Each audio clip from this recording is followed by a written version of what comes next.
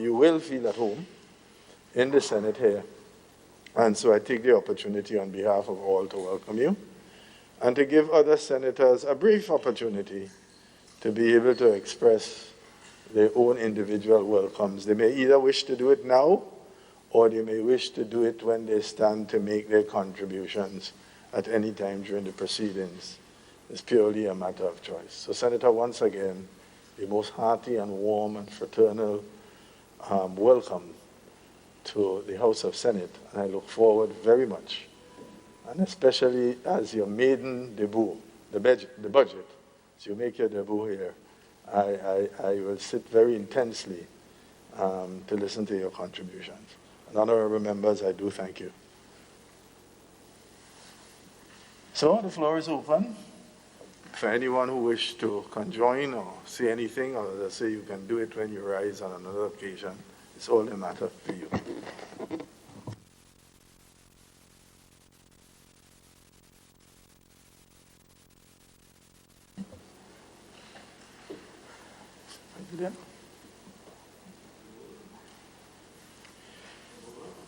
Thank you, Mr. President. First, I'd like to thank you for your kind words, and they were very encouraging, sir. I would also like to very early use the opportunity to thank all of my colleagues here at this chamber on both sides of the aisle. Many of those I know, some I've worked with before, just maybe one or two as probably new acquaintances. However, Mr. President, this is actually my second stint as a senator. Very early in 2003, before I became a representative, I had a short stint in the Senate. Yes. Maybe it was that short, that brief, that quite a number of people do not remember. But I did for a couple of months before we went to the polls in 2003. That is quite possible. We're all getting there, probably sooner than we want to. But be that as it may, Mr. President, I'd like to express here in this honorable House that my return to the House should not be viewed by anyone as a means to create confrontation. But I see myself more in the vein as a member who has come to break some walls that has started to be established and to create bridges to reach across the aisle so that together we can enhance the debate that happens in the House, but at the same time ensure that the policies that needs to be discussed and the programs that the government would like to put forward for the benefit of the people, that I add some value to it, and that I may be seen and used as that individual who can bring some greater sense of reasoning. Not that there isn't in the House presently, but can add to what is already there. I do believe, Mr. President, from what I've seen and heard over time, that this assembly has had some great debates thus far. The people that sit here presently, that they do their best, and that in the discourse that takes place, the public, I believe, is better off because they can learn if they listen attentively. And I hope that my presence here will only add to that, Mr. President. Also, Mr. President, from what you've said, I have served as a parliamentary representative on 3 occasions. And yes, I've been in the Ministry of Agriculture in my final term as Minister for Agriculture, but once before, just immediately after Hurricane Ivan, when at the cabinet level, the Prime Minister did ask for some assistance in agriculture at that time. It was a period when, as we all know, Hurricane Ivan probably destroyed 90% or so of our agricultural sector. And I opted to join our now present Minister of Finance, the Honorable Gregory Bowen, who then was the Minister of Agriculture, to augment that ministry and try to bring back agriculture as best as we can then. But Mr. President, I just hope that this journey, for whatever length of time it may be, that at the end of it, I would be remembered for or as a senator who came in, who did and performed his duty in a manner that brought significant progress, not just to this House, but to the people of Grenada. Because at the end of the day, I believe that is what most of us aim to do. The fact that we are here, we would understand that we are here to serve and not to be served. And so, when the decision was taken by myself in conjunction with that of my family to step aside from the House and to not participate in governmental side of politics, and I want to make it quite clear, I'm very much still a politician. I still dabble in the politics, and I would remain there for quite a while at the party level. At this level, I was not prepared to re-enter. But having been asked and the situation being explained to me that someone is needed at this time to fill a vacant position on this side of the House, I accepted on the basis that I may be able to add value. And that's what I want to do. And, sometimes you don't, I oftentimes say that the best way in which you can win a war at times is never to fight it. So I'm not here to fight any war or to answer some of what people have been saying. We know Grenadians, we are experts at a lot of things when it comes especially to the utilization of this cell phones and the tablets and what have you, to put information out. And in the last couple of weeks, I've seen so many things that I did not know about myself. And it's probably good that when you're given an opportunity to expose yourself, that you get to understand really what some people think they know or what some people believe about you. But I do hope also, Mr. President, that I would get the opportunity to learn, because I do not believe, despite the fact that I have passed through both houses before, that I am the repository of all knowledge and information. I believe I still have a very steep learning curve.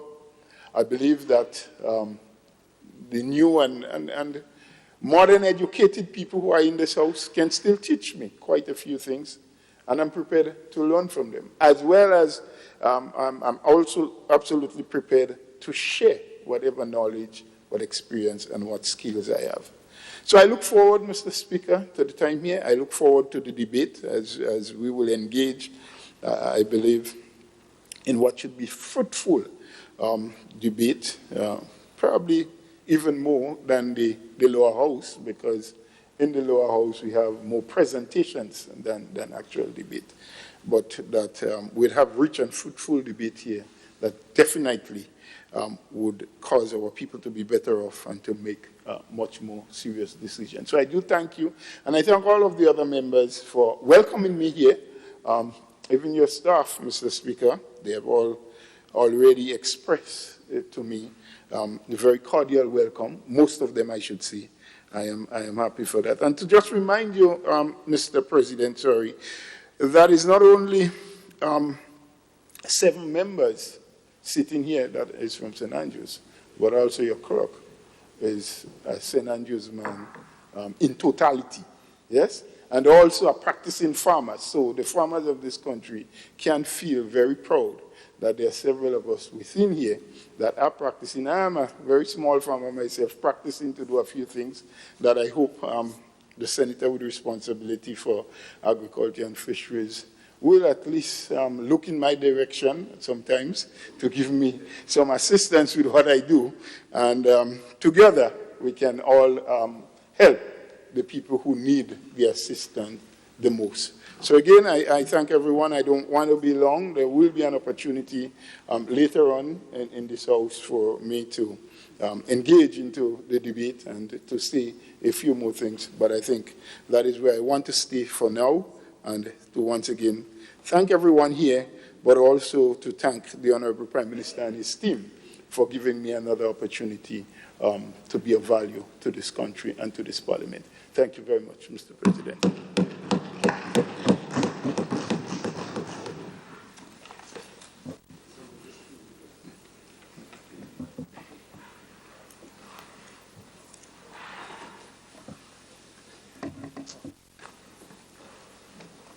Senator, the Honourable Simon Steele. Mr. President, on behalf of the members on this side, we would like to join you in welcoming Senator Bowler to this House. As he has outlined, as you outlined in your presentation, he is no stranger, whether it's to the Senate, whether it is to that other place, and no stranger to the matters of government and the politics of this country. I've had the privilege of working with Senator Bowler in the Ministry of Agriculture when I first entered this vineyard. And I learned a great deal, not just about the operations of that ministry and from a technical perspective, but in terms of his own personal contribution, personal qualities that I believe lend themselves very well to this House. And the comment about being a bridge builder, breaking down walls. We have an aisle that divides us.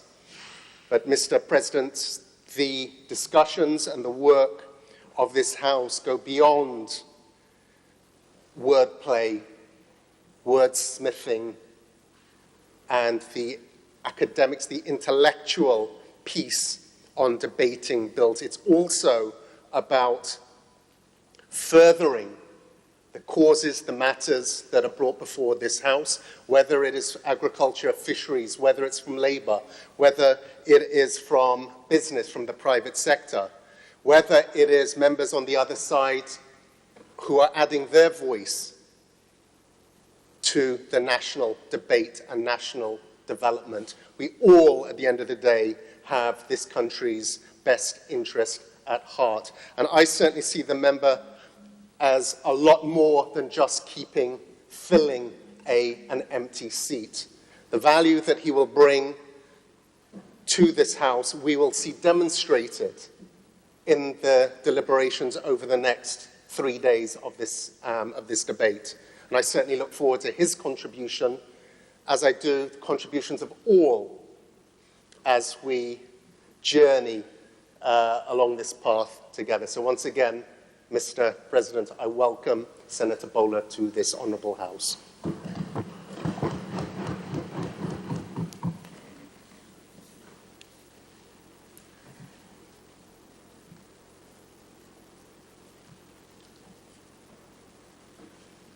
Yes.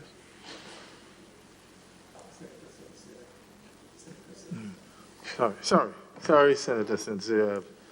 I missed you. I was trying to pull up something on my computer. Yes, you have the floor, Senator. Thank you, Mr. President. Mr. President, I stand to welcome Senator Bowler. He has said he has been here before. I didn't know that either. But in my welcoming him, I particularly like the fact that Senator Bowler said he's here to break some walls that may have been emerging or starting up and to build some bridges. And I'm particularly interested in that, being interested also in DIY projects and construction and renovations to some extent. He may not necessarily be speaking directly to the physical construction of walls, but again, I am really interested in that, and I'm looking forward to engaging with him. Given that we're from the same constituency, it would have been remiss of me not to stand here this morning to welcome him. I'm at Pearls. I think you're just a little higher up. And so I am anticipating that his presence in the House would, augur well for the constituency, and that we would definitely some of the much-needed developmental projects that we know that people are waiting for. So again, welcome Senator Bola from our opposition team to you.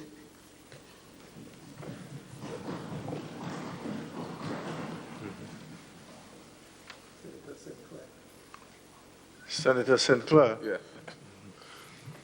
Good morning, Mr. President, and good morning to our members. I have to pull the computer down because when I lean back, it bars me from... Oh, sorry, yeah. So good morning, Mr. President, and good morning, our members.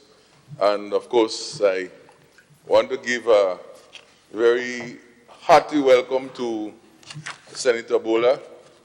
Senator Bola, to me, is no stranger from a lot of different angles. In fact, I recall on the budget day, we actually pulled up side by side in the parking lot and so on. We sat close together, and of course we are, this morning again, like we buy this pack, we pack side by side. But more so right now in my present residence, Mr. Bola is just a few minutes away from me. I enjoy his cooking and so on with the boys in the neighborhood from time to time, and he boasts about his shoes and so on. So we go back in that way, but from an agriculture way is when I know Mr. Bola, Senator Bola, at the ministry, at the River and Twine factory. As a farmer himself, we visited him when I was in my former job at the marketing board. And I think, Mr. President, your statements regarding Senator Bola is so true in terms of engaging, assisting, being on the ground with the farmers. In fact, I must say, and I always say, behind your back and in front of your face here, Frida Lassini in Grenada was at a takeoff in this country when Senator Bola was the Minister for Agriculture. I'm not too sure if this is what he is returning to fix, but I expect a lot and see some new action in that regard. So I really look forward to working along with you. I know we can meet not only here, and we know that we meet many places, and I think our farmers would also be happy that we have more representation from the breadbasket of this country, but also in terms of the people who are involved and connected to agriculture. Thank you.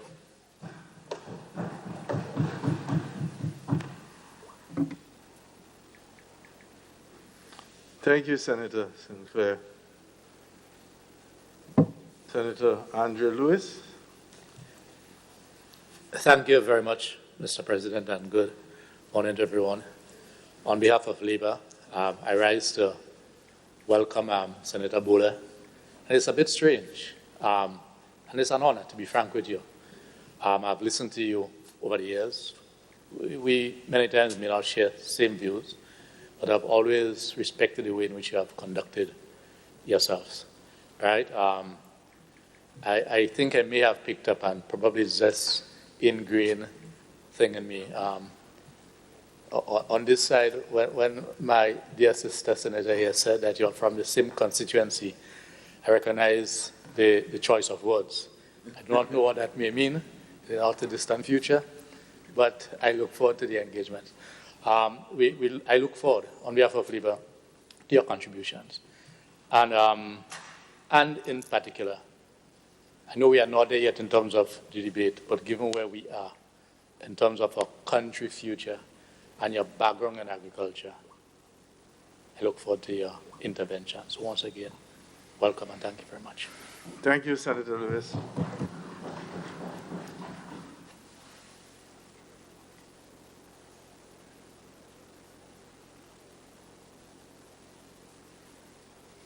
I think we can move on.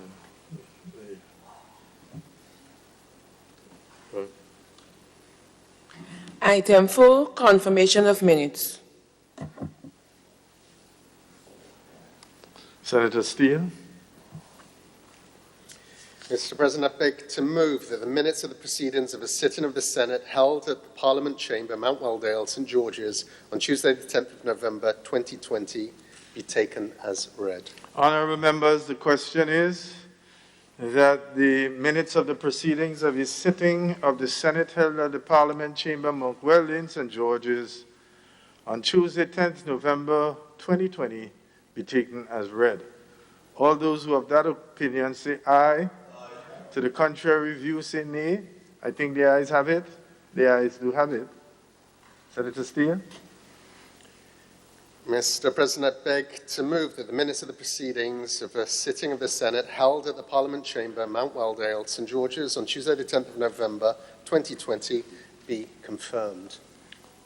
Honourable members, the question proposed is that the minutes of the meeting of the proceedings of the sitting of the Senate held at the Parliament Chamber, Mount Weldale, St George's, on Tuesday, 10th November 2020, be confirmed.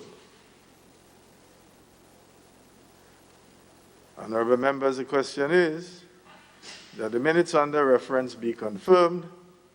All those who have that opinion say aye. To the contrary opinion, say nay. I think the ayes have it. The ayes do have it.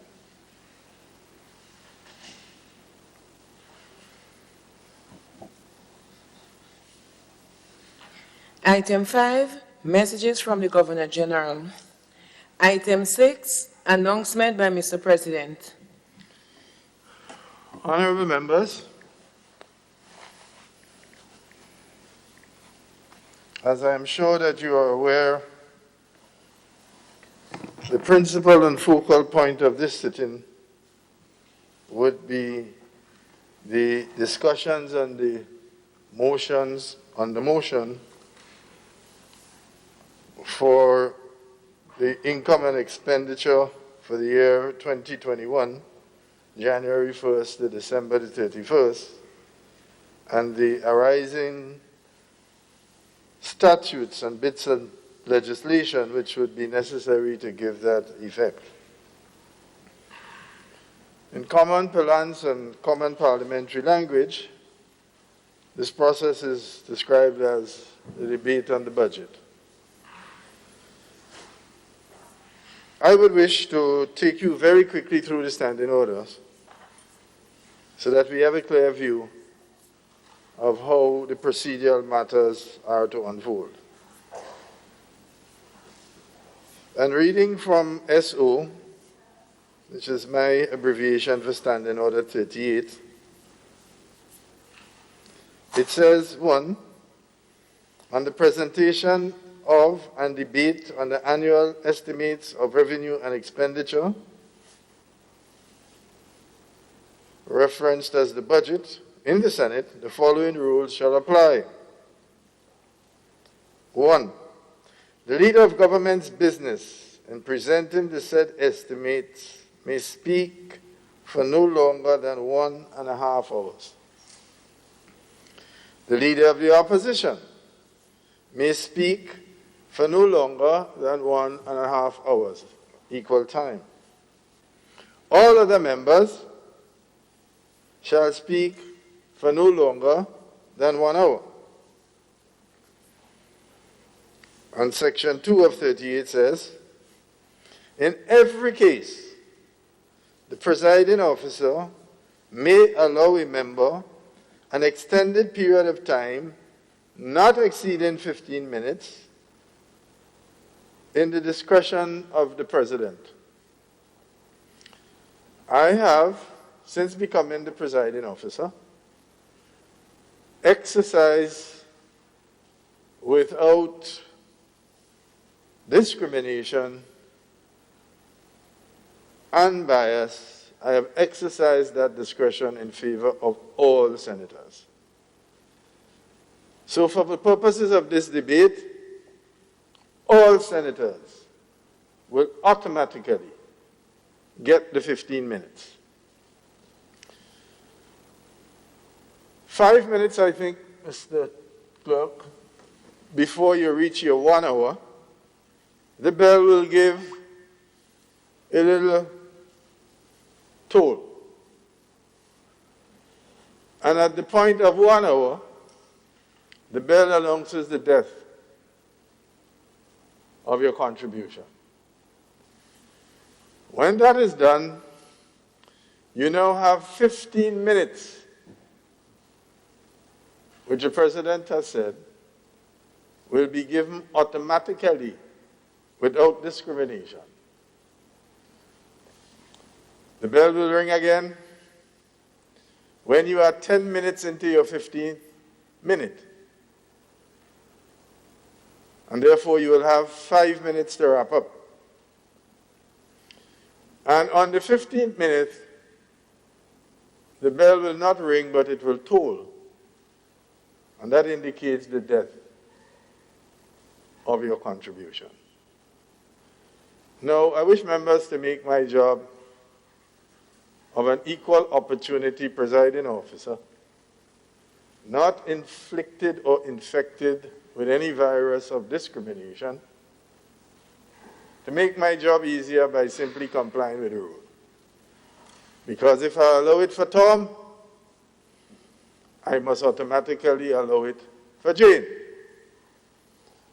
And then that will signal the presiding officer presiding over ill discipline and a scorn of the rules. So I will urge all members, as they make their contributions, to be minded of the rules and to show some appreciation for the liberty that I have exercised from day one by extending and giving everybody the 15 minutes.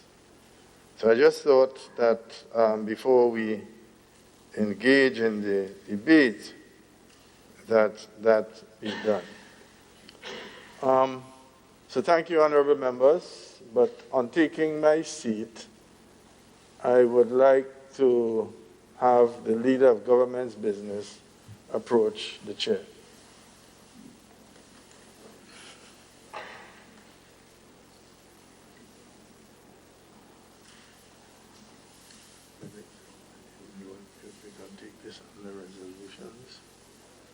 Because we need to amend the standard orders. We said we were going to do it second. Let's go straight into the budget. Oh, let's go straight into the budget. Okay. All right. Because there's a little quote that I need to finish. And then we'll discuss it. Let's do the budget.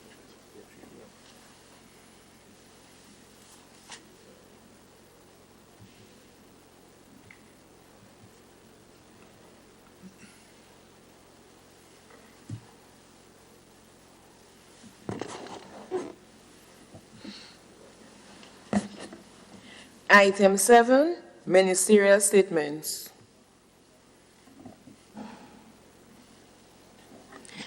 Item 8, presentation of papers and reports from select committees. Senator Steele. Mr. President, I beg to move that the following papers and reports be laid on the table. Office of the Ombudsman 2021 Budget and Plan. Office of the Integrity Commission 2021 Budget. Government of Grenada Reports. The Budget Framework Paper 2021. Medium-Term Debt Management Strategy 2021 to 2023. Fiscal Risk Statement November 2020. Medium-Term Fiscal Framework 2021 to 2023. And the 2020 Economic Review and Medium-Term Outlook, the Annual Debt Management Report 2019, the Estimates of Revenue and Expenditure 2021, 2020 2021 budget statement.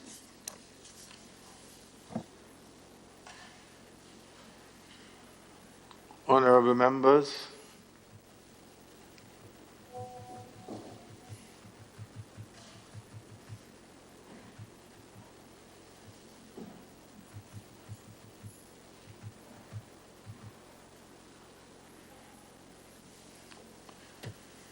I hereby order that the said papers be laid on the table.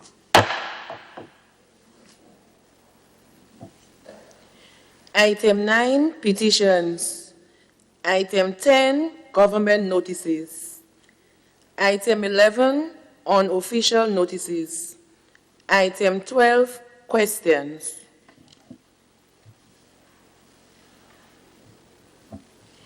Item 13, personal explanations. Item 14, motions.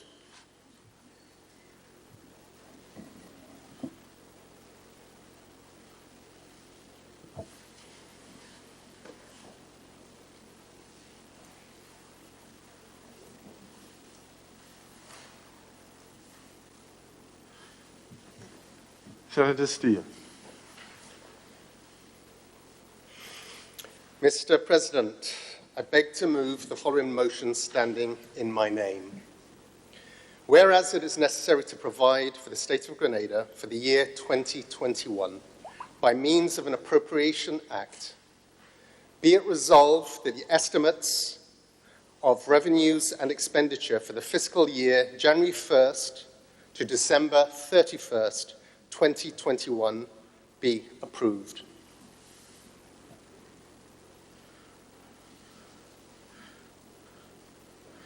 One second, please. I'm having a little difficulty here again.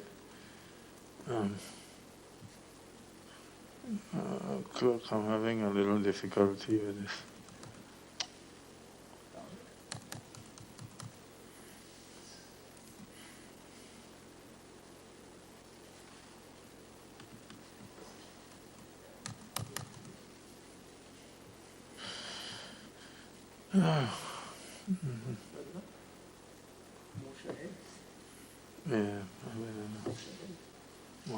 Okay, hold on a second.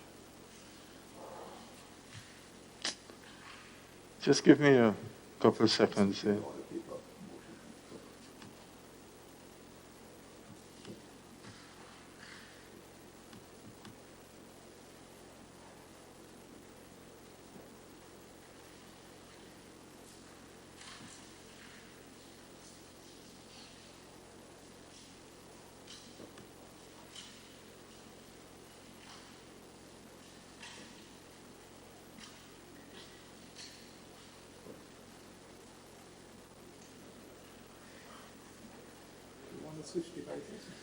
Yeah, I don't know why I have this problem.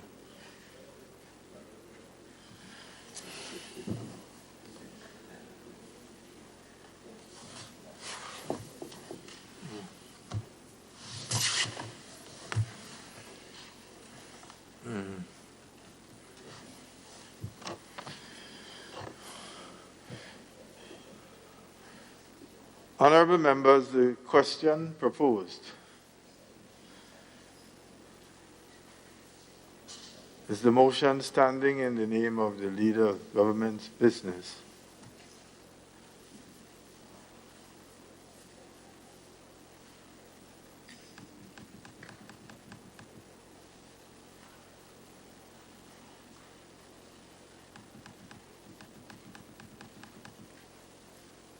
Be read for the first time.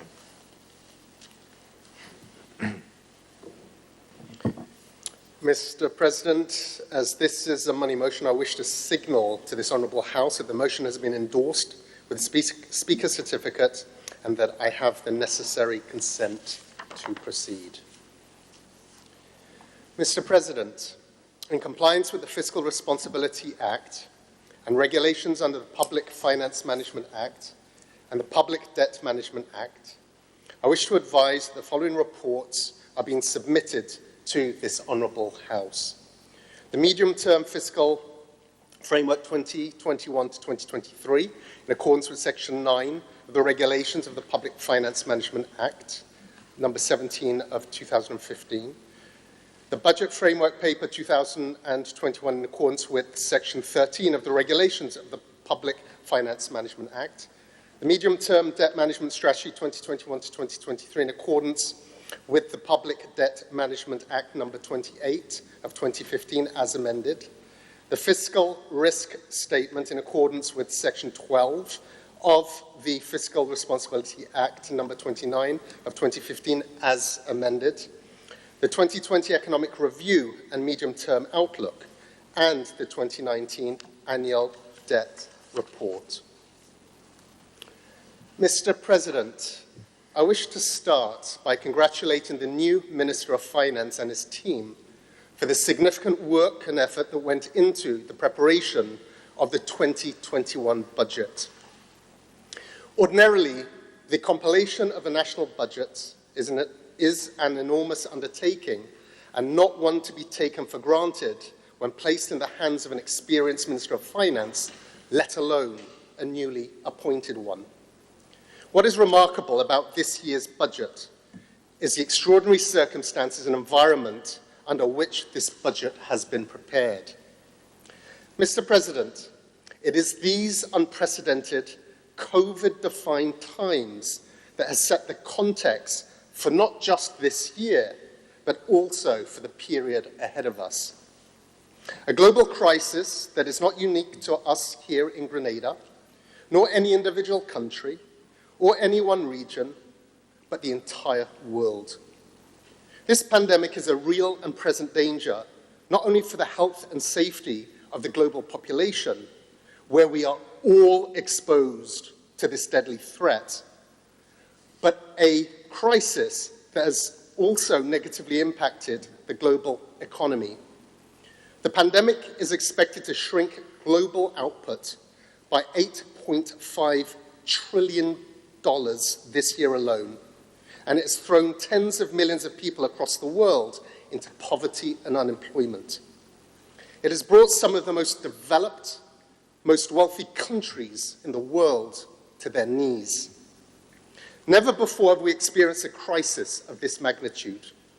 Not since the Spanish flu pandemic of 1920 or the Great Depression of 1929 has a global community experienced comparable challenges as the ones we face today. This is why credit is due to the Minister and his team, not only for the thoroughness in the approach taken in the budget's preparation, but also in the quality of the programs outlined, which address our developmental requirements in these challenging times in a very direct and practical way.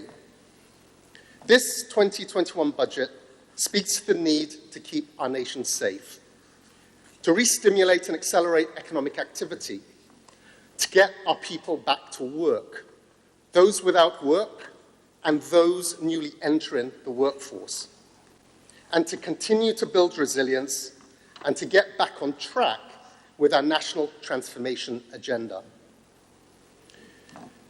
Through a significant capital investment budget, the largest in our history, where 46% of that budget directly supports government's public sector investment program, the goals of economic recovery, job creation, and economic transformation will be achieved. But in addition to increased support for the most vulnerable through government's social safety net programs. Mr. President, when the 2020 budget was prepared and presented to this House last year, COVID-19 was a distant threat, an isolated problem far from our shores. Now, 1 year on, we see a very different story. A global health pandemic that has today infected over 72 million people and killed over 1.6 million people worldwide. Here at home, we're seeing our own spike in infections. There is now hope as vaccines are being developed and some successfully tested and trialed.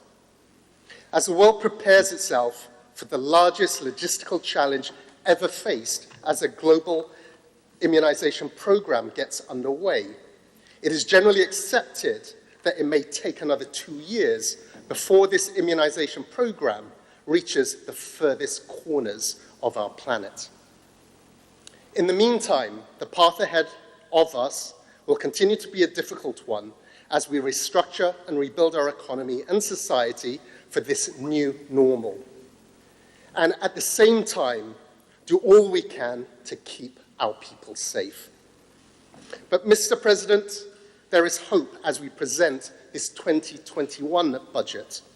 There is hope in the knowledge that this new National Party administration has the leadership and experience in successfully delivering in times of crisis, whether that was Hurricanes Ivan and Emily or the global financial crash.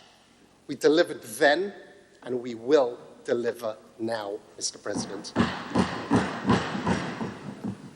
Mr. President, the theme of this year's budget is towards Vision 2035, recovery, transformation, and resilience. It is an appropriate theme reflective of where we are now and what we need to do in this time of global crisis.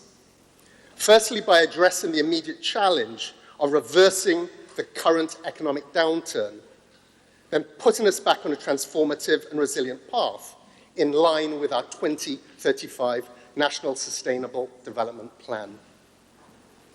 Mr. President, turning to the economic and social context of the 2021 budget.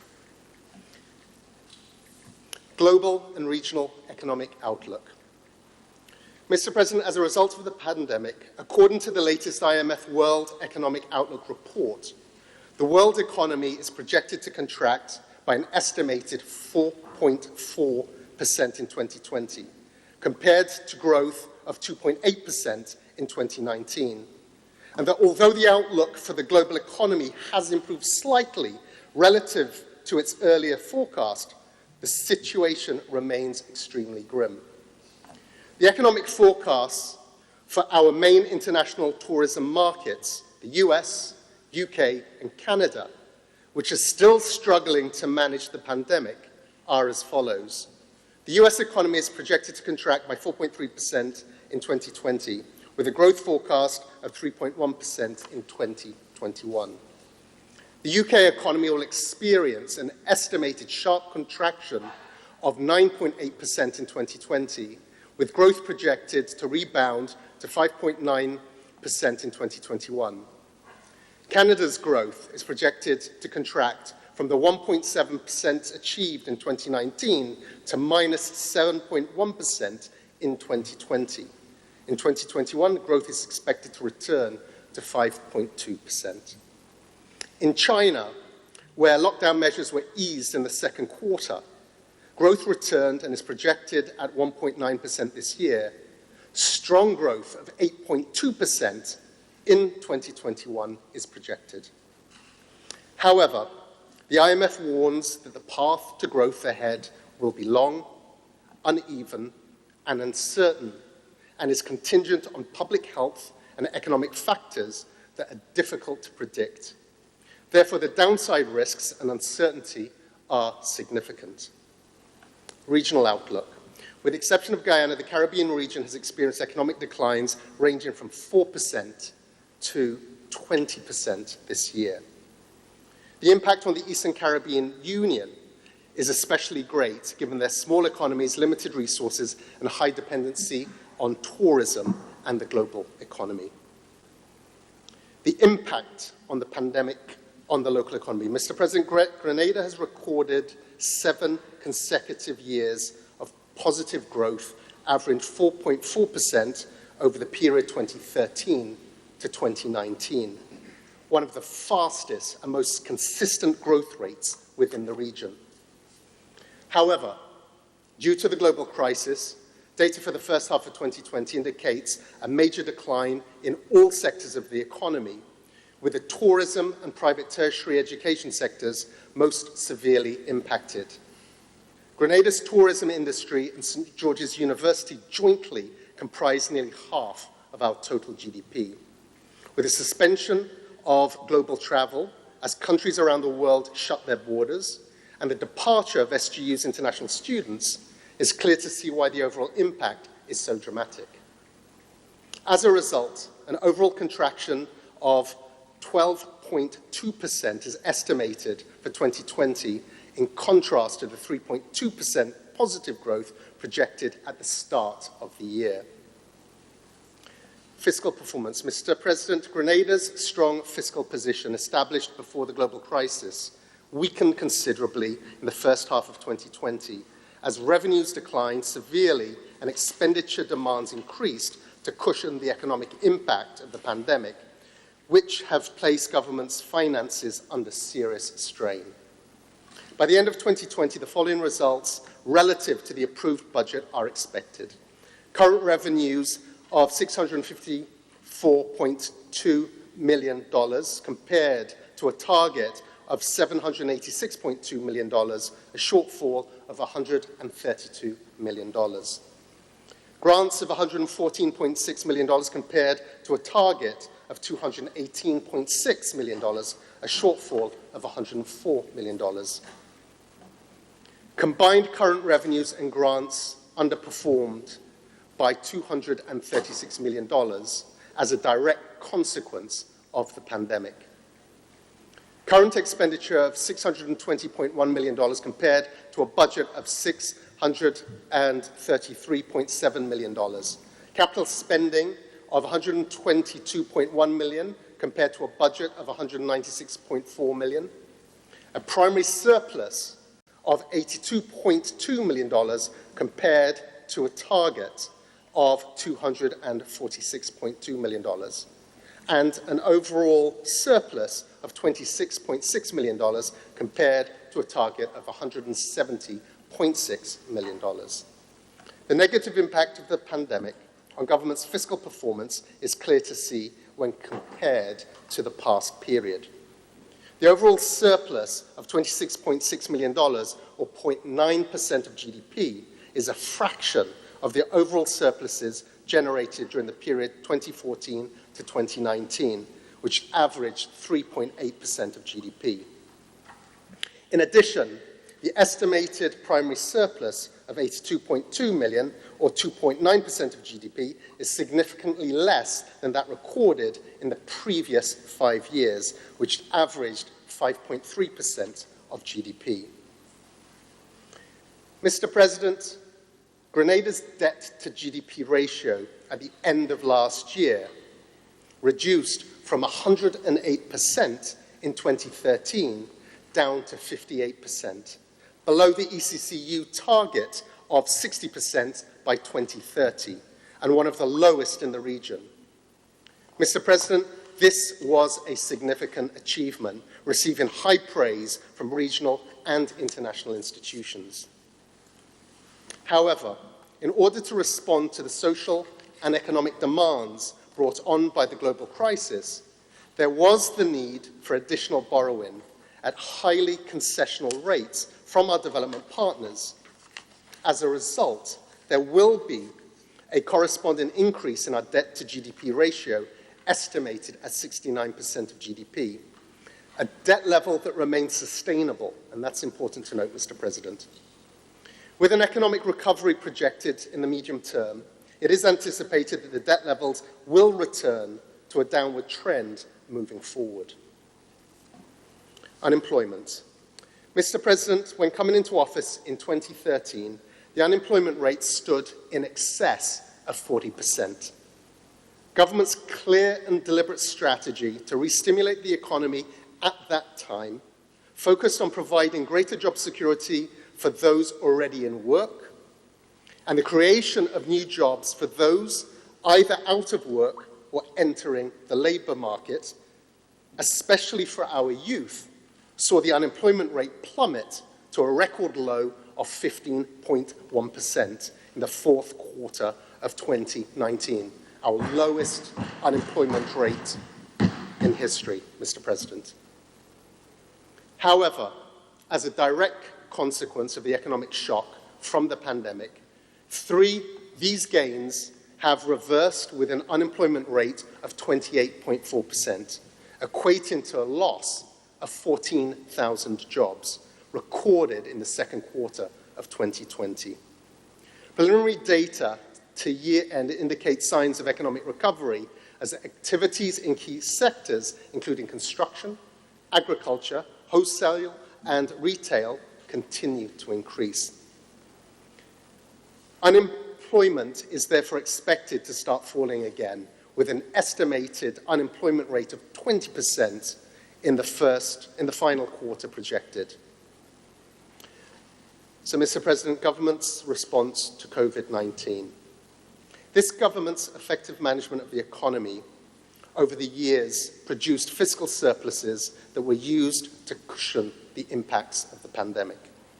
Measures were taken quickly to strengthen our healthcare system, measures which included new public health regulations to govern the national response to the pandemic, the upgrading of health facilities, expanding medical isolation capabilities, and increased spending allowing for more environmental health officers, personal protective equipment, and a public awareness campaign. Action was also taken to protect livelihoods and to save jobs through the rollout of government's COVID-19 economic stimulus package. At a value of $50 million, and with full oversight from a dedicated secretariat, government provided temporary payroll support to the tourism sector, including hoteliers, restaurants, bars, small travel agents. In addition, income support to public bus operators, taxi drivers, tourist vendors, and other hospitality-based businesses. Government increased funding to the Small Hoteliers Facility and the Small Business Soft Lending Facility at the Grenada Development Bank, with more relaxed terms and conditions enabling greater and faster access. There was also a temporary deferral of the monthly advance payment on corporate and income tax, and the installment payments on the annual stamp tax. These measures were designed to help micro, small, and medium-sized enterprises keep their doors open and preserve jobs. Support was provided to our farmers, with income support for workers in the agro-processing and food exporting industry and providing key agricultural inputs, including labor and financial assistance. Government has also provided price support to the GCNA and the GCA, which will help protect the livelihoods of our farmers. $1 million in grant support has been provided. To soften the pandemic's social impact, the 2% increase in National Insurance Scheme, NIS, contributions that had been introduced in January 2020 was temporarily suspended. Also, through the NIS, government introduced a temporary unemployment benefit program during the period April to September of this year at an estimated cost of $10 million. During this period, a total of 3,303 persons received unemployment benefits. This benefit period has been extended to January 2021, and government has started the process of developing a formal contributory unemployment benefit program to be administered by the NIS. Mr. President, in order to offset the revenue and grant shortfalls due to the pandemic, government has mobilized $160.9 million in highly concessional financial support from its development partners. These resources that have been used to cushion the pandemic's economic impact have been made available exclusively to Grenada in some cases based on government's strong track record of prudent fiscal management since coming into office in 2013. Major achievements for 2020. Mr. President, notwithstanding the unprecedented challenges faced in 2020, much has still been achieved. Some of these highlights include, in health, the upgrading of existing health facilities, including several medical stations and health stations, the construction of new health facilities, including the COVID-19 isolation unit at the General Hospital, with the procurement of ventilators, portable X-ray machines, and other essential specialist equipment for the unit. The climate smarting of health facilities in Grenada and Carriacou. Laboratory upgrades to support local PCR testing. The general strengthening of the healthcare system. And continued progress on the National Health Insurance Programme, which will provide a vehicle for sustainable funding for our healthcare system moving forward. In education, Mr. President, I'll speak to education in more detail later in one of my presentations, but just some highlights. The implementation of an e-learning platform and ecosystem with high-speed internet connectivity to schools, e-learning devices to all secondary school students and teachers, and rich e-book content bringing our education system into the digital age. Capacity building, providing financial support to facilitate advanced level training for our teachers, and a significant upgrading of school infrastructure. In agriculture and fisheries, under the Agriculture Feeder Roads Project Phase 2, the award of construction contracts to the value of $46.8 million, with preparatory work for the construction of several other agricultural feeder roads under the SIAP program were completed. Under the World Bank AgriCom project, 12 agricultural projects to the value of $5 million were approved. Through the Grenada Development Bank, financing was provided to the value of $1.7 million to micro, small, and medium-sized enterprises within the agriculture and fisheries sector. Financial resources for the Farm Labour Support Programme were increased by over 330%, benefiting 442 farmers.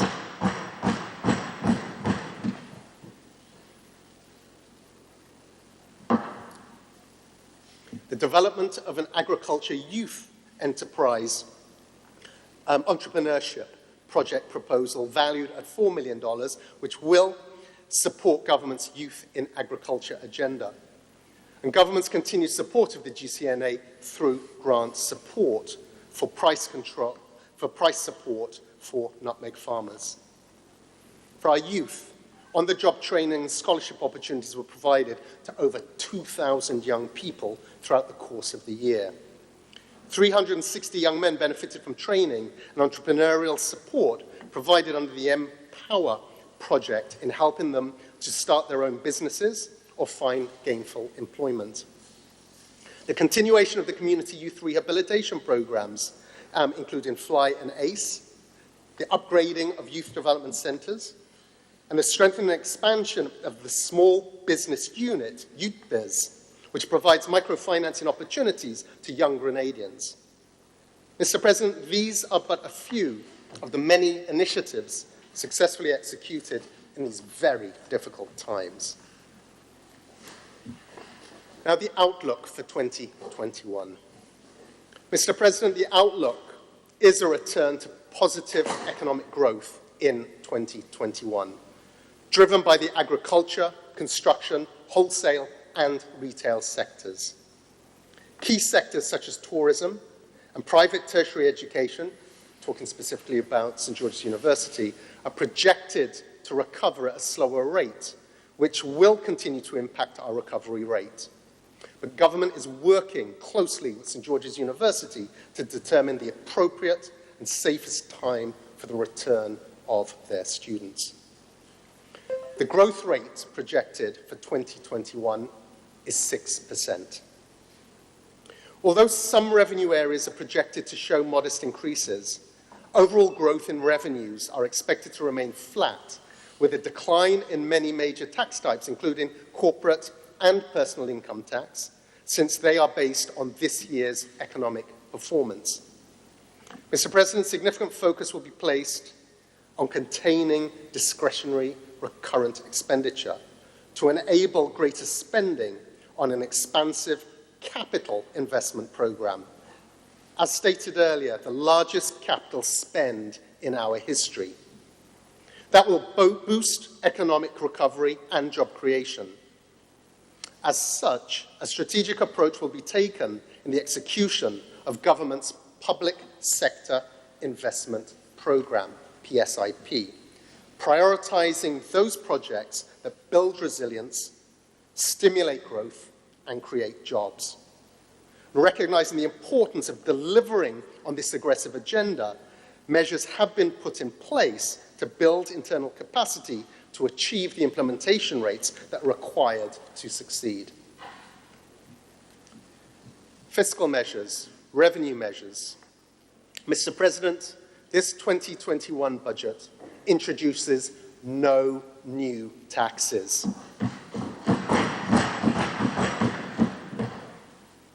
Government will, however, continue to improve the administration and collection of revenues, with strong emphasis on the collection of tax arrears. In addition, government will undertake a review of all its services and fees, with consideration given to their updating. On the expenditure side, government will be implementing recommendations from the recently completed Public Expenditure Review, which outline measures for reducing wastage and improving spending efficiency. This will ensure expenditure is aligned with our developmental priorities.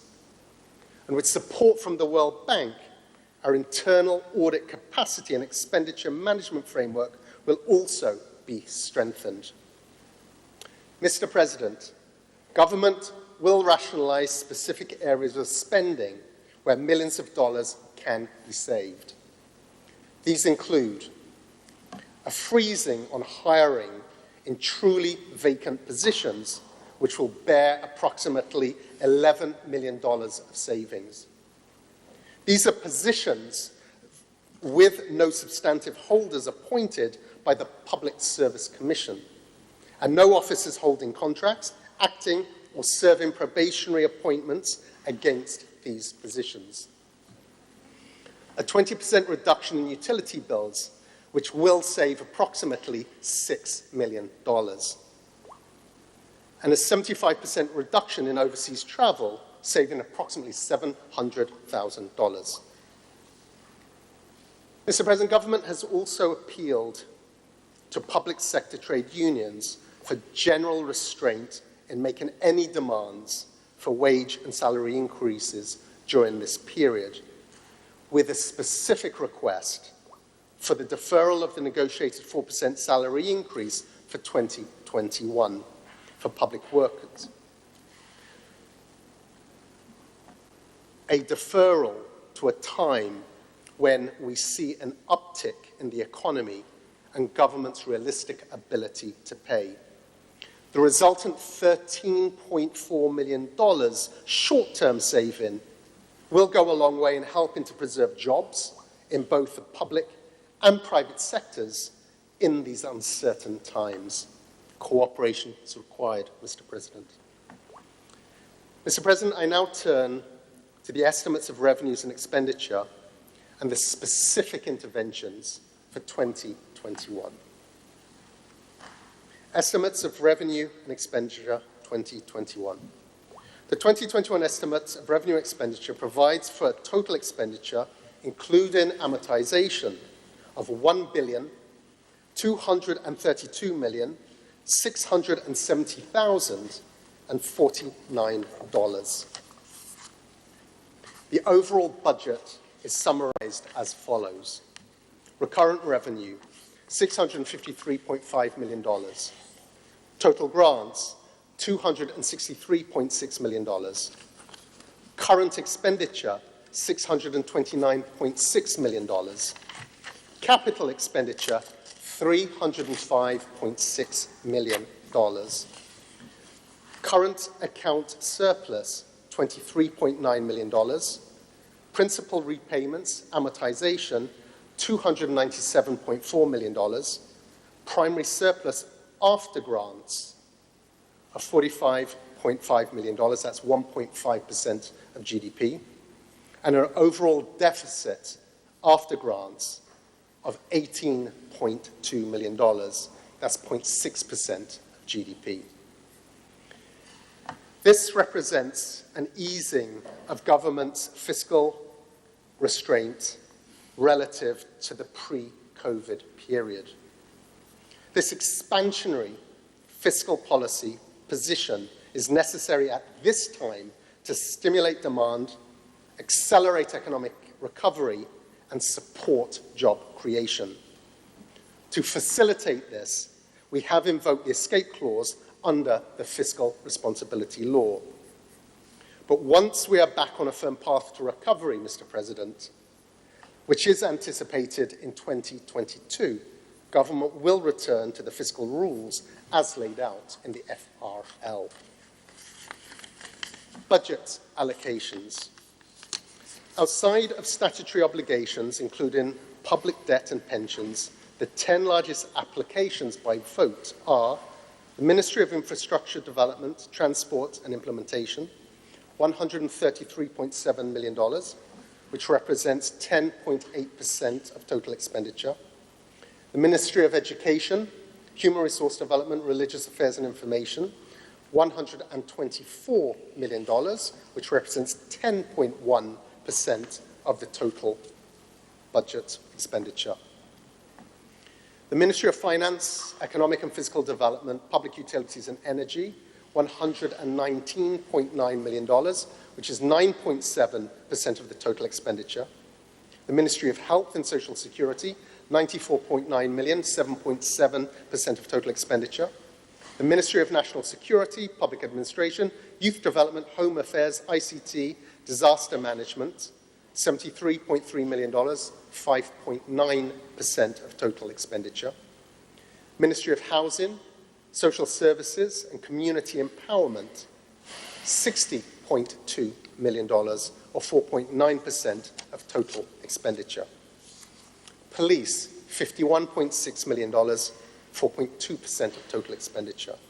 Ministry of Tourism, Civil Aviation, Climate Resilience and the Environment, $19.3 million, 1.6%. Ministry of Agriculture, Lands and Forestry, $18.6 million. And the Ministry of Sports, Culture, the Arts, Fisheries, Cooperatives, $17.6 million. The financing of the 2021 capital budget. As stated previously, a key element of government strategy for accelerated economic recovery and job creation is the implementation of the largest ever capital investment program. Grenada is not unique in this approach at this time. Many countries around the world are following a similar or same policy. The difference is some are having to borrow significantly to finance their capital programs. In Grenada's case, our capital budget will be financed largely through grants from the National Transformation Fund, the NTF, to the value of $172 million. The $172 million will be secured from projected NTF grants for next year, as well as drawdown of NTF grants accumulated in previous years. Mr. President, there will be an overall deficit after grants of $18.2 million, which will be financed from highly concessional budgetary support from the World Bank and from funds set aside to provide buffers for shocks. Strategic interventions for 2021. Mr. President, the three strategic focus areas of government for 2021 are economic recovery, which covers agriculture, infrastructure development, both public and private sector, and tourism. Second area, transformation, which includes education and training, health, youth development, digital transformation, physical development, public utilities and energy, and the third area, resilience, with other cross-cutting areas. Mr. President, within each of the strategic focus areas, I'll take the opportunity to just briefly highlight some of the key initiatives within the ministries associated with each area. My colleague senators on this side will drill down further in each of their respective ministries. I will, however, cover in detail under economic recovery, tourism, transformation, education and training, and resilience, climate resilience, and the environment.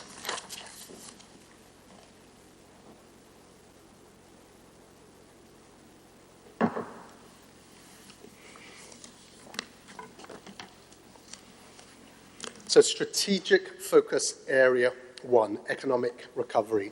So the areas covered are agriculture, infrastructure development, and tourism. So just a few words on agriculture. Mr. President, the agriculture sector is already showing signs of a strong recovery, and an important sector that offers significant potential to accelerate our economic recovery, create employment, and address our food and nutrition security needs. It's important to start by stating clearly that although the budget allocation for the Ministry of Agriculture is $18.6 million, the overall allocation for this sector is significantly larger.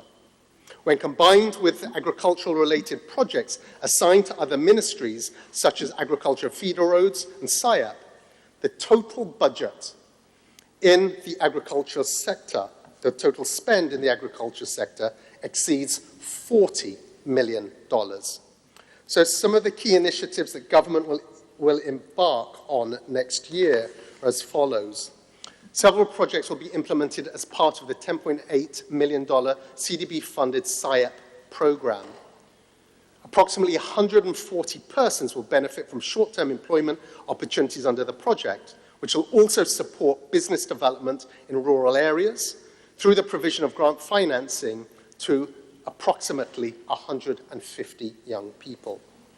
The continued rollout of the OCS Regional Agricultural Competitiveness Program, AgriCom, which aims to increase market access to small-scale farmers, fisherfolk, and agro-processors.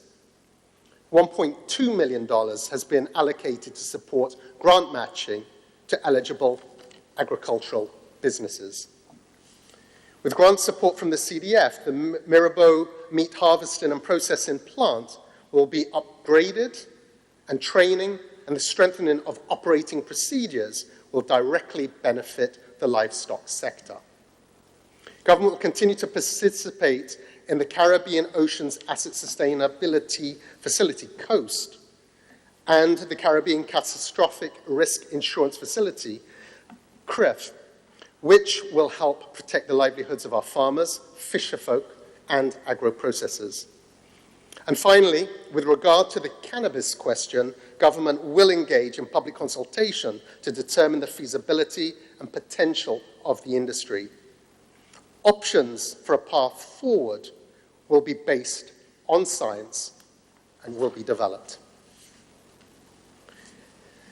Infrastructure development. Mr. President, investing in resilient infrastructure during this challenging period will be crucial in driving the recovery, creating jobs, and a springboard for future economic transformation. Given government's track record of low rates of project implementation, we also recognize the critical need to address the implementation deficit, and as such, additional capacity has been and continues to be built in the division of implementation with the contracting of more engineers, planners, and program managers to continue this work. In addition, a private entity is scheduled to be engaged to provide additional project management support. Mr. President, the public sector investment program for 2021 will boost economic activity and generate in excess of 4,500 direct jobs. With a capital budget for 2021 of $305.6 million, this is the largest capital spend on record. Mr. President, I will outline some of the major projects later on in the presentation. Support for private sector expansion. Mr. President, it is not the responsibility of government alone to create opportunities for our people and to build our nation. Once government is able to create the appropriate enabling environment, a vibrant and forward-leaning private sector has an important role to play in driving economic activity especially at this time. Under the leadership of this new National Party administration, investor confidence in Grenada, even in these challenging COVID period, remains high. The GIDC continues to receive significant interest for new project opportunities, with several new approved major projects in the pipeline. As of November 2020, 41 applications for investment incentives were received across various sectors, including tourism, agro-processing, manufacturing, and services. The proposed investment in these new projects will exceed $6 billion, with the potential to generate over 5,000 jobs. The investors behind many of the upcoming tourism-related projects see this as an opportune time to commence construction in the knowledge that their projects will come on stream with the predicted global tourism recovery.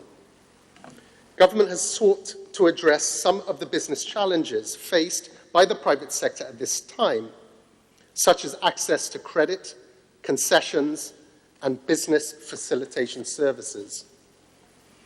In addition to support from the COVID economic stimulus package, a $10 million credit facility through the Grenada Development Bank is available to support recovery across a number of economic sectors.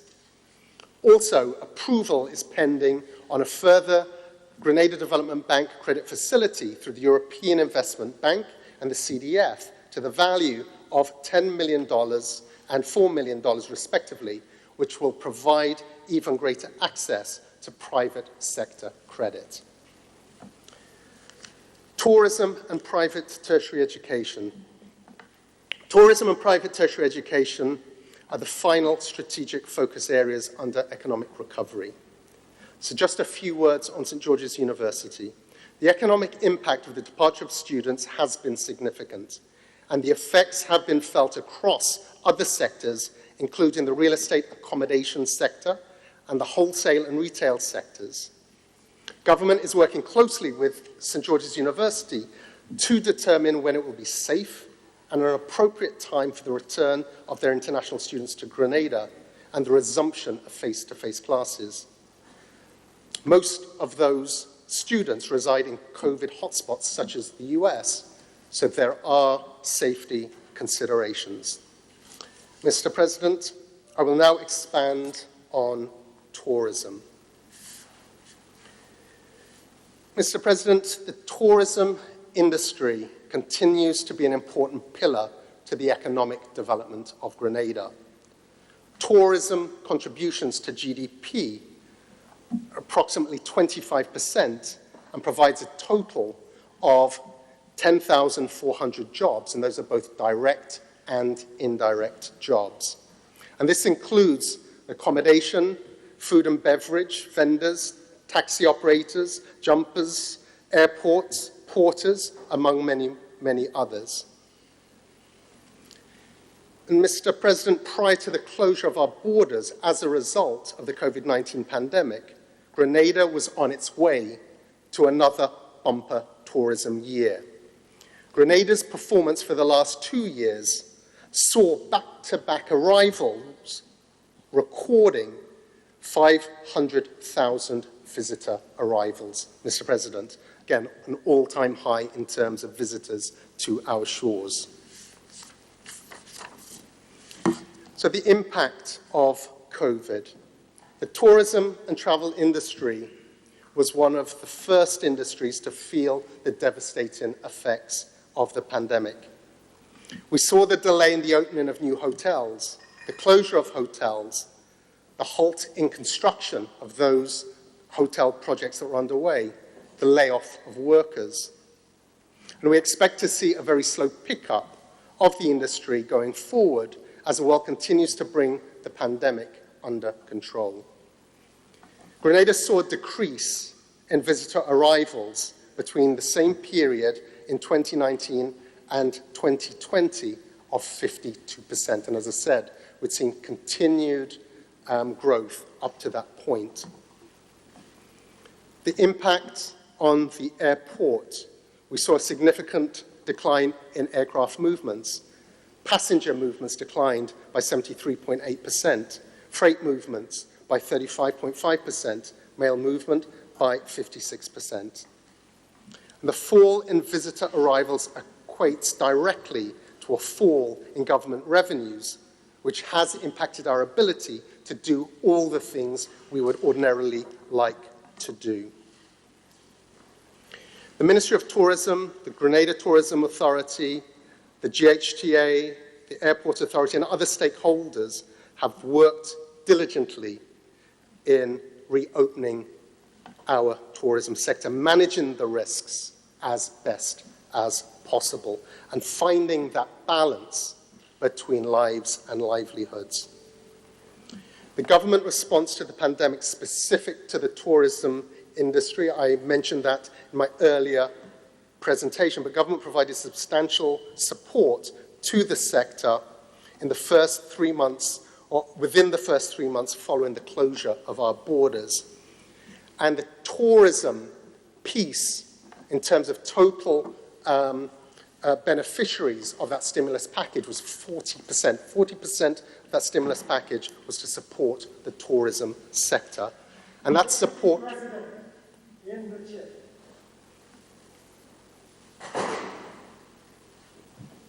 Mr. Deputy President, financial support was given to the following groups: vendors, taxi drivers, water taxi operators, tour operators, jumpers, food and beverage operators, the accommodation sector. Very extensive, Mr. Deputy President. And in collaboration with the Grenada Development Bank, there was a small loan facility targeted at the tourism and agribusiness sector, which offers reduced interest rates and access requirements to make this facility more accessible to small businesses. And thus far, $1.95 million has been dispersed to small businesses to provide support during this time. There's also been significant training opportunities for staff within the industry, and I'll speak to that later. So the reopening of the tourism industry. And I speak again about the need to balance the risks between lives and livelihoods, and the need to safely resume appropriate levels of economic activity in these challenging and threatening times.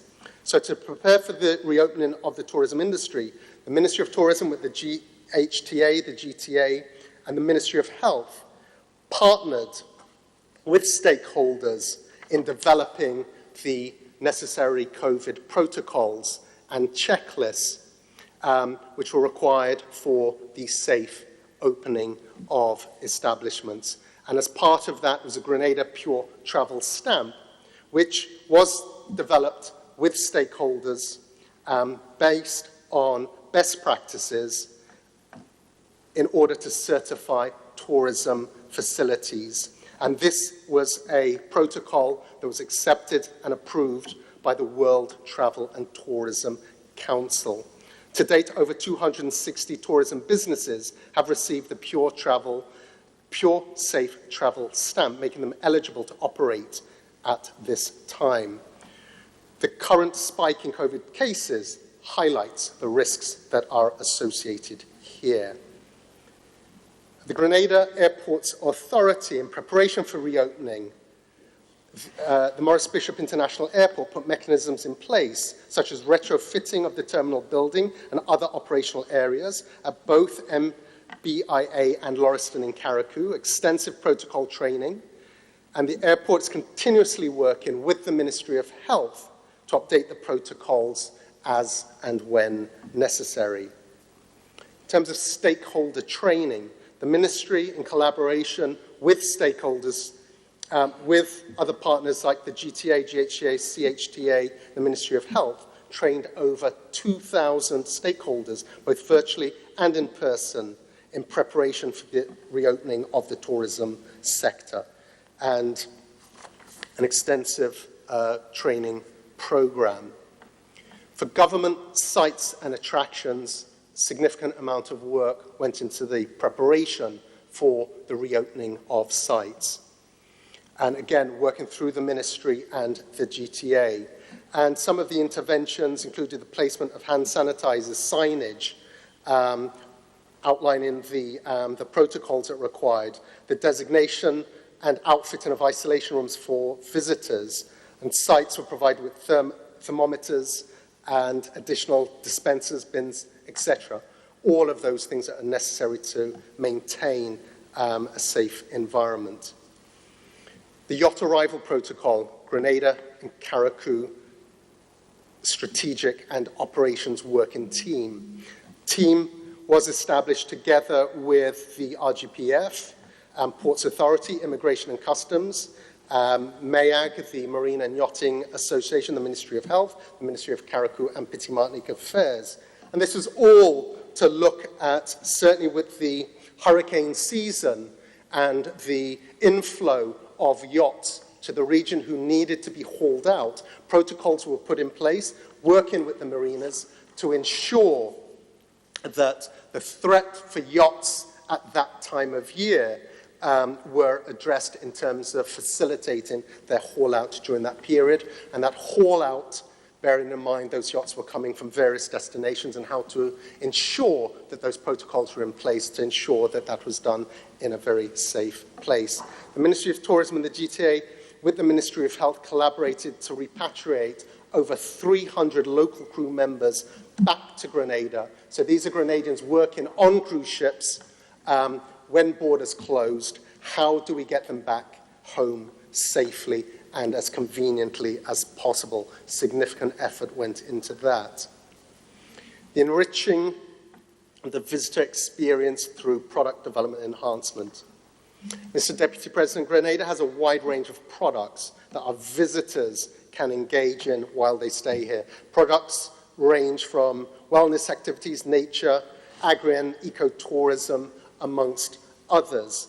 However, this alone, just the natural beauty of the surroundings, is not enough in these more sophisticated tourism times. So the need to marry the product with the experience. And the ministry, together with the GTA, have embarked in a number of initiatives in terms of developing that much richer experience for the tourism sector. And one area, and there's been a lot of talk of this over the years, is the development of community tourism. And work is currently taking place in developing a framework which will support the development and the growth of tourism, of community tourism, which will directly positively impact the livelihoods of those in our rural areas. Then there's a Fort Frederick enhancement.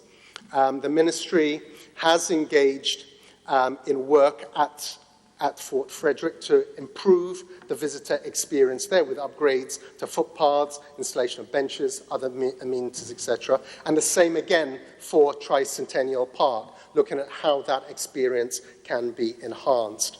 And then village by village, a signage program with signs outlining the history and the specific characteristics of our villages, not just here in Grenada, but also in Carriacou. Then moving on to the commercialization of sites and the outsourcing of services. This is a policy position which is based on the fact that government's ability to run these tourism sites, which we have been doing since the dawn of time, isn't the best model for tourism development. Government is not best placed to take advantage of the potential that these sites have. So government has embarked on a program of identifying sites and attractions where partnership with private sector individuals, where the management of the site, and there is mischief out there, Mr. Deputy President, as if we're selling off these sites.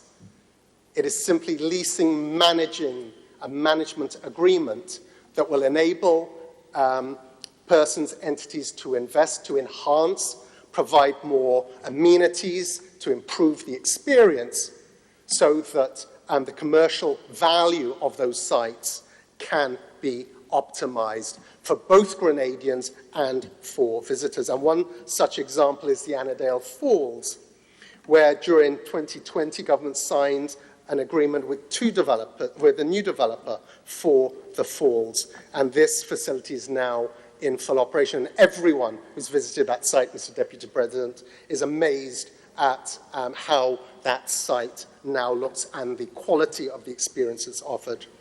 An area of outsourcing is lifeguard services at Grenada and Bathway beaches, where it was a service, an emergency service that was managed through government authorities.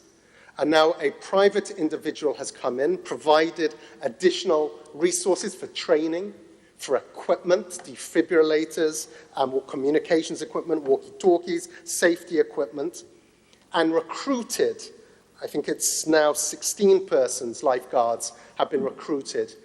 And the level of services provided, and service equates to providing a safer environment for two of our top beaches at Bathway and Grenada, with professionally trained, professionally managed lifeguard service providers.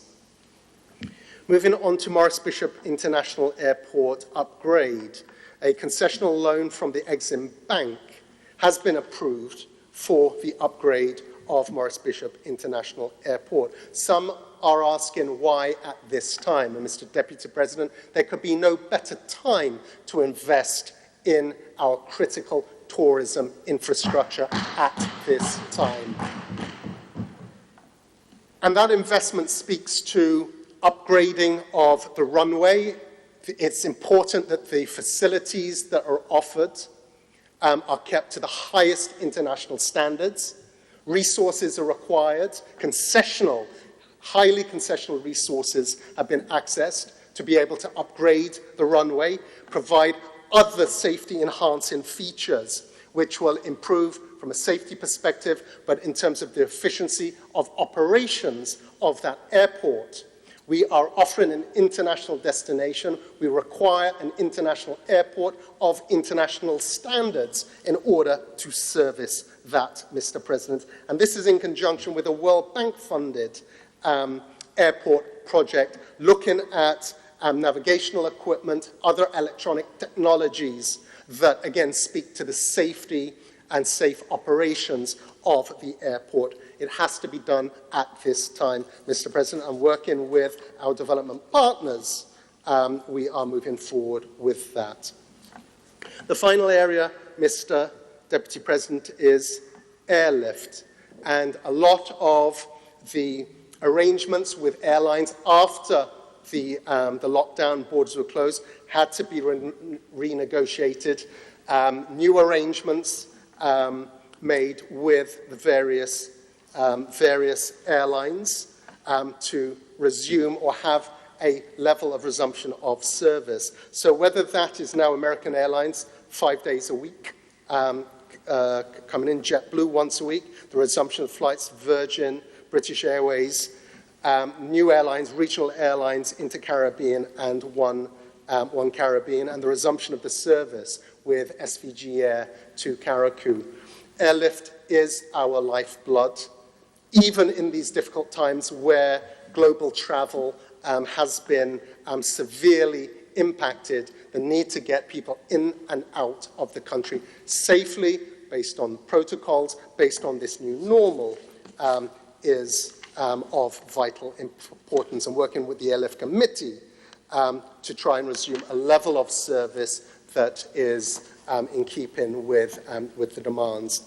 And I just want to close on the point of the role of airlift, how airlift and room stock go hand in hand in terms of the development of our tourism product. And I will speak more about some of the hotel projects that have come on stream, about to come on stream, are about to commence construction. But we have a program of resort development, Mr. Deputy President, that is on an unprecedented level. The number of new rooms that are due to come into service over the coming years is extraordinary and speaks to the vision, speaks to the environment that this government has created to attract investors. It's not government that is building these hotels. These are private investors who see Grenada as an attractive destination, both for investment and in terms of a high-quality tourism destination. And their willingness to invest and invest at a significant level that enhances the tourism product, but also creates important job opportunities for our men and women. So, Mr. Deputy President, moving now on to the second strategic focus area, transformation. Mr. President, this second focus area, transformation, comprises of education and training, health, youth development, digital transformation, physical development, energy development, and public utilities. I'll focus my presentation on education. My colleagues will address some of the other areas, but I just want to speak once again, just quickly, to health and the reiteration of government's commitment to prioritize in the health of our people, which is demonstrated through the extraordinary efforts that it is making during these challenging times. And government will continue to strengthen its healthcare infrastructure, surveillance, laboratory systems, and health emergency operations. On the youth, in 2021, the youth budget will see a 43% increase over the 2020 figure to $40.4 million, of which $17.9 million is allocated to the new Imani program. And what is significant, Mr. Deputy President, is the shift and the inclusion of a transition strategy program, which will complement the new Imani program, but will seek to address the fundamental challenge associated with transitioning from the Imani program into sustainable jobs. And under energy development, just to say that Grenada, as we all know, has one of the highest rates of energy in the region, around 41 US cents per kilowatt hour. Mr.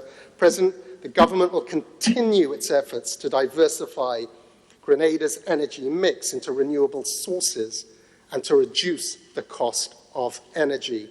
And the restructuring and the liberalization of the energy sector is a very important step along that path. So, Mr. Deputy President is focusing in a little more detail on the Ministry of Education, Human Resource Development. Mr. Deputy President, I want to highlight the significant allocation of $124 million to the Ministry of Education. This represents 10.2% of the national budget.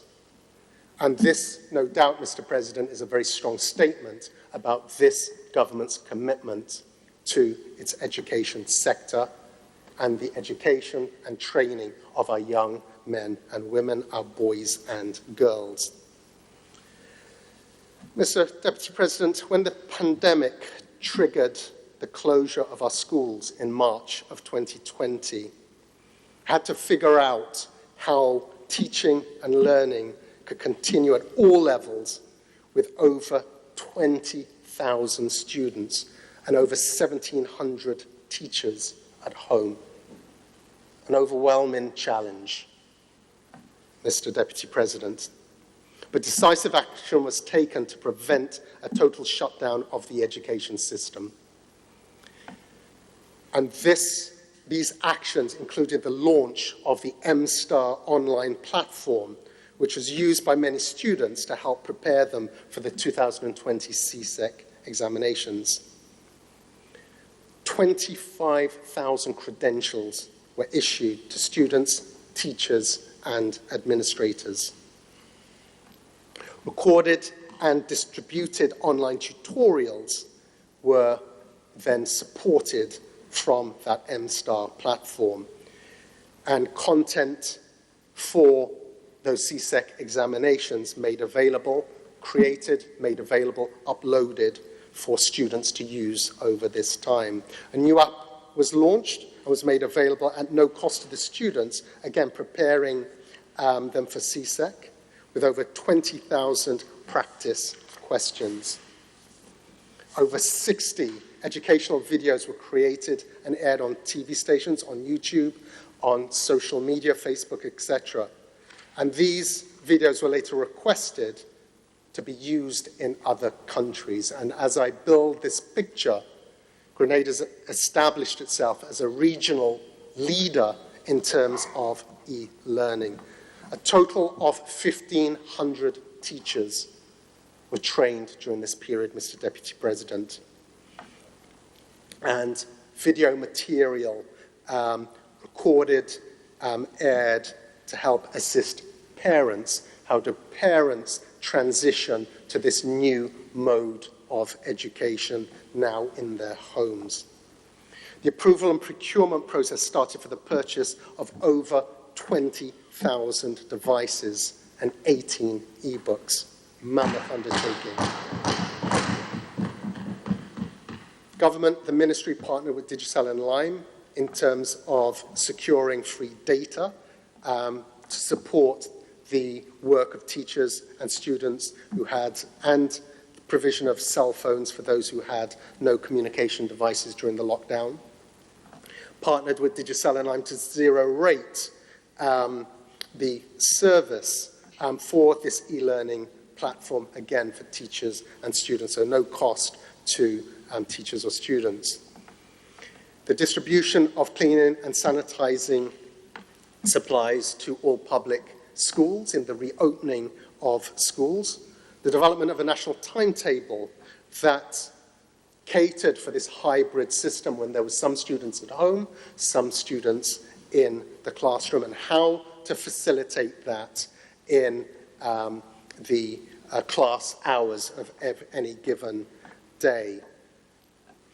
The development of protocols in schools, again, for the safety of our children, safety of teachers, principals, ancillary workers, etc. And the provision of psychosocial support to parents, teachers, and students. This is a very strange time, Mr. Deputy President, a very strange time indeed. And the mental health of our students, of parents, of teachers is of utmost importance. So psychosocial support has been provided. And then this whole process, this whole evolution of our education system over this period was done in direct consultation, close hand-holding with all stakeholders. And Mr. Deputy President, during this period, all teachers, all principals, all ancillary staff were paid their full salaries on time. Mr. Deputy President, schools remain closed for approximately 6 months. Our marginalized students were hardest hit with no devices, no internet, etc., so provisions were made for that. And in this extraordinary time, Mr. Deputy President, despite all of these challenges, support was provided for the reopening of schools to facilitate the Form 5 sitting of their CSEC exams. Numerous statistics in terms of resources provided, 307 cleaners for our schools to make sure that they were sanitary and safe, 143 monitors to ensure that, that what was supposed to be done was being done.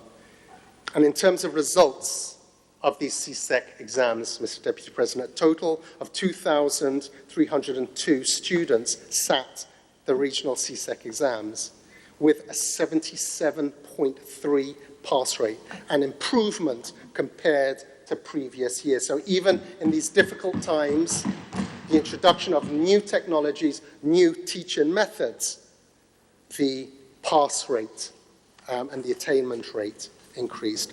Just want to speak quickly, Mr. Deputy President, scholarships. For 2020, 92 scholarships to the value of $20 million were awarded. To date, Mr. Deputy President, over 1,600 scholarships from 2013 to date, 1,600 scholarships, Mr. Deputy President, at degree level and above have been provided to our young men and women. And this does not include the 1,000+ students who receive the 91% scholarship directly through SGU, which is effectively a tax concession provided by the government to St. George's University, and the other financial support, stipends, etc., that are provided. Mr. Deputy President, 1,600, incredible, incredible. On the information and communications technologies piece, Mr. Deputy President, the platform that's been created, which has transformed the way in which we teach our students, is based on 4 critical pillars. There's the electronic learning devices themselves, the training of teachers, the provision of appropriate content, and the connectivity. Mr. President, we hear constantly this call for where are the devices, where are the devices, the politicking around where are the devices. We've always said, Mr. Deputy President, this is not about a laptop, this is not about a tablet. This is about the entire ecosystem. A tablet on its own, a laptop on its own is of no use to a student if they don't have the content, the connectivity, the training that is required in order to support this. And all of those areas have been extensively covered within the program that has rolled out. And COVID has presented the government of Grenada, people of Grenada, our students, our teachers, our schools, to quickly transition.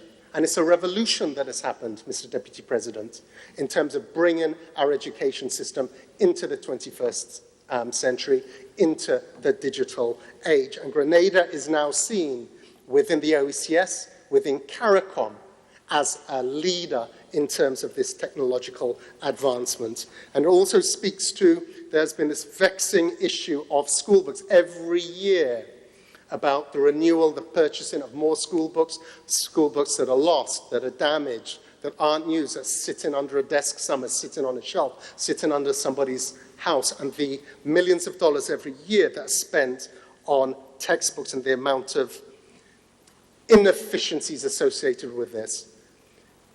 The e-learning platform, the e-book approach that is now being taken gives us an opportunity over the coming period to address some of those vexing issues.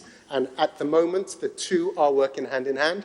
The physical textbooks are available together with their electronic equivalents. But in time, Mr. President, we now have the ability to phase out the hard copy books. School infrastructure, the Ministry of Education has worked very closely with the Ministry of Infrastructure Development with regard to the upgrading of our schools. As of October 2020, $2.5 million has been expended in terms of minor repairs. In terms of significant infrastructure upgrades to our schools, $50 million has been allocated for major repairs to our schools in the first quarter of next year. And that includes St. Dominic's RC, a sanitary block, the completion, this is under the BNTF project, the completion of 2 new school facilities, Brizan Happy Hill, Paradise, that's valued at $2.5 million. River Sally Preschool, work will continue there under the Grenada Education Enhancement Program, GEEP, major expansions and rehabilitation of 6 schools. Presentation Boys College to a value of $4.6 million. Grenada 7-Day Adventist Comprehensive. a new multi-science block and administrative wing valued at $7.2 million. Bishop's College in Carriacou, a two-story multi-science block and an admin wing to be constructed at a value of $10.8 million, Mr. Deputy President. Designs have been completed for two new facilities, the St. Andrew's Anglican Primary and Grenada Christian Academy. Tendering is ongoing for that. The identification of a new site for St. David's Catholic Secondary and the start of the design consultations for that school are underway. And then under the World Bank Regional Disaster Vulnerability Reduction Project, the tendering phase for 45 schools in batches has commenced. So on ending there, on education, Mr. Deputy President, a lot is taking place within our education system at this time, at these very, very difficult and challenging times. Could I just have a time check, please?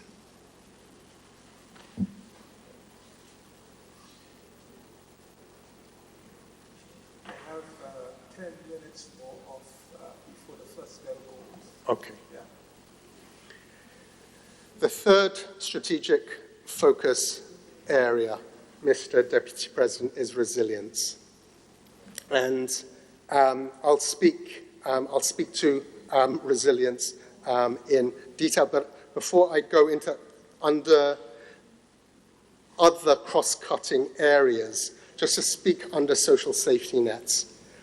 Mr. Deputy President, notwithstanding the tight fiscal situation next year, government is still increasing its allocations in terms of its social safety nets. So in addition to the stimulation of the economy through its capital programs, support for the most vulnerable is also provided and consideration given with increases in those social safety net programs. And then on the housing front, housing always a top priority, and with the support of the People's Republic of China, a total of 647 low-income housing units will be available for distribution throughout the course of next year. A major achievement there, Mr.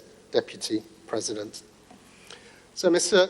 Deputy President, under climate resilience and the environment, just to set a context, Grenada continues to play a leadership role at the global level in driving the global climate agenda, as global greenhouse gas emissions continue to reach record levels with no sign of peaking.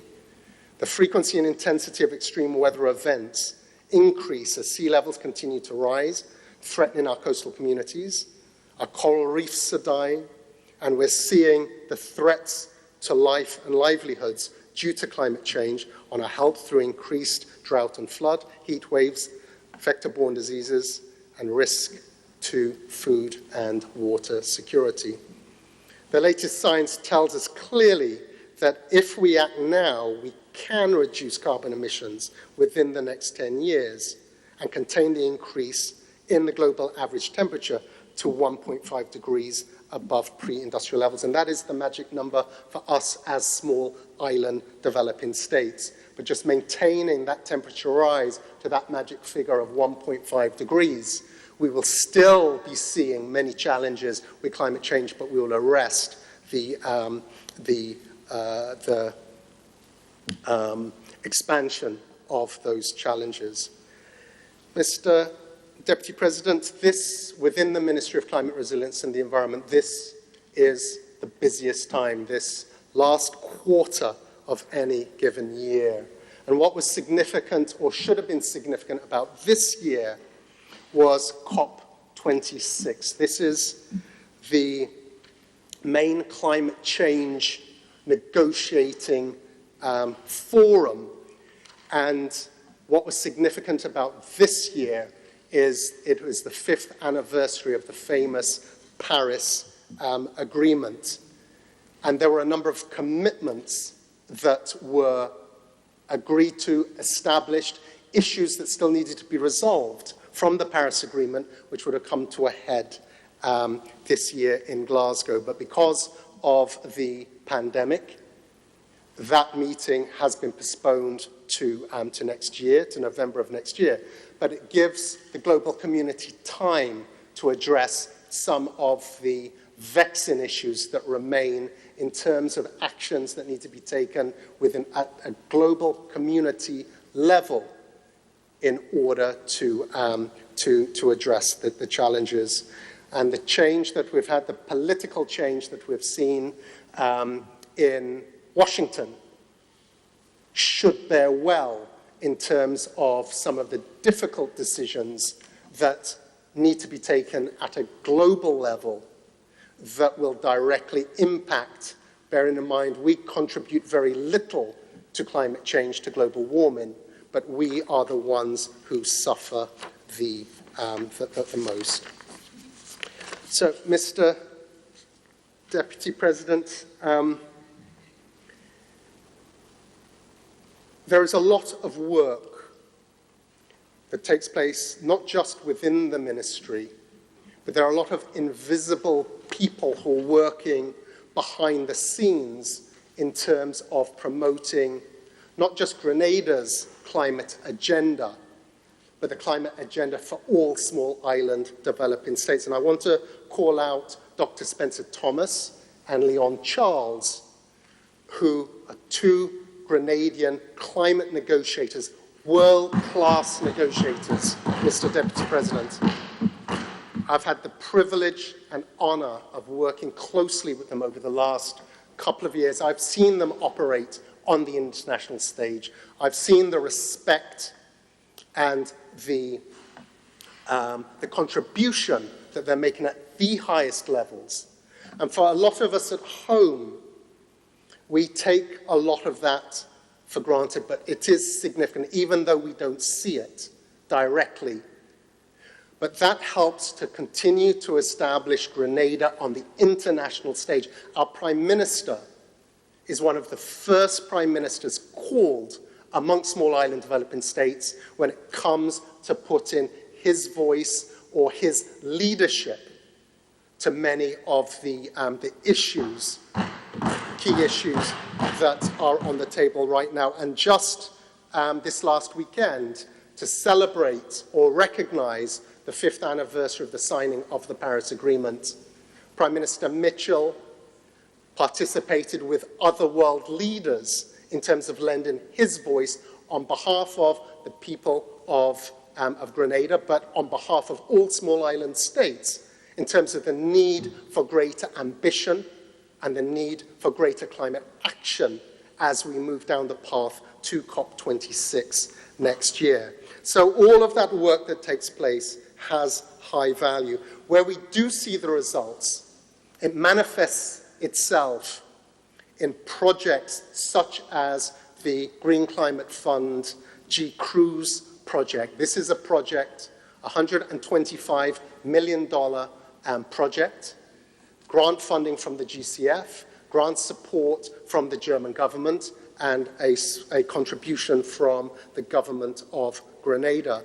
And this project addresses the vulnerabilities that exist for us in our water sector. So with climate change, whether it is severe droughts and water shortages, and Mr. Deputy President, you will know this well with your involvement at Nawassa, or also the high-intensity flooding, which can cause a great deal of damage and destruction to our infrastructure.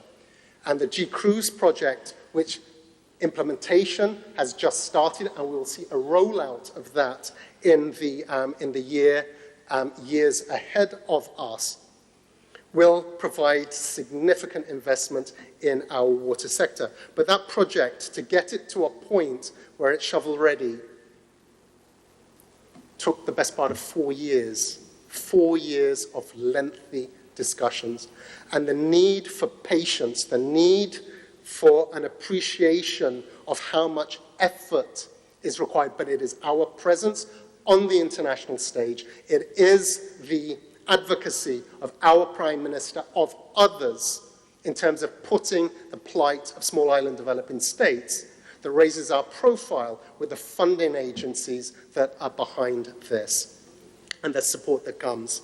And another example of that is a project which is coming in terms of the pre-feasibility stage with New York University, with the Green Climate Fund, the Climate Smart Cities program, which is a program of works which speaks to sea level rise and protection against sea level rise at the Carriacou, at Grand Anse, at Grenville, our airport runway. There are sections of the runway it's at sea level that is impacted by coastal erosion, how to address that.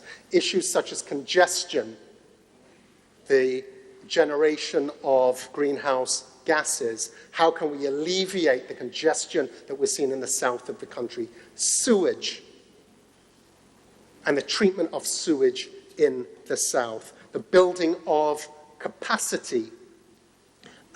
Climate change is here to stay. How do we build our national capacity with the experts, with the technicians, with the scientists, so that we can start making some of the decisions we need to make, build that capacity in moving forward. And the Climate Smart Cities program speaks to all of that. So New York University is about to submit its concept papers on this, which will then be used, and again, it's part of that drawn-out process, and where patience is required, but to funding agencies. We're talking to the IMF, to the World Bank.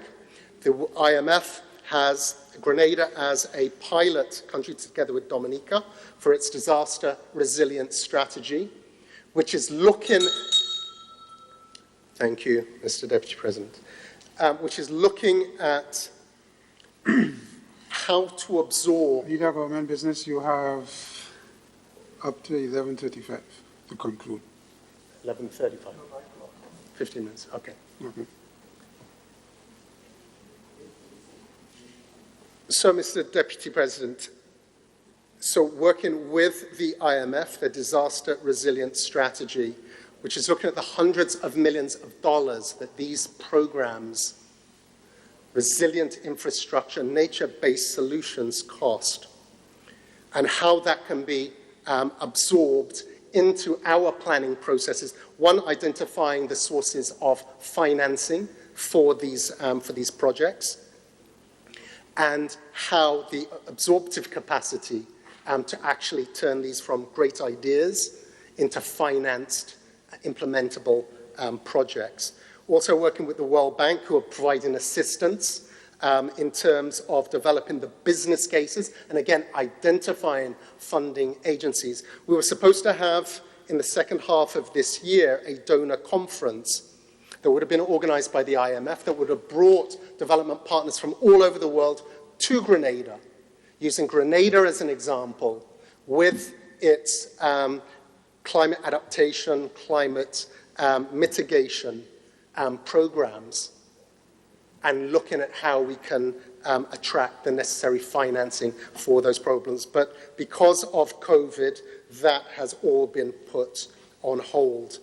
Another area that's required a lot of time in this last period, and a life spent on Zoom, all of the development agencies now and development partners are talking about greening packages, seeing the opportunity to link COVID, the pandemic, and the vulnerabilities that is exposed with vulnerabilities from, in terms of physical threats such as climate change, and the trillions of dollars that are being mobilized for the pandemic, for the recovery ahead, linking that with carbon neutral, with green, blue programs.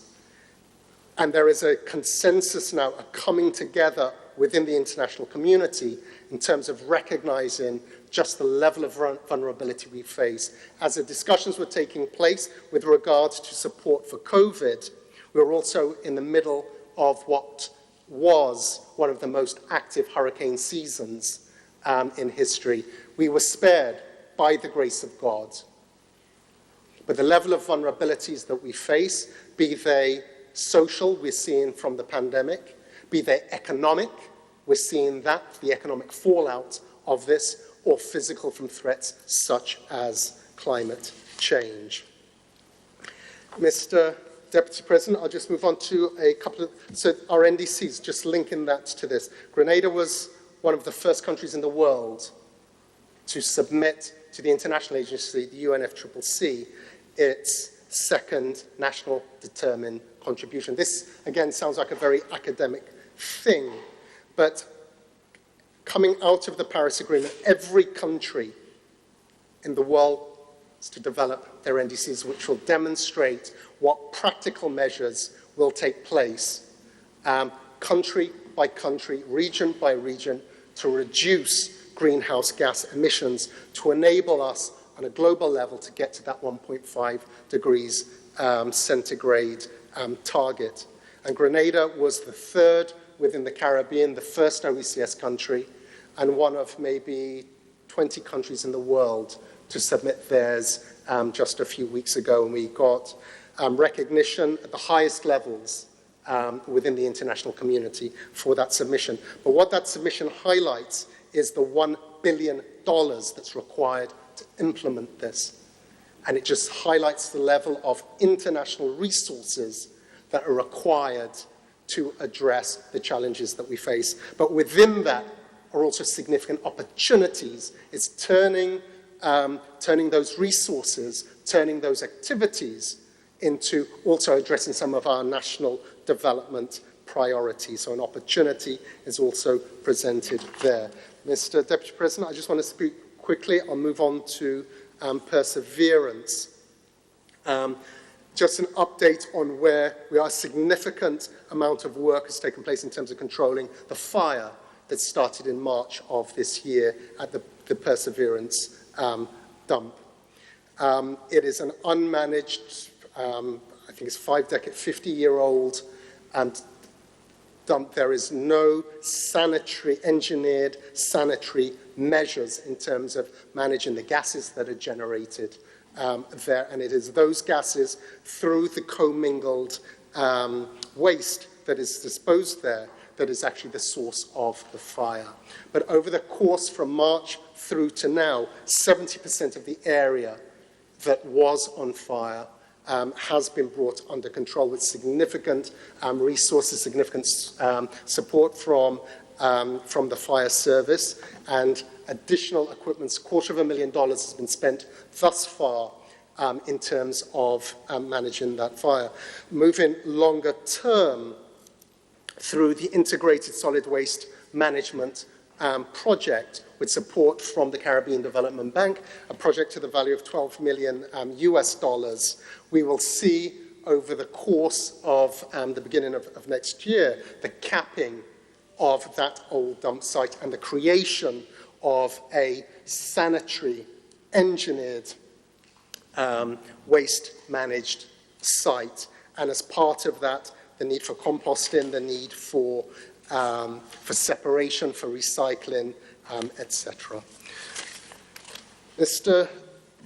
Deputy President, I will just very, very quickly run through. I want to end on going back to some of the major public and private sector projects.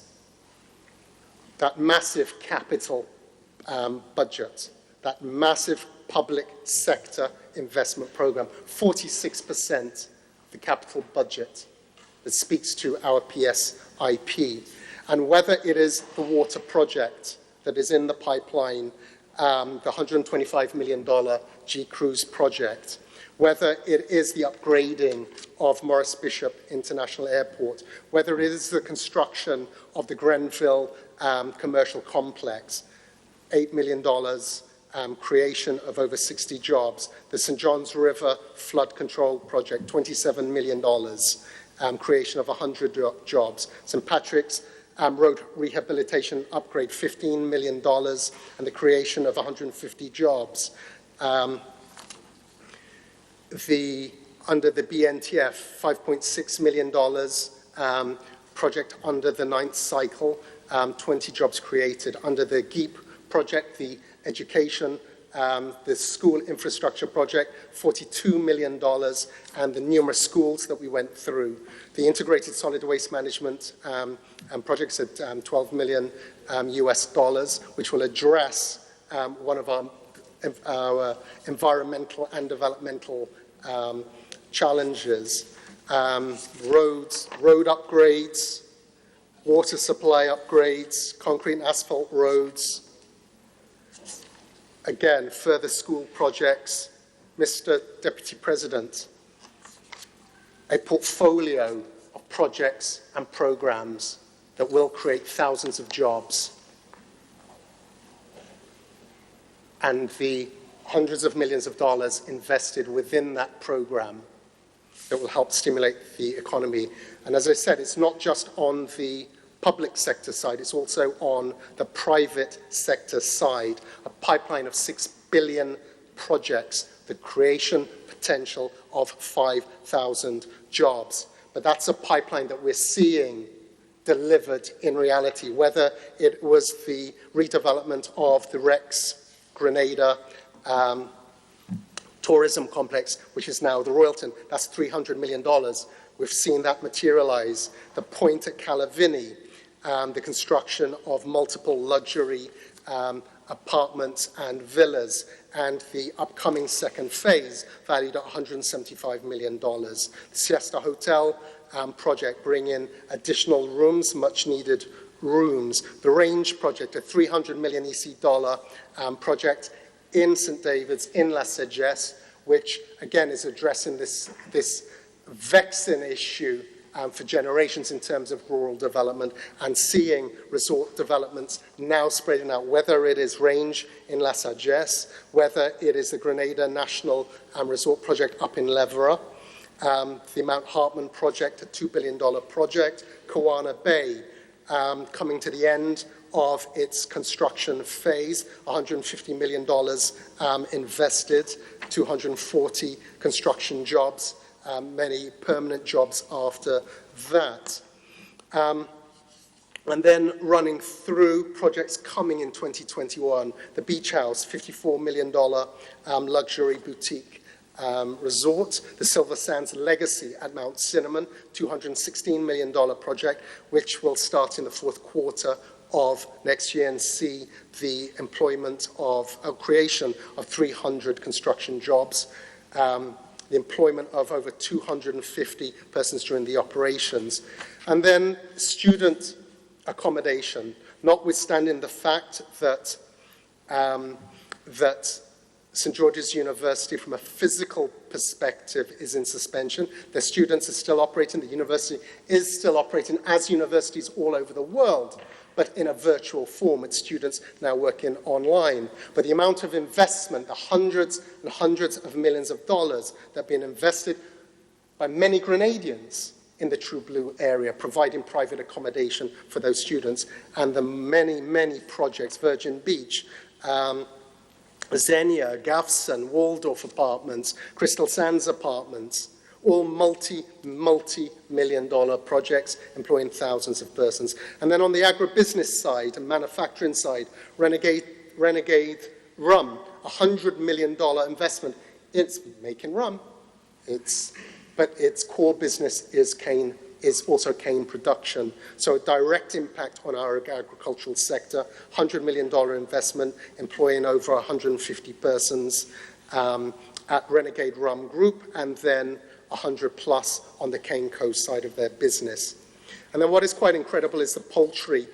2 new poultry operators, Excellent Farms and Grenada Chick-In Farm Limited. Again, multi-million dollar investments in our poultry sector, demonstrating that the poultry policy, it took a long time to get out, and my good friend Senator Bowler has his fingerprints all over that policy, and we're now seeing that come to fruition. So we now have, I think there are 3 private poultry operators that will reduce our food import bill for poultry by up to 30% when they come into operation. Again, we talk about the $350 million food import bill, of which poultry is a major component, so from both an economic perspective, from a health perspective, And we are making great strides in terms of addressing that.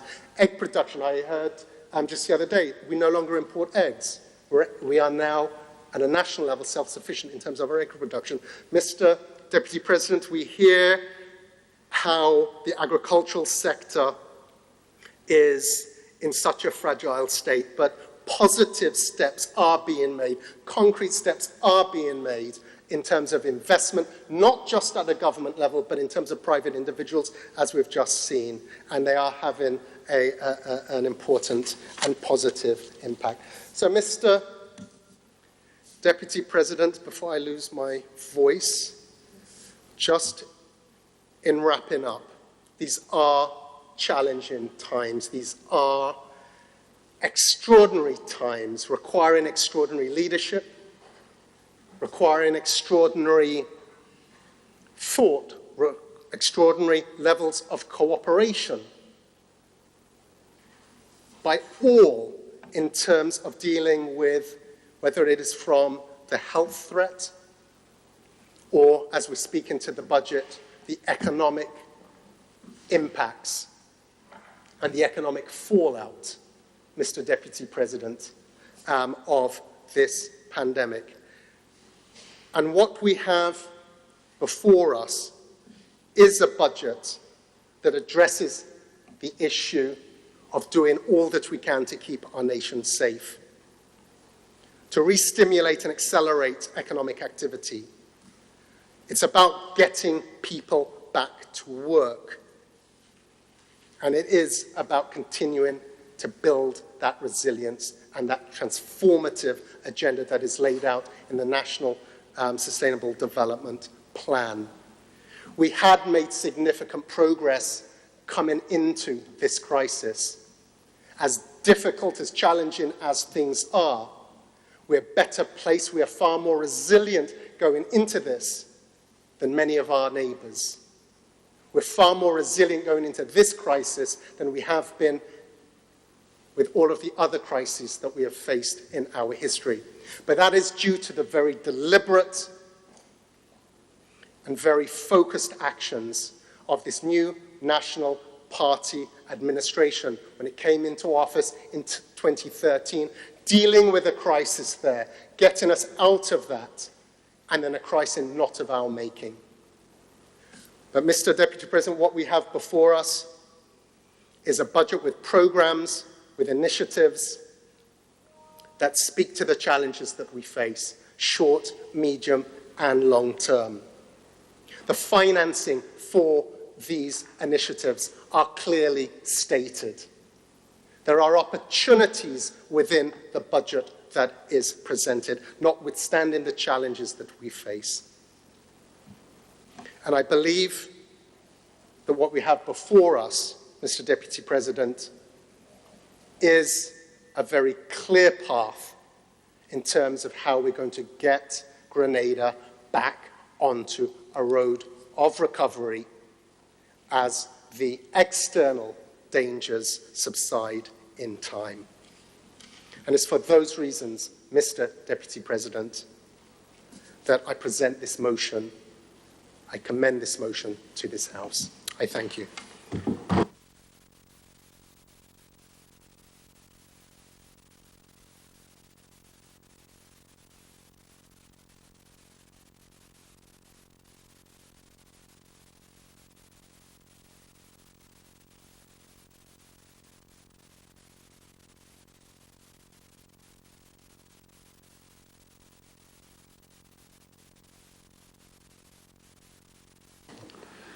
Senator Sinclair. Thank you, Mr. Deputy President. I was looking at my time, considering all things, and realizing that it's already minutes to 12. No, you'll get your full time. We'll go after your presentation. We'll adjourn for lunch. Thank you. Mr. Deputy President, in looking at the estimates of revenue and expenditure as proposed, I had to take my time. I think it was already established that it's not an easy feat to read 635 pages digitally in one document, not given the opportunity to have a printed copy of that. Nonetheless,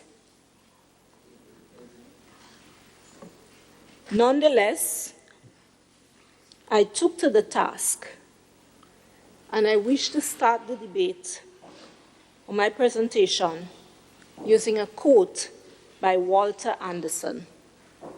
And I quote, "It is only when we take chances when our lives improve.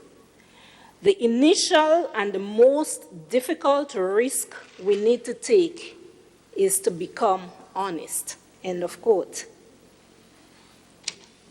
Mr. Deputy President, I read the document a couple times in short stints. And I have to be honest. The theme says, "Towards Vision 2035, Recovery, Transformation, and Resilience." And I have to be honest, when I saw the theme, I was a bit heartened. But, Mr. Deputy President, as I delved into the document, starting with the framework, the budget framework, I noted that there were national goals, national outcomes, and alignments with sustainable development. And then I went into the meat of the matter, which spoke to the actual revenue and expenditure. Mr. Deputy President, I wish to refer to page 6 of the Budget Framework Paper 2021 as presented. The priorities to be addressed in the 2021 budget are, and I'm reading verbatim, 1, healthcare, 2, education, 3, social protection, poverty and vulnerability reduction, inclusion and citizens' well-being, 4, gender, 5, economic recovery, employment and youth empowerment, 6, agricultural production and value added, food and nutrition security, 7, micro, small and medium-sized development, 8, governance, public sector efficiency and effectiveness, 9, digitization, and 10, environmental sustainability and climate resilience. The list is quite an interesting and encompassing list. The framework, in my estimation, was a good one. But, Mr. Deputy President, when I went down and I started to look into what was presented as public debt and what were presented as areas for revenue, I had to go back a couple times. The annual debt report 2019 says that the government paid off its debt in full in October 2019 and has no outstanding guaranteed debt. I also read in the document that external borrowing, $110.7 million, 3 new loans, $40.5 million World Bank loan for digital governance. And let me just pause here to speak to the issue of digital governance, what it means. Digital governance is a framework for establishing accountability, roles and decision-making authority for an organization, in this case government's digital presence, which means its websites, mobile sites, social media channels, and any other internet or web-enabled products and services. Digitization, or digital governance as we refer to it. But, Mr. President, Mr. Deputy President, digitization or digital governance was not sufficiently addressed in the presentation of the estimates of revenue and expenditure. In fact, Mr. Deputy President, we would all agree in this honorable House that we all encounter challenges when we try to access government pages, without a doubt. Yet, in a world where everything is happening digitally, we still have these challenges. And even though it was mentioned in the framework, it's not addressed sufficiently in the estimates. Mr. Deputy President, I went further into the document and I read the medium-term debt strategy.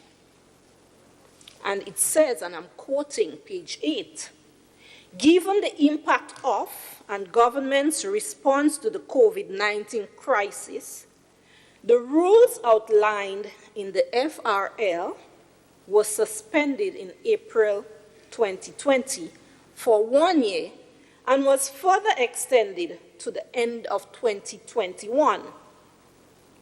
So compliance with the physical rules will resume in 2022. The honorable mover of the motion also highlighted that. What does that mean, though? Because this is what the regular Grenadian would want to know. What does that mean? What does the suspension of the FRL mean? So I took some time to think about it, right?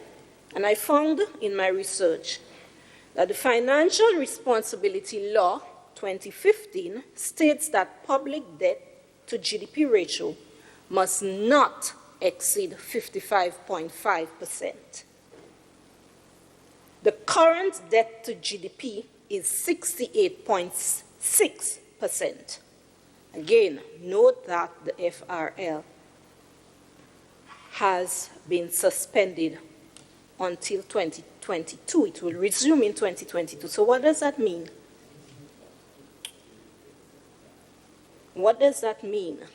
The fiscal space that we were so often hearing about before apparently is not governed now by these rules. There is a bit more liberty for government to do certain things because these rules were suspended. I'm going to come to that again.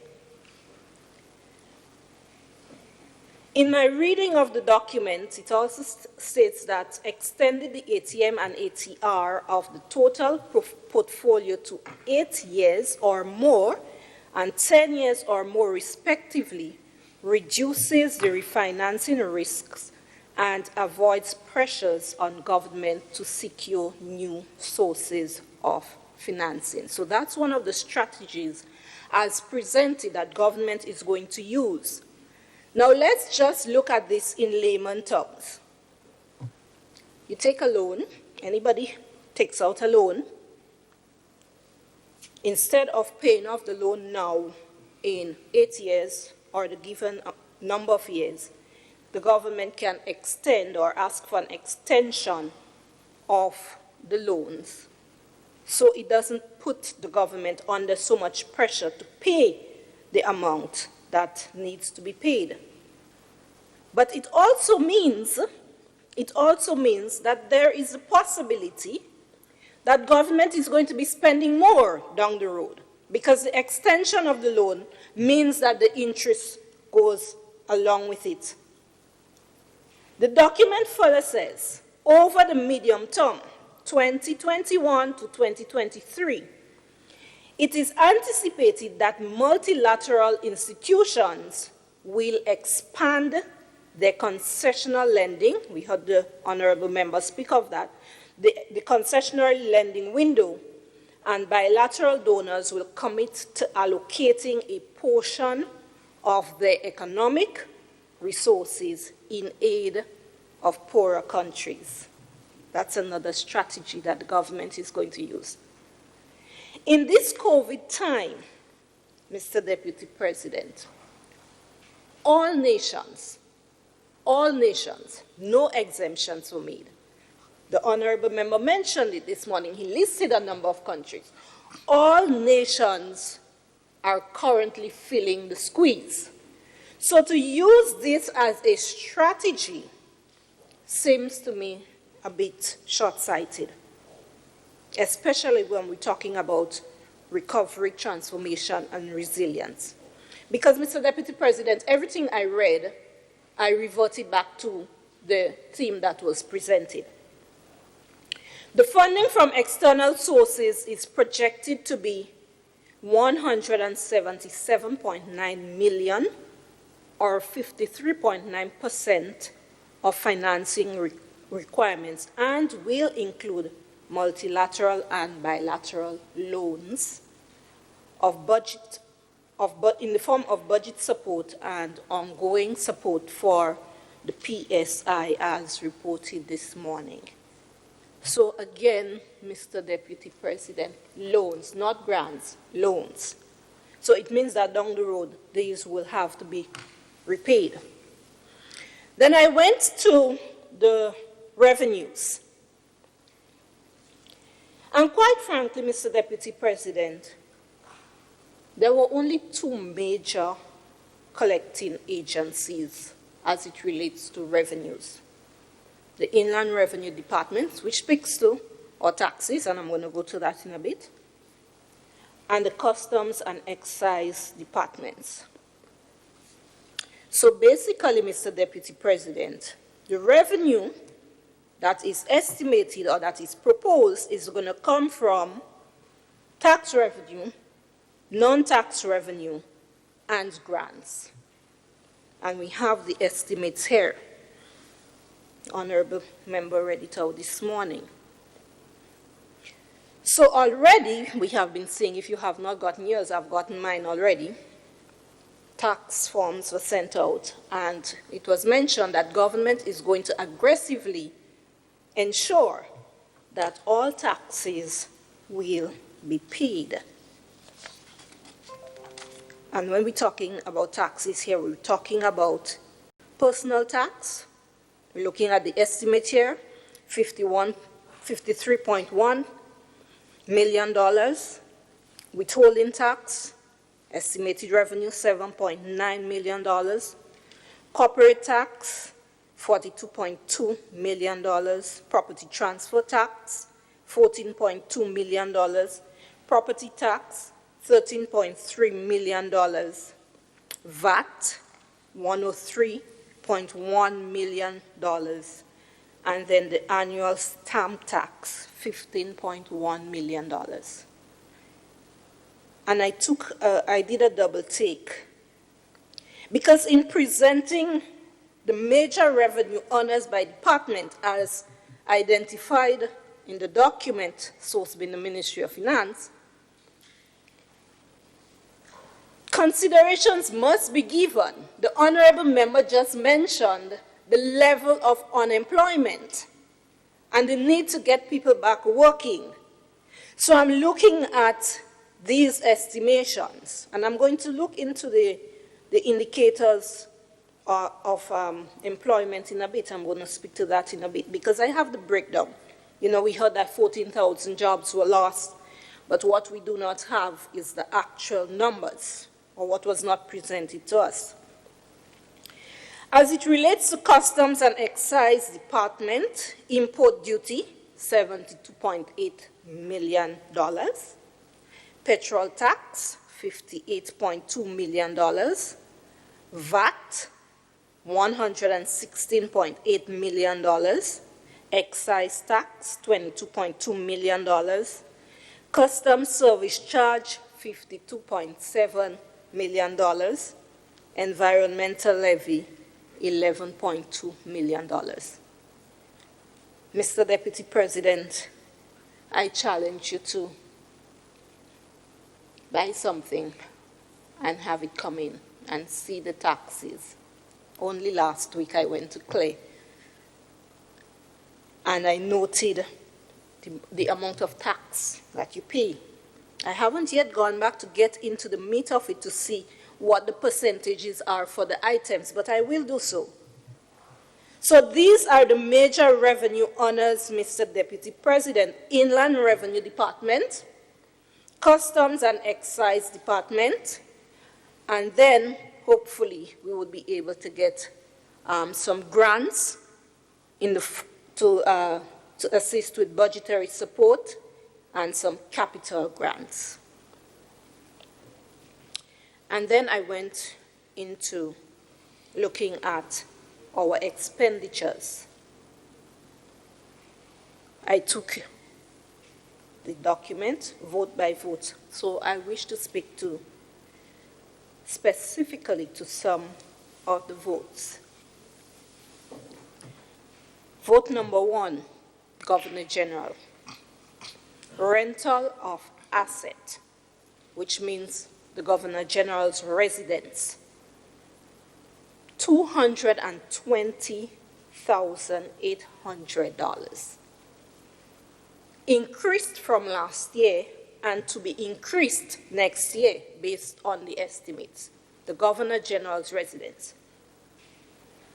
Now, Mr. Deputy President, the Governor General has been renting, according to my information research, since 2004. The Governor General has been renting. So it means then that government is paying somebody, some entity, to house the Governor General.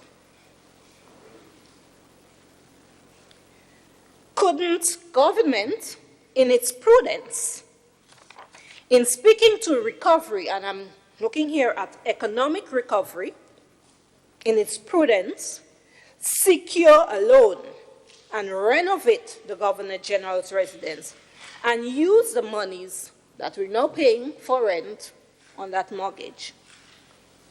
Again, Mr. Deputy President, it's not rocket science. A budget is basically revenue and expenditure. Growing up, I heard my mother saying it all the time: balance, we need to balance your budget. You can't spend what you don't have unless you know that you're getting it from somewhere. Better yet, Mr. Deputy President, the government was able to secure a grant to build a number of low-income housing, 634 apartments, I believe, but cannot or did not choose to secure one or pursue one for the Governor General's residence. Mr. Deputy President, vote 2, Parliament. It was interesting, Mr. Deputy President, to find that the Office of the Ombudsman, an independent office, an office that is supposed to have its own budget, Code 262 of the Prime Minister's Office, vote 10, speaks to grants and contributions to government agencies. Code 262, under vote 2, Parliament, speaks to grants and contributions to government agencies. There was a footnote there, Mr. Deputy President. The footnote says 200,000 of the Parliament's budget, 200,000 for the Office of the Ombudsman, of which that budget is $333,540.78. The Office of the Ombudsman, if you look carefully, is under the Parliament vote. I went further and I read the Honorable Member presented this morning the budget and plan for the Office of the Ombudsman. And in reading the document, I noted, and I'm going to read again verbatim, Mr. Deputy President, with your permission. In accordance to Act 24 of 2007, and I went and read the Act actually to make sure that I was, getting the proper thing from the document. which was amended in 2013, Section 19, subsection 2. It outlines the procedure for the financing of the Office of the Ombudsman. However, that same document is saying it has been the practice that the approved budget is embedded in the vote of Parliament for disbursement, which, contrary to the section quoted above, so that is contrary to what it should be. Although this anomaly has been raised on numerous occasions, the procedure continues unheeded and without any explanation, causing unavoidable difficulties in the operations of the office. End of quote, directly from the report on the Office of the Ombudsman Budget and Plan. Now, Mr. Deputy President, I paused when I read that, because if this is causing unavoidable difficulties in the operations of the Office of the Ombudsman, it means then that the efficiency and the effectiveness of the office is negatively affected. And if it is negatively affected, then it means that productivity is being interfered with, and we know that productivity translates lower down the road to some economic measure. Mr. Deputy President, under vote 2 Parliament, I noted with interest, well, not interest, but I smiled and shook my head, that the constituency offices did not have a vote. All other offices, the Office of the Ombudsman, the Integrity Commission, the Electoral Parliamentary offices, all other offices had a vote, not the constituency offices. And I remember, Mr. Deputy President, we sat in this very chamber and a motion was put forward, by myself actually, that the constituency offices be referred or returned to its rightful place, Mr. Deputy President, its rightful place. The motion did not pass, Mr. Deputy President. The motion did not pass. We sat in this honorable house, and members did not agree that the constituency offices should be returned on the Parliament. Mr. Deputy President, I don't know if it comes back to your mind, but members on the other side said that the discussion was happening in the other place. And knowing me, I went back and I asked for a copy of the Hansard, and I tried to figure out, well, when and where did this discussion happen for the constituency offices to be removed from under Parliament, with the clerk being the financial administrator of the offices, to under now the Prime Minister's ministry, and I'm coming to that in a while. And I want, with your permission, Mr. Deputy Speaker, to take just a few snippets of the Hansard, of an extract of the sitting of the House of Representatives held on Wednesday, 29th July 2020. And I'm going to read verbatim.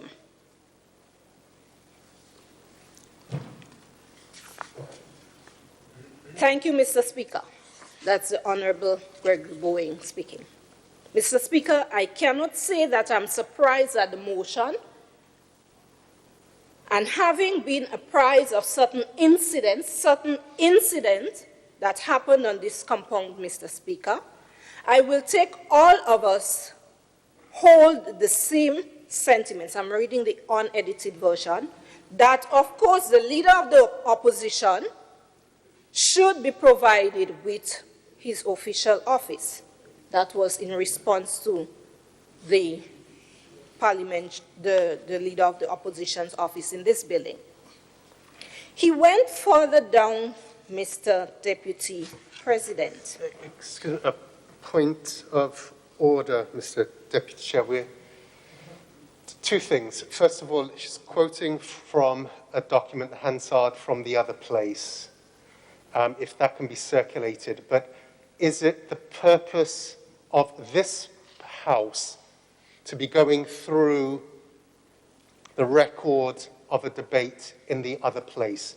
We went through this when the motion was brought to us at our last sitting. I don't think this is appropriate, Mr. Deputy President.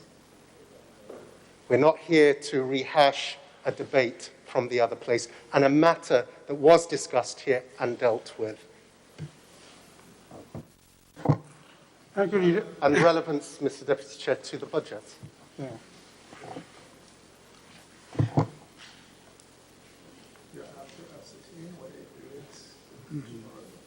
That's right.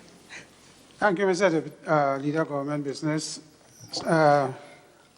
Senator Sincere, I will just say to you that get to the point quickly and relate it quickly to the budget debate so that we can move on. And Thank you very much, Mr. Deputy President. So indeed, it is appropriate because it is related to the budget. The office of the constituency offices are indeed under the Prime Minister's ministry, and there is a budget item for that. I went back. It's not that we're opening a new debate, Mr. Deputy President. We are stating here the fact that the honorable members said that there was an agreement. We're talking here the budget and where the allocations and the disbursements should be. Now, the honorable members mentioned, and I anticipated this, the honorable members mentioned that there was a decision in that other place to move it. And I'm saying here, there was no mention of that. So the honorable members grossly misrepresented the truth. The discussion was happening in the other place. More so, Mr. Deputy President, I am making the point, we're discussing the estimates. Sorry. This is imputing improper motive, talking about the truth of a member in the other place. I think we need to rein in this discussion, Mr. Deputy President. I'm talking about who is speaking the truth or not speaking the truth in the other place. It's not appropriate for this House. as I said, Senator Sincere, move it along. Thank you, Mr. Deputy President.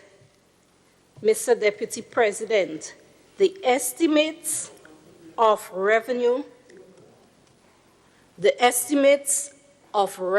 and expenditure, that's what I'm dealing with, an item in the budget that speaks to Vote 10 under the Prime Minister's ministry, an item in the estimates, and I am using the document to establish, because we're talking about the estimates here, Mr. Deputy President, and I believe it is within our right to ask and to mention what is presented in the document. Senator, I don't want to interrupt you any more than normal, but we have to be careful in imputing improper motives when we talk about other representatives in other places. So I'm just saying, I think the point has been made on this issue, so I Thank you, Mr. really insist that you move it along. Thank you, Mr. Deputy Thank you. President. Mr. Deputy President, so I will move it along as advised. Parliamentary electoral offices have their own vote, Vote 8, and a detailed budget. No vote for the constituency offices, no breakdown. All offices, understandably, should have the same allocated amount. And I do believe that, like the other offices, the constituency offices should have a budget and should be open for the public's consumption.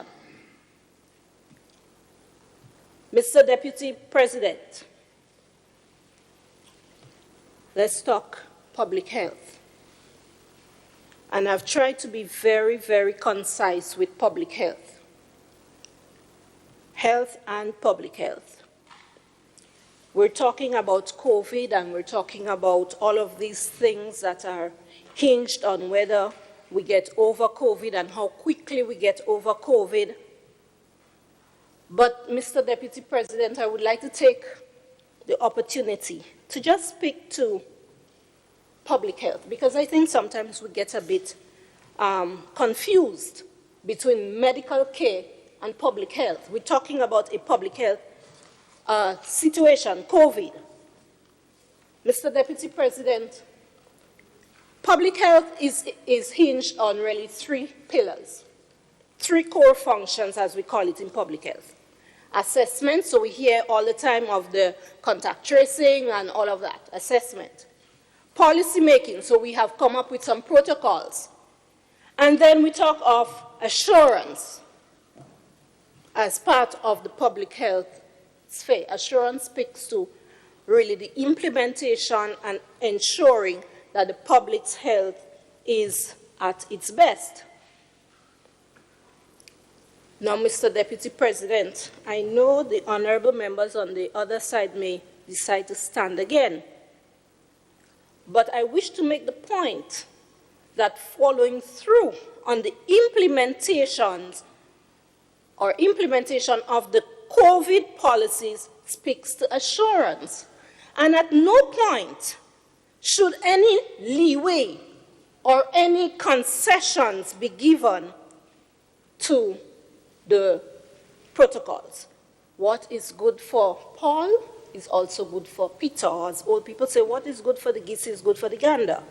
No exception should be made, Mr. Deputy Speaker, because in the event that exceptions are made, there will be negative impacts, and the negative impacts have economic impacts as well, economic implications. So, Mr. Deputy President, let's take, for instance, we had, an infringement. Let's call it that, an infringement of the protocols. And there was some, quarantine action to be taken after that. Mr. Deputy President, for every person that was quarantined, it means that that person could not show up to work. It means that that person did not produce. It means that revenue was lost. So, Mr. Deputy President, when we're speaking of public health, we need to be very, very careful. Again, the protocols that are in place, the policies that are in place ought to be implemented without any concessions being given to anybody. And I will not go into the incident that was dealt with in the media yesterday. We all know what it was. Now, Mr. Deputy President, we also hear, and I want to make these points so we could understand why these things are happening, because when they happen, again, there is a financial cost to it. I said in this honorable house before, and I'm saying it again, we are focusing a lot on the physical aspect of the disease, Mr. President, the manifestations. So we quarantine and we do all that we have to do. But we are not dealing with the social and behavioral aspects of the public health situation in which we now exist. Mr. Deputy President, before COVID, people used to move how they wanted to move with very few restrictions. Now that there is COVID, a behavior change has to happen. But behaviors do not change overnight. It takes time. And in order for the government to get people to change their behavior, it takes money. Mr. Deputy President, now I know there is a budget item for the Ministry of Health, but I'm speaking directly here now to the issue of health education and promotion.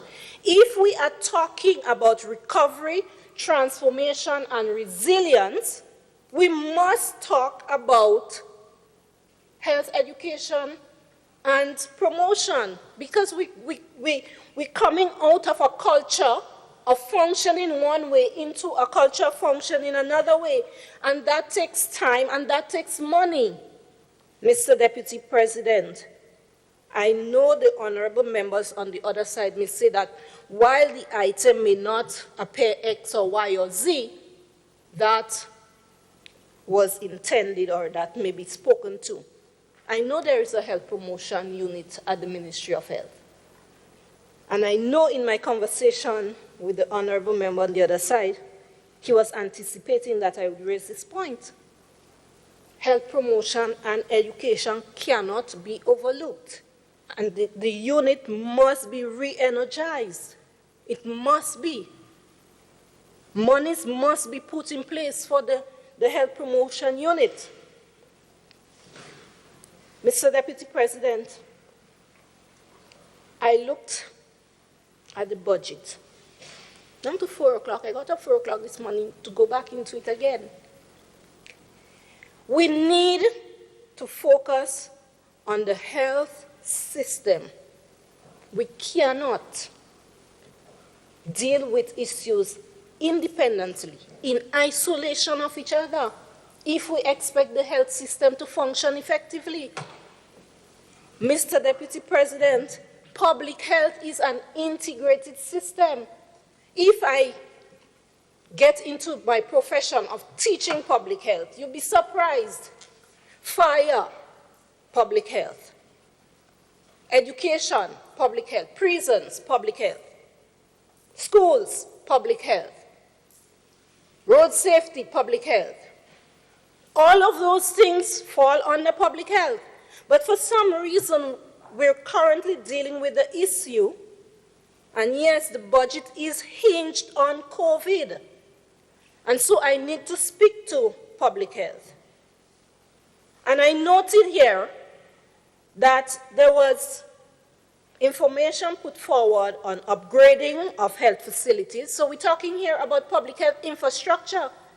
But Mr. Deputy President, we always make the mistake of confining infrastructure to buildings and roads.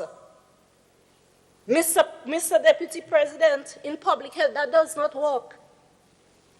In public health, infrastructure speaks to physical, it speaks to human resources, it speaks to organizational resources, it speaks to information resources, it speaks to a combination of things, not just infrastructure as physical. And so there is this focus on, upgrading, and I'm not saying that that's not good, upgrading the health facilities, upgrading of the nurses' hostel, the general hospital elevator, work on the emergency ward, retrofitting of health facilities, draft legislation for the national health insurance. Those were some of the things put forward. These are the things that our monies are going to go into. So, Mr. Deputy President, I wish to point here. President, in the chair.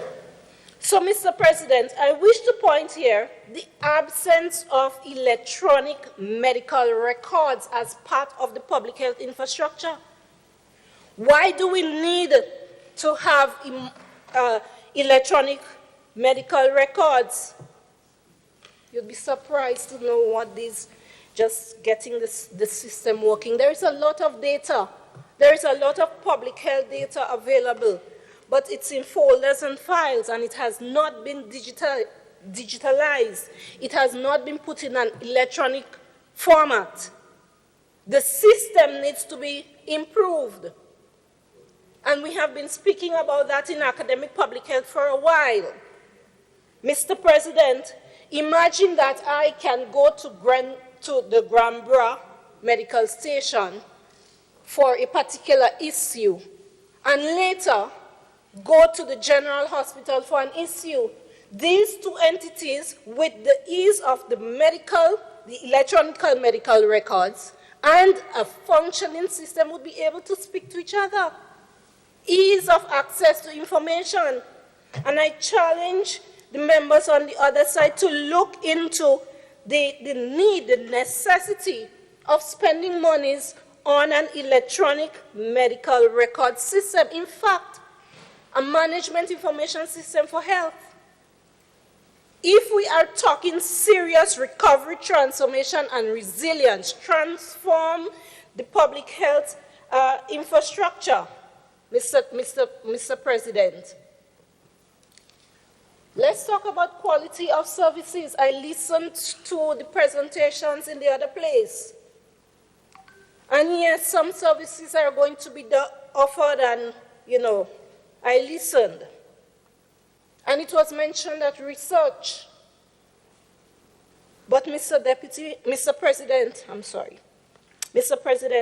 I did not see an item in the budget for research. If we are going to speak to recovery, transformation, and resilience, research becomes an important aspect of that. Research. Ask the Grenadian public. Find out what are the services accessed. What is the average time to access services? The length of stay at the hospital. What's the average length of stay for persons with a particular complication? The number of returns to facilities for the same issue. These are all important questions when it comes to health. And we can only get the answers if we do research. And we can only do research if we have money. And the only how we can get money is if it is put into the budget. Mr. President, I wish to mention here as well conversations that have been happening or taking place as it relates to the relocation of the fire station. And again, Mr. President, I'm still under the issue of health and public health. The relocation of the fire station. Mr. President, I would have already mentioned that the fire department is part of the public health system. The fire department is or is usually considered a first responder. So to have any consideration or present any justifications for relocating the fire station from its current location to somewhere else, to me, as a public health, as a person in academic public health, is crazy. Because in its current location, it has some ease of access or quick response to fires.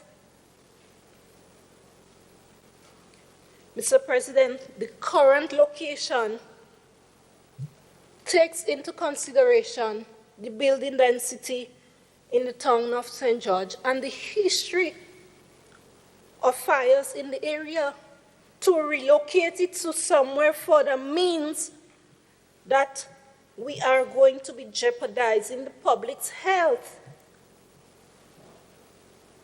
If the government can find money to create or, build another fire station elsewhere, even better. But to relocate the one from where it is now to elsewhere would not be advised at all.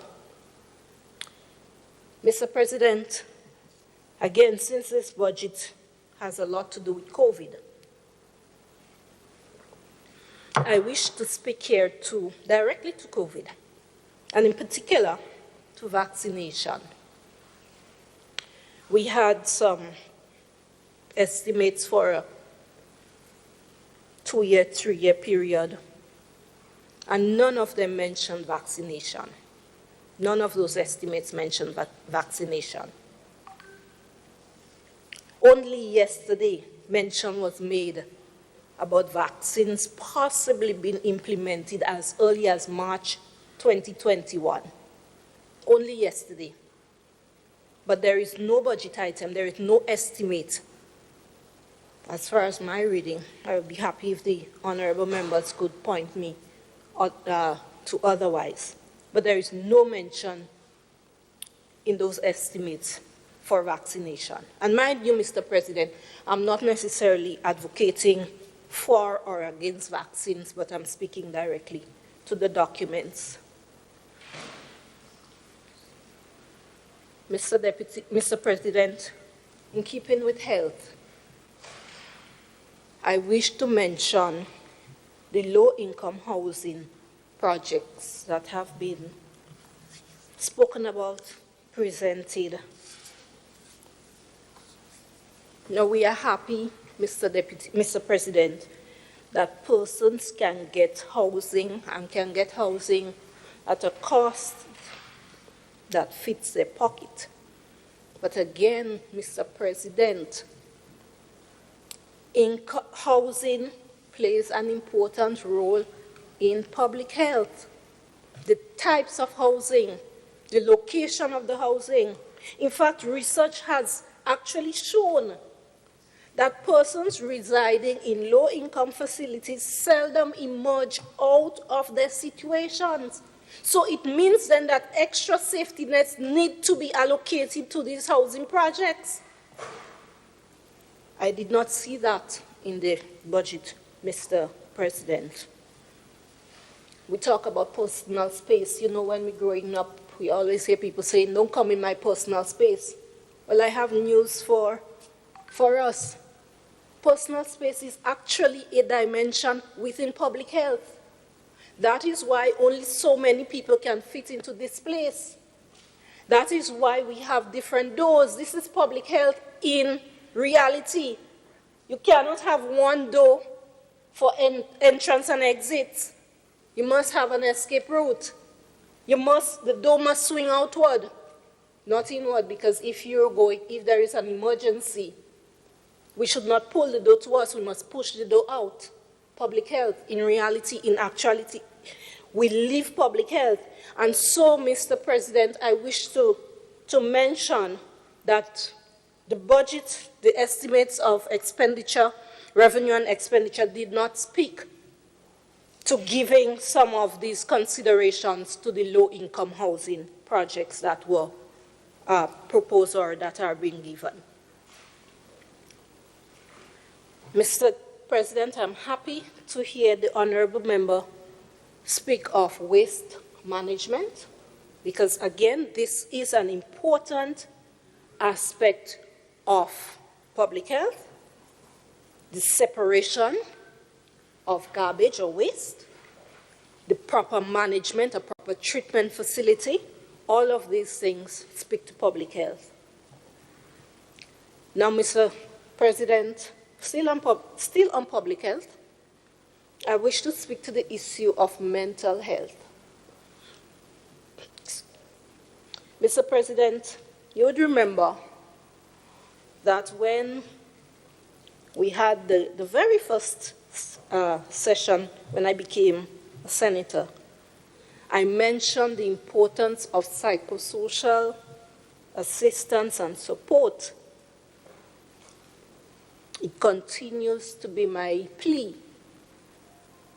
that more monies, more resources be put or focused on mental health. Mr. President, we're living in challenging times. I've spoken about our culture, and we had a cultural shift from living one way to living inside. And so persons are a bit stressed. I went to a facility last week, and I heard the ladies talking, and they said the lady came in as if she came in to cuss us. And I said to the two ladies, I say, you have to remember that persons are stressed, persons are frustrated. 14,000 jobs lost. We don't know where certain things are coming from. And so persons are living with a lot of stress, which manifests itself in different ways. We had a spate or small pockets of suicides, and we talk about it after the fact. More resources need to be placed on mental health. Mr. President, I wish to speak now to education. If I heard the honorable member correctly, $124 million allocated to education. I must confess, I skipped over education a bit, because when I start going through educational documents, I get stressed. I look at what is happening, I look at the documentation, and I get a bit stressed. 24,200 e-learning devices given out. 77 teachers trained. School infrastructure rehabilitation. But, Mr. President, I wish to point out here that some schools, 24,200 e-learning devices were given out, but some schools are in need of furniture, a basic requirement. In fact, when I inquired, I was told that a particular school was still on rotation because of lack of furniture.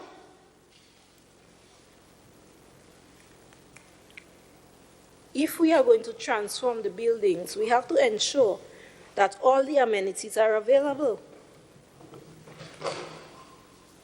Mr. President, I wish to mention here as well, for a fact, 24,200 e-learning devices given out. But there are some students who live in families, who live in households with no electricity. And that's a fact. And we spoke on the document, the national goals, the national outcomes, and then that was aligned to the SDGs. There is one that speaks to poverty, zero poverty, no poverty, Sustainable Development Goal 1. So how is that child supposed to function? And I know a particular home where there are 2 children in that household.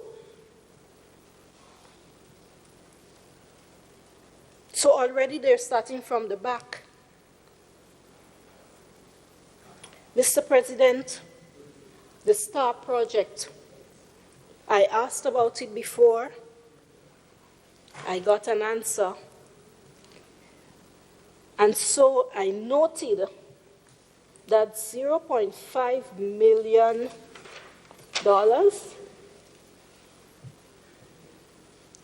would be allocated for the STAR program.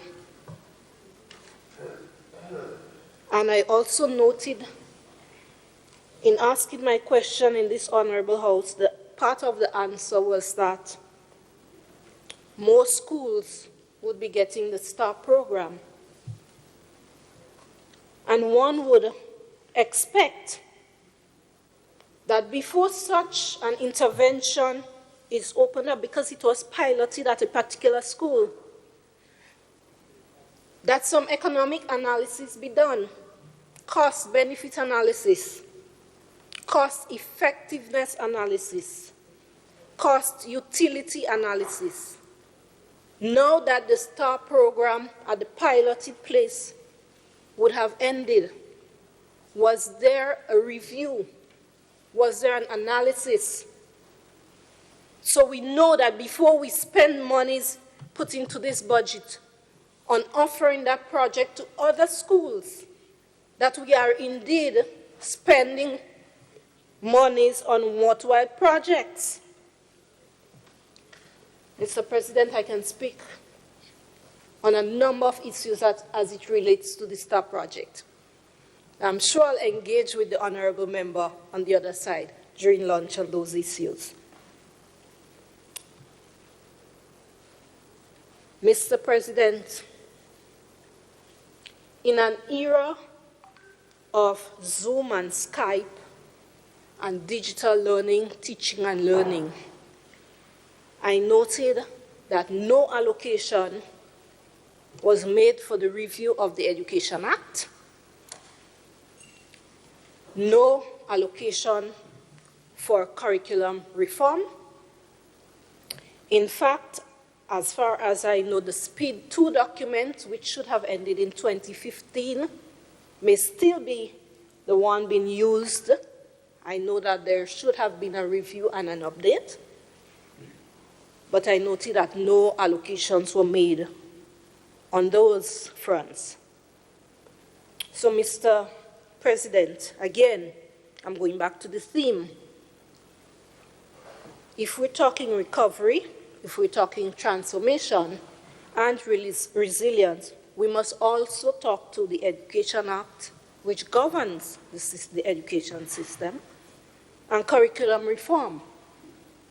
Because understandably, how we teach has changed, how teaching and learning happens has changed. The needs of learners have changed. And so this must be reflected in the allocations going forward. Mr. President, youth. Grant for youth in agriculture, new Imani, youth parliament, youth ambassadors, empower, WeiVybz, fly. I've noted that those were some of the projects for youth. I'm going back again to the theme, Mr. President, recovery, transformation, and resilience. We repeatedly heard that things have changed. We cannot function as we were functioning before. We have a new normal.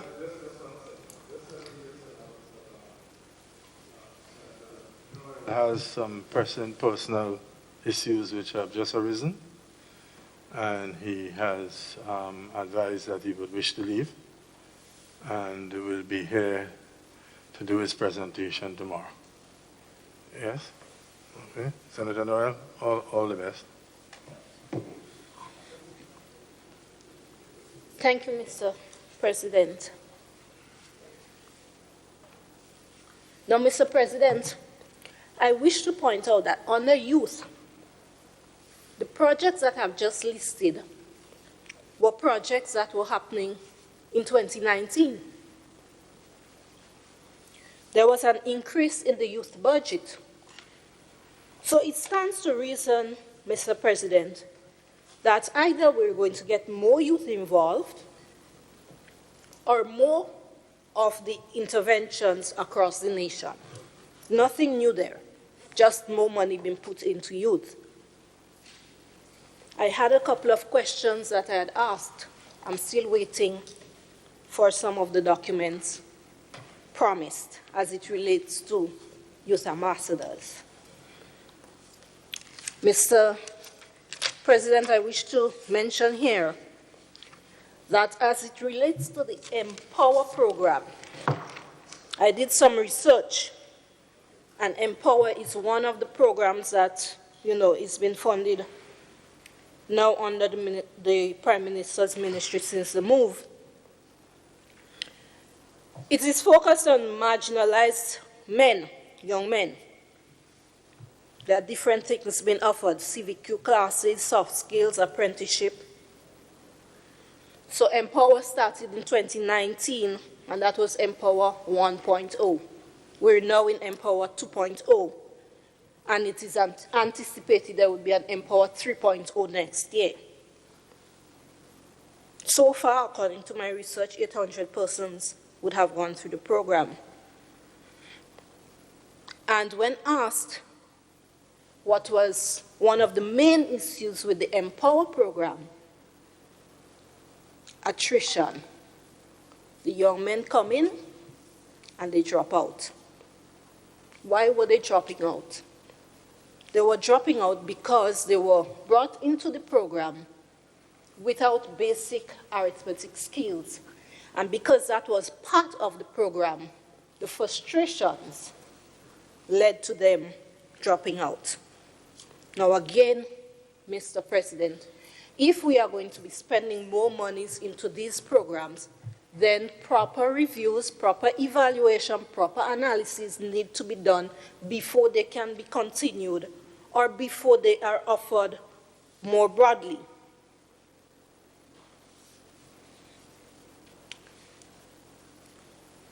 Mr. President, I wish now to speak to a pending issue. We would have brought it up in this Honorable House before, but since it is mentioned in the estimates, I wish to speak to it. The Grenville Commercial Complex. And I welcome the Grenville Commercial Complex.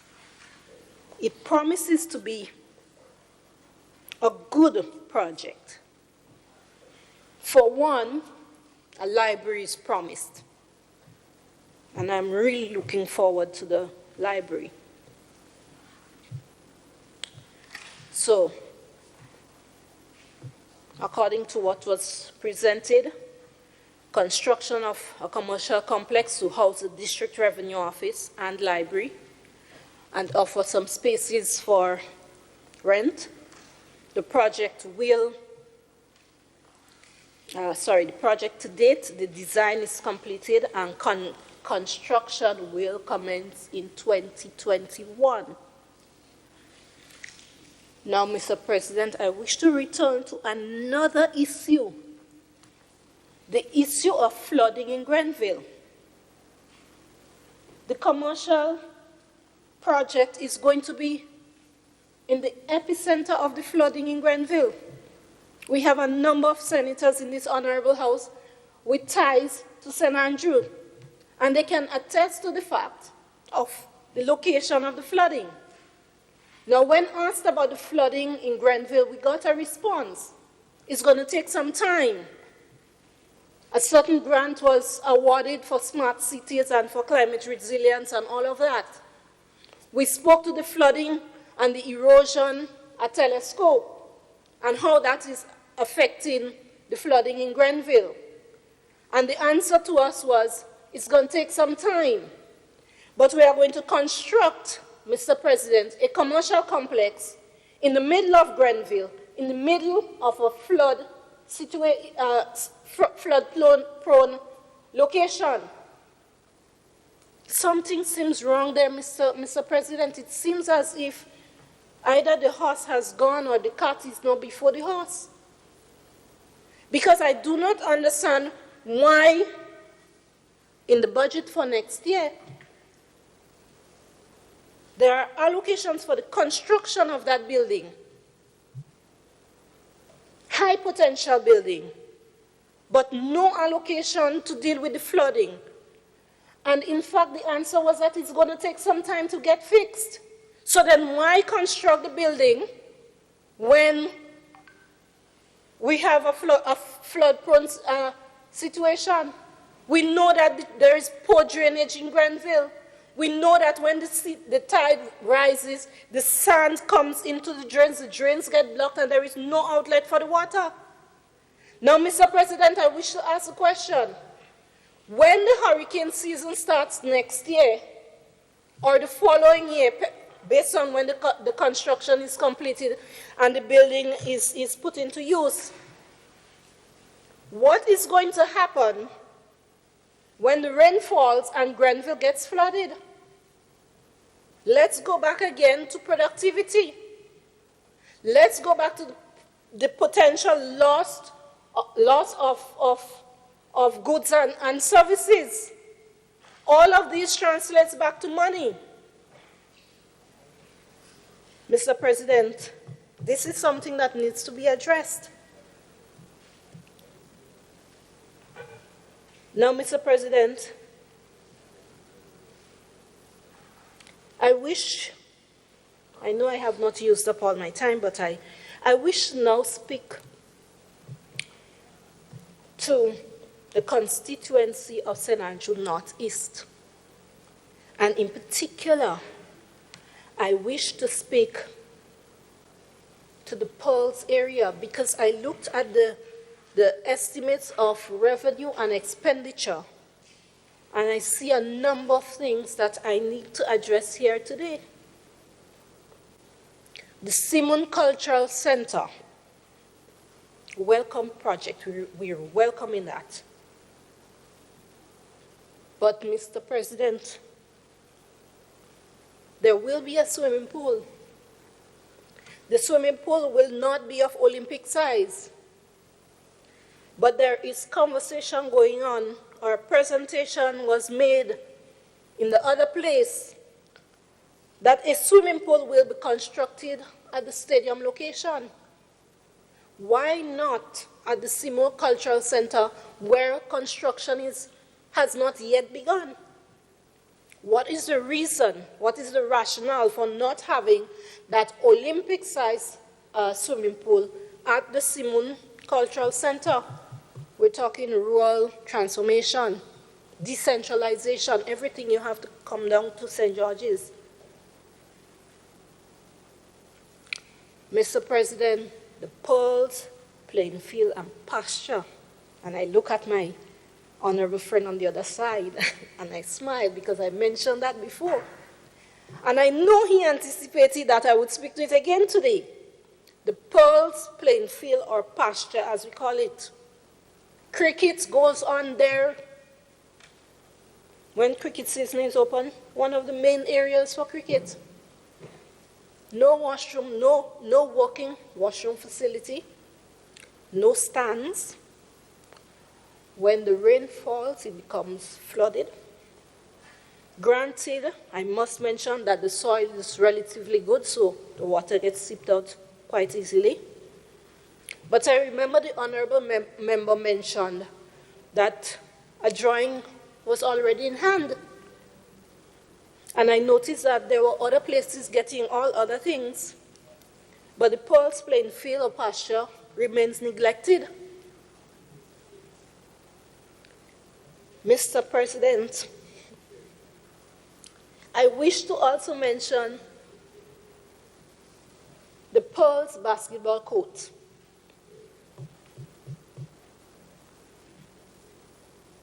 A vexed issue for me. Because, Mr. President, I could not understand why monies would be spent to refence the Pearls basketball court with corrugated fence. That is, the fence was not, the fencing that was there was not removed. Corrugated fence, placed now in concrete.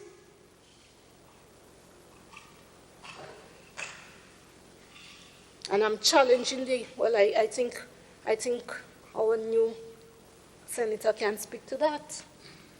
I open my door and I look at it every day. I passed one day and I had to stop. And I asked, what's going on? They're refencing the court, but the fencing is corrugated. And it's now put into concrete. So it was not just put on back onto the poles. It was planted in concrete. Transformation, rural transformation.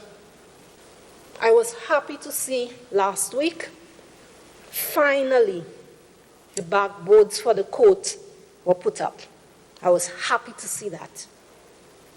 The instant the backboards for the court went on, the number of young men that came, there was one particular gentleman, man, every time he sees me, miss, when y'all getting the court back, I want to get a little sweat, and I want, to the point of almost frustrated me. Right? You should see the number of young men on the court now that the backboard is up. That said, the markings on the court need to be looked at. It's not proper. And I can speak to that.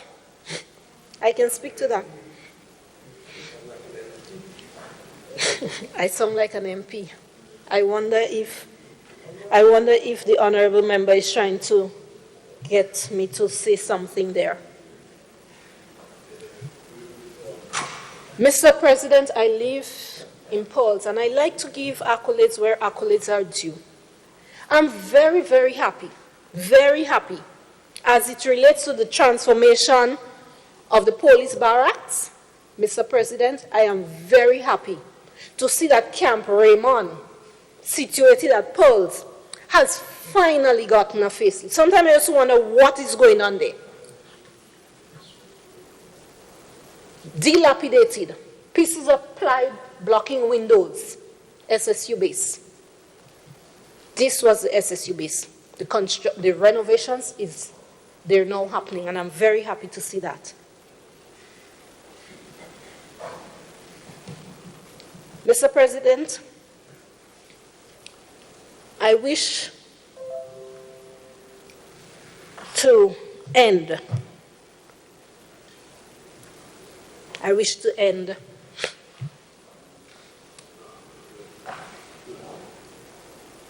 I know I have some more time.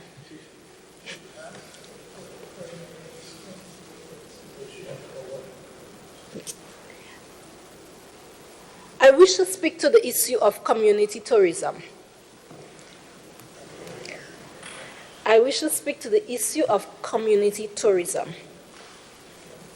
An intervention that I think has a lot of merit, especially when we're talking about decentralization, especially when we're talking about rural transformation and development. And there is a but. But a couple years ago, monies were spent on signage for the different sites. So, Mr. President, if you're coming to Grenville, if you're coming to the north of St. Andrew, heading towards Paradise, in fact, right after the Paradise Bridge, there is a sign that says, Pearls Amerindian Site. Full stop. It points the direction. I live in Pulse. I've been living in Pulse for 3 years now, and I do not know what exactly are the tourists going there to see. The sign says, Pulse Amerindian Site. The expectation is that there is some site that somebody can go to, that there is a guide possibly that can explain something to them. Nothing. Pulse tourist sites, again, the fencing of the plane. I will not say some of the things that come to my mind when I speak locally of the fencing of the plane. Mr. President, as part of the community tourism project, the old Cuban plane, the plane that was used during, I think when I researched, they said that was one of the last remaining Cold War planes. At Pulse, a contract was given out, and the area was fenced, toilet facilities constructed. But, Mr. President, the securities, male and female, have no booth, no place to sit. There is no booth for the security. And so in passing, it is not a surprise to see the security sitting under the plane wheel on a chair or outside on the other side of the road by a local bar. No booth for the security, but there is a security there every day. And at one point I had to laughingly ask, what exactly is the security securing? Mr. President, the project took place after all the seats. There is nothing in the plane. So when the tourists come, all they're seeing is the exterior of the plane. And they go in there, they take pictures, or they might be on the wing, and they take pictures. Community tourism. And that site has the potential for a really good tourist attraction. But as the honorable member said, I started sounding as an MP, so maybe I should wait before sharing. Maybe I should wait before sharing the ideas for that, to see what may happen. I don't know if that is a challenge that was thrown out to me. But that particular site can be a very good tourist attraction if developed properly. But at the moment, security comes to work. And mind you, the security guards are very vigilant. They're there all the time, all day. They end at 6. And tell yourself they're waiting there until 6 o'clock.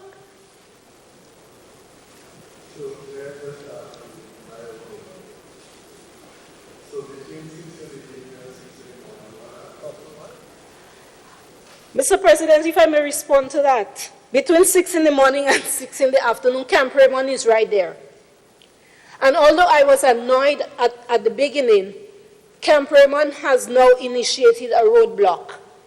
So they block off that portion of the road. There is a detour road, so nobody is allowed to pass past Camp Raymond to get onto the airport street. And we believe that because of the location of the base, that persons are not really going in there. I cannot speak to what would have happened for the inside of the plane where all the seats were gone and basically everything gone. So, Mr. President, I said all of that to say that in the estimates of expenditure and revenue document that was presented, there is no allocation for, that particular thing, something that I think is necessary. In fact, Mr. President, the washroom facilities at the site, they do not work. The washroom is closed. So if the tourists come there and they wish to use the washroom, there is no facility. So no facility at the Pulse playing field, washroom facility that's working. No facility at the Pulse tourist site. I do not want to suggest what some persons do when they need to relieve themselves. My gate, just outside my gate, being one of the places being used for that. So, Mr. President, in concluding, having looked at the estimates as provided, I believe, yes, the government needs to be commended for some of the areas of focus. However, there are other areas that need to be seriously reviewed before moving forward.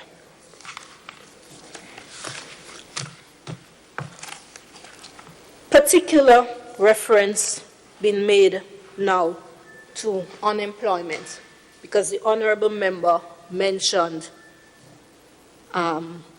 we need to get people back to work. So I wish to just speak to that. Labor force survey indicators. Our labor force, male, female,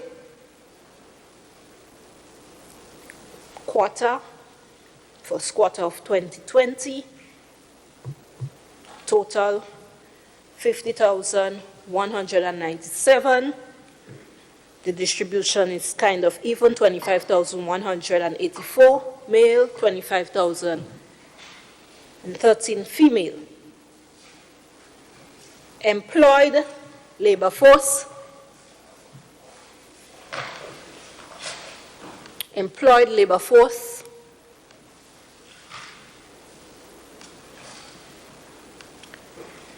Let me just mention the numbers again.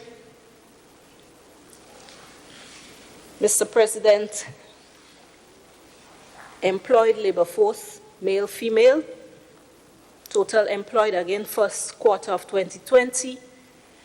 Total 35,961. Male 18,606. Female 17,355. And we can go on. I have the numbers for the labor force unemployed, and I wish to speak to that. Because, Mr. President, we heard that 14,000 jobs were lost as a result of COVID. And we heard that the unemployment rate prior to COVID would have been brought down to, I think it was 15%, the honorable member mentioned, the lowest in quite a while, if not in the recent history or past of Grenada. But, Mr. President, we need to understand the measures that are being used to make such pronouncements. Unemployment. Unemployment in our context, with our measures being used, may be higher, the actual unemployment, because here is what is done. If somebody is seeking a job, they're not considered unemployed. And that's a fact. In the labor force survey that's used, if someone is seeking a job, they are not considered unemployed. If someone is seasonally employed for, let's say, 6 months of the year, and the next 6 months, they're not considered unemployed. If someone, let's say a hustler, works for 1 hour a week, washing a car, whatever, they're not considered unemployed. So these are the measures that are being used. Now, Mr. President, I wish to go back to the focus of getting the country moving again. There is a strong focus on construction. There is a strong focus on construction. An assumption made here is that, and it's not a proper assumption, because out of the COVID-related unemployment issues, I think persons working in tourism would have been the most affected. Hospitality, whether it's, hotels or so on. We cannot necessarily speak to private education because, as the honorable member said, everything is functioning as normal at SGU. It's just that persons are not physically on site. So we're speaking here basically to those who might have been working in the hospitality industry for the most part. So if the persons who would have lost their jobs were working in the hospitality industry, but our focus is mainly on construction, then there seems to be an issue here. Because the assumption is that either everybody can get into the construction industry, and even if that was so, Mr. President, even if, let's say, Tessa lost her job and, construction was available to her, based on her skills, she'll be getting maybe one of the lowest paid jobs, unskilled labor. So yes, the construction industry will assist in getting people back to work, but there must be alternative measures for getting people back to work. Mr. President, we do not know how long COVID is going to be around for. We do not know. Some countries are going back into lockdown. We cannot continue this focus on tourism. We know what is happening. We see what is happening. So we have to look for alternative measures, alternative means. I know there is a kind of snob outlook for agriculture, but I'll leave that for the Honorable Senator with responsibility for agriculture to speak to. But I wish to mention here, interestingly, we have not yet heard of a loan or a grant that may be focused on agro-processing. Every single year, we have 5 minutes? 50. Thank you. Thank you, Mr.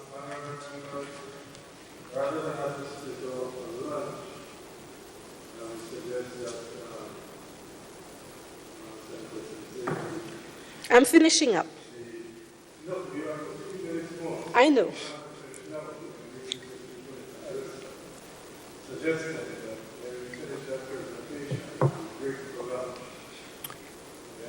Yes.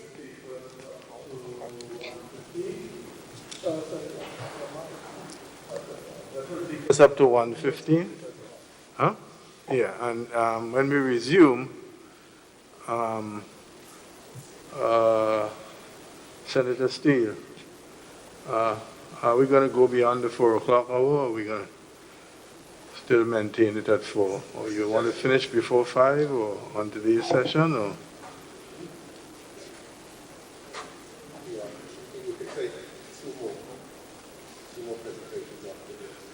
Okay, because that means if we come back, the clock is not running against you, so just hold your trend of thought. If we come back at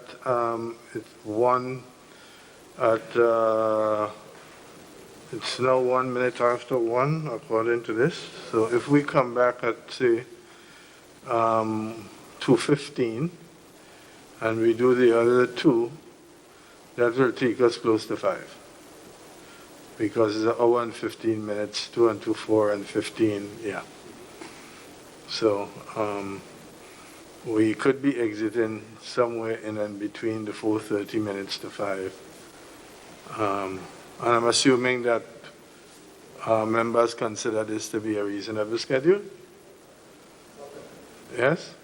For those of you who have to travel far into the country and so on, in the face of all that's happening.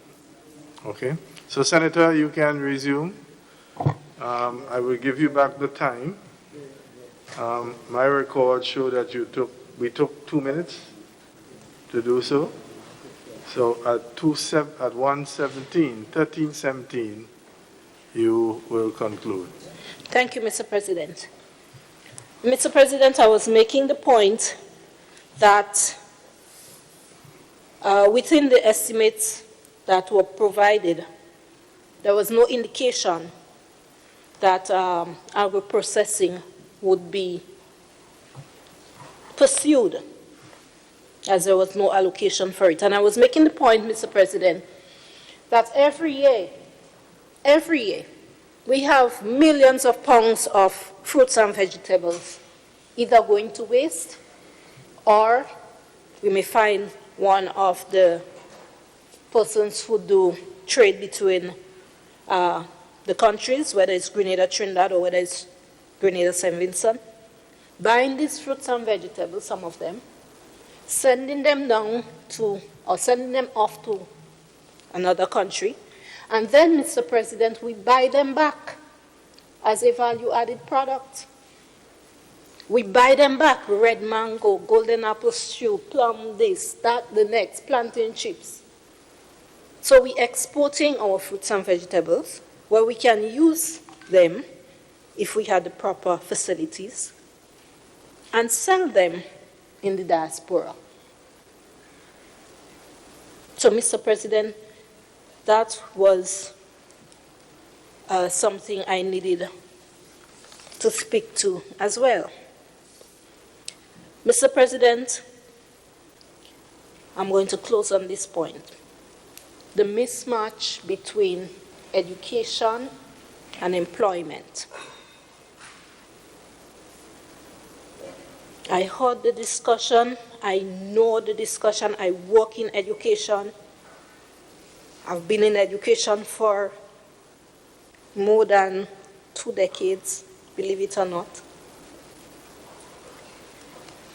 And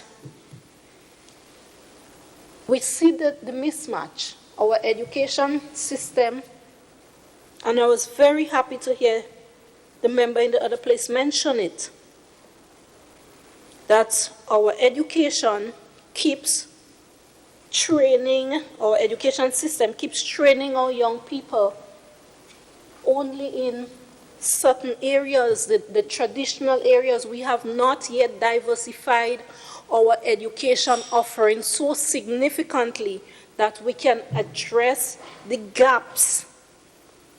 And so every year we come and we hear our students go out and they lack in these skills. And so they have to go back in and do another CVQ or something to acquire these skills, or they have to learn soft skills, right? I wish to mention again that our education system has to be a bit more streamlined, Mr. President. And I'm ending, I left that point for last. I know I spoke on education already, but I wanted to leave this point for last. We have a system where a student spends 5 years in a secondary school, not free. We know it's free education. They're not really paying for the education, but the government, there is a cost to that. Spends 5 years in a secondary school and then leaves secondary school and goes into a vocational institution. We have to get this right. We have to get this right, Mr. President. And I'm not saying here that academics are more important than the vocational skills, because we're seeing right now that's not true. We're seeing that we need skilled employees. We're seeing that there is a gap between what we need and what we can and what we are turning out. So again, Mr. President, I wish to put on record that we need to take a serious look. Millions of dollars are being expended on education. And so it goes back again to the analyses that are supposed to be done. Cost benefit, cost effective, cost utility. These are economic measures that make sense in education. We use it in public health. If we are spending X million of dollars on a particular project, we have to measure the outcomes not just in monetary means, but also in the real means. Are we seeing the changes that we need to see or that we anticipate?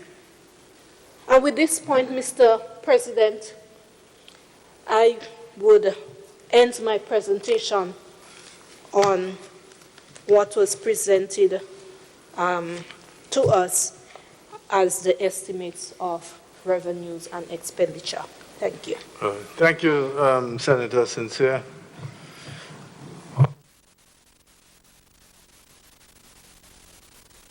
Minutes of time. Lunch is ready.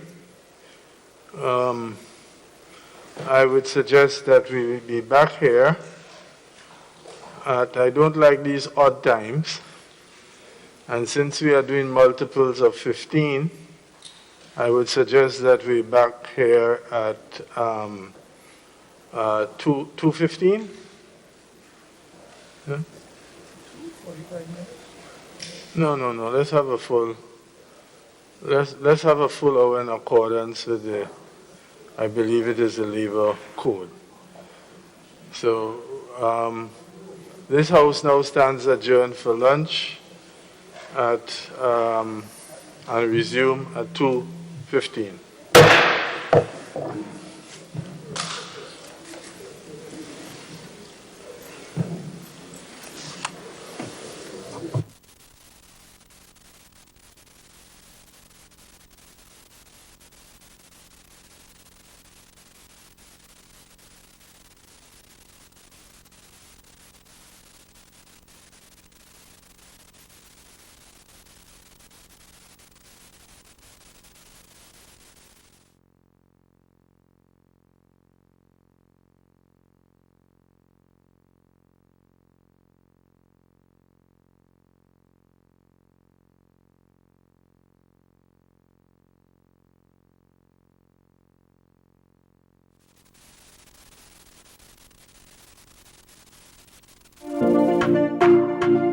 The Grenada Tourism Authority is investing more into virtual tours as a means of showcasing the destination without visitors being physically here. This investment ensures that people wishing to visit the island can have a more immersive experience that entices them to book a trip to Grenada. The GTA is also working along with local suppliers on these new projects. Enjoy the following virtual tour of Fort George with tour guide David Ambrose. Hello, my name is David Ambrose, a certified tour guide with the Grenada Tourism Authority. Today I'm going to take you on a virtual tour of Fort George, Grenada's oldest surviving fort, and of the capital city, St. George's, as seen from the fort. Without any further ado, follow me. The French built Fort George from 1705 to 1710 and called it Fort Royal. The surrounding town was also called Fort Royal. And the fort is a bastion fort and sits at about 160 feet. When the British captured Grenada in 1763 without firing a single shot, they renamed the fort Fort George. The name of the fort was changed again in 1979 by the People's Revolutionary Government to Fort Rupert. Rupert was the name of the father of Maurice Bishop, the leader of the PRG. Please join me and let's enjoy the view of the picturesque Caranage, the lagoon, Pandy Beach, and the 3 kilometers of white sand beach that is Grand Anse. This is a great place to relax, And we're now in the bastion square of the fort.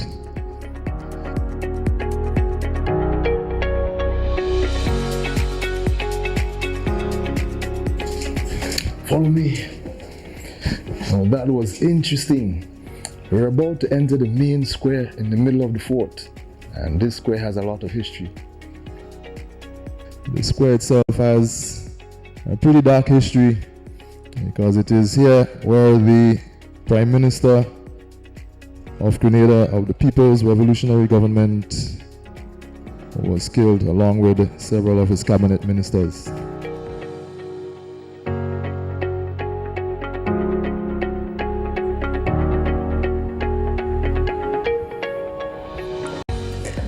Are you enjoying the tour so far? Let's continue. The French decided to build this fort to protect the town of St. George from attack by other colonial powers during that period in world history. This concludes the tour of St. George. I hope you enjoyed this virtual experience. See you next time.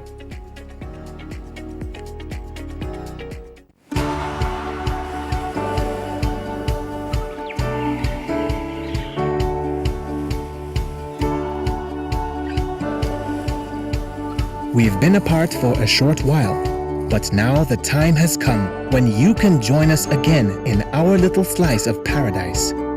Grenada, Carriacou, and Petite Martinique has always provided a relaxing, rejuvenating, and authentic experience, and that hasn't changed. You can look forward to the same amazing experience while we strengthen our already high health protocols to give you peace of mind while you are with us. So come visit us. We await you with open hearts and spirits, filled with that warm, unique Grenadian hospitality. Rediscover an island filled with adventure, charm, and magic. Pure Grenada, just for you.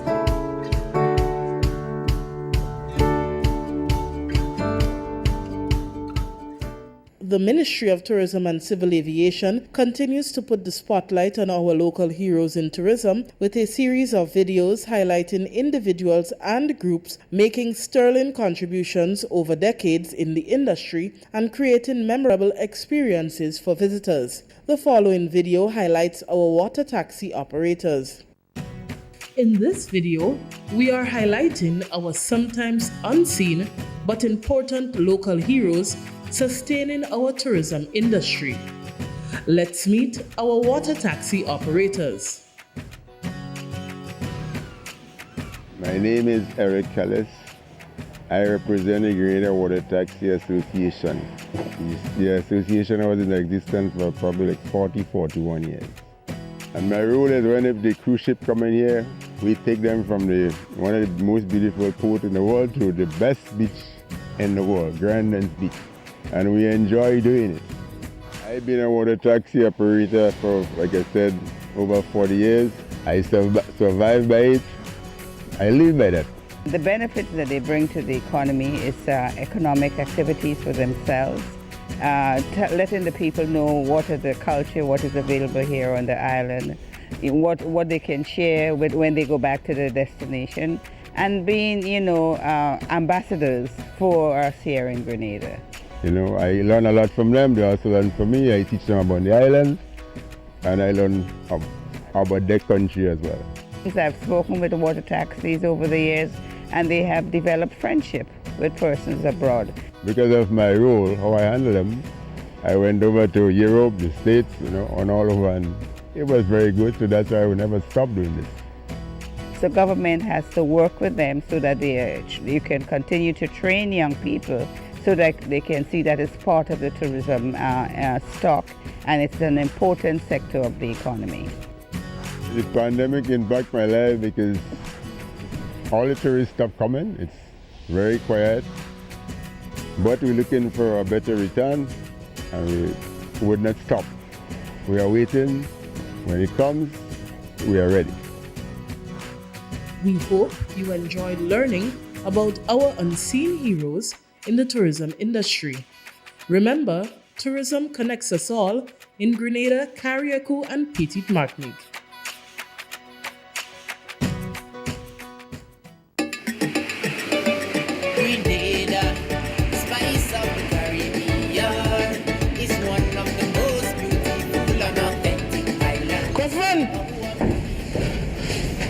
Kaufman! Hey, my lion! Why you calling me so as though somebody there? Kaufman, how are you? How can I be of assistance to you, brother? Kaufman, 2 weeks now, I'm looking all over town for you. Boy, since the pandemic, things have been very, very quiet. As though all the vendors, all away like we're going into hibernation. It's not easy. Well, the fact is, this virus have impacted us physically, emotionally, and spiritually, right? And at this point in time, you have to keep hope. There is light at the end of the tunnel. We have to protect ourselves. Well, the master always takes care of his people. That is true. How can I help you, man? Well, listen now. I had some family members that came to Grenada last year, and they purchased some new items. And there is some of the people over the United States and the UK that are interested in purchasing some of your items. You know what they're looking for? No. Well, I'm working on some new styles and design.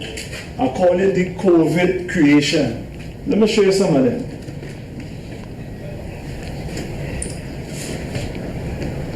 Wow. Yes. But those work is out of this world. Thanks, man. Thanks. Listen now. Can I take some pictures to send for them so they go see the work? Hold on.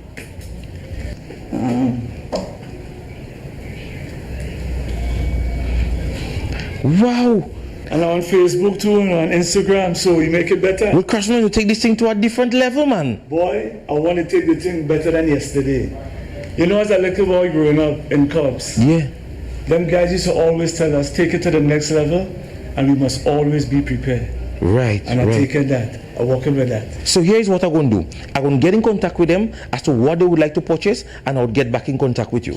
Tell them Grenada is willing and ready to welcome all visitors coming back by the thousands. Things will be better, man. Good, man. Give me a COVID bounce on that, man.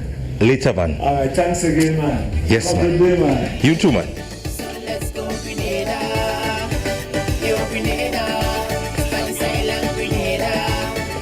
Tourism connects us all. Let's go Grenada, yo Grenada.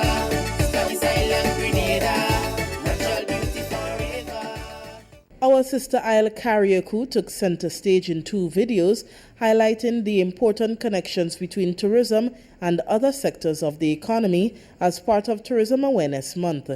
Enjoy the following video on how tourism connects us all.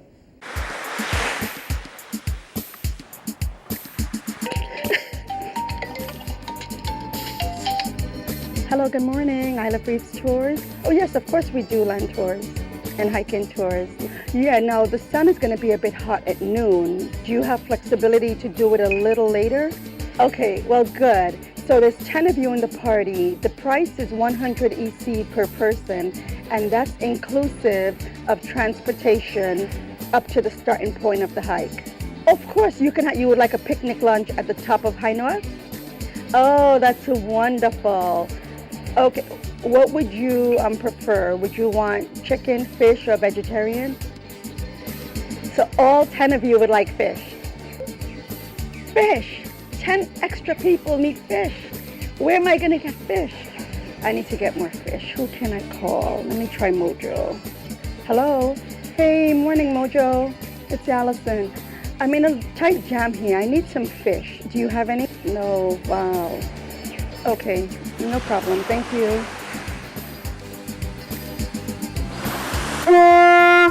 Fish, fish. Good morning, ma'am. Morning. Any fish for you today? Yeah, what do you have? I have some barracuda, rainbow run, and kubali. How many pounds of barracuda do you have? Probably about 60 pounds. Wonderful, I'll take it all. Okay, lovely. Oh, you don't know. When God can't come, he does really send. I just got a phone call this morning. 10 people want to go to High North right now, and they want a fish lunch. We didn't have enough fish, so thank you. Linky's taxi to pick up a group of 10 at the Mermaid Hotel at 11:45. He's going to drop them off at the High North base for their hike. Then we have a group of 14 confirmed for fish and lobster lunch at the restaurant. And we have 10 people to eat fish on High North. Wow, what a day. Tourism connects us all.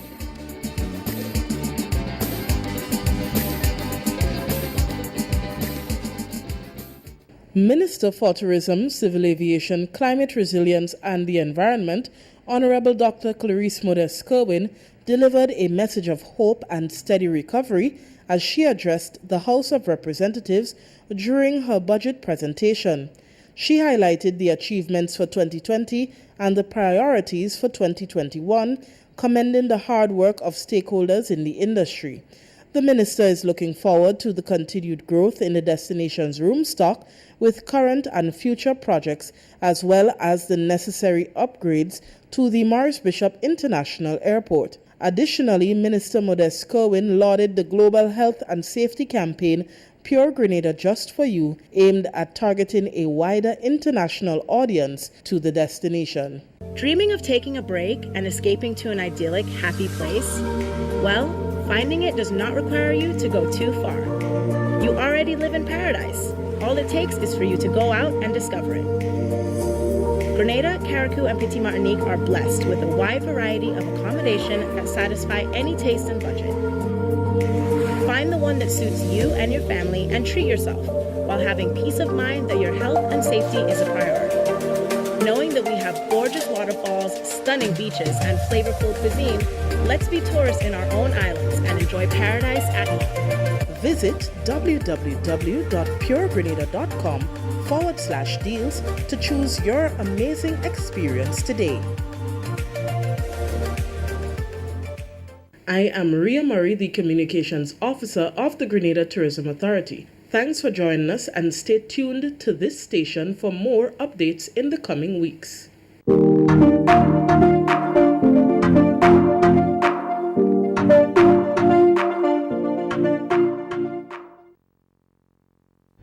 The 2020 season of SGU Knowledge Bowl comes to you in association with Grenada Cooperative Bank. Additional support provided by Glenelg Springwater and Huggins, agents for Lucozade and Lipton Teas. Teams are competing for cash and other prizes to the tune of $100,000, plus bragging rights to be called the SGU Knowledge Bowl champion.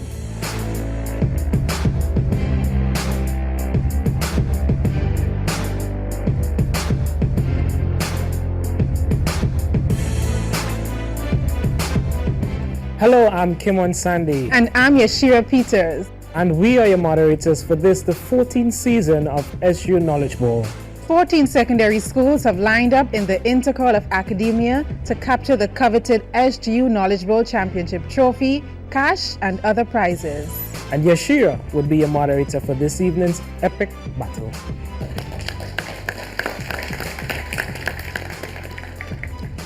The competing teams tonight are Bishop's College and Anglican High School.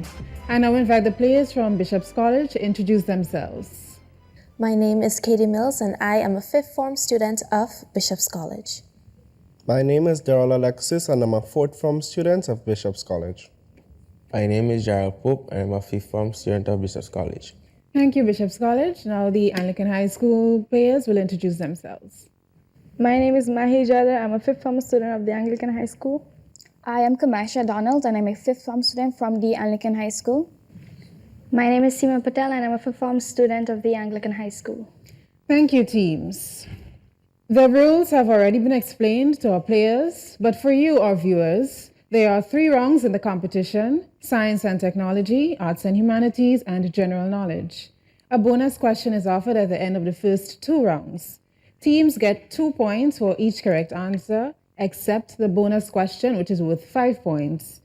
Teams will, however, lose 5 points if the bonus question is answered incorrectly or if they fail to answer after buzzing in. As we begin the first round, members of the studio audience are reminded to remain silent during the match. The first question is a buzzer question. Any team can buzz in to answer, and questions will be asked alternately thereafter. First question: what is the chemical formula for phosphine?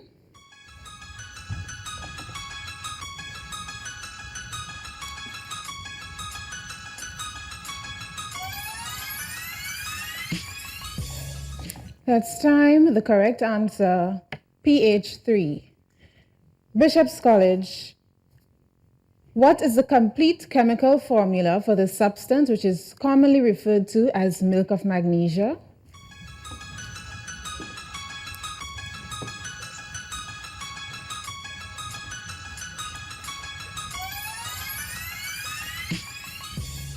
That's time. The correct answer, Mg, open bracket, OH, close bracket, 2.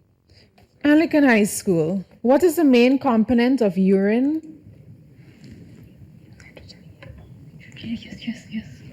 Nitrogen. Incorrect answer. The correct answer, water. Bishop's College. What are the 4 common oxidation states of vanadium?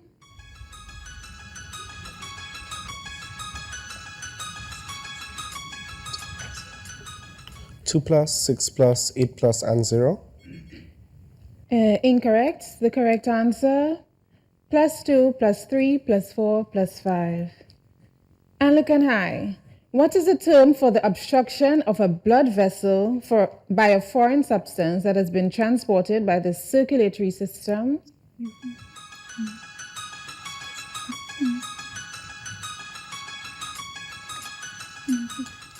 Epimism. Incorrect answer. The correct answer, embolism. Bishop's College. What element does the symbol Ag represent?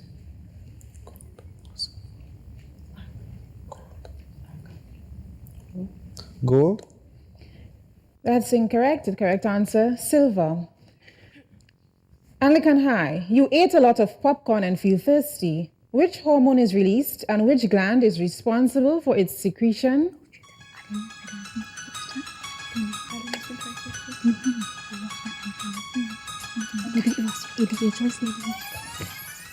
Adenosine diphosphate. It is secreted from the pituitary gland. Incorrect answer. The correct answer, ADH or antidiuretic hormone or vasopressin from the pituitary gland. Bishop's College. This is a computation question, so you have 20 seconds to answer the question.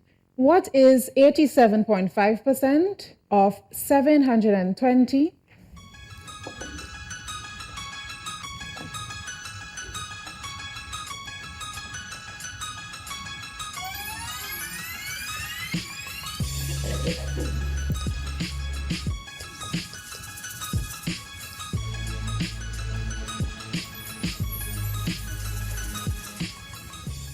That's time. The correct answer, 630. Anglican High School. What is the function of valves in a vein? To open and close in order for the blood, to control the blood from coming in and out of the heart. Incorrect. The correct answer, to prevent the backflow of blood. Bishop's College. What is the next term in the series? 1/4, 1, 4, 16?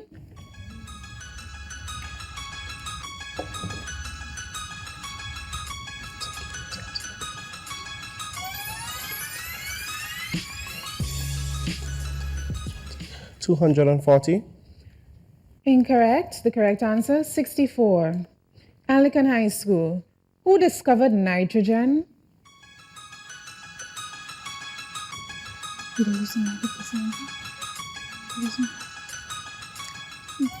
Nitrogen, Mr.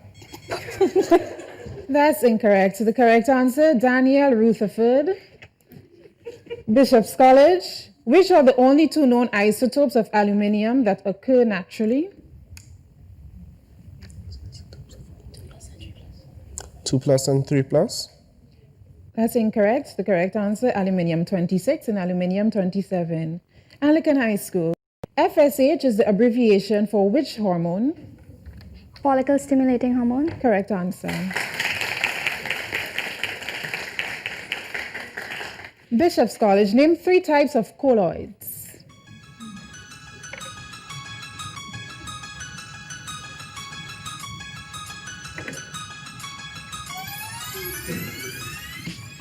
Time. Correct answer, sol, emulsion, foam, and aerosol.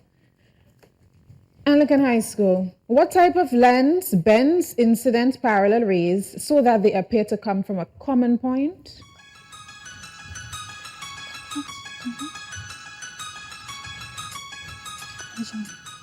Concave lens. Correct answer.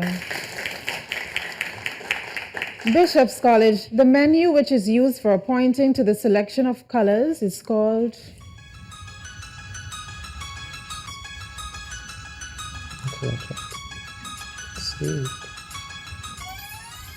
A color chart. Incorrect answer. The correct answer, palette. Anglican High School. What is the electronic configuration of phosphorus?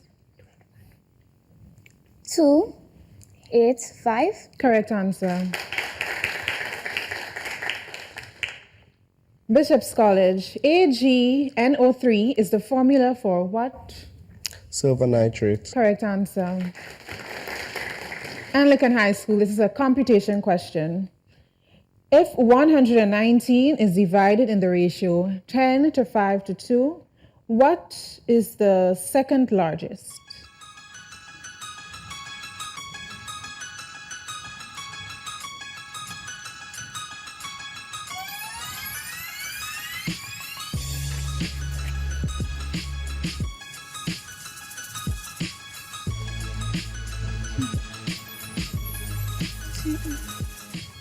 Time, the correct answer, 35. Bishop's College. A young man notices that he cannot see distant objects clearly. What condition is he suffering from?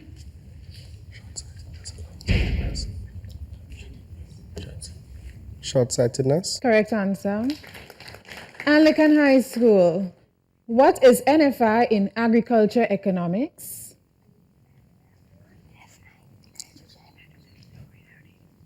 Nitrogen, fluorine, and iodine. Incorrect answer. The correct answer, net farm income. The whistle has signaled the end of regular questions for the first round. We now offer the bonus question. Teams are reminded that this is a buzzer question worth 5 points if answered correctly. Teams will, however, lose 5 points for an incorrect answer or failing to answer after buzzing in. Bonus question.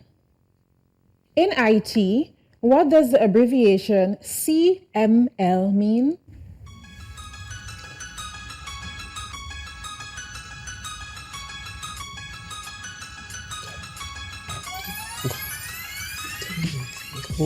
That's time. The correct answer, computer managed learning.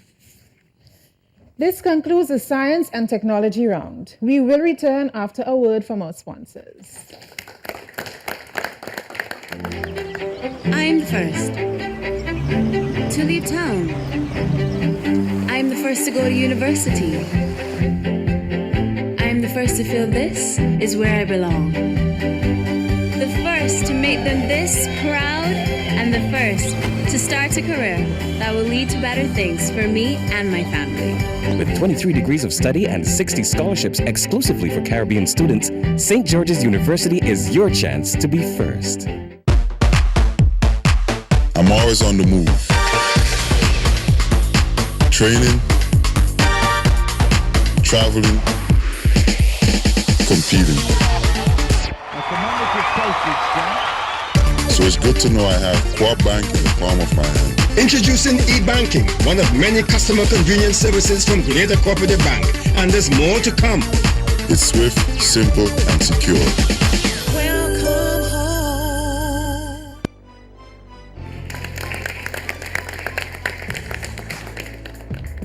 Welcome back to the 14th season of SGU Knowledge Bowl 2020. Our competing teams tonight, Bishop's College and the Anglican High School. During the break, we had one substitution from the Bishop's College team. Gerald Pope was replaced by Natalia Oliveira. At the end of the science and technology round, Bishop's College accumulated 4 points and the Anglican High School gained 6 points. We now move to the arts and humanities round. The first question goes to the Anglican High School. Who played the most important role in the abolition of the slave trade? Thomas Clarkson. Correct answer. Bishop's College. What is etymology?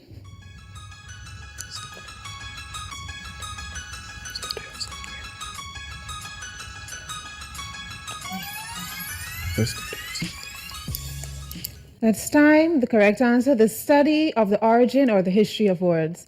Anglican High School. Identify the specific figure of speech in this sentence. The tree roared in the wind. Personification. Correct answer. Bishop's College. What is termed a shortlist? The number of people selected for an interview. Correct answer. Anglican High School. The difference between the number of immigrants and emigrants in a country in a particular year is known as? Net migration. Correct answer. Bishop's College. What figure of speech is a play on words? A pun. Correct answer. Anglican High School. To what does the adjective parochial pertain? Ferocious. Incorrect. Correct answer, parish or narrow area. Bishop's College. What does the prefix proto in the word prototype mean? First. Correct answer. Anglican High School. What does the borrowed French term cul-de-sac mean?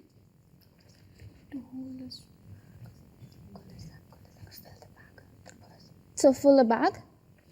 Incorrect answer. The correct answer, a dead-end street. Bishop's College. By using the word cane, give an expression which means to cause trouble.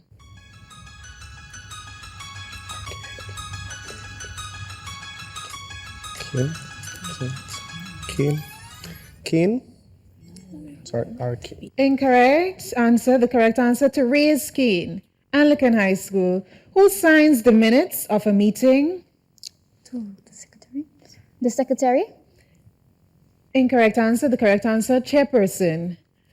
Bishop's College. What's population distribution?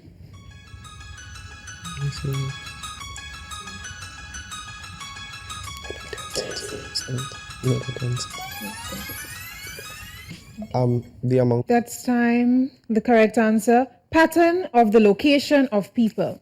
Anglican High School. Identify the literary device that is being used in the following statement. Peter is unsuited for the positions he now holds.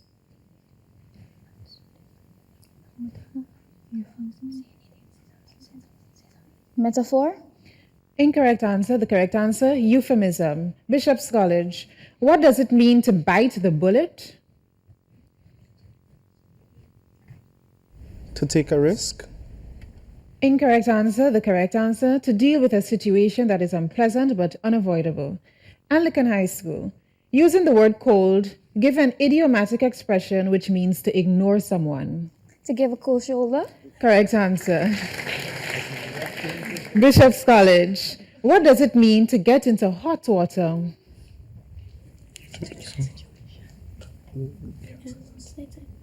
To be in a tough situation or to go into a tough situation.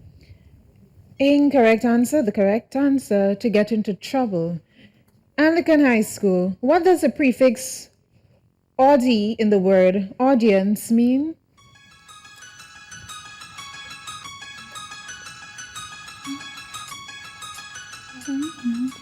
Heron? Correct answer. Bishop's College. Who was dictator of Cuba from 1953 to 1958? Fidel Castro. Incorrect answer. The correct answer, Fulgencio Batista. Anglican High School. What marketing activity involves the identification of customers and their characteristics?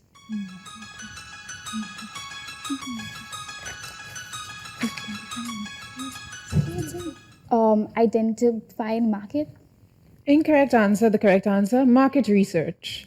Bishop's College. What does this term describe? A computerized cash payment system that transfers funds without the use of checks, currency, or other paper documents. E-banking. E-banking or electronic banking. Incorrect. The correct answer, electronic funds transfer. Anglican High School. In what year did Hurricane Janet hit Grenada? 1996? Incorrect. The correct answer, 1955. Bishop's College. What is a monopoly type business? This is when one business is the supplier for the buyers. Correct answer. The whistle has signaled the end of regular questions for the second round. We now offer the bonus question. Teams are reminded that this is a buzzer question worth 5 points if answered correctly, but teams will lose 5 points for an incorrect answer or failing to answer after buzzing in. Bonus question. What type of pronoun is the word me?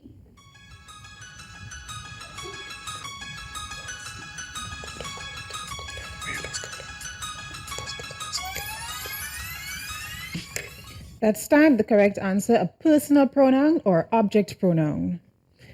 This concludes the Arts and Humanities round. We will return after a word from our sponsors. Opening an account with Co-op Bank is simple, like counting from 1 to 5. All you need are the following 5 things. 1 form of valid ID, such as your NIS card, voter's ID, national ID, passport, driver's license, or social security card. Make sure your copies of your ID are clear and colored. Proof of your address. Flo, Grenlec, or Nawasa bills in your name are all acceptable, along with driver's license or current bank or credit card statement from another financial institution. If the utility bill is not in your name, a proof of address form in the name of the utility owner will suffice. We'll also need proof of income in the form of a payslip or job letter, and a minimum deposit of $50 is required. If you are a non-national, you are required to provide a reference letter from a financial institution. It's that simple at the Grenada Cooperative Bank Limited. Welcome home.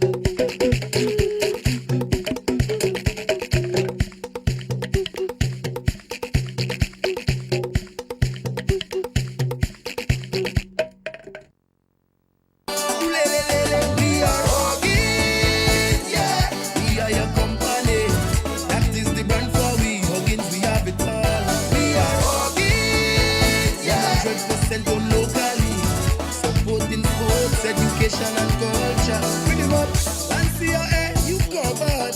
At Huggins we say, with a staff of real professionals. At Huggins we day, keep that smile upon your face. At home or your office place, you can count on us, believe that. Treating everyone like family. Huggins, yeah, we are your company. That is the brand for we. Huggins, we have it all. We are Huggins, yeah. Sent home locally. We are your company. Huggins, we are your company.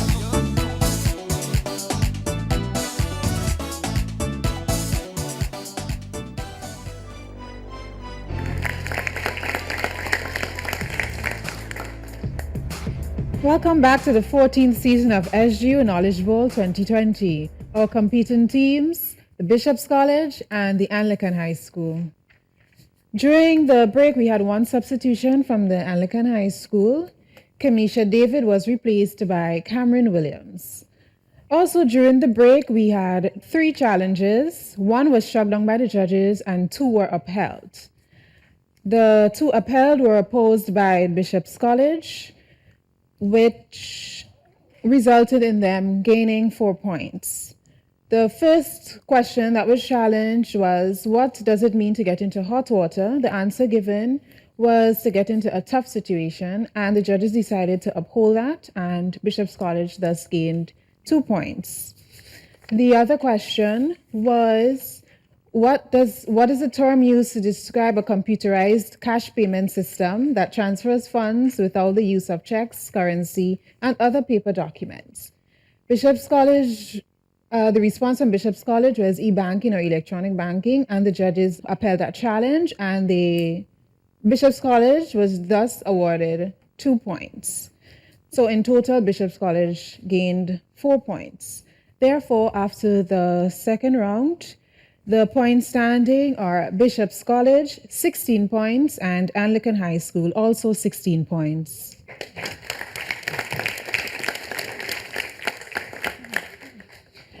We now commence the third round of competition, General Knowledge. This is a buzzer round where questions are opened to both teams.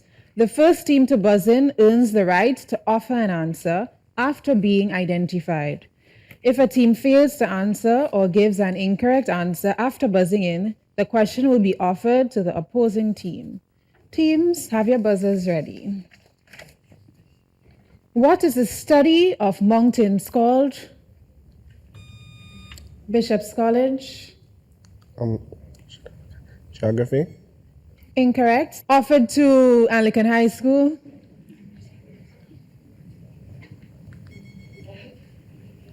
Time, the correct answer, orology or orography. Who was the first martyr of the New Testament church? Peter. Bishop's College. St. Peter. Incorrect. Pass to Anglican High School. St. Matthew. Also incorrect. The correct answer, Stephen. For which cricket team does Mutaya Muratharan play? Bishop's College. India. Incorrect. Offered to Anglican High School. Sri Lanka. Correct answer. What instrument is used for measuring earthquakes? Anglican High School. Seismograph. One person answering, please. Correct answer. Who is the bishop of the Roman Catholic Church in Grenada? Anglican High School. Bishop Clyde Harvey. Correct answer. When the Israelites camped at Shittim by the Jordan River, which city did they intend to conquer? Bishop's College. Jericho. Correct answer. Who had a dream which Joseph interpreted to mean 7 years of plenty followed by 7 years of famine in Egypt? Anglican High School. Nebuchadnezzar. Incorrect. Offered to Bishop's College. David. Also incorrect. The correct answer, Pharaoh. In the Bible, In the story of creation, what did God make on the fourth day? Anglican High School. Animals. That's time. Offered to Bishop's College. The animals. Incorrect. The correct answer, the sun, the moon, and stars. Translate the following Spanish term or word to English. Depositar. Anglican High School. To deposit. Correct answer. Which was the second set of brothers that Jesus called disciples? Anglican High School. Peter and Paul. That's incorrect. Offered to Bishop's College. That's time. The correct answer, James and John. Which planet shares its name with a dog? Bishop's College. Pluto. Correct answer. In which country was the FIFA World Cup held in 1994? Anglican High School. England. Incorrect. Offered to Bishop's College. Where does it usually be held? America. Correct answer. What is the third letter of the Greek alphabet? Anglican High School. Gamma. Correct answer. What is alarma contra incendios?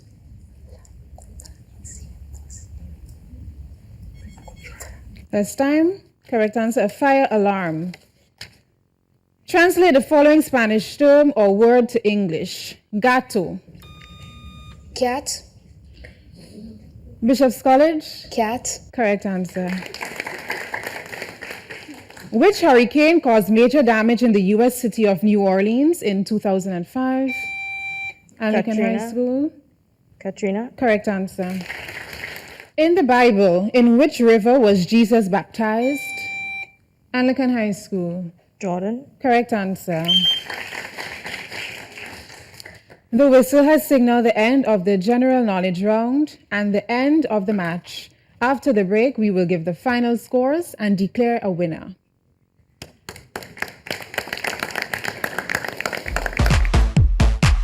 I'm always on the move. Training,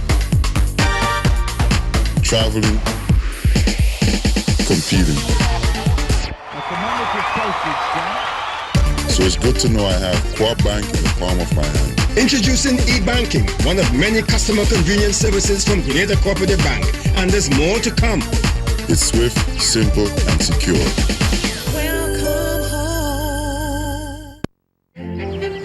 I'm first to leave town. I'm the first to go to university. I'm the first to feel this is where I belong. The first to make them this proud, and the first to start a career that will lead to better things for me and my family. With 23 degrees of study and 60 scholarships exclusively for Caribbean students, St. George's University is your chance to be first.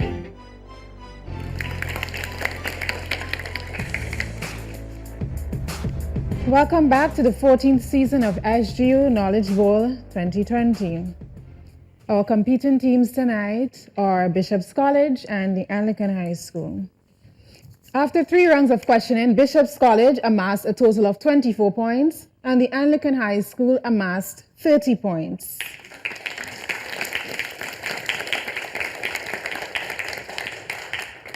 We say well done to the teams and all the best. To you, our viewers, thank you for tuning in, and please join us again for another exciting match in the 2020 SGU Knowledge Bowl.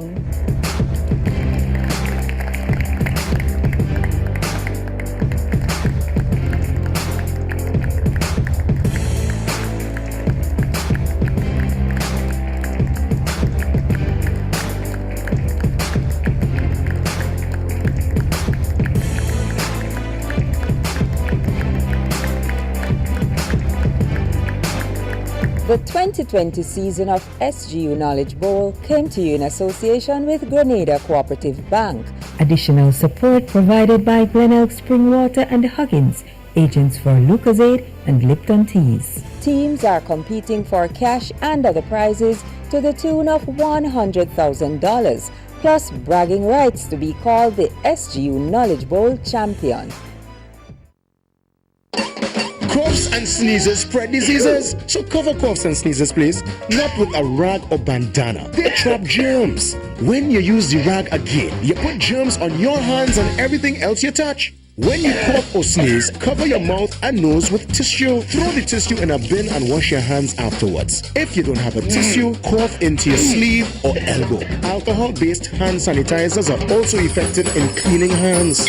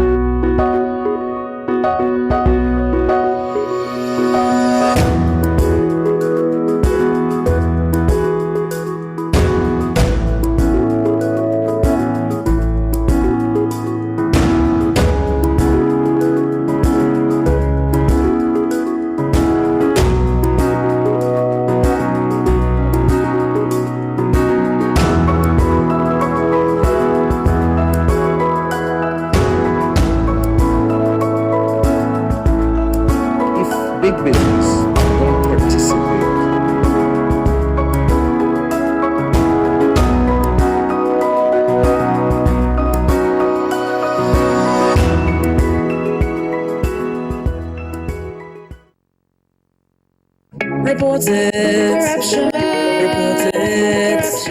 It's Monday morning and the grade 5 students are in class awaiting the arrival of Mr. Williams. After you day to watch it and you have an info game coming up. Your focus is technically good to listen.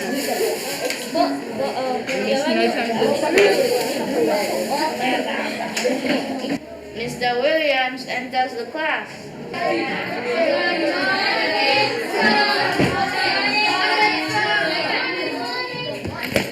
Good morning, class. Good morning, sir. How are you today? Good. How was your weekend? Good. Are you sure? Yes, sir. Great. Please get out your materials and get ready for maths. Okay, sir.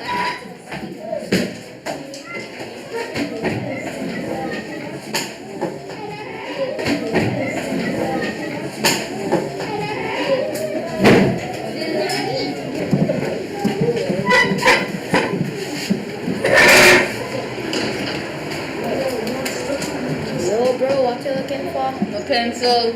Oh, I haven't seen it anywhere, but if you keep looking, you'll find it one day. I swear. Excuse me, sir. Yes, Ridgeman? Some dishonest person took my new pencil that my mother gave me this morning. Are you sure? Yes, sir. It was just here and I could not find it, sir. Class? Yes, sir. Who is the dishonest person that took Ridgeman's pencil? That's stealing. That's corruption. Class? Yes, sir. Has anyone seen Ridgeman's pencil? No, sir. Jason! Yes, sir. Where is Ridgeman's pencil? I don't know. He can search my desk and everything. Sir. Yes, Thomas? I know who took the pencil. Who? I said, Jack. Hey, watch out. Who, me? Yes, you are. To corrupt by, to dishonest why. I corrupt? I dishonest? Yes, you will see. Yes, you will see. Jonathan! Yes, sir. Where is Ridgeman's pencil? I don't know. I don't have no idea. You can search my desk and everything. Okay. Boy, I swear why I go beat you. Jonathan. Big so Is that good to me? Yes, you are. You should. Okay, I'll take it. Jonathan, come to the front of the class. Stand by.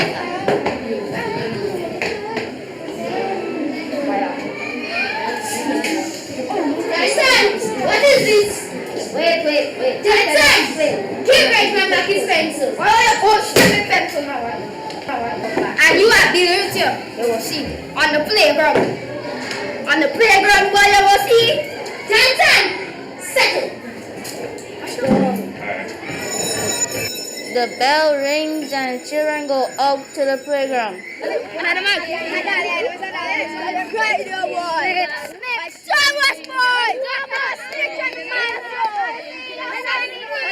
Jetson, what you do is wrong.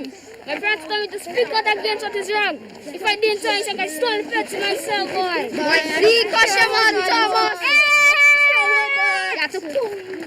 Stop it, Jonathan! What you did was wrong. First you stole rich man's pencil, now you threatening him. 2 wrongs never make it right. I think you should apologize to Thomas. Apologize to only, Move, Cora, move!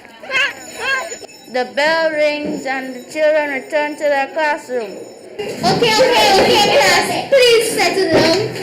I have something to say. Class? Yes, sir. I observed what took place during break in the playground. Okay, Yes, sir. I am very proud of what Cora did. Cora, please stand. Of what Cora did to stop Jonathan from bullying Thomas. Thomas, please stand. And same for you, Jonathan.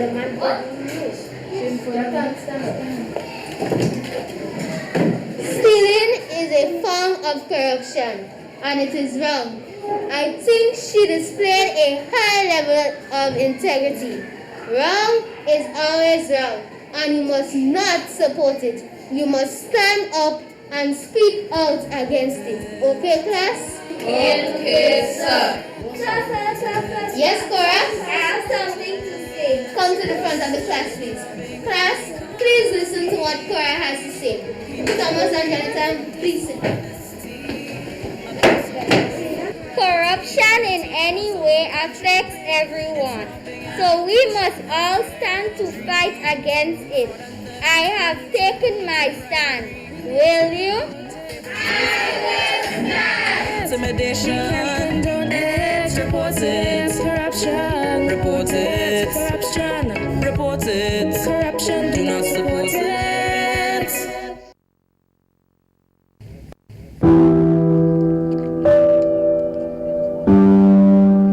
Hey man, what happened to you? My cancer one. Cancer got with our next one. Cancer? Who is cancer?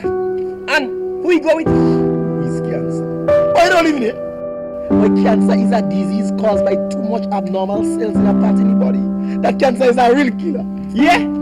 Cancer should be in prison. But by the way, who cancer kill? Mr. Jella last son. You mean Jackson? Oh. And he was so young and never thought cancer does kill young people so. My cancer is no respect of age, race, gender, nothing. You're telling me? I hear you have over 25 different types of cancer. Like cancer then style now? Cancer more popular than them damagings and them? And from what I research, early detection, exercise, and healthy eating is your best chance of fighting against this terrible disease. Let's intensify our fight against cancer. Regular screening, constant exercising, and healthy eating habits are the key to winning the battle against cancer.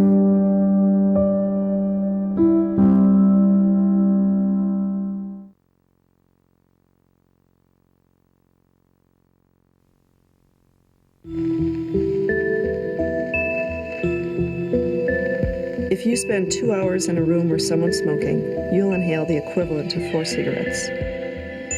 My dad shared an office with a chain smoker, 8 hours a day, 5 days a week, for more than 10 years. Not surprisingly, he died of lung cancer. I've had enough of secondhand smoke. Have you?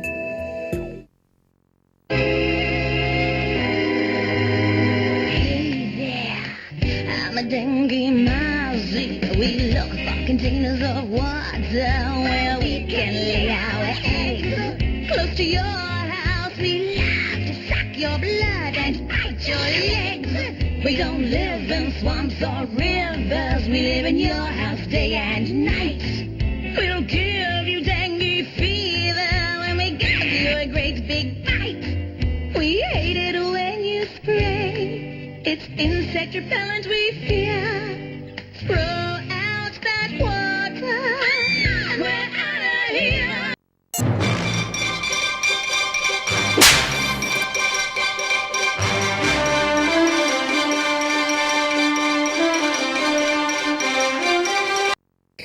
Marisha Community College, your only indigenous college. We provide quality education and training opportunities at affordable prices.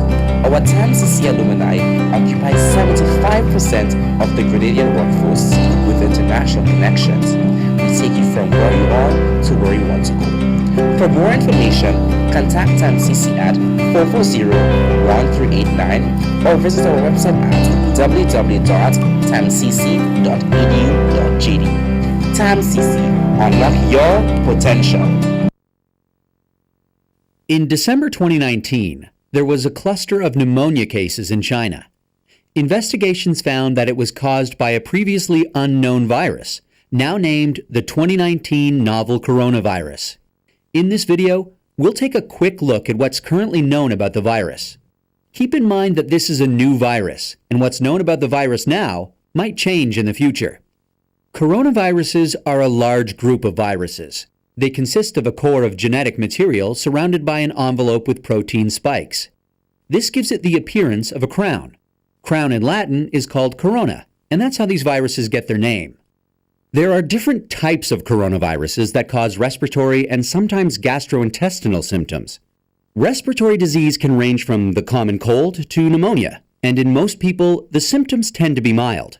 However, there are some types of coronaviruses that can cause severe disease. These include the severe acute respiratory syndrome coronavirus, first identified in China in 2003, and the Middle East respiratory syndrome coronavirus that was first identified in Saudi Arabia in 2012. The 2019 novel coronavirus was first identified in China. It initially occurred in a group of people with pneumonia who'd been associated with a seafood and live animal market in the city of Wuhan.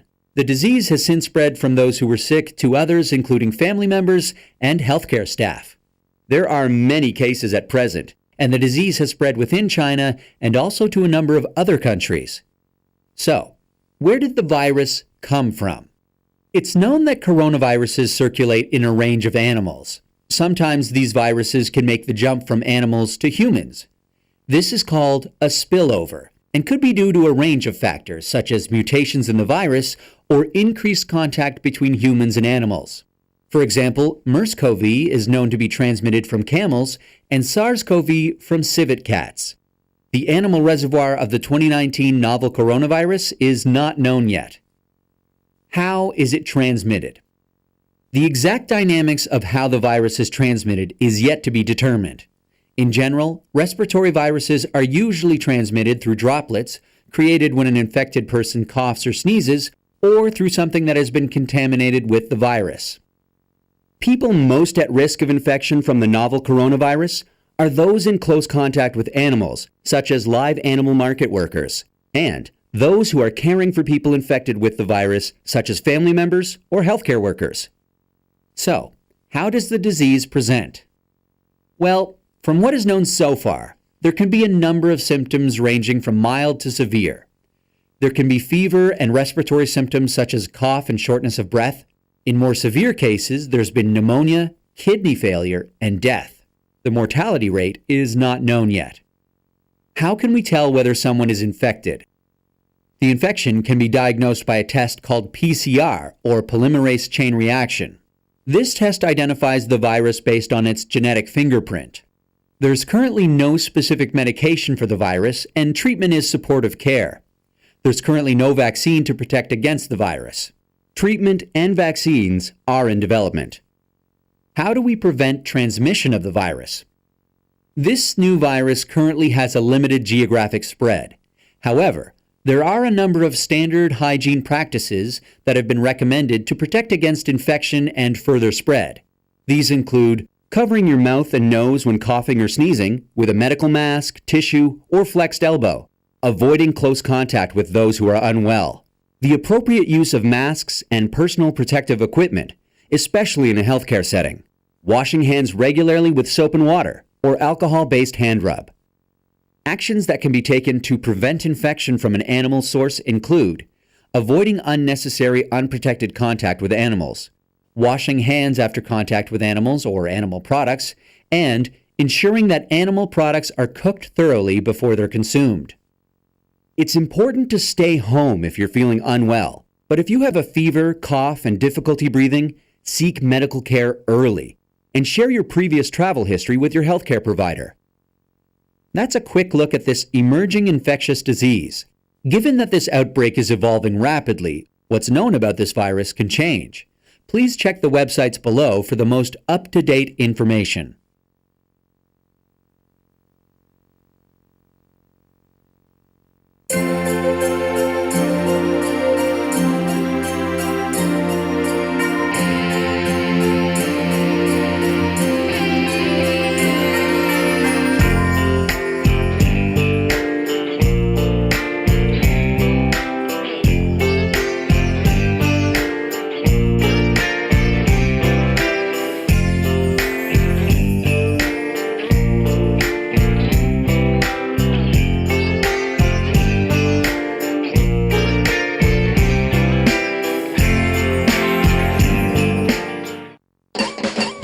And sneezes spread diseases, so cover coughs and sneezes, please. Not with a rag or bandana. They trap germs. When you use the rag again, you put germs on your hands and everything else you touch. When you cough or sneeze, cover your mouth and nose with tissue. Throw the tissue in a bin and wash your hands afterwards. If you don't have a tissue, cough into your sleeve or elbow. Alcohol-based hand sanitizers are also effective in cleaning hands.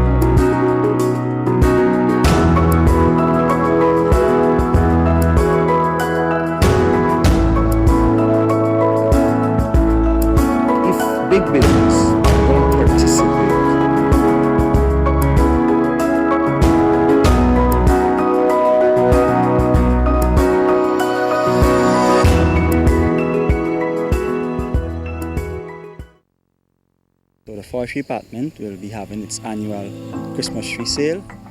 This year we have a limited amount of trees, so we are asking persons to call early to place their orders in order to get one of those nice looking Christmas trees. There's a procedure that persons call the department and they place their order, and we have selected days for cutting of the trees, which are on the 17th and the 22nd of December. But persons can always call and dialogue with the department as relating to arrangements for collecting the trees. Right, so in order for you to get the plants, you place your order, and then the department will come and cut the tree, and then you can collect it here at Graniton Black Forest area or here in the Graniton Forest Nursery. Right, so you can place your order by calling the department on 440-2934, and one of the officers will take the information and then we'll contact you as the date draws close to the date for cutting of that Christmas tree. So we have a limited amount this year based on different factors, the climate, then the propagation of the seeds, some were not viable, so we had a little hindrance, in propagating species for this year. So these are some of the effects that hamper the availability of much greater Christmas trees for 2020 Christmas. The price for the Christmas tree is $10 per foot. So if you have a 5-feet tree, that will be $50. So the price range based on your preference as it relates to size. This year we will have trees ranging from approximately 5 feet to about 8 feet in height. So persons can actually choose a tree between that range, but they are limited among. So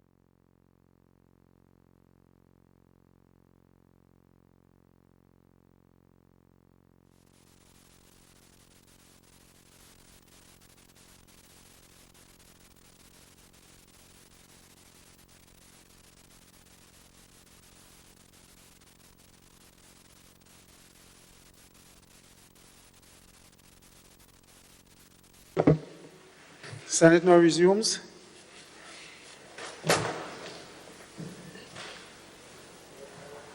Senator Garway. Yes. Thank you very much, Mr. Deputy President. Mr. Deputy President, I rise in this honorable House to give my full support to the presentation of the estimating revenues that was delivered about 2 weeks ago, and to signal to this honorable House that the statement that was presented is a good response to the times and seasons that we are in. As you know, COVID-19 has disrupted the entire world. But before I go into this, I want to take this opportunity to thank Almighty God for spared life for another year, to be in this honorable House, and to say that despite the fact that we have been pressed on all sides, He has been there as a guiding light, keeping us true. And when I reflect on the portion of scripture in Psalms 46 and verse 1, say, God is our refuge and strength, a very present help in trouble. And when the psalmist penned this, it was because of this circumstance and the trials and testing that he and the people faced. And just to remind the people at the time that look up to your Father, because He has the answer to the trials and testing that you're in. And what better time to have this sort of advice and counsel because of what we're faced with at this point in time. But I also want to look at the second portion of scripture in Isaiah 26 and verse 3. And Isaiah wrote, Thou wilt keep him in perfect peace, whose mind is stayed on thee, because he trusted in thee. And again, when the children of Israel was faced with arduous times, God inspired Isaiah to encourage them and to let them know that He is there to see them through. Despite the challenges, He will take them through. But keep your mind on Him, your mind, your heart, your life on Him, and He'll see you through. We need it more than ever at this point in time. But before I delve further into my presentation, Mr. President, I just want to respond to a few of the information that, well, probably some cases misinformation that was given earlier. And just want to set the record straight so the people who've been following, listening, will not be confused. Yes, the budget statement or the document would have been over 600 pages long. And we all receive it electronically. Because graciously, Mr. Deputy President, the Parliament sought and thought it was necessary to provide the devices to us. All of us have laptops. It was provided to us by the Parliament to ensure that, one, we will conform to the agreement that Grenada would have signed in reducing our carbon footprint, and by the same time saving the environment. Because you know, every piece of paper is as a result of the destruction of trees. And if we have to save the environment, and we're talking about climate change in this point in time, we need to. So when we speak about public health and the importance of everything hinged on public health, saving the environment is part of it. So we didn't get special privileges by having a big document. No, we all got it electronically. And by all means, we should follow this and obey the information that is given. Also, we heard about digital governance, and the budget did not capture enough. Mr. President, Mr. Deputy President, the budget statement covers a fiscal year. There's not everything the Minister of Finance could speak to on all the votes. He cannot. That's the responsibility of the line minister. The line minister give those details. So, next time around, we're going to get this right. The suspension of the FRL. And that's a clause that is written in almost every document, every legislation, as it relates to responding in times of crisis. So loan agreement that has been signed today, you have that clause there to protect the state because we're living in dangerous times. Before COVID-19, as small island developing states, we were very concerned about the impact of climate change and the frequency and intensity of storms. And we know how crippling that is to our economies. So that clause was placed there also for medical emergency, pandemics.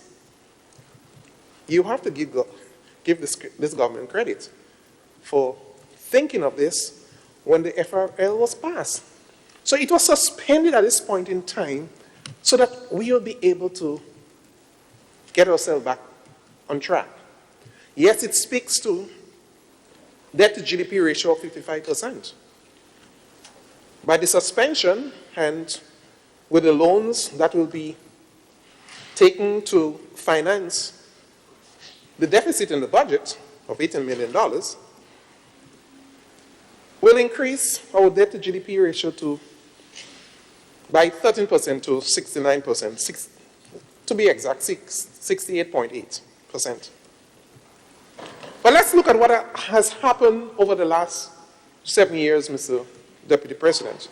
When we came into government in 2013, the debt to GDP ratio was 108%.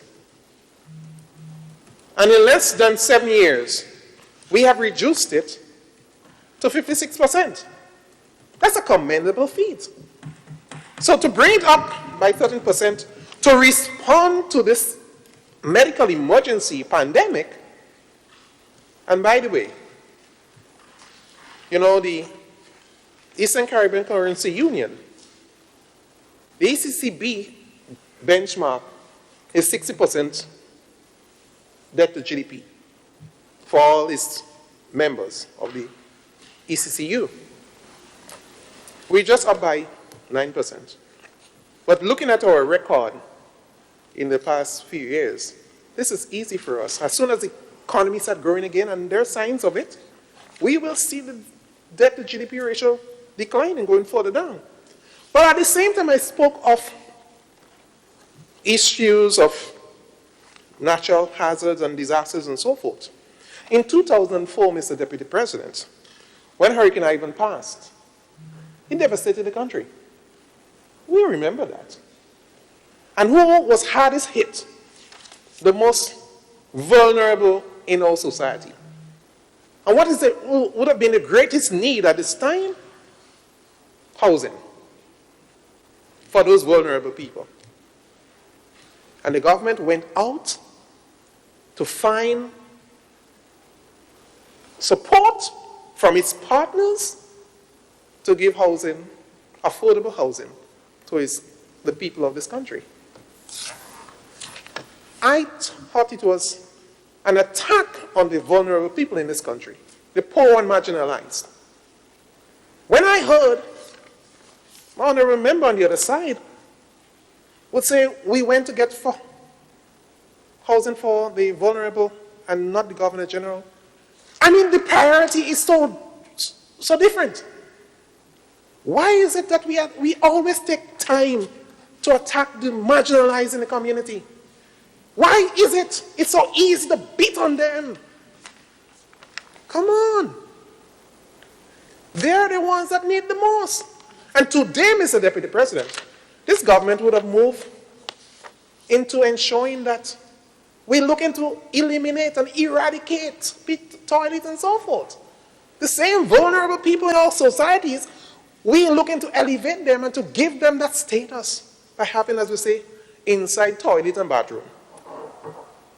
But we found it, the member found it necessary to beat on them because we went and we find a grant aid to provide housings for them. It's unfortunate. The people out there listening, they're going to deal with you in the time to come. Mr. Deputy President, it's not my intention to school the member here this afternoon, but it's important to guide her. And the Bible of the Senate is the standing orders. And you need to go back to school in the standing order. You do research, go back and find your place in the standing orders. I want to take us to standing order number 36, page 26. And I want to look at number 5, and 6. He said, number 5 said, no senator shall impute improper motives to any member of either house. You did a research on the final Hansard to find out if discussions was held about a vote for parliamentary elections offices, and went as far as to call us liars. How could you degenerate to such a low level? It's important that you follow the standing orders. The standing orders are clear. Don't impute improper motives. And secondly, number 6, Her Majesty's or the Governor General's name shall not be used to influence the Senate. You're out of place. You cannot do such. Go back and get yourself schooled in the standing orders, and you will know you don't, by any means, bring the Governor General into those debates.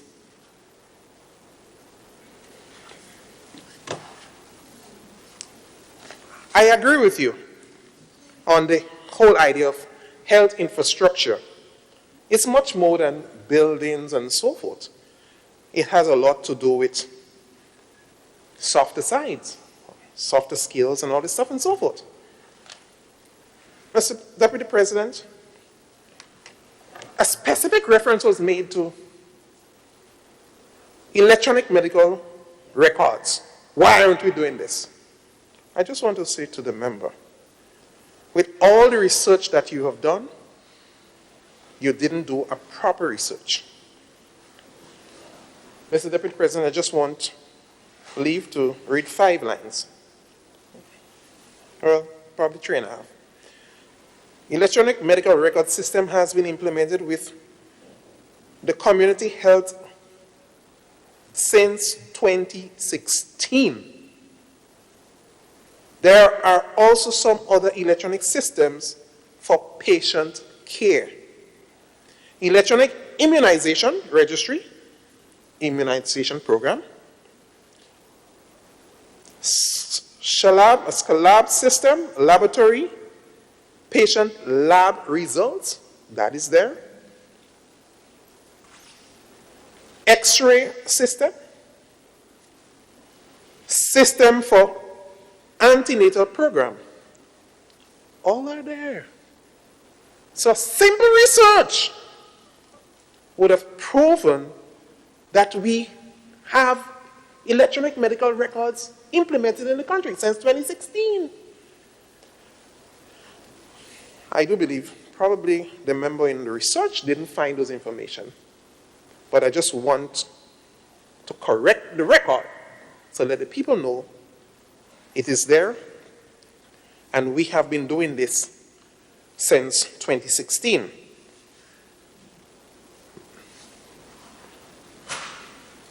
It's also, Mr. Deputy President, for us to know that doctors within community can now access patient lab and X-ray results through the EMR project, the Electronic Medical Records Program.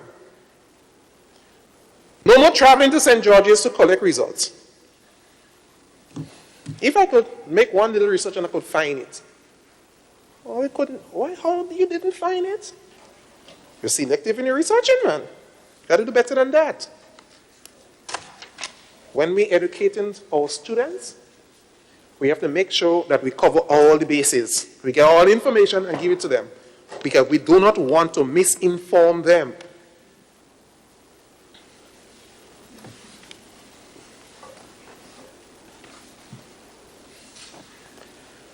We talk about vaccination, and vaccination is the going thing right now, Mr. Deputy President, because the world is concerned. I mean, COVID, and I have a bone to suck with COVID in a while, so I'm going to spend some, give our place in a while. But really and truly, the world has gone bonkers because of COVID. And the move today is vaccination, vaccination, vaccination. We have stated very clearly that Grenada is not working on its own. We're working as a part of a global network within the OECS, within the sub-region, and then into the wider global community with specific partners. But just to state, I was a part of one meeting as it relates to, with PAHO, the World Bank, and so forth, as it relates to COVID and response, and vaccination obviously came up. And what we are doing as it stands now to ensure that when we receive confirmation from WHO and PAHO as to the efficacy of a vaccine, we're moving in this direction. As a matter of fact, the World Bank has come on board and provided support for small states. Monies have been pledged already. So we're seeing in the second quarter of next year, we could be seeing a rollout of this. But we have other discussions with other partners who are helping us in this point in time as it relates to vaccination.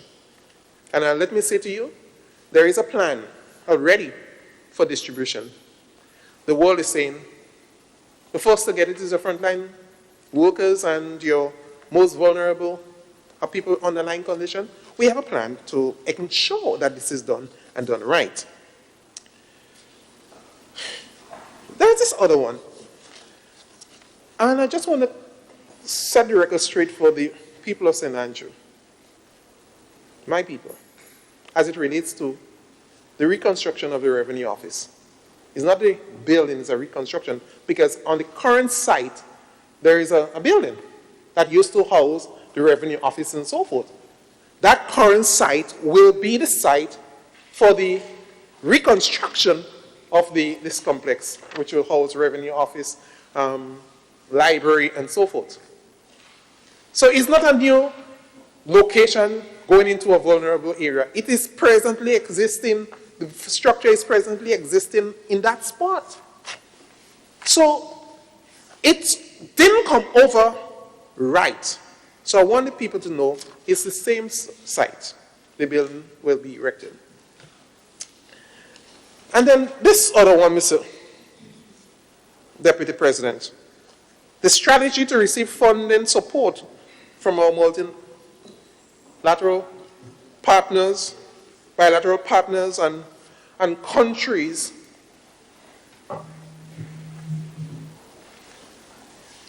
is short-sighted because all countries are currently dealing with the impact of COVID-19. Again,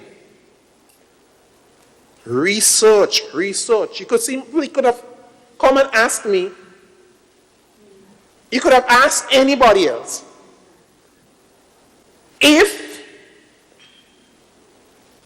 it is right to say that it's short-sighted and you will not get support from your bilateral partners because they have to deal with COVID. Well, let me just educate my dear sister, who I love very much. I do. You know that. 2 weeks ago, practical example, 2 weeks ago, we signed with Japan a $1.8 million support for the country. We also got over $1 million from the People's Republic of China as a response to the present pandemic. And they said to us, yeah, I could take a bigger one. And they said to us, there are more where this came from. South Korea has also just given us a grant of $150,000 to deal with the present pandemic. And from the reaching out, we have reached out to our bilateral partners. We have received good words. So when we say this is a strategy, we're not speaking into thin air and just saying things as we feel, It's because we have it in the bag. Am I, brother? We have it. And hear this. The Japanese $1.8 million coming in January, in a few weeks' time. So, what you have failed to realize, that this government's record over the last 7 years is unparalleled by any government that have governed this country since 1974. This government's record in terms of fiscal management is unparalleled. No one could come close to us. And when we speak, don't question it. Don't. I'll give more as we go along. But, Mr. President, it's important for us to put the record straight that it's no idle boast. This government has succeeded in keeping this country together from 2013, when we came and we met a broken economy.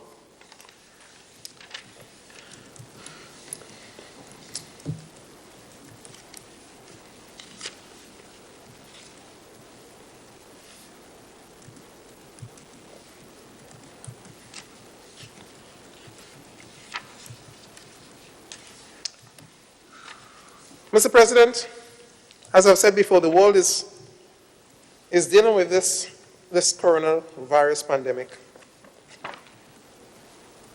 an event unprecedented in the living memory of most of us. It was officially recognized as a pandemic on March 11th, 2020 by the World Health Organization. And I want to spend some time now on the Ministry of Health. The speed with which the pandemic spread across the globe triggered an international race to understand the virus itself and find ways to combat it. Researchers have been doing quite a lot, and I always gave credence to the science. And today we are seeing the rollout of vaccines that at one point in time it was said it was not possible. But as we've seen in such a quick time, we've seen it is being distributed. With such great race in progress to understand the novel virus,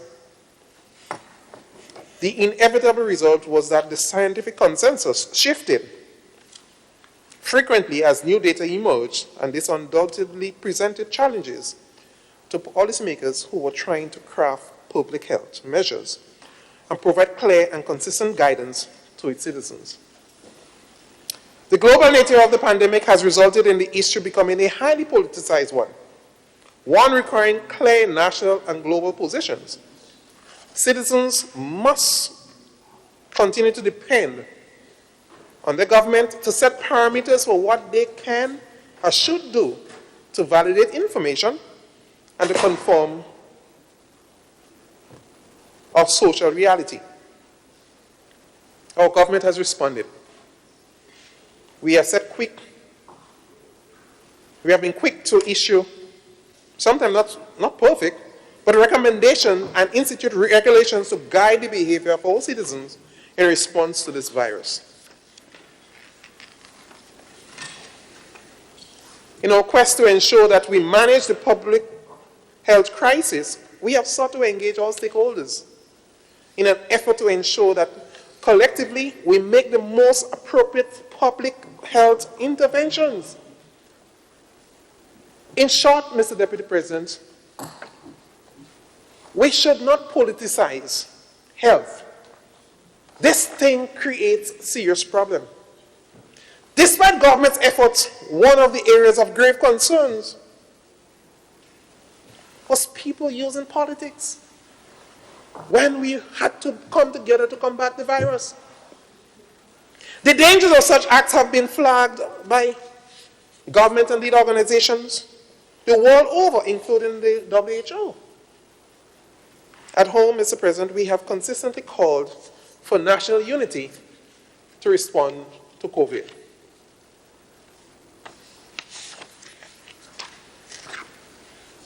We have called on all political parties, NGOs, and other interest groups to unite in the fight against the pandemic. This should have been our common enemy, nothing else. The idea of quarantine, travel restrictions, physical distancing, transition to blended schooling for our children, trade restrictions, and mandatory masking have incited strong feelings from both sides of the political aisle. We must, however, be mindful of the dangers of politicization of a disease that, by its very nature, does not have political leanings. When we politicize, we sow discord among our population. When persons fail to listen to, believe, and obey the voices of authority, our efforts to combat the disease become significantly undermined. When our efforts are marginalized, our risks multiplies. When we politicize this issue, we are not united, and the task of seeking aid becomes more arduous. In some instances, Mr. President, we lose critical aid while trying to get consensus on the way forward. When we politicize, we make it difficult to implement policies. And we had an experience of this. And changes to regulations which sometimes put additional strain on our law enforcement agencies because as governments, our aim is to ensure the greatest good for the greatest number of people. Currently, I'm seeing a fight right now in the United States to get people to accept the vaccine. And it's a hard one. Because leaders would have said they were not going to take it because under whose watch it was implemented or developed and so forth. Nonsense. When we tribalize this thing to that level, how will we be able to get our people to obey us? That's the problem that we are faced at this point in time. COVID is a present danger to the fabric of this nation. And we must stand resolute as a team. And I want to call on all of us in here. Let's work together as a team to fight COVID. Mr. President, the allocation for health in 2021 is $94.9 million. That's the highest ever. You will remember, on March 16, 2020, Grenada recorded its first case of COVID-19. And the hardest decision as a government we had to make was to shut the country down, close our borders. A difficult one. But we had to do it. March 23rd, at 11:59 p.m.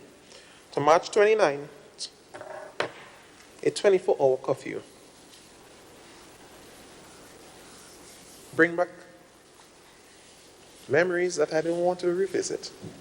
But that was the reality. COVID, a present danger. An enemy that we had little or no knowledge about. But we had to do it. Mr. President, this is a very difficult road we all are called to travel. We all have our part to play to stop the spread. As of December 11, 2020,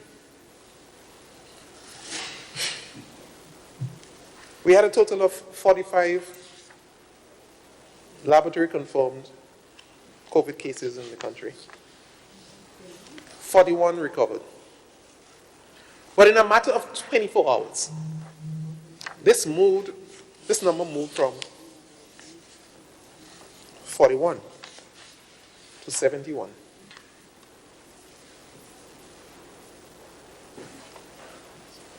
From 45 to 71, sorry.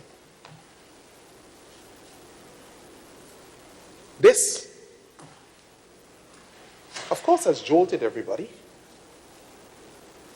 One person said the minister, on speaking on the TV, he was angry. I'm not sure he was angry, but he was disappointed. Because we did all that we could have done. And all we ask is for you to follow the protocols. Follow the protocols. But this is what it is. This is our current reality. What is important going forward is for us as a people to take no more chances. Let's not risk it any further. Let's follow the protocols. Let's wear our masks. Let's do the distancing. And let's sanitize. Because it saves lives. And we have to join together. And I'm asking this honorable house, let's work together. Let us not see it as this side against the other side. But let's see it as one team. Working together for the common good of all our workers and people of this country. We have to. And my guess is the public health calls for that. We have to.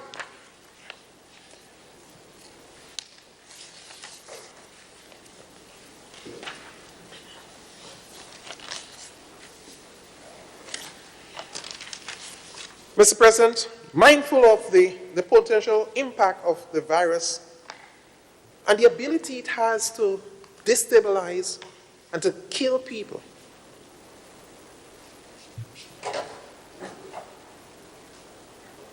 and also, as we have seen in the first world countries, overwhelm the health system, we had to react and react fastly. Government took swift action to strengthen our health system, including by adopting new public health regulations to govern the national response to the pandemic, and by accelerating our pandemic preparedness capabilities through upgrading health facilities and equipping them with isolation capabilities. And increasing health expenditure to allow for more environmental health officers, personal protective equipment, as well as public awareness campaign.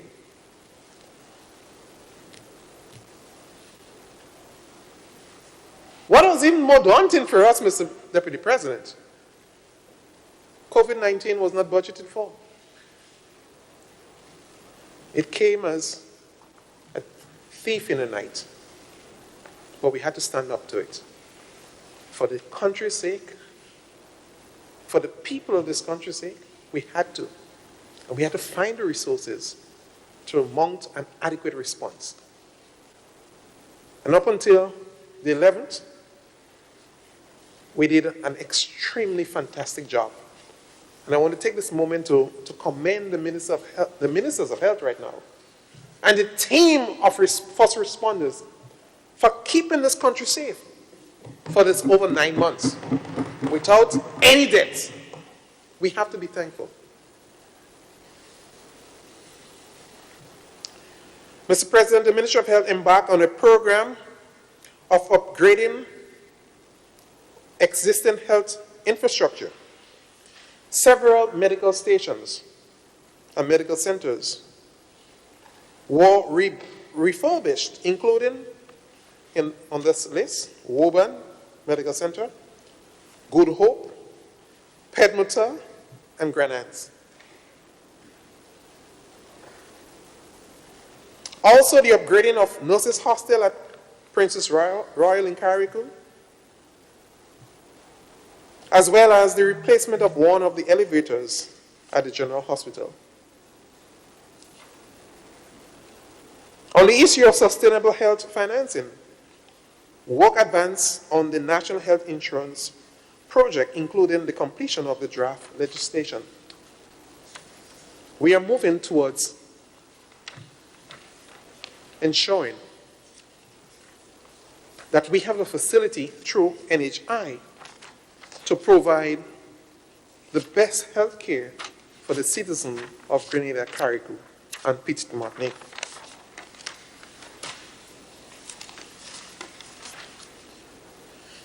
Mr. President, Deputy President, I am confident that despite the challenges, despite the hardship, despite what COVID-19 has done to us as a nation, we will overcome. We have done it before. We have showed resilience from Ivan and Emily. We have showed resilience throughout our history. And we will beat COVID.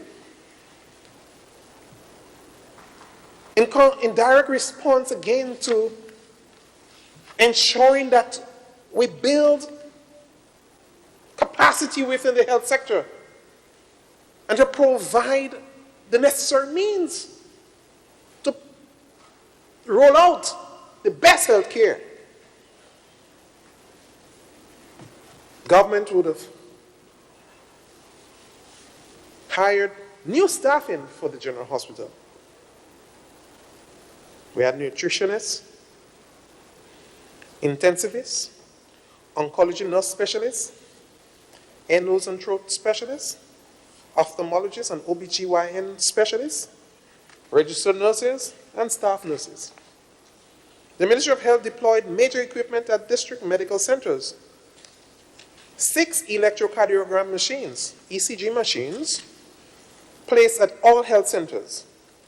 5 automatic external defibrillator, AED machines, placed at all health centers in Grenada. We had autoclave and 2 installations of distillers at the St. George's Health Center and Leicester Medical Station in Carriacou. When we hear of ECG, it's always been seen as like top-class medical inventory. And to not only have it in the General Hospital where it's supposed to be, but to have them in health centers across the nation is an indication as to where we want to go. In support of what we have said all along, a healthy nation is a wealthy nation. And if you can diagnose very early issues with the heart and so forth, there's a better chance of recovery. And that's the intention of the government. So by putting those machines in the medical stations, you're saying the most vulnerable in our population will have access to top-class medical responses. And this is a great moment, a proud moment for this government. Other areas of focus: enhanced delivery of patient care by improving diagnostic measures at the General Hospital. Improve safety, infection prevention, and control and security measures. Additionally, Mr. Deputy President, as a means of enhancing the delivery of health care in the state of Grenada, the government appointed a second minister within the Ministry of Health. And you would agree with me and with us that COVID-19 was so impactful and would have created so much problem that you needed a second hand to ensure that primary health care has been given the focus. So the second minister has responsibility for hospital services and community outreach. And she brought a breath of fresh air within that department, within that ministry. And the team started working right away. To date, the team have embarked on a project of enhancing the ambience within the hospitals through the Adopt Award assistance, beautification, and minor repairs by the private sector. So we have reached out to the private sector. As a matter of fact, they came on board very early and say, we want to give support to this initiative. And they have been able to paint wards and so on. And I know there was an issue in the public domain in the media recently of some infestation of bugs at the Mungie Mental Hospital. I'm pleased to announce, Mr. Deputy President, that all the mattresses at the Mungie institution was changed. So I want to believe we have been able to curb that problem. In 2021, there will be the decentralization of services at the level of the community. Guelph and St. David's Health Centers will provide 24 hours emergency service with a phased approach of additional services such as minor surgeries and lab services for Princess Alice in Maribor and Princess Royal in Carriacou. In response to the increase in non-communicable diseases, there will be more education campaigns on the prevention of such. And I want to take the opportunity to invite our senators on the other side to join us in this education campaign to get our people to accept and to support the Buy Local, Eat Local campaign and to move towards eradicating or reducing the incidence of non-communicable diseases within the society.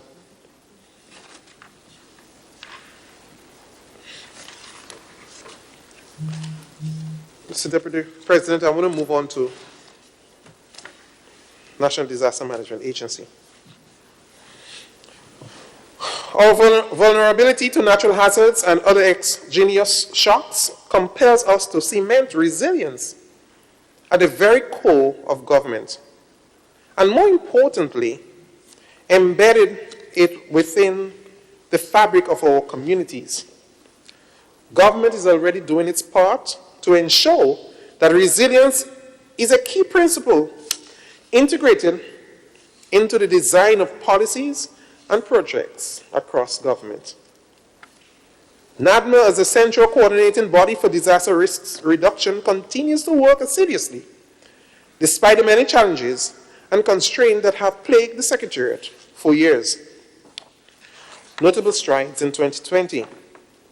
The Comprehensive Disaster Management Bill, which has been in draft for many years, the process has moved to having the drafting instructions done and submitted to the Ministry of Legal Affairs. Feedback has been received, and the agency looks forward in 2021 for the final consultation and finalization of the bill. Several plans and protocols were reviewed. The National Hurricane Plan, Emergency Operations Center Manual, and NADMA's notification procedures. Assistance and support were also given in the development of the following Customs Evacuation Plan, Coastal Master Plan, Marine Spatial Plan, the Nutrition in Emergency Disaster Management Plan, and a Hurricane Plan for the Silver Sands. And just based on the last one, we, as an agency, provide that sort of support to the private sector in helping them to develop emergency plans. Emergency plans for schools were developed and distributed to the following schools in the St. George Northwest District, the Uganda Martyrs Roman Catholic School, the Happy Hill Secondary School, the Montmorris Anglican, and the Westmoreland Primary and Secondary Schools in the town of St. George.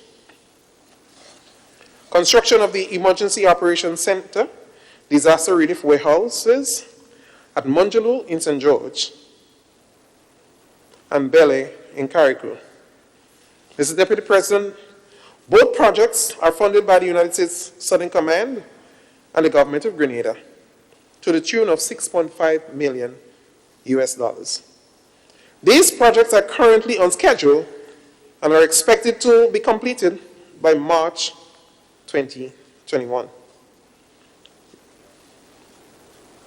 Mr. President, I am pleased to announce also that both facilities will be equipped with state-of-the-art communication equipment. The emergency operation centers and disaster relief warehouses will provide space for the administrative functions associated with an emergency operation center and logistic support associated with warehousing of disaster relief supplies, allowing the uninterrupted operations of the facility, missions during and after natural events, resulting in the overall strengthening of our institutional capacity. So, we'll look in 2021, as we say, looking ahead to 2021, the key actions: strengthen the disaster risk reduction legislative and governance framework with the finalization of the disaster management bill. We will sought technical assistance from the Caribbean Disaster Emergency Operations Administration to ensure that we get it right. As part of the process, the existing committee structure within the Advisory Council will be reviewed to ensure relevance and fit within the proposed legislative and governance framework. Institutional strengthening of NADNO. The agency will also examine its own structure for relevance and fit, as well as to recruit personnel to boost its capacity to effectively manage disaster risks.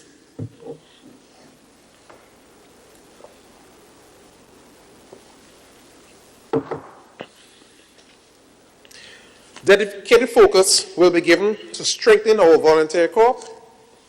We must recognize and appreciate our citizens who answer the call to serve their communities and country by volunteering. We have heard the concerns, and we will address them. Without our volunteers, our operations will be crippled. Tsunami-ready projects St. George's. Mr. President, during the month of November, the agency was advised by the Tsunami Warning Center that St. George's has been approved for funding to be certified tsunami-ready. This project will be supported by USAID, CDMA, USAID, and the local private sector, with in-kind contributions from UNESCO, IOC, Government of Grenada, the National Oceanic Atmospheric Administration, and the SRC Seismic Research Center, among others. This tsunami-ready program serves as an important reminder to us that hurricanes are not the only hazards that we must adequately prepare for.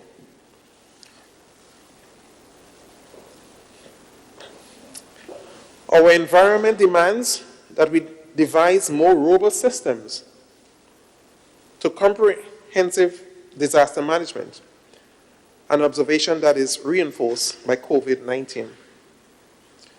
In 2018, Mr. Deputy President, St. Patrick was designated tsunami-ready as the first parish within the state of Grenada. And given the close proximity to Kikem-Jenny, we thought it was the best decision that we could have made as it relates to getting the community ready in the event of a tsunami. In 2019, Carriacou and Petite Martinique were certified. And as I said, 2021 will be St. George. And I look forward to this because it takes a community and the resilience of a community to able to withstand the impact or to mitigate against the impact of hazards. Tsunami ready, or getting tsunami ready, is necessary. Given that with the study that was done by New York University as to having St. George being the first climate smart city in the region, also identified that we are vulnerable to sea level rise. And that being a concern, it was necessary for us at this point to embark on this journey of having St. George tsunami ready certified. I look forward to the work which will be done over a 24-month period. It's a lot of work to get all the signs done and erected, to have the inundation map prepared. And this has to be done with the potential threat from wave currents. In this case, mainly from the western corridor, the Caribbean Sea. Yes, to the south, the exposure from the Atlantic side, the eastern side. So quite a lot of work will be required, and I want to take this opportunity to invite our private sector to continue to give support to the agency as they have done in the past, to ensure that we get this right, and we will be able to provide the necessary support to protecting the capital city, St. George. Mr. Deputy President, the work will continue to ensure that we maintain our readiness destination. It is important also to note that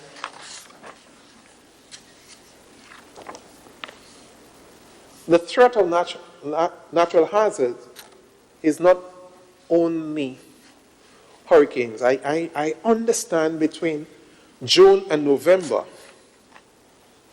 the entire country is focused on the possible impact of a hurricane or storm.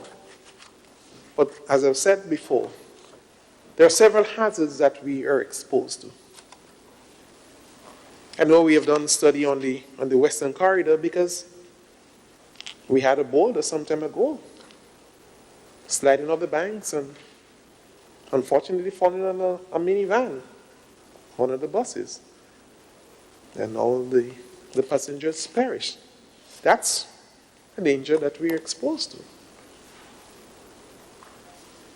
So there are a lot of hazards that we are exposed to apart from hurricanes. And I'm extremely happy that the Caribbean Tsunami Center has decided to support the motion or the request from Grenada to have St. George's designated. And what is even sweeter, we are the only country this year or next year that will be certified. That is even special, most special for us. And this is a reflection of the work that we have been doing in this regard over the years.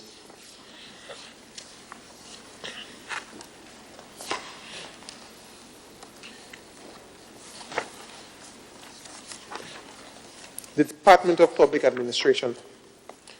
The Department of Public Administration remains committed to driving an ambitious agenda to modernize the operations of the public service. The DPA's vision is to build an innovative, adaptable, and resilient public service. Key actions: promote digital transformation of the public service by leveraging technology to work smarter and build resilience across all institutions. Transformation is critical, now more than ever in the present circumstances, and we have taken the necessary steps to ensure that we are not left behind. The Digital Governance for Resilience project, DG4R, which is a US $15 million project, and the Caribbean Digital Transformation Project, which is US $8 million.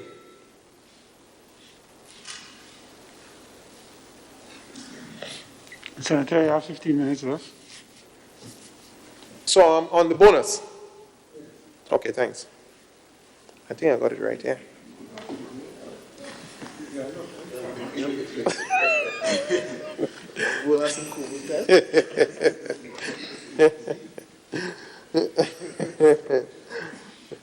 I want to substitute extra time and remove bonus. So I'm on extra time. Thanks.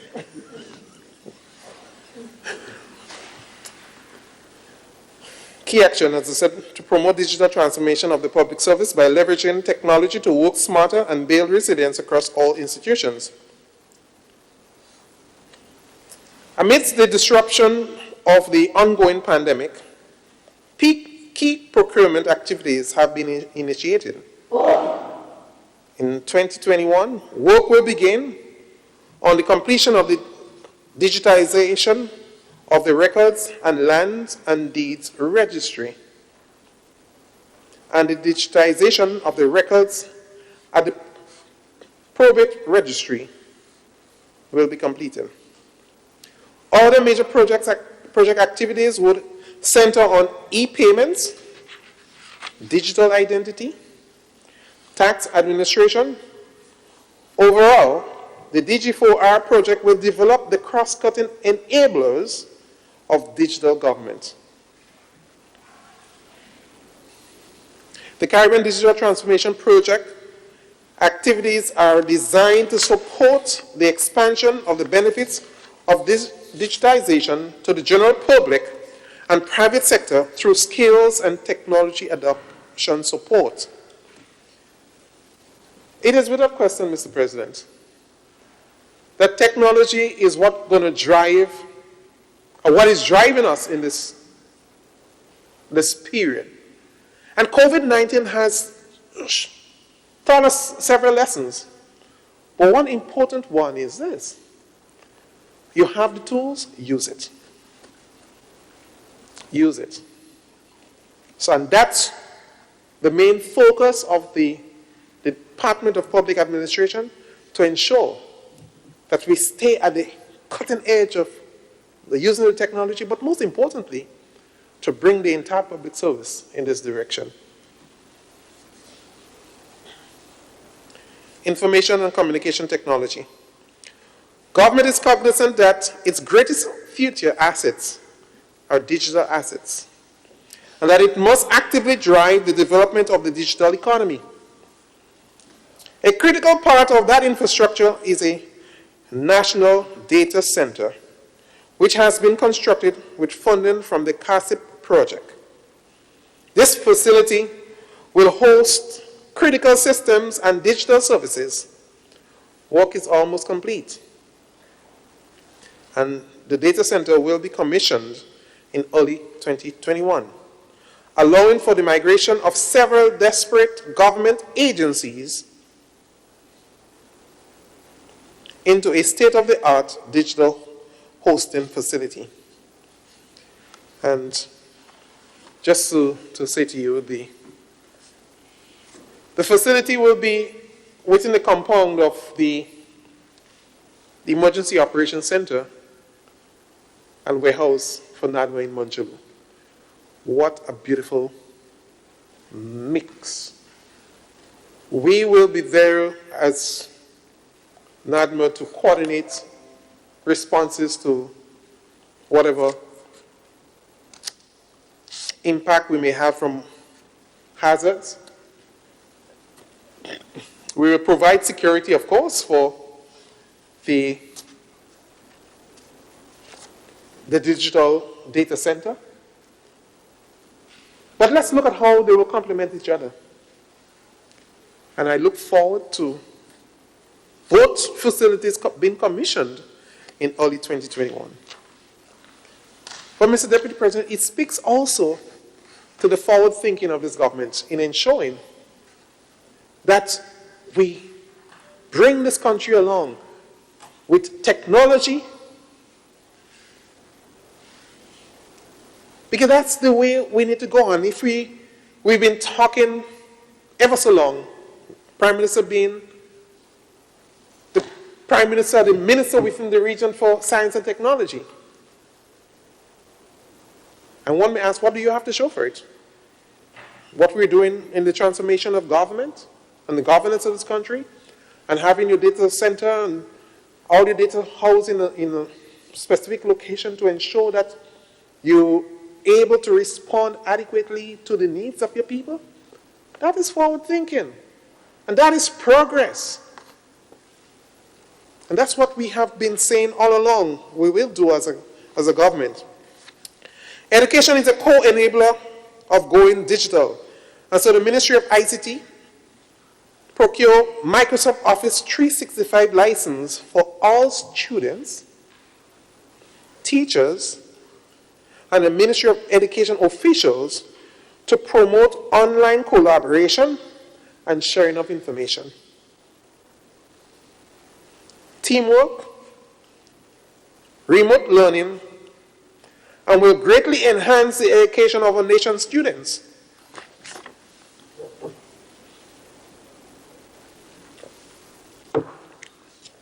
This will also augment the tablets and e-books initiatives in schools. All the domain names have been developed, and in the first quarter of 2021, beginning with secondary schools, all students and teachers would have their own unique email address. That is progress, Mr. Deputy President. COVID-19 has taught us many things and has brought us to the fore that the need for a digital platform to transform cash payments to citizens who are beneficiaries under government social programs. The Ministry of ICT has collaborated with a private company, WeiPay, to pilot a project that will implement a digital cash transfer system that will allow citizens to access the social funds without physically visiting a revenue office. Great move, Mr. Deputy President. Great move. The security that is embedded in this, that our senior citizens will not have to walk with cash, but they walk with a piece of plastic, the card. And they can go into the business places and purchase, utilizing the resources from government through this facility. Innovation, but also visionary.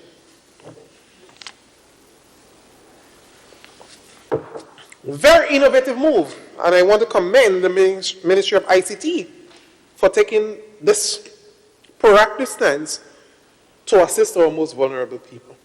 And think about it. At this point, during the COVID lockdown, we had our officers having to visit to the various homes and provide the service to our beneficiaries. Right now, at their pace. And I remember some time ago the criticism, because folks, they know when they will be paid.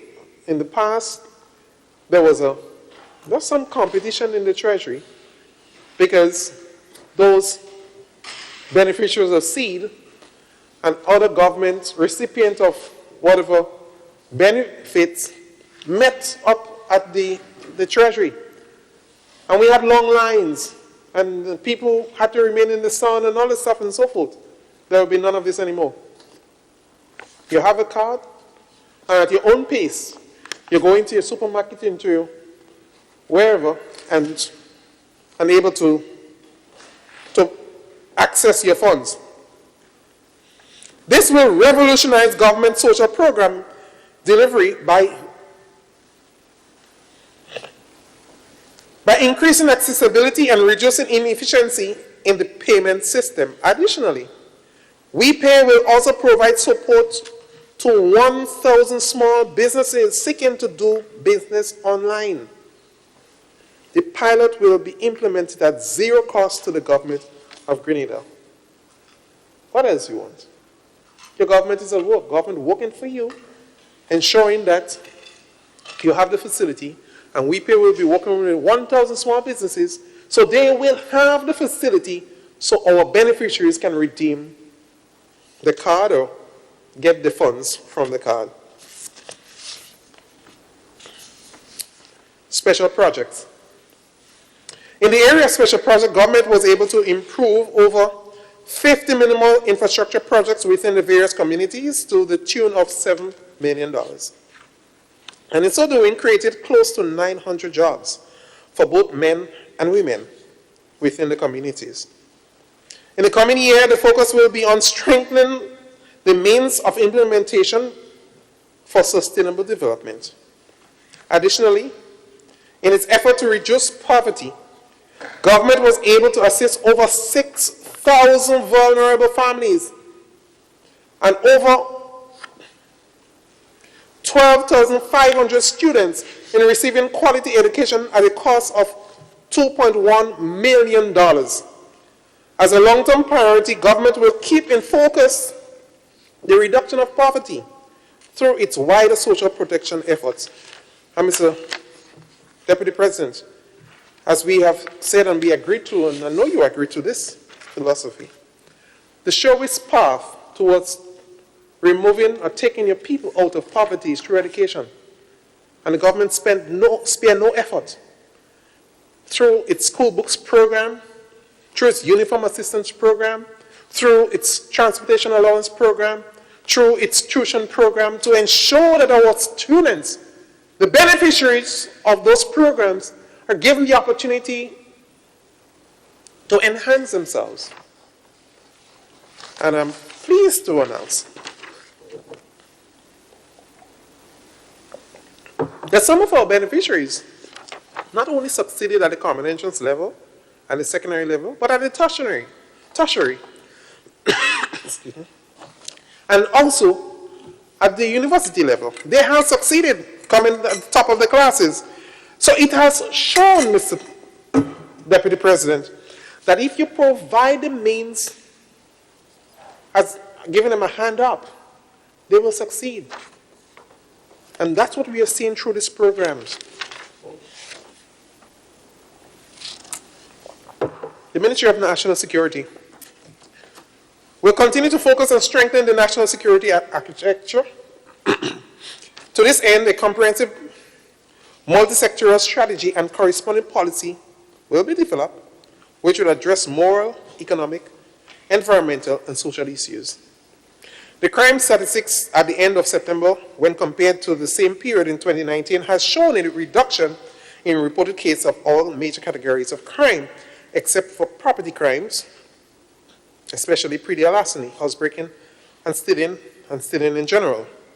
In 2021, the RGPF will work closely with the Ministry of Social Development and other partners such as churches with a view to preventing and detecting crimes and maintaining confidence in the police as a credible institution. Furthermore, the RGPF will find new and innovative ways to partner with the community to address this disturbing concern. In the area of home affairs, government will focus on strengthening the legislative framework for citizenship by and permanent residents to address the weaknesses in the present legislation. This will ultimately enhance and broader control. This will ultimately enhance the border control and protection mechanism for the state of Grenada. To date, the policy to inform the revision of this legislation framework was completed and approved by Cabinet. This will lay the foundation for the implementation of the legislation in 2021. Mr. Deputy President, we all know the value of the CBI and so to this state of Grenada, Carriacou, and Peter Martin. We all recognize the benefits of it. And because of what we have been able to do over the years, in terms of control, in terms of ensuring that we employ all the necessary strategies to protect this document, we have not ended up in any scandal as we have seen elsewhere. But ever so often, we constantly refine what we do and look at legislation to ensure that we are on par with the changing times. So what we are about to do at this point in time is to ensure that the legislation will continue to be relevant to the current environment that we are in. And I'm extremely pleased to state that we have been able to do a good job. And despite the criticism and despite the attacks on the CBI program, we have been able to protect the face of this country. It's because our due diligence is second to none. It's very impeccable. And we go out there to ensure that whoever will get that piece of document to say that they are a citizen of this country, they are deserving of it. We will not in any way trade the reputation of this country for $2. And there are times when if something doesn't look right and the report says we have concern in the area, we don't go. As much as we may want the resources, but I'll say the guiding principle here. The reputation of this country is above everything else. And we have been able to do this, and we'll continue to do it, because at the end of the day, this is all that we have. This place we call home, pure Grenada, the spice of the Caribbean. There's no other place as beautiful as this our rock. And I must add, safe. I've had a fair bit of travel around. And with all the places I've been, they may have more resources than us. But the peace and tranquility that one experiences in this country is second to none. And that's one of the reasons why so many want to come to enjoy this piece of paradise. And I often boast when I travel, and in the past, and say, "Where else are you from?" I say, "From Grenada." And I said, the only place you say in the world that you can go to heaven without having to die. And they get it. I said, "Oh, it's a beautiful place." "Yeah, of course it is." And people want to be a part of it. And talk about how hospitable we are as a people. And that's why I started my presentation by asking for us to work together in fighting COVID. Because COVID have no friend. In the early days, they said more the senior people the most susceptible to contracting the virus. Today we are seeing children. So the science, things have been changing as we go along. But what is important here? That as a people, we mount a response, and we mount a response together. In closing, Mr. Deputy President, I want to say to us that we have an opportunity to get it right in our fight against COVID. And let us do it together as a team. I thank you.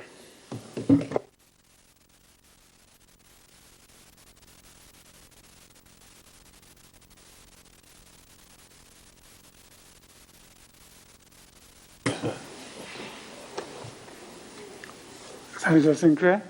Yes.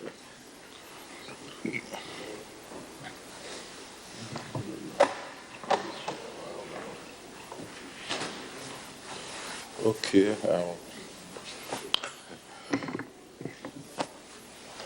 Good afternoon to you, Mr. Deputy President, and of course, fellow members.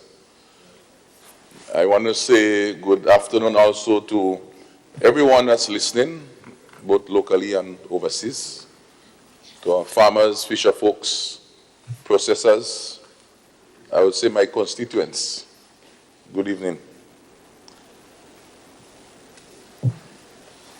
I stand here to make contribution towards this budget debate, and I want to start by saying, how did we get here? And of course, I want to give thanks to everyone who would have contributed to the process. A lot of times, folks think that maybe we just come and discuss the budget here. But there is a process of consultations with the different sectors. I myself have participated in many of those through the years. And of course, COVID this year would have made it a little bit more challenging for a lot of persons, in that the technology that would have been used may not have been readily available to several persons, especially in my sector of agriculture. The real man on the ground, I think he was out of the mix. Despite all of that, though, we are here today. The folks at the different ministries and government agencies, I think they work hard, you know, because everyone was looking for the budget to happen earlier, but they was able to deliver. We didn't have to go into all next year trying to figure that out. So I think as a country, we have to applaud that. And we should be happy that we have a budget. As our sister said this morning, you need to have a plan. And the fact that you have something, that we have something to work with, to discuss, it's give us a good starting point. So I want to start my statement in that regards.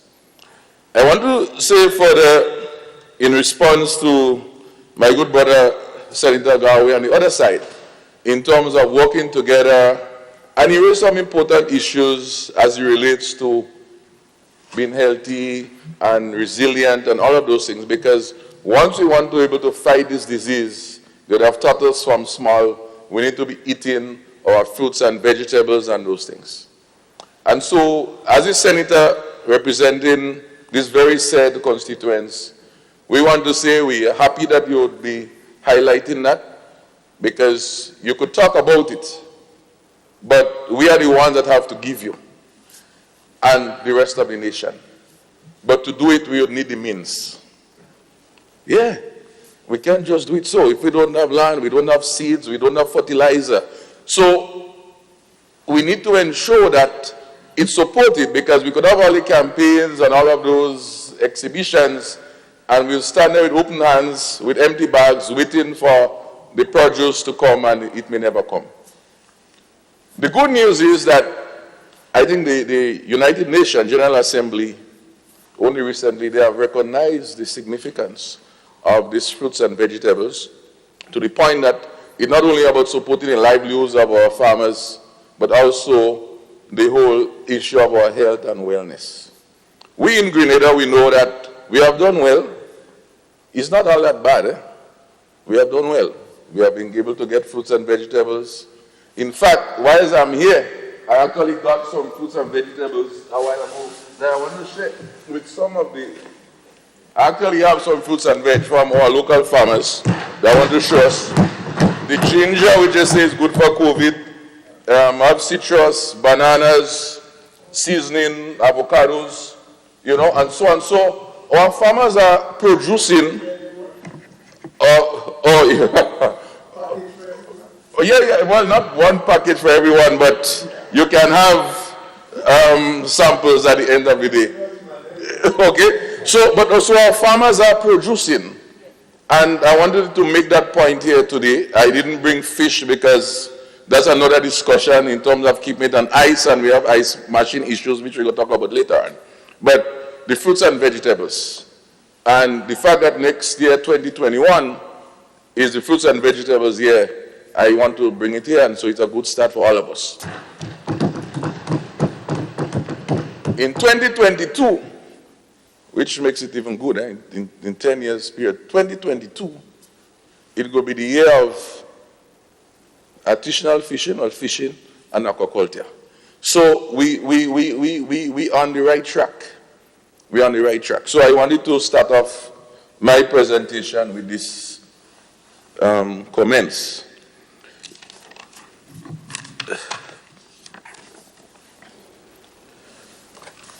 Mr. Deputy President, I was trying to figure out where to start, because there is so much points of starting. And I went back to the budget statement presented on the 2nd of December 2020. And I love it. I love it because it speaks the right language. And what is important is, once the language is spoken, it gives all of us something to hold on to and to work towards and to hold each other accountable. So if I speak just for 30 seconds, it says, beyond the goal of food and nutrition security, a strong and vibrant agriculture sector, these are nice words, will support economic growth, employment, and foreign exchange. So this is good. So I am a young person, elderly, I want to invest. This is good statements. It says further, we must therefore seize the opportunity to redouble our efforts. You know, sometimes people say, if I'm working harder, I need more pay. So, and then the people say, well, no, but the budget allocation is shrinking. So how could I work harder, but I'm not getting the rewards? So he says we must redouble our efforts to achieve a modern agriculture sector. This is good. I spoke of this in my maiden speech about the new agriculture, so I interpret that is the meaning. That includes value addition production, youth involvement, it's good. The application of relevant technology, excellent. Capacity building, training. Research and development, which was mentioned today, and when I look at the budget for agriculture and I see $48,000 for research and development, I sort of shrink. I know that figure is just placed there. I really didn't take it as the true figure, because there is so much things that is happening for us to research on in agriculture, to able to advise our farmers, advise our fisher folks, our processors, and so on. So I know that was not really true, because other projects that might be taking place within the government sector, agriculture, would be doing some kind of research going on. So I thought that there might have been a note somewhere explaining further. And of course, adaptation to climate change. And this is very important. I know dear Senator Gawe speak in that context. It is a very serious issue. So it is within all of those minds that I want to get rolling, Mr. Deputy President. So then I reflect on the theme of the budget. You know, it's funny, I said like I'm back to school when I was in Form 1 and I had to write an essay. They say, Mr. Deputy Chair, and my brother, I'm sorry to disturb, but just that others can follow, I would advise that the honorable brother, when he's quoting, he tells us the page or exactly what he's quoting from so we can follow you. Okay. Okay, well, I say you all are very familiar with this document, Senator. Page 17, agriculture, that's where we're speaking. Page 17, section 9, 9.1, 9.11.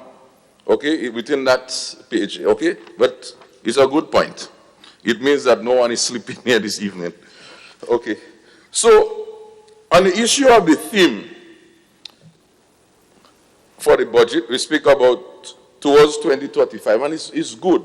And I looked at the matrix and all of those things to see the application. But then I went further, and it says recovery. I say, okay, recovery is good. That's a very important point, because as a nation, we're trying to recover. We have been set back with COVID. We always have to agree with that.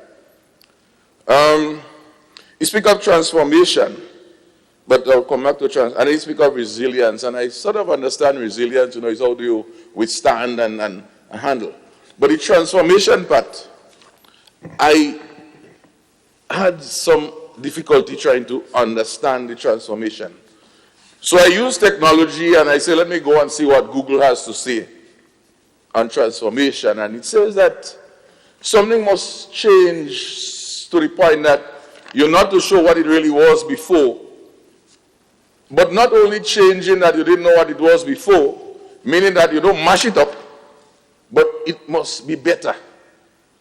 And so I start looking, and I may not have been good as a sister in reading out all these numbers, but I saw, for example, $3 million for the traffic light, $100,000 for agro-processing testing in the produce chem lab, and I say, but I see a salary freeze for no technician. That's a place that was my first job in my life, as a lab technician. And to me, after 20-something years, the lab still doesn't have a technician, but we still have monies for testing and so on. So that sort of worried me, and I say, I think the budget is still in debating, so there might be some discussion there. Then I see the propagating stations, $200,000. But I'm aware that we have a greenhouse set up in Maribor in particular that needs some fan and some other electrical things that worth much more than this money. And I wonder, 2 years now it's sitting there.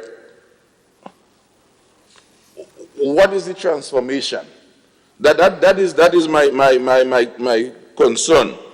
Then I realize the farmers has to find some private approach to get the farms plowed. Land preparation, any extension officer will tell you is very important to produce these products. And so I say, well, transform is to improve, but if you don't have it, what's the improvement when the farmer has to pay more? I say, well, maybe there is some subsidy the government might partner with offsetting some of these costs for the farmers to get the lands plowed. I'm not too sure. And then I look at the land bank situation, and that's where I sort of get scared. Because I remember in my research from my maiden speech, I read that during the Gary era, land for the landless, cutting up lands, is part of the reason why they give for the whole issue with agriculture declining. And when I did my little intelligentsia, I learned that government has strong land that they want to cut up. Please. There are many private persons who have lands. And dear Senator, I'm so happy that you're here that we could discuss. We had an idle land tax that we wanted to put, and I think maybe that was on hold, or maybe it's just silent. But the bottom line is, that the government in its own wisdom recognize that there are many other lands beside Crown lands that are available, that the government can go into different negotiations, put them in some sort of real bank, and persons can apply and get them, and some person might be away, so they don't want to be handling all of those lands, they are old. So that to me is transformation than taking up the lands and cutting them up like some real estate operation that is taking place. And the list goes on, but if I spend time here, it would be just too long. And then we speak about the school feeding program. Excellent opportunity. And I know, dear Senator, leader of government business, we know we had a lot of discussion how we can improve the local supplies to the schools. The question is on that. You may say, why am I going there? I'm going there because what percentage of this $3 million that we're allocating will be buying our nice, local, healthy fruits, vegetables, fish, and poultry, and so on? That is my concern. Not the amount of money. Is where it's going to be spending. Because if we come and we complain, oh, so much money is being spent on overseas and import, then we must act in such manner to show that we're going to buy local, we're going to eat local, we're going to grow more of what we eat, and we're going to eat more of what we grow.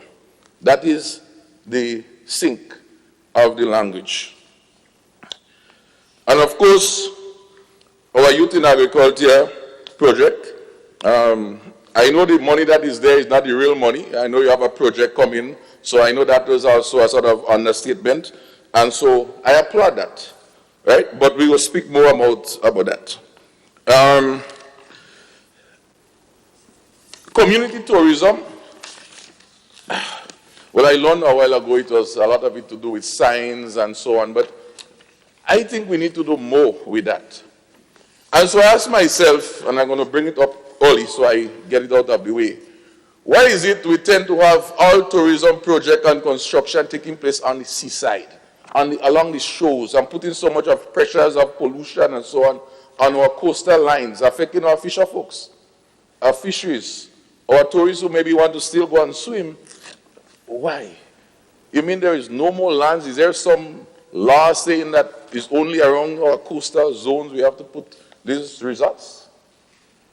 So if we're speaking about community tourism, I'm not saying there are not communities along the shorelines.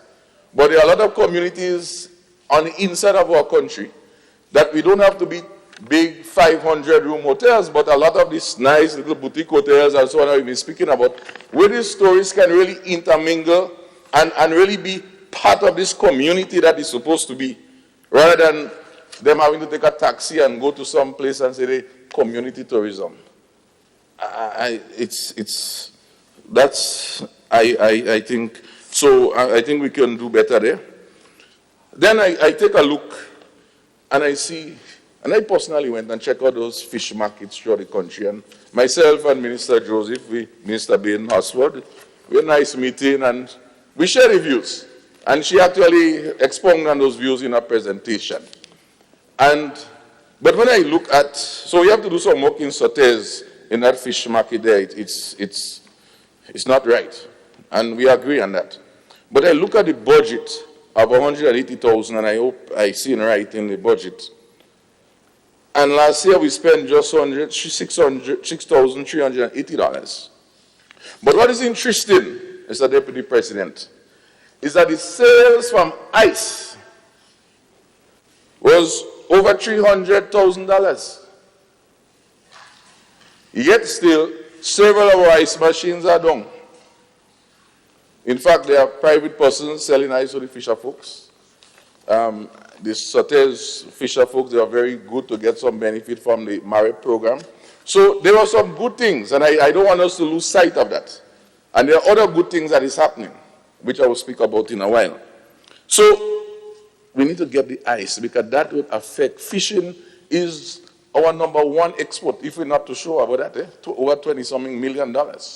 And even within natural disasters, the hurricane and so on, in Ivan, fish still remain up because the blue economy. one of the richest. It's richer than the land that we're standing on today. So I believe that we should really act on this speedily. And then I look at pre-Alasini, and I say this morning I'm so happy because the numbers in the pre-Alasini moved from about 30, and it's down to about 7, and this 7 most time is doing other things.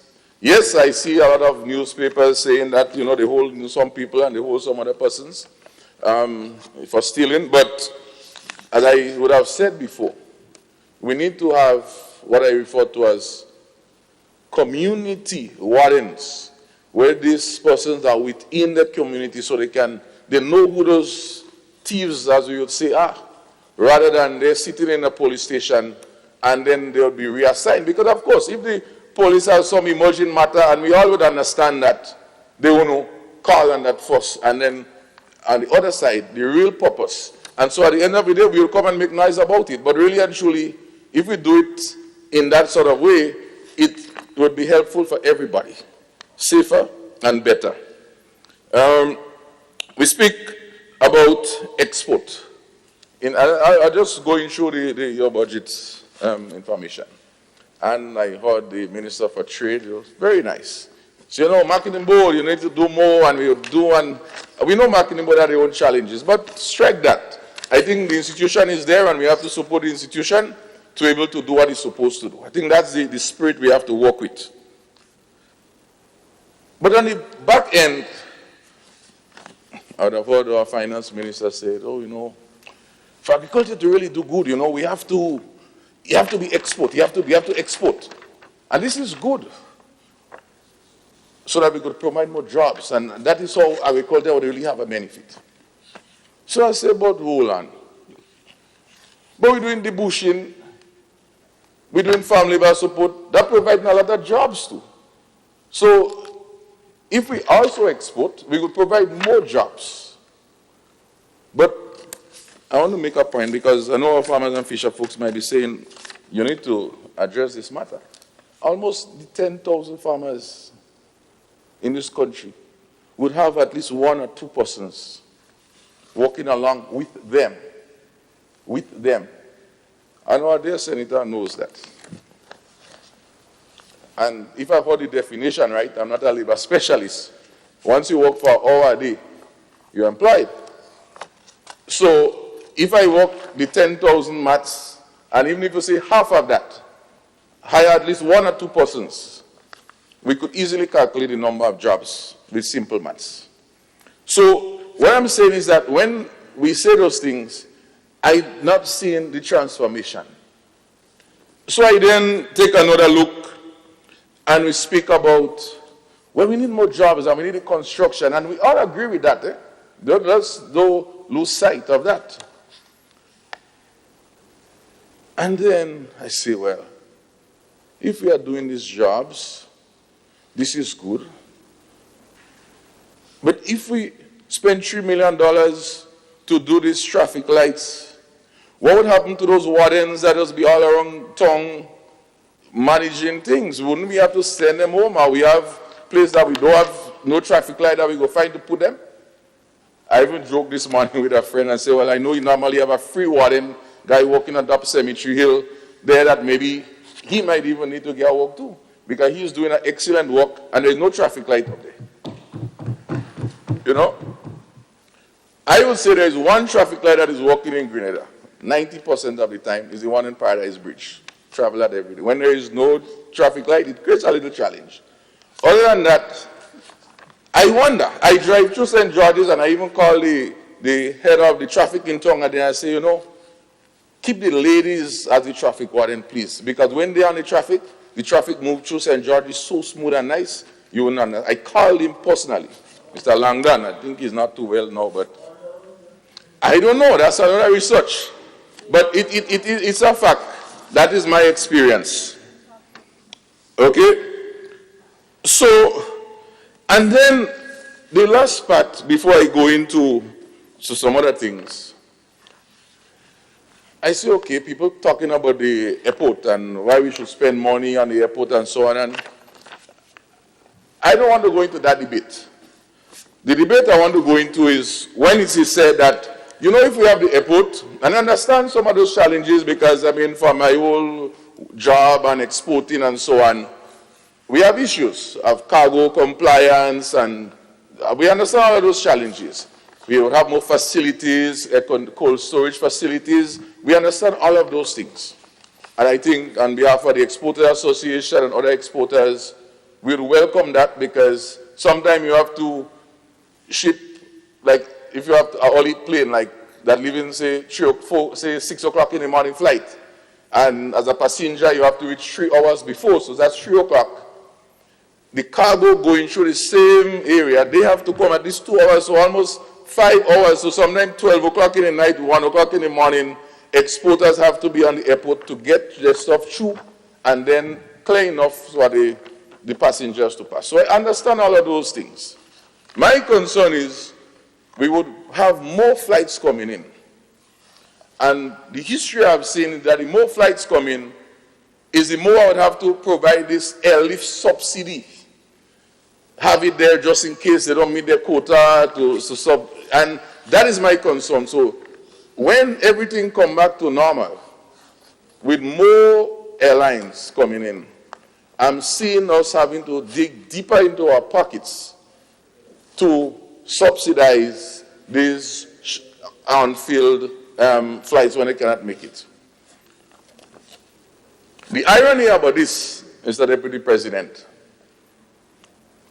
is that save and except a dedicated cargo line and one other airline, a lot of our exports try to find themselves into New York where our own people are there, our own diaspora.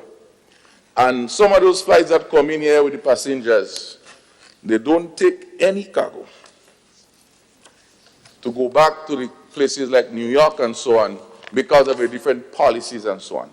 It's a discussion that I personally have had along with my sector's colleagues to see how we can address that. I know there are issues around that in terms of the insurances and all of those things, but I think it's something that we need to work on to be more fair to our people.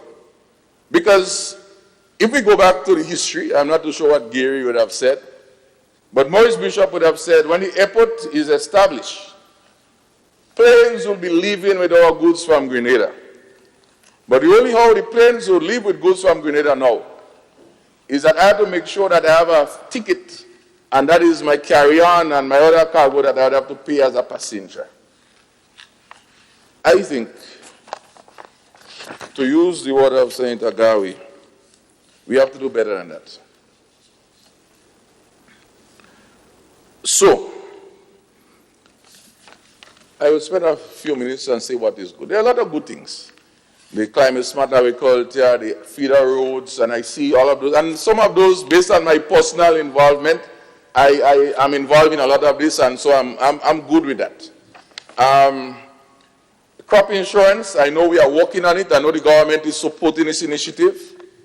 I think it might be our omission. It's not there this time. And I know the government will still make this contribution. But the problem is that if we're going to follow all of these little rules of F rules and this, I mean, although the guy will say, well, you have to know there is some clause that he doesn't always hold. We know that government will still, but when the stakeholders don't see those things there in black and white, they get worried. And a lot of times those things get left out because why? The implementation rate and the execution is so low that, you know, like it always get going down, like agriculture down, and I was watching things, fisheries down, and I also got worried that I see tourism is just before agriculture. And I say, wow, like somebody catching up with somebody. Okay? So these are just some of my comments on that. I want to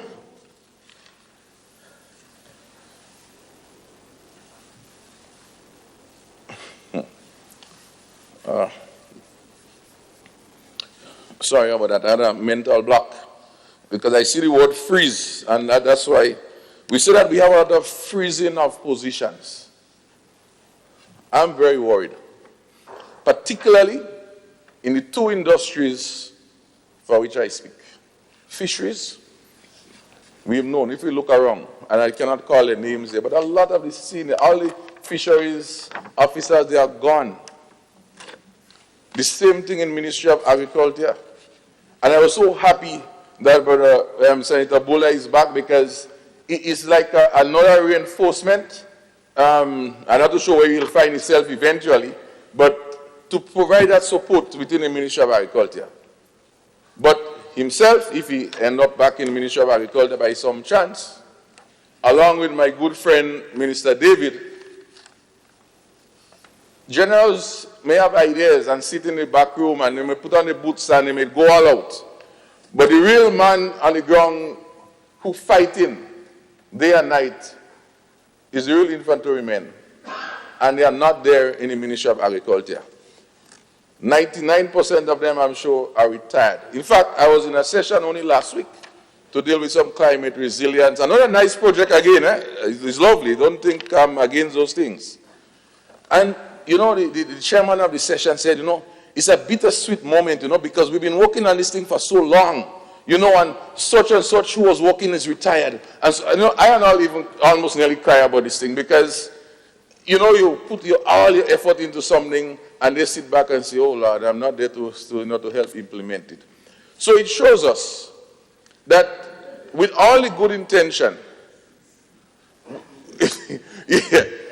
with all the good intention, we have in those issues. Of course, I hear in your brother Bola is 60.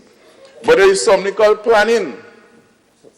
Succession planning. And I know Maureen in the PS, since he came into the agriculture, you know, people, we have different views on matters. He always speak about that, but you know, sometimes, if the boat spring away too early, he helpless. The time is, things is happening quicker. And it reflects on all of these individuals. It comes back to the whole issue, and I'm going back to my maiden speech. Just count 40 years for everything, and you will see what has happened in this country. Everything that happened in that span. So all the persons would have gone to Cuba, gone to wherever, and study and come back. We never was replacing the stocks because we feel they're there forever. We never realized we'd have had this type of hard times where we have to have all these attrition policies. But what have we done in the last maybe 10 years, 15 years, with respect to everybody's profession?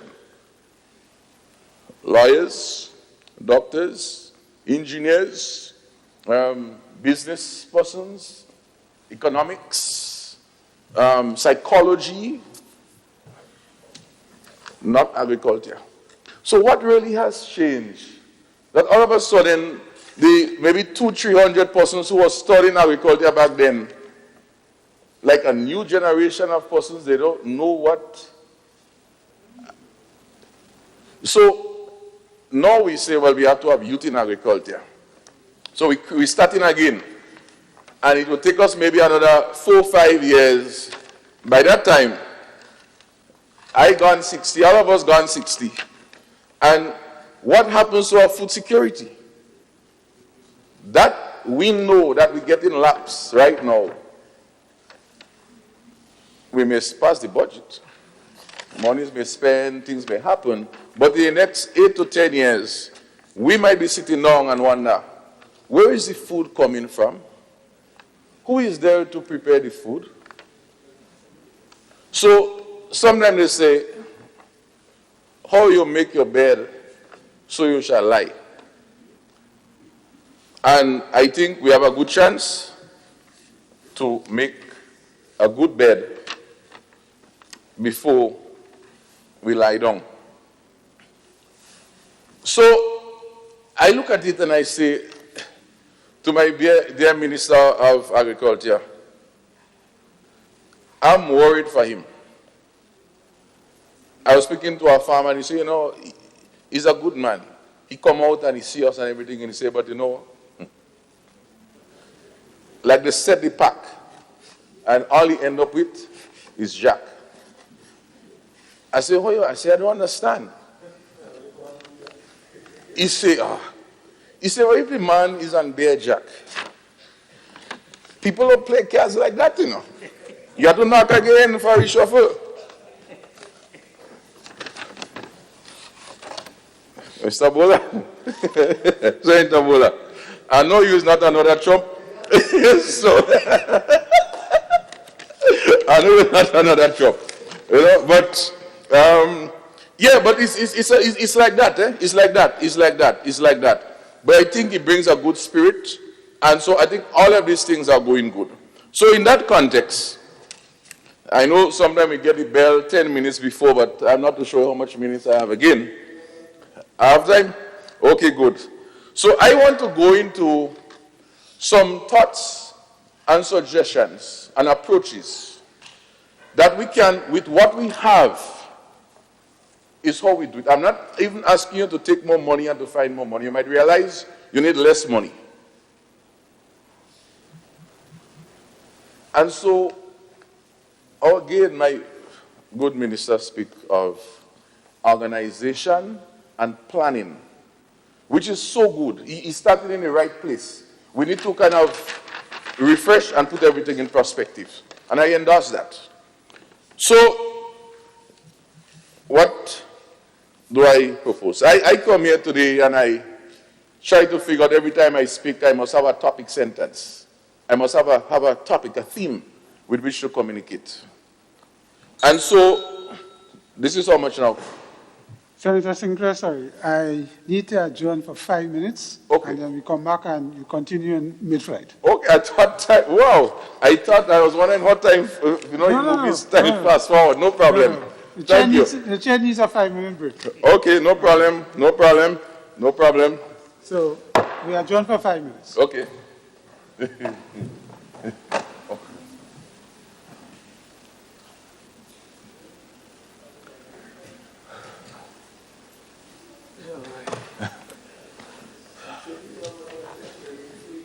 Your Honor, what is time gone?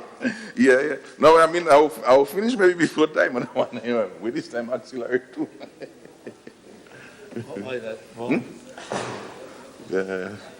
Yeah, and the early thing, my marketing mode. Yeah. Oh, boy.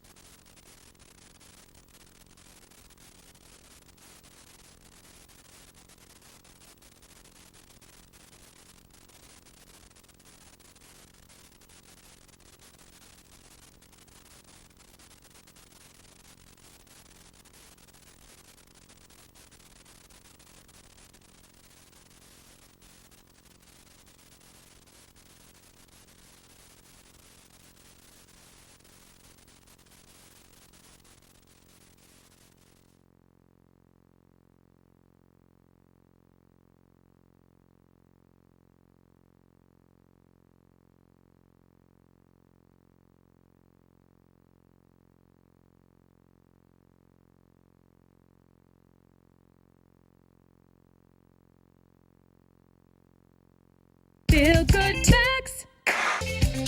Remember, if you have flu symptoms, do the right thing and stay at home to avoid giving it to others. Remember, you can be infectious up to a week after developing symptoms, so rest up and take it easy.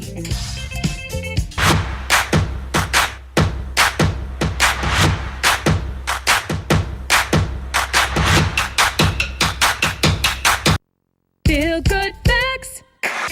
Help prevent cold and flu by washing your hands with soap and water for at least 20 seconds. That's the time it takes to remove most germs. No soap and water? No worries when you've got alcohol-based hand sanitizer.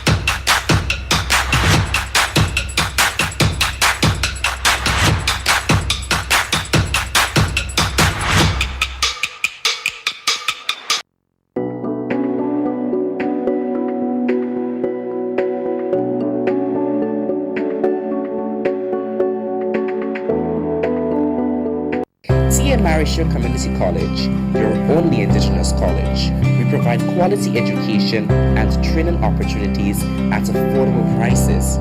Our TAMCC alumni occupy 75% of the Grenadian workforce with international connections. We take you from where you are to where you want to go. For more information, contact TAMCC at 440-1389 or visit our website at www.tamcc.edu.gd. TAMCC, unlock your potential. Hello, boys and girls. Join me, Neela, on GIS every Monday to Friday at 1 p.m. for The Reader's Circle. Grenada is on the road to re-energizing its economy, and a major part of that recovery is tourism. Our borders are open again, and that means visitors are returning to our islands and spending in our hotels, restaurants, markets, and bars. While revenue is welcome, what is most important is protecting the health of our citizens and visitors. Therefore, the industry has had to adjust quickly to this new reality. Strict and thorough protocols have been established throughout the sector. These protocols include health declarations from visitors upon arrival, screenings at our airports, health and safety protocols for all our frontline tourism workers, including the wearing of masks, frequent sanitizations, and new cleaning requirements for accommodations.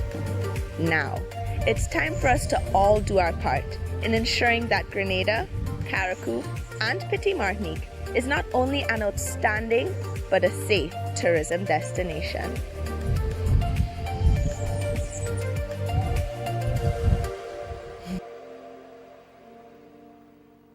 And so, in preparing for today's presentation, the theme of my contribution in terms of suggestions, recommendations for consideration, it says, rethink agriculture.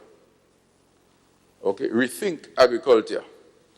So I'm asking the government, I'm asking the powers who has the purse, and others who would have taken on board the different recommendations to rethink it.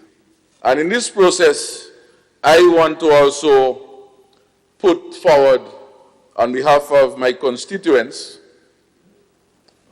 from whom I would have also got inputs in this contribution. One, the whole issue of organization and governance is an issue that we need to look at. Our farmers, our fisher folks, the whole group. There are several little clusters of groups and so on trying to farm and so on, but there are challenges, and not that they don't want to. As I mentioned before, and I've had discussion with our good friends, fisher folks up in Sotez. I only recently had some dialogue with our fisher folks in Calice. And the support, they are willing, they want to register, they may register, but the administration, these are people that are out, busy people, fishing. Some of them may not have the full capacity. And further to that, I also had a dialogue with our good minister, Bain Hosford, and our PS. Very good discussion. And I also highlighted and presented those thoughts, but also provided some suggestions for the consideration, some of which I would have also communicated to the same group. So, for example, I suggested to them, that's the fisher folks, farmer folks, you can get maybe TAMCC students, maybe some of the SGU students who can do some of this for the community service, for extra credits, can do whatever bookkeeping, whatever administrative, coordinating meetings, so that they can have more involvement. So when we speak about youth in agriculture, and we speak about labor support, it's not only about going and dig the lands, cutting the grass, it's not about that. Agriculture is a broad-based activity. You may need a chainsaw repair person, you may need a weed eater repair person, you may need someone to do pruning, you may need someone to do the books, because all that is agriculture. Agriculture is not, and this is the misnomer. Eh? So then we say we need to make it sexy. And we think we're doing something different. But that is agriculture. Whether we have to take a phone and go on a WhatsApp and go on our information to see how they grow, all this is agriculture. So we must not lose sight of what agriculture is. As our good friend Brother Gawe said earlier, things change. Definitions of things change. And we have to understand those definitions and understand the context. So I wanted to say this. And so that is one approach we can look at. We also have another approach.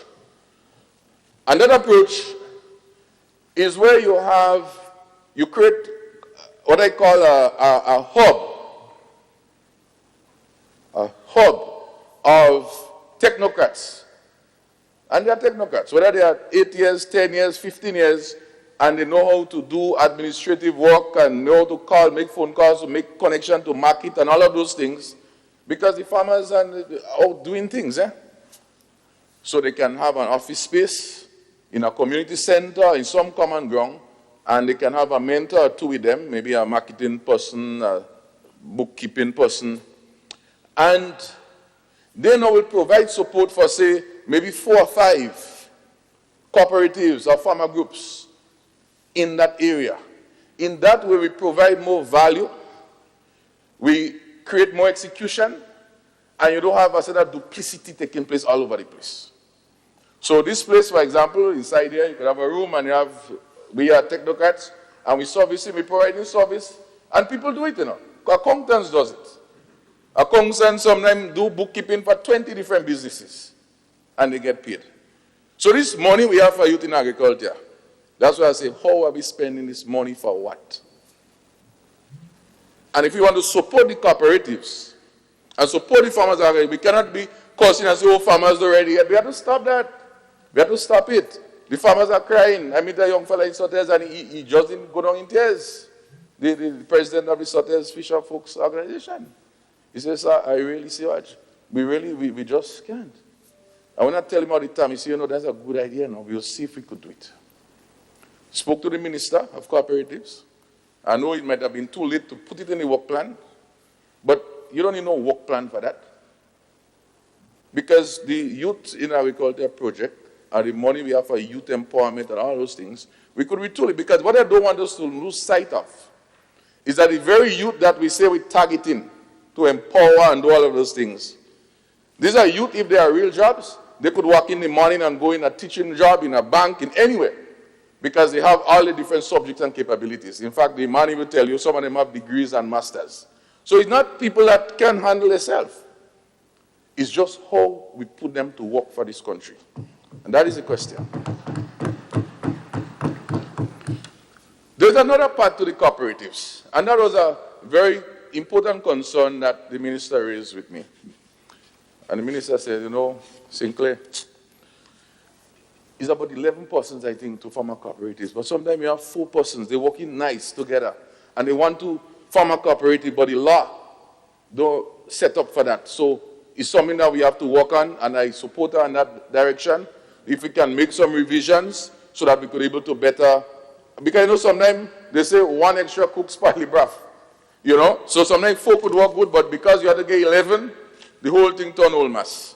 And I thought that was a very smart idea that we should really support her with and move forward. In terms of a national farmers organization, this is a big topic, but it's not so big. We think it's big. Because we have national football organization, we have national basketball.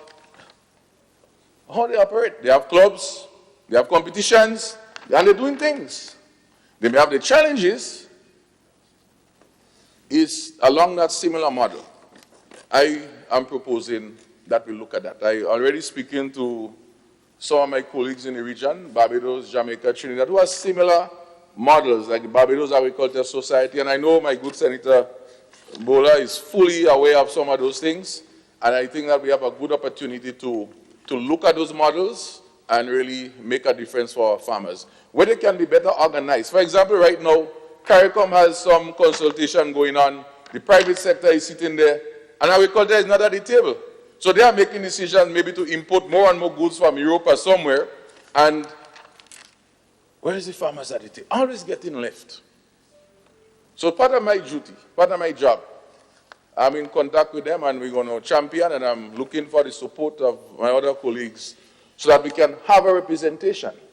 We speak of food import bill and all of those things. That is where we have to hold those discussions, because the policies at the Carriacou will definitely impact what happens to us in Grenada. And then we go and ask for all sort of exemptions, and let us fix it up front. The issue of welfare for our farmers and fisher folks is a personal responsibility I want to engage in, and of course, I seek the support of the government and others involved in that. For too long, our farmers, I know they don't want to pay NIS, and sometimes it's logistics, sometimes it's a lot of things, and I am calling on farmers. Let's get registered. It's a good thing. It's good for your family, it's good for your children, and all of those benefits. Please. And of course, with the organization farming, I think that will be able to sell better to them. I think also from the fisher folks in particular, the lost at sea. You know, sometimes the fisher folks, they have to put money together to get gas, to go and look, in addition to whatever the government may do in looking. And that was some concern that was raised. And I say, well, you know, maybe we can speak to some of the gas companies. They spend a lot of money in all sorts of giveaways, $10,000 allocation for gas for search and rescue. I don't think it's going to kill anybody. So that's a public call. For that, we don't have lost at sea regular, but it's something I think that we should be able to help and have it. And they don't accumulate it. If it's finished for the year and they only use 10,000 or 5,000, you just create a new one for the next year. Also, we need to look and see how the folks in the fishers in particular, the issue of the bends is a big issue. Now, Grenada has made a lot of progress because we have our chamber and so on here. But I think the issue of education seems to be a major issue from the dialogue with them. Down in Carriacou in particular, there's a lot of divers. And speaking to one of them, he actually was lost at sea 24 hours just hanging on to his water tank, his tank to survive. I was like, wow, I'm sitting by you. That's your hero, you know. And I say this to say that we eat the food and we eat lunch and we hopefully will eat dinner, and we don't think about those sacrifice and the effort that these folks make. And then we want him to come back and go and run a farmers organization and to go and make a phone call to, you know, where is the support? It's not much, because we already have some of the money allocated for certain things already. It's the strategy. And that's why I like the Minister David point of planning, organization, but he didn't come with the implementation, so I'm sure they're helping him with this part here right now. I want to move forward quickly before my time go. I speak a lot about the youth already, but we need to do something with this Maribo Farm School. I need to be more than farm. We need to go farm and fishing. Fishing is our number one, but we don't even have a fishing school anymore. You know, so sometimes we rally on things, and then, as we mentioned earlier on, 60 years will come, and then we say, where is it? So let us start putting things in place. This is, to me, when we start talking about resilience, that was a forget recovery. All of us go like recovery and transformation. So 20 years, we lose our fishing school, and we never even try to start back one.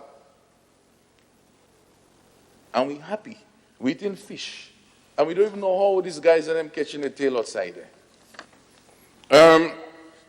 And so there's a lot of opportunities, which I don't want to go into, beekeeping and so on, livestock and so on.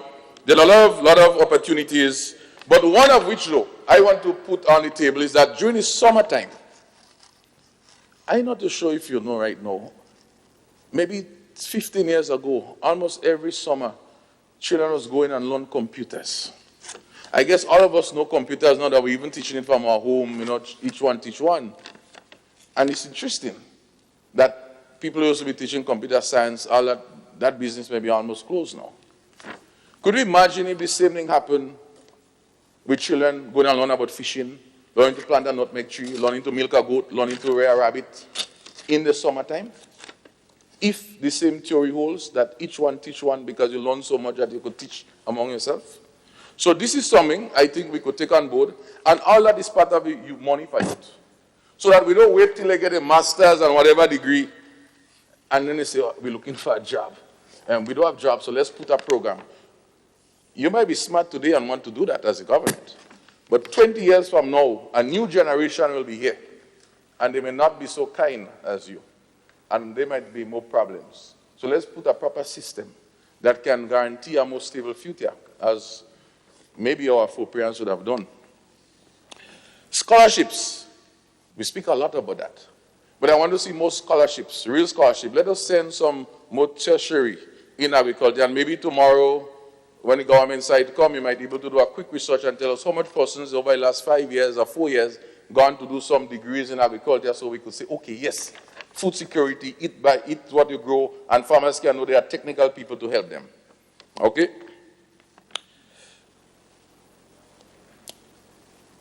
The issue of greenhouse technology, all of those things, because you have that, climate smart, it's just how you tailor it. So I'm good with you there. Very good. But certification, and I think that was mentioned, and not to show this morning, is important. We have the NTA, and we need to do that. Right now in the GCNA, we have a partnership that we are almost finalizing to train young nutmeg farmers in level 2 production for nutmeg.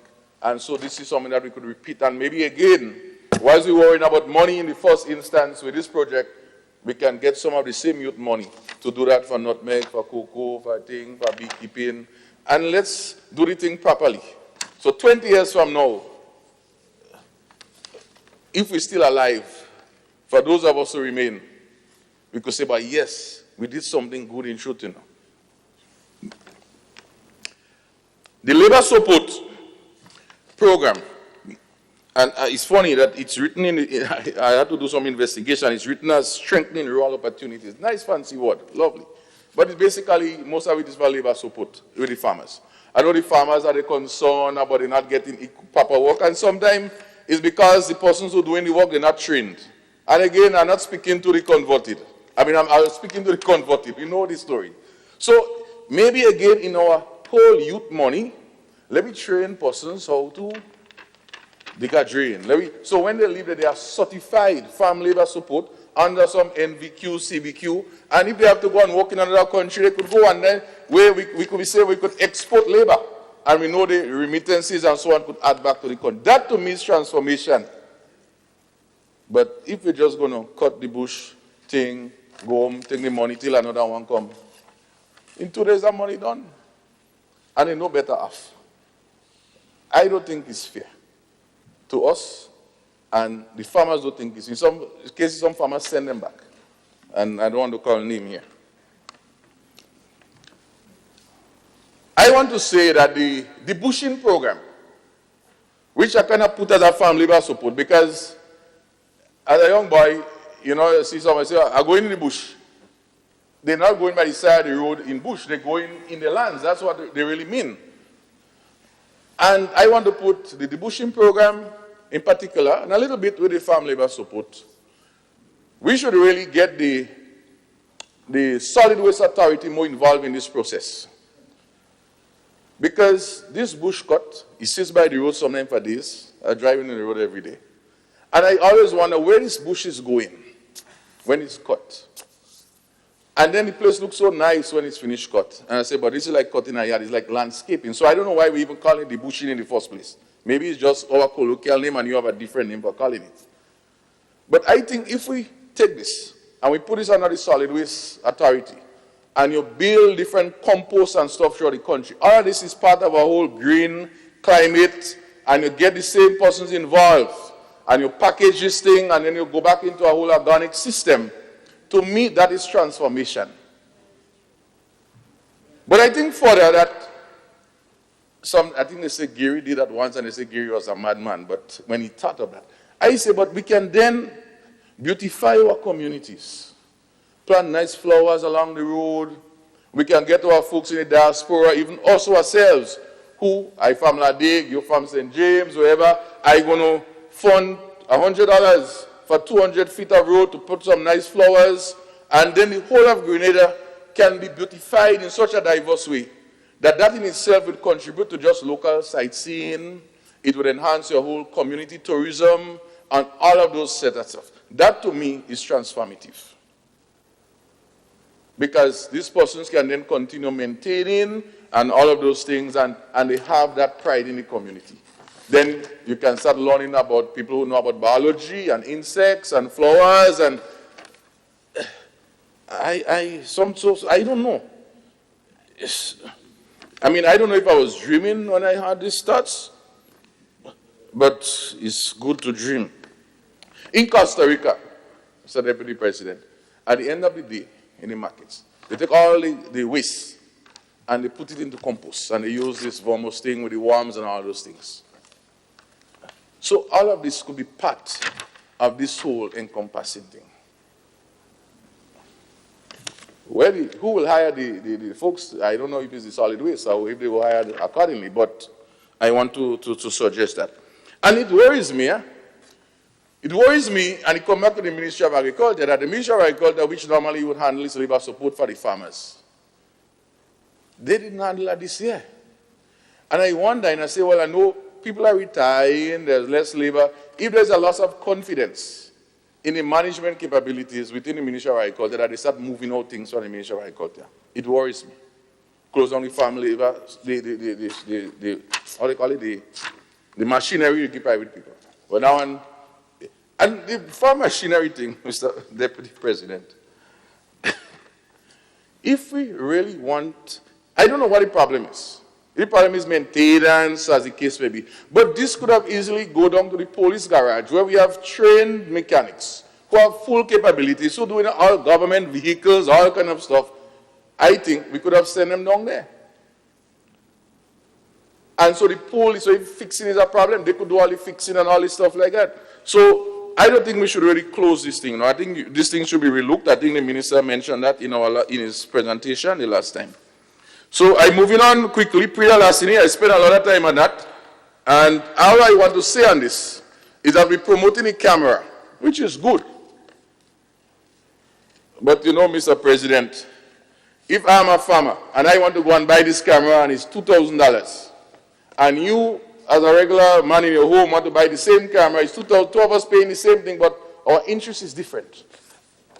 So we are calling on the government side to let us see how we can have some concessionary duties for our farmers if we are pushing them, and we have been pushing them in that direction, which is good, and they've been holding people in that area. I want to move quickly to fisheries. As I mentioned earlier, it's one of our major area of exports. We had recently a good public-private partnership with the government and the Southern Fishermen Association and Speyside Fish House. But what it shows is that if the government really supports you to get strong, when you're strong, what happens? So we speak about our foreign partners are so strong, China, America, England. If they wasn't strong, they would not have been able to help us. So we build strong institutions, we build strong organizations so they can help. All right? We have the jetty, and there's a burning concern in St. Mark's. And St. Cox, please see what could be done. You have three fish markets, three different landing sites, but they have to pull up the boat on stone and all kind of things like that. See what could be done, please. That is a special plea for the people of St. Mark's. The ice machine, well, I spoke about that, and so I am confident that some action is going to take place there. But we need to do some value added in fishing. Salt fish is a big export. It's a big import in this country. We used to be doing salt fish, smoked fish. So training, youth, and well, I think the message is clear. Where you have to spend the money. We could export it, but we could also use it locally. I know there's a project right now that is being contemplated to do nice fillet and so, which is a value-added export, and we congratulate that, and we look for the full support of the government, which I think they've been getting already in this regards. Because I look at some figures. St. Vincent, for example, in 2019, I think exported out $18 million worth of fish. And they plan to do some development in Bakeway, which we're going to add 20 to that. So immediately we would move from a 25 or 22 to we are overtaken by St. Vincent. Okay? I want to go down to look at poultry. Poultry, to me, again, needs some transformation. The biggest challenge we have here, we all know. People say the challenge is feed. But the challenge is not feed. I didn't go to school for long. I didn't learn a lot of technical things. But sometimes, the more you dig, the more you would find gold. And so, the poultry policy, which I know my dear Senator Vola is fully aware of, well, you might be aware, I think, speaks about this agreement, and I will call it this agreement, between the Caribbean Agro, and this is sent in 1976, 1977. We need to look at that, because the policy spoke about looking at it and see how we can make it more conducive for our local poultry persons. And this is a dialogue that myself, the Poultry Association, and of course the Minister for Agriculture already start dialoguing on, and we have to see some movement there.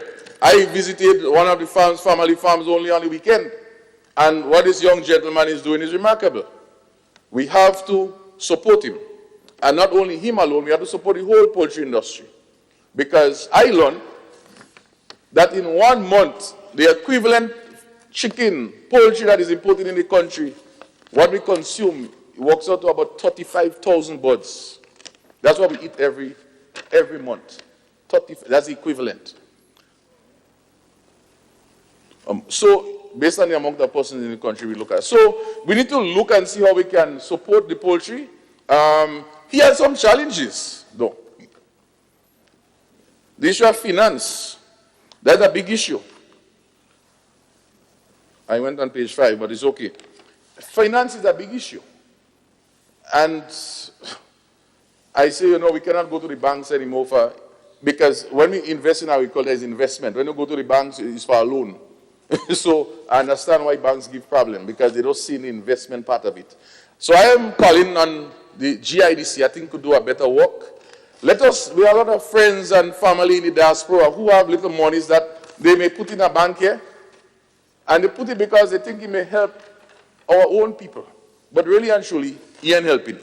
So maybe if they could channel it through some investment operation through the IDC, so you invest in this business, you invest in that. That's why you invest in stocks and bonds, they might get more value and contribute better to this country. I believe also, from the financing standpoint, the issue of the CBI, we need to have some more focus on agriculture. I know there might have been some that failed, some little initiatives, but I think it's skewed a lot to the tourism sector. Maybe that is not true, maybe it's my perception, but maybe if we do a matrix to see industry per investment, we may be able to see the reality. So I think we could do a lot of these things with all these banks. Even GDB is a problem. I spoke to a mother on Friday. I mean, she almost wanted to cry and she didn't want to let me off the phone. She said her son went to GDB, problems, $40,000. He went to a local bank. They say, you bring your land paper, bring your salary slip, and bring some life insurance. For $40,000. But if you want a car for $60,000, they say you'll get it easily. Craziness. We have to support. We can't wait on the banks, because the banks, they will do whatever they want, and then at the end of the day, we don't have no food to eat. And all the nice things we want to see happen that is transformative is not transforming. The issue of the land bank, well, I spoke about that already, but one thing I want to say on the land bank is the land policy part, which I hear is in the legal affairs and so on. But I was speaking to an old gentleman a few weeks ago, old mentor. He said, but what we can do, all we need to do is to just say 75 to 100 feet back from the road, you could build. And then in the back, you have your agriculture. So it would help in that way. That's 15 more minutes? 10. 10, okay, great, no problem. Good. That's okay. So that takes me here. I did with the airlift already. You have to do with, we need some interministerial coordination. I think we need to be speaking more to each other in terms of the ministries. And the other two big areas I want to speak on is the issue of agro-processing. I'll leave agro-processing for 1 second.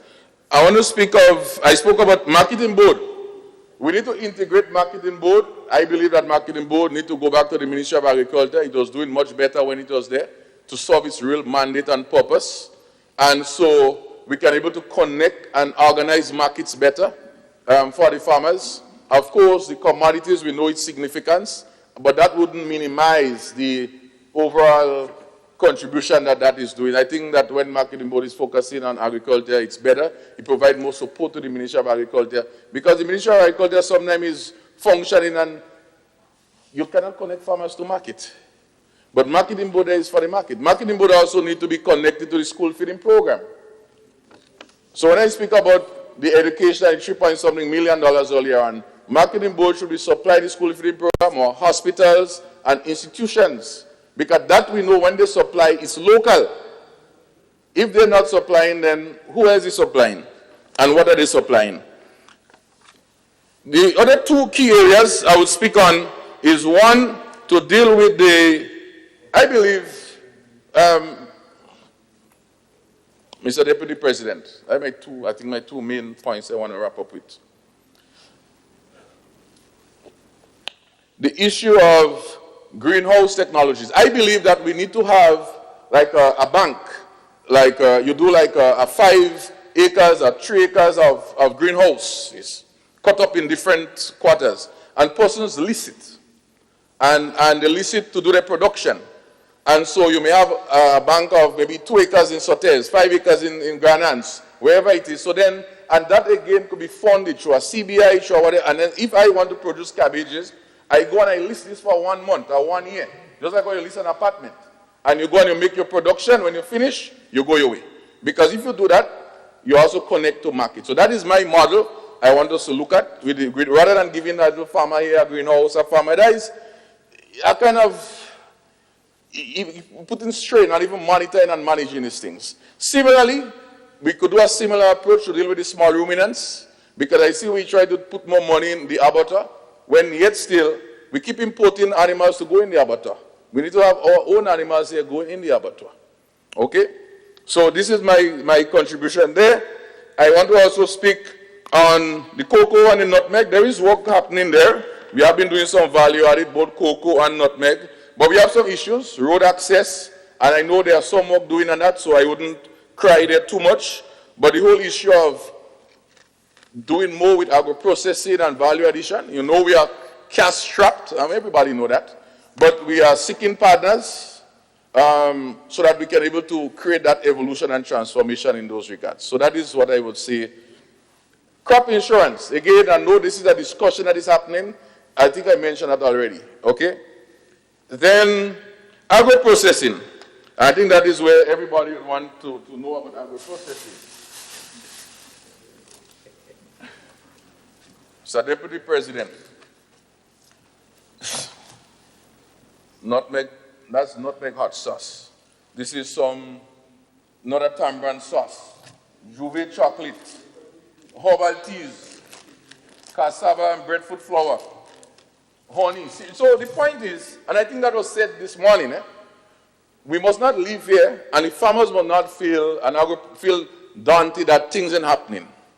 Financiers, bankers, other investors who are looking on must not feel nothing not happening. Things are happening despite our pronouncements. But you see, what is happening is routine. Because you want to have maybe this year ending up in 2 containers going to China, Japan, but this person cannot even go and get a loan for $10,000. In fact, you have to get a life certificate, a birth certificate, and all. So what I'm saying is, this $11 million maybe that we speak about that is frozen. And you will say, well, it's frozen, and accounting-wise, it don't exist. It's just that it wouldn't be a cost coming in. But we're finding money for a lot of other little things. And I believe with the agro-processing, if we invest maybe less than $5 million and build a multi-purpose agro-processing center, and this now would be used in a shared manner. So you call it up, you have for baby sauces, for juices, for different type of processing mechanism. And I could come and rent a space and make my production, pack up my bag, and go. Next week, I rent, Brother Luis come in, he rent. And if we do that, we use our monies more wisely, and we create transformation. Rather than, I want to apply for a loan for 20,000, you apply for 40,000, and all of us fighting to do something. And then we have a big issue.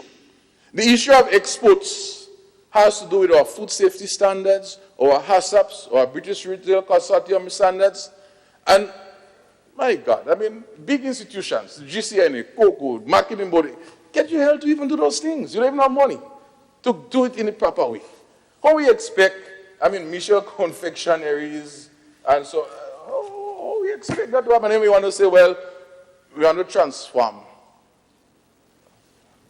I mean, in agriculture, I'm around for a while. And what we put in on the table can transform. However, what is the beauty about that? Again, I don't know how much money we have in for the youth. But back to the youth again, because they are capable. We build this thing. You put them to manage this stuff. So that the whole place is HACCP unplanned, all the documents. So when I come inside here to produce my product, all these young technocrats would be doing all the bookkeeping, all the quality job, because they're capable. And the product is living there with a proper stamp of approval, and not wondering what I'm doing in the back of the kitchen or under the house and where you get it. And so you can't even make enough to even make an order. This to me, if it's the only thing that you take all the money and find a way to do, I think Grenada would be better off. Not only for us, but for the farmers, the family, and then we wouldn't even have to worry about fighting and waiting about these project jobs, about a project go start here and after thing go. Because when the project done, you know what happens? Well, I live in the rural communities, and I know about 7 of us from there.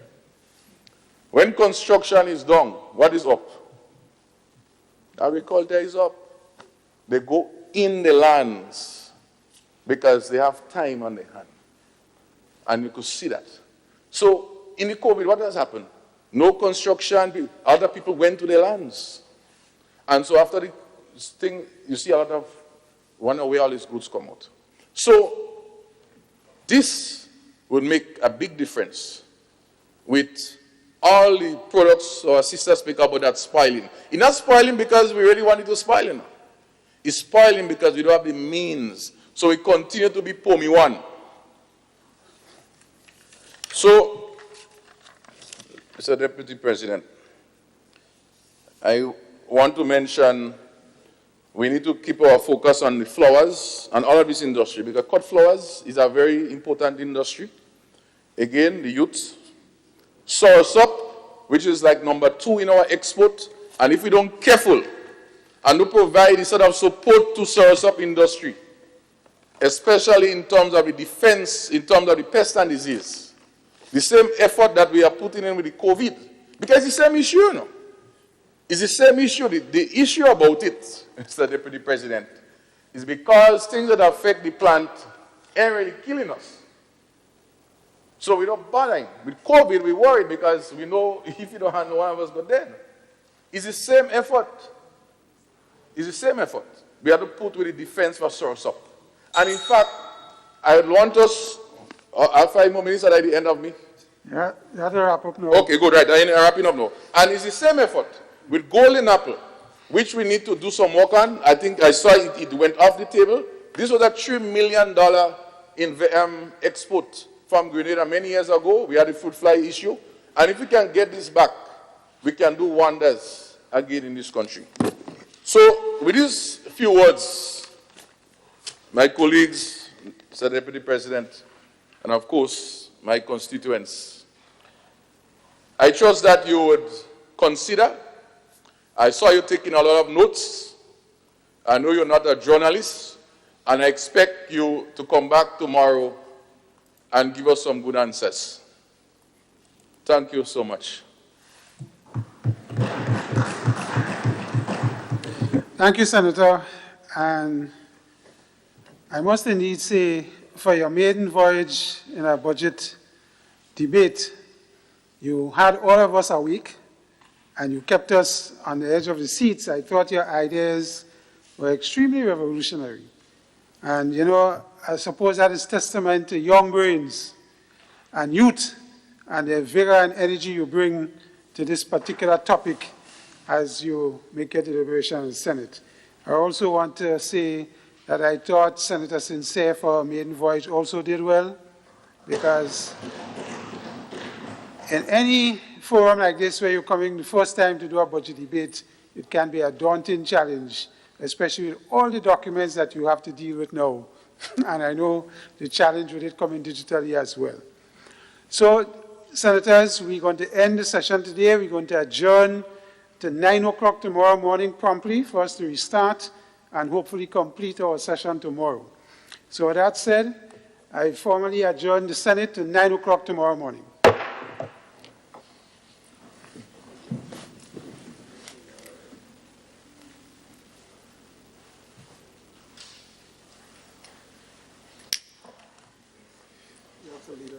Yes. Come back.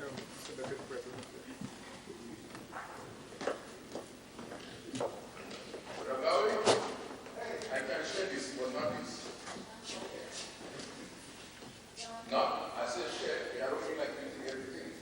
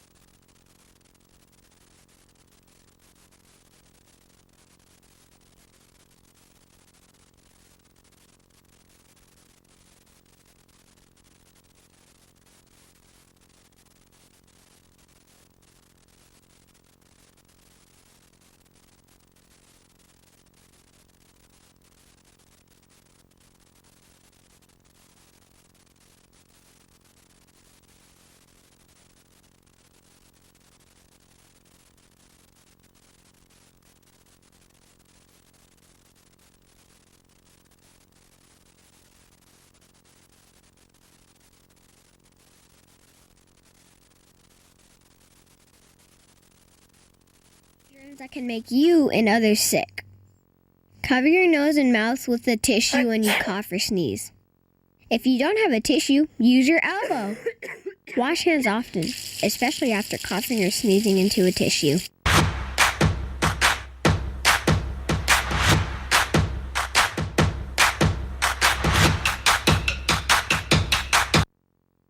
A protected area is a clearly defined geographical space, recognized, dedicated, and managed through legal or other effective means to achieve the long-term conservation of nature with associated ecosystem services and cultural values. The terrestrial protected areas of Grenada include Annandale Forest Reserve, Grand Bras Forest Reserve, Grand Etang Forest Reserve, High North Forest Reserve in Carriacou, La Vera Ramsar Site, Mount Gazo Forest Reserve, Mount Hatman National Park and Dove Sanctuary, Mount Morris Forest Reserve, Mount St. Catherine Forest Reserve, Perseverance Protected Area and Dove Sanctuary, Richmond Hill Forest Reserve. Forests play an important role in protecting Grenada's biodiversity. Respect protected area policy and regulations. Help secure our forests now for our future. A message from the Jeff UNDP Ridge to Reef Project and the Ministry of Agriculture's Forestry Department.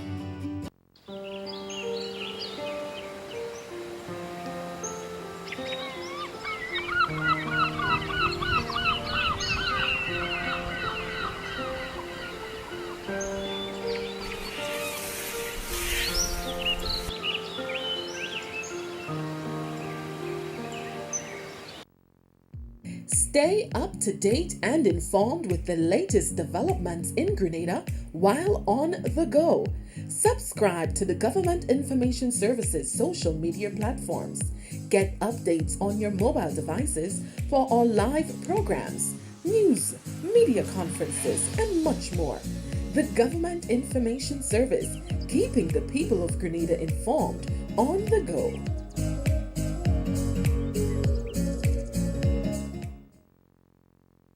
Hello boys and girls, join me, Alyssa, every Monday to Friday on GIS at 1 p.m.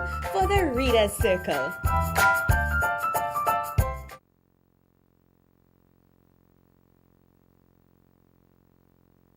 Feel good facts.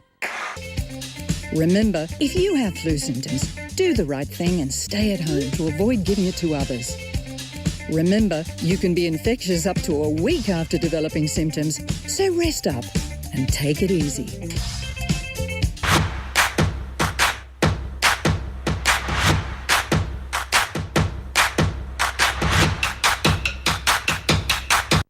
Feel good facts. Help prevent cold and flu by washing your hands with soap and water for at least 20 seconds. That's the time it takes to remove most germs. No soap and water? No worries when you've got alcohol-based hand sanitizer.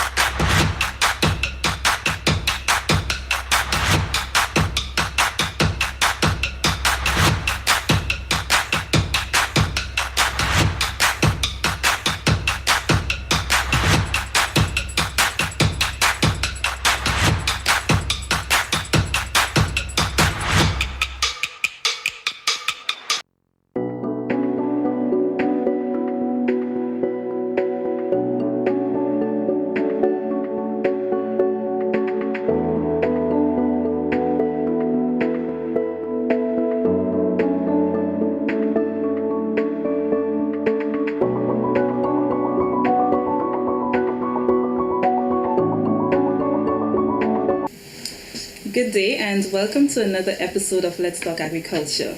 We took a break, but we are back. And today we have with us Mr. Trevor Thompson. He's the Chief Land Use Officer in the Ministry of Agriculture. And today we are here to have a discussion on the role of the Land Use Department in natural resources. So first of all, I am Karima Lewis, your host. Let's move over now to Mr. Trevor Thompson so that he can give an introduction about himself and the land use department within the ministry. Thank you very much, Ms. Lewis, and it's my pleasure to be here with you today on this program. My name is Trevor Thompson. I'm the acting chief land use officer in the ministry, in the land use division of the Ministry of Agriculture.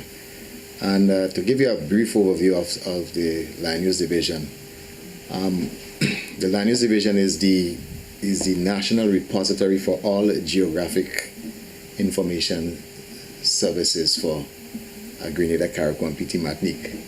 Within the GIS system, we have a whole suite of data in digital format that contains agroclimatic information for Grenada, soils and slopes.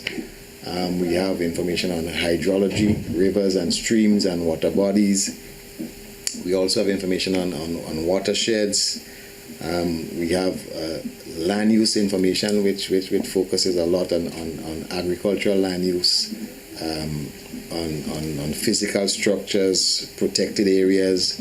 We also have topographic information, which includes the coastlines, the beaches, administrative boundaries, the tongues, and we also have different levels of those information. We have the road network that captures all the roads and footpaths and trails on the island. And the benefit of having all these information is that it facilitates the general environmental operations. So we provide critical services to consultants, developers, people who wants to do any kind of land management work, environmental impact assessments. If you want to look at land suitability, what is the land suitable for? So we work closely with other departments in the ministry, like agronomy, extension, to provide information on crop suitability, land suitability. We could assist the mapping that we do, the information we have could feed into hazard mapping, hazard analysis. So it's a suite of information that really is required for natural resources management on the island. It also contributes to the work we do with supported climate smart agriculture. You're looking at irrigation, shade houses, and all of the practices that goes with it. So, Mr. Thompson, could you tell us how is that data collected? What is the processes that one would have to go through to capture those data? Well, way back in the 80s, 90s, the 70s, all of those data was captured by hand and field work. So you would go to the field, you would collect the information, and then you would come back in the office and use your hand to draw it, similar to how surveyors used to produce their plans. So the maps we had were hand colored and hand drawn, etc. Now we've moved into using satellite images to collect a lot of those information. So you may have heard of LiDAR data, where we had an aeroplane or a helicopter was flying over the island and capturing all a digital image, like a photo. It's like a photo, but it's more detailed than photo. It can go down to a couple of centimeters in terms of the quality of the data to generate a lot of those maps, because flying over the land, it gives you a perfect view of what exists on the land at that particular time. And from those photos, we now can extract all of a lot of the data, the roads, rivers, streams, buildings, crop types, and when we apply the software to it, it helps us to generate the maps that gives us the kind of data and detail that we want. Okay. Explain to us the importance of this within the agricultural industry. Well, if you're going to make decisions on what kind of crops you should grow, where you should grow it, what management regimes you should implement so that you get maximum output, you have to make those decisions based on data. Okay. So, for example, one of the maps we produce is a digital elevation model, or basically a contour map, which shows you how the land is shaped. Mm-hmm. When we overlay that with the soils, the type of soils, we can now have a map showing you the fertility of the soil in that particular area. Then we can add rainfall data, we can add temperature data, we can then add how close are there any streams or rivers in close proximity to that particular farm or location. All of those information helps us to make a decision in advising the farmer. You're on flatlands, or you're on gently sloping lands, or you're on steep lands, and what should be put in place so that you're able to get a maximum yield. What climate smart practices you may need to use. How costly would irrigation, what is the best crop that is suitable for that slope, based on the ecology of the plant. Is it best to do 3 crops here, or it's ideal for vegetable production? Okay. Do you work with any other organization in this practice? Is there any other company or any other governmental organization that you collaborate with to get those data? Of course, we collaborate with most government departments and ministries because we all have a need for data of that type. So we work closely with NAWASA to collect a lot of the climate information, the stream flow information, meaning how much gallons of water is flowing in the river at a particular time. We work closely with the Met Services, Point Saline, because we have a number of automatic weather stations on the island, and also manual gauges that we collect that data for and then analyze it just to give you the rainfall. And that data now feeds into regional programs like the Caribbean Institute for Meteorology and Hydrology that gives you information on the climatic outlook for the region over maybe a 3-month period. So it will tell you whether it's going to be wet or dry, is we going to be experiencing a drought, or whether there's going to be a decrease in rainfall, or is there going to be higher daytime or nighttime temperatures, etc. We also work closely with physical planning unit because when you're looking at construction or you're looking at big government projects, roads projects, we work with the Ministry of Infrastructure. So a lot of the work that is being done looking at roads and how to expand your road or resurface your roads, how to design your bridges and your drains, etc. We need all that data. Climate data, we need land data, we need soils information, we need information on the watershed, etc. to help us to generate those kinds of maps and data so that you can design your project properly. Because we don't want you to go in and construct a bridge that is unable to take the volume of water that comes down when there is let's say a 1 in 25 years stop rainfall, or 1 in 50 years or 1 in 100 years rainfall. So a lot of that information, without that information, we basically would not be able to design drains and bridges and a lot of other projects properly, especially in the era of climate change when the weather could be so unpredictable. My next question was going to be on, surrounding what you just said. Without this data, how would agriculture and other departments that depend on this, how do you think they would fare without this data and probably, proper collection of that data?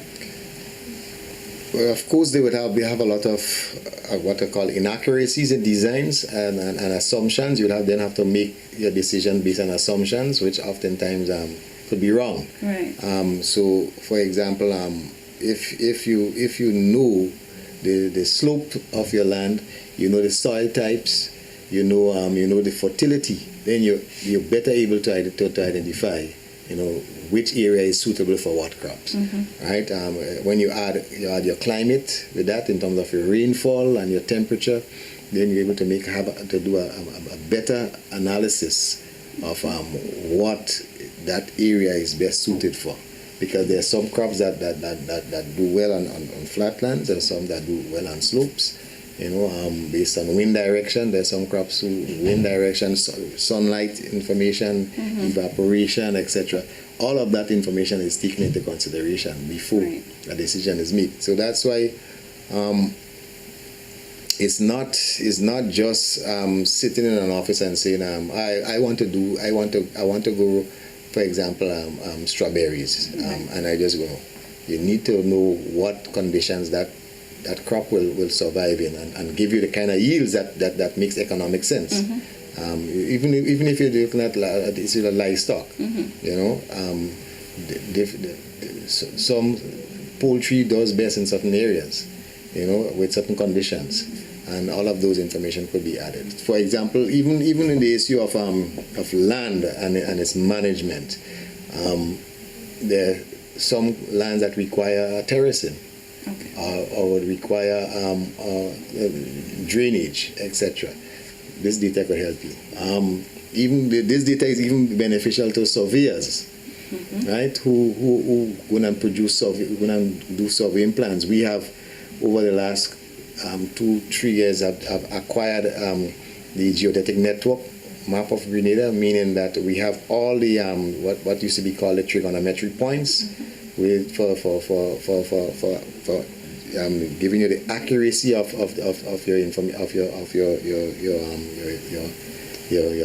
your plans, and then the continuing operating systems cause network, where they'll be able to download the data from the satellite and produce a georeference map or a plan for anyone who is going to buy lands, meaning that plot of land will now have an exact location on Grenada, latitude and longitude.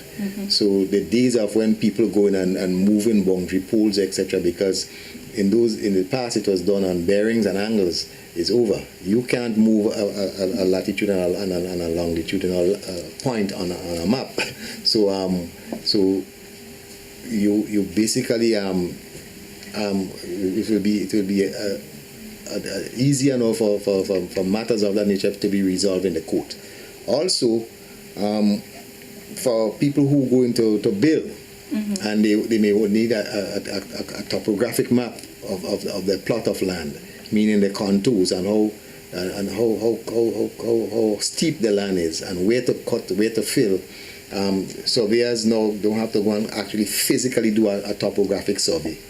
They can now come in and get that data from us.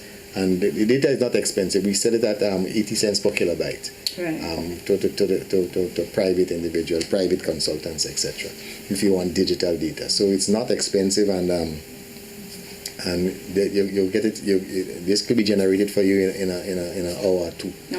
So you don't have to have a surveyor in the hot sun, spending days doing an actual survey. This data is available now from the government at a cost. When analyzing data, let's say probably for the last 5 years, what would you say has changed about Grenada? Well, we see a lot of changes in terms of the physical development on the island. There's also a lot of changes in terms of the land form, land use type. So we've seen an increase in residential areas. We've seen a decrease in what we call tertiary and secondary forest, meaning coastal, the forest type that is more low mountain forest close to the coast, or what we call local term we call bush. Right? I'm not talking about like in Grenada. We've seen a decrease in the acreage of those, and there's a decrease even in some crop types. So, for example, there's a decrease in coconuts. There's a decrease in nutmegs and cocoa, especially after Ivan. So what has happened? We have had a lot of historical data in aerial photo format, and that now has been digitized, and to generate a map that you can go back from the 1950s, the 1960s, the 1980s, 1990s, and 2000 when we did the last of those aerial photos. You can actually see the land use changes. So, for example, if you were to take a map of Grandans, an aerial map of Grandans, an image, and look at it, you would see that Grandans Beach was once a coconut plantation, right, in the 50s. That has changed dramatically. And similarly to as you move up along the East Coast, areas like West Hall, Fort Judy, and some parts of St. David's, there used to be a lot of coconuts and forests. Now that area has gone into housing. So it's really amazing to see the change that has happened on the island. Right. And but the benefit of having that kind of data is that now you can look at the past and make decisions now to benefit the future and present generations in terms of your environmental management, your land management as a whole. Great. Based on observations, what would be some of your recommendations in terms of if we have to improve on certain things, we have to change certain things? What would be some of your recommendations on this? Well, we need to use the information we have, the digital information, land information to plan, and I would say to manage land properly. Right? Land is not just just what you see above ground. Land is also below ground with the soil. So soil management is critical because when you have a landslide, it's basically it's the soil that has failed, right? And that happens for a number of reasons. It could be because of rainfall. It could be because of removal of the vegetation, which helps in stabilizing the soil because of the roots. So the use of the information is critical, right? To make wise decisions for planning purposes, right? For projecting into the future and having a rough idea as to what could be the impacts of some of your decisions. So, for example, if you were to look at the coastal data for Grenada, in terms of where mangroves exist, etc. Yes, you are a private owner of land, and you may want to do something, but when we take we may be able to do a flood modeling, using the data, doing flood modeling, and our storm surge. We could generate a storm surge because we have bathymetry data, meaning data for offshore. They're looking at the coastal area for Grenada, and if you were to do a simulation with a sea level rise or a storm surge, etc., it can actually show you which areas will be impacted on the island. And I mean, we could demonstrate that for you on the island if we were to have a 1 meter or 2 meter sea level rise, and what is at risk, right? So this data now because of the capacity to do that, we can actually say that if we were to take certain actions in some area, we could mitigate the negative impact of some of those scenarios. So it may mean that you may not be able to remove the mangroves, because if they were to be removed, they will allow the storm surge to reach further inland and impact more people, cause more loss of lands that could be utilized for farming or even for other uses. It also gives us the capacity to look at what could be the impacts of droughts on the island, or where is best to locate certain types of agricultural crops that we want to grow. So, for example, you're able to generate a map showing which is the best area suitable for soursop based on what is required by the plant to give you And we could do the same thing for ginger, Right. or for sorrel cultivation, or for nutmegs and cocoa and spices, etc. So we have that capacity in what we call automated land evaluation system to give you physical land suitability. We could do it for, if you want to do it only for rain-fed agriculture, meaning using only rainfall, or if you want to do it for with irrigation. We could assess to look at where you can get high and low yields based on the input you put into it. Right? We could do we could also work in collaboration with the Inland Revenue Department. We could now we beginning to think about how we could develop a cadastral map of Grenada, which could be utilized for taxation purposes, meaning every parcel of land on Grenada will be mapped, right? Has an actual reference point on the island, so that now they could be easily used for taxation purposes, right? Similar with the climate data, you can help with water and soil and chemical and soil analysis, right? So that farmers know what is there, what kind of fertility the soil have, and what they may need to add to get the kind of yields that they're looking for. Okay. And just to add, finally, this data is critical in terms of for policy. Okay. Right? Policy, advising on policy. So, water policy, land policy, maybe some policy that looking at climate, environmental policies, etc. That tool is critical for advising and giving good recommendations to the policymakers. Right. Good.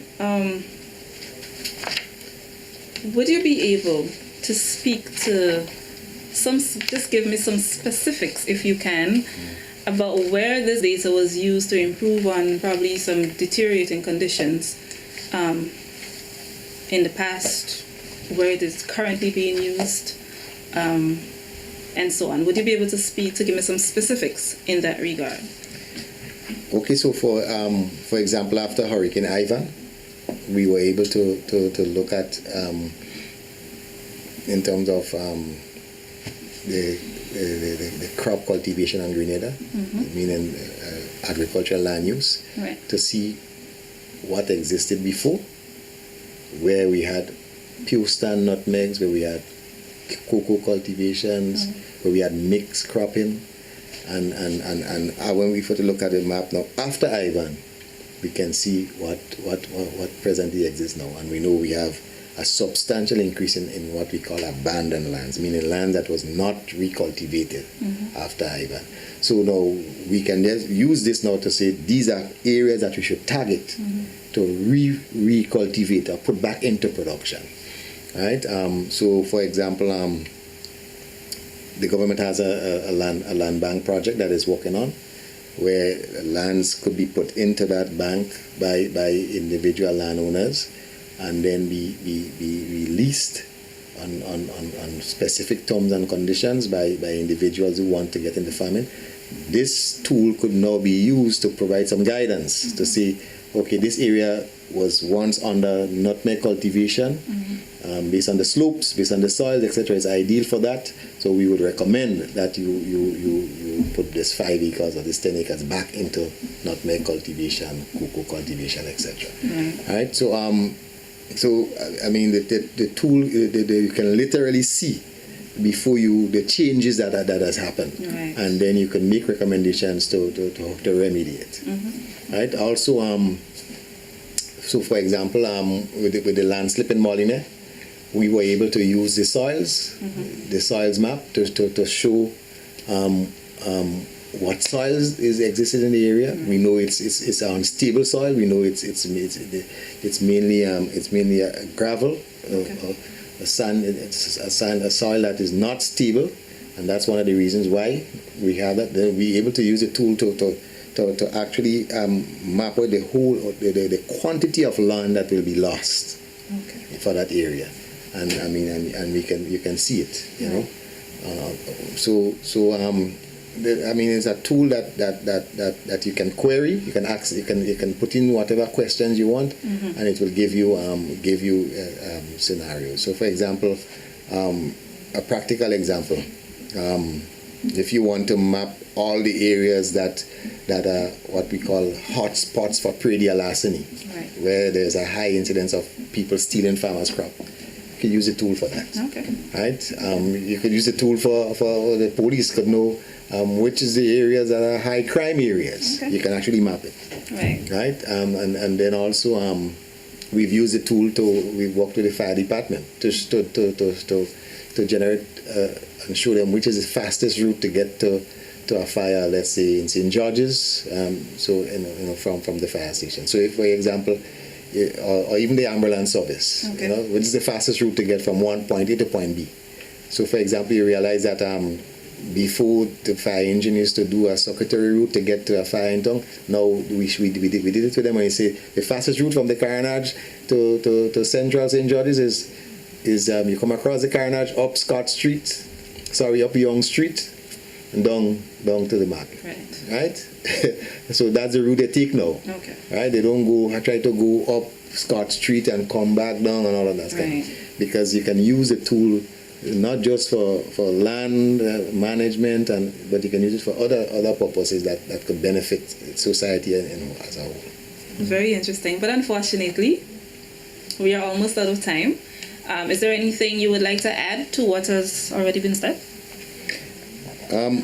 Just to add that the services we provided to the public are some of it is free. We provide a lot of service support to a lot of the ministries, to schools, etc. But there's data that we also sell, like climate data, rainfall data, etc. Mapping services we provide that the rates are very, very affordable, and it's good if a lot of sometimes you work in an institution, maybe in the bank, etc. You're given loans, people to build homes. You're not sure of if there's soils information. You want to know what soil type you have. You want to know if it's suitable for your house, etc.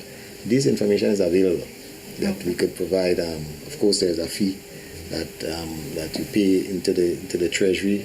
So, Mr. Thompson, we want to thank you, give you a heartfelt thank you for sitting down with us today. It has been a pleasure. I learned a lot, and I'm sure that our viewers did learn a lot. I'm sure that this information will go wide and spread and make implementations where we would like them to. So, viewers, we have come to the end of today's episode. We want to bid you goodbye and ask you to stay tuned for the next episode of Let's Talk Agriculture. I am Karima Lewis. Goodbye.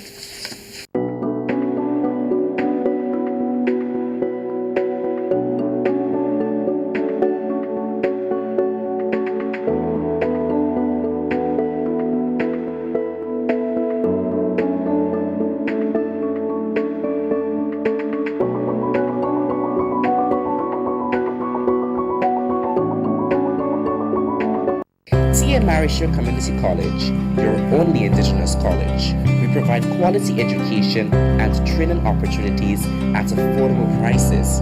Our TAMCC alumni occupy 75% of the Grenadian workforce with international connections. We take you from where you are to where you want to go. For more information, contact TAMCC at 440-1389 or visit our website at www.tamcc.edu.gd. TAMCC, unlock your potential.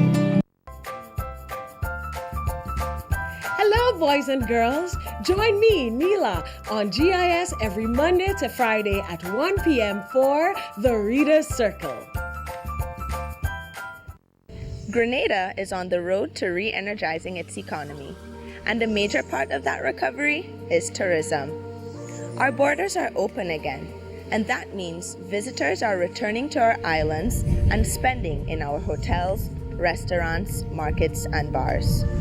While revenue is welcome, what is most important is protecting the health of our citizens and visitors. Therefore, the industry has had to adjust quickly to this new reality. Strict and thorough protocols have been established throughout the sector. These protocols include health declarations from visitors upon arrival, screenings at our airports, health and safety protocols for all our frontline tourism workers, including the wearing of masks, frequent sanitizations, and new cleaning requirements for accommodations. Now, it's time for us to all do our part in ensuring that Grenada, Carriacou, and Petit Martinique is not only an outstanding but a safe tourism destination.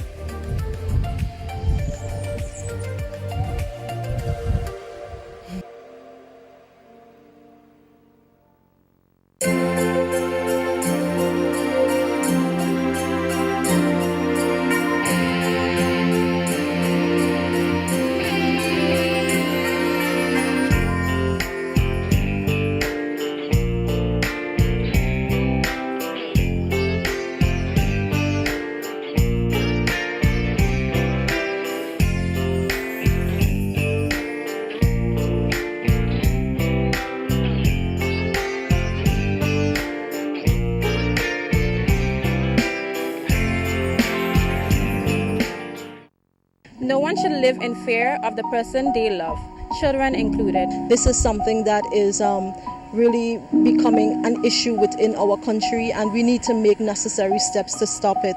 It seems like sexual violence against women and children has become habitual.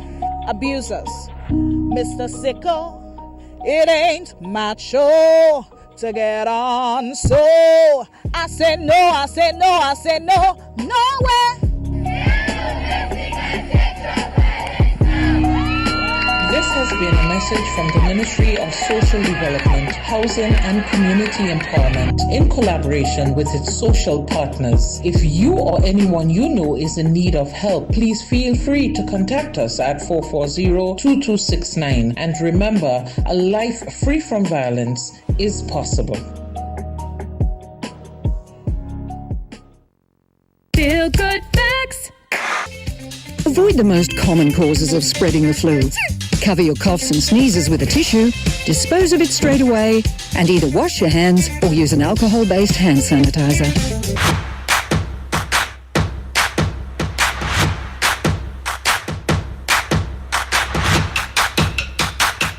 Dreaming of taking a break and escaping to an idyllic, happy place? Well, finding it does not require you to go too far. You already live in paradise. All it takes is for you to go out and discover it. Grenada, Carriacou, and Petit Martinique are blessed with a wide variety of accommodation that satisfy any taste and budget. Find the one that suits you and your family and treat yourself while having peace of mind that your health and safety is a priority. Knowing that we have gorgeous waterfalls, stunning beaches, and flavorful cuisine, let's be tourists in our own islands and enjoy paradise at home. All campaign offers for Paradise at Home can be accessed by visiting the Grenada Tourism Authority Facebook page or calling the GTA at 440-2001.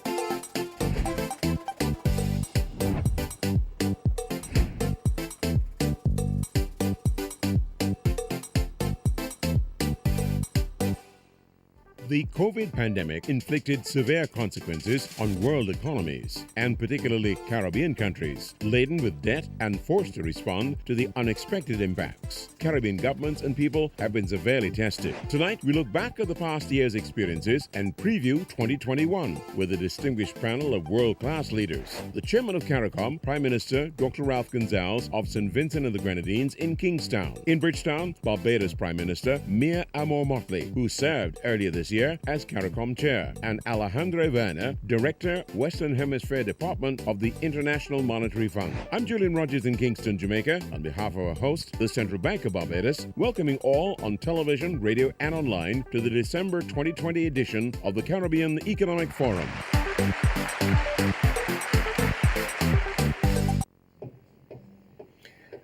Very special welcome to you wherever you are across the Caribbean or beyond the Caribbean for that matter. Come to December, and everybody's been looking forward to the end of 2020. No more so than many people across the Caribbean who've been literally buffeted by the impact of the COVID pandemic. So tonight we've got two powerful political leaders, two very distinguished prime ministers out of Barbados and also out of St. Vincent and the Grenadines. And tonight we also benefit from the presence of a representative of the International Monetary Fund, someone who served for the hemisphere for the last 8 years. He's Alejandro Ivana, and he joins us from Washington. And our audience, of course, following us on the Facebook page of the Central Bank of Barbados. And that's where Angie Joseph Scott is monitoring and will share with us exactly your kind of feedback. Angie, what's up? Good evening, everyone. I invite you to connect with us on Facebook to share your views and ideas. One clear lesson we at the Caribbean Economic Forum did learn during our 2020 series is that it's important for us to leverage knowledge. Shared and transferred knowledge are important for us to reposition our Caribbean economies. So thank you very much, Angie. We certainly look forward to the feedback coming from our viewers and listeners who will be participating via Facebook. So as I said, we're going to go to Alejandro Ivana first of the International Monetary Fund. He's been in the region now for some 8 years. He's been here before, of course, the COVID pandemic hit us all. We're very interested to hear from him exactly how the IMF has responded to this particular situation and give him an opportunity to look forward as well. Alejandro, let's talk about the kind of policies that obviously will come under review in this particular period. Welcome. Hi, good evening. Thanks for the invitation. I mean, it's an honor to be here with you and with the two prime ministers who are leaders in the region and who have been engaging with us basically to try to find the set of policies, the set of international support that the region needs to go through this very unique and unforeseen situation.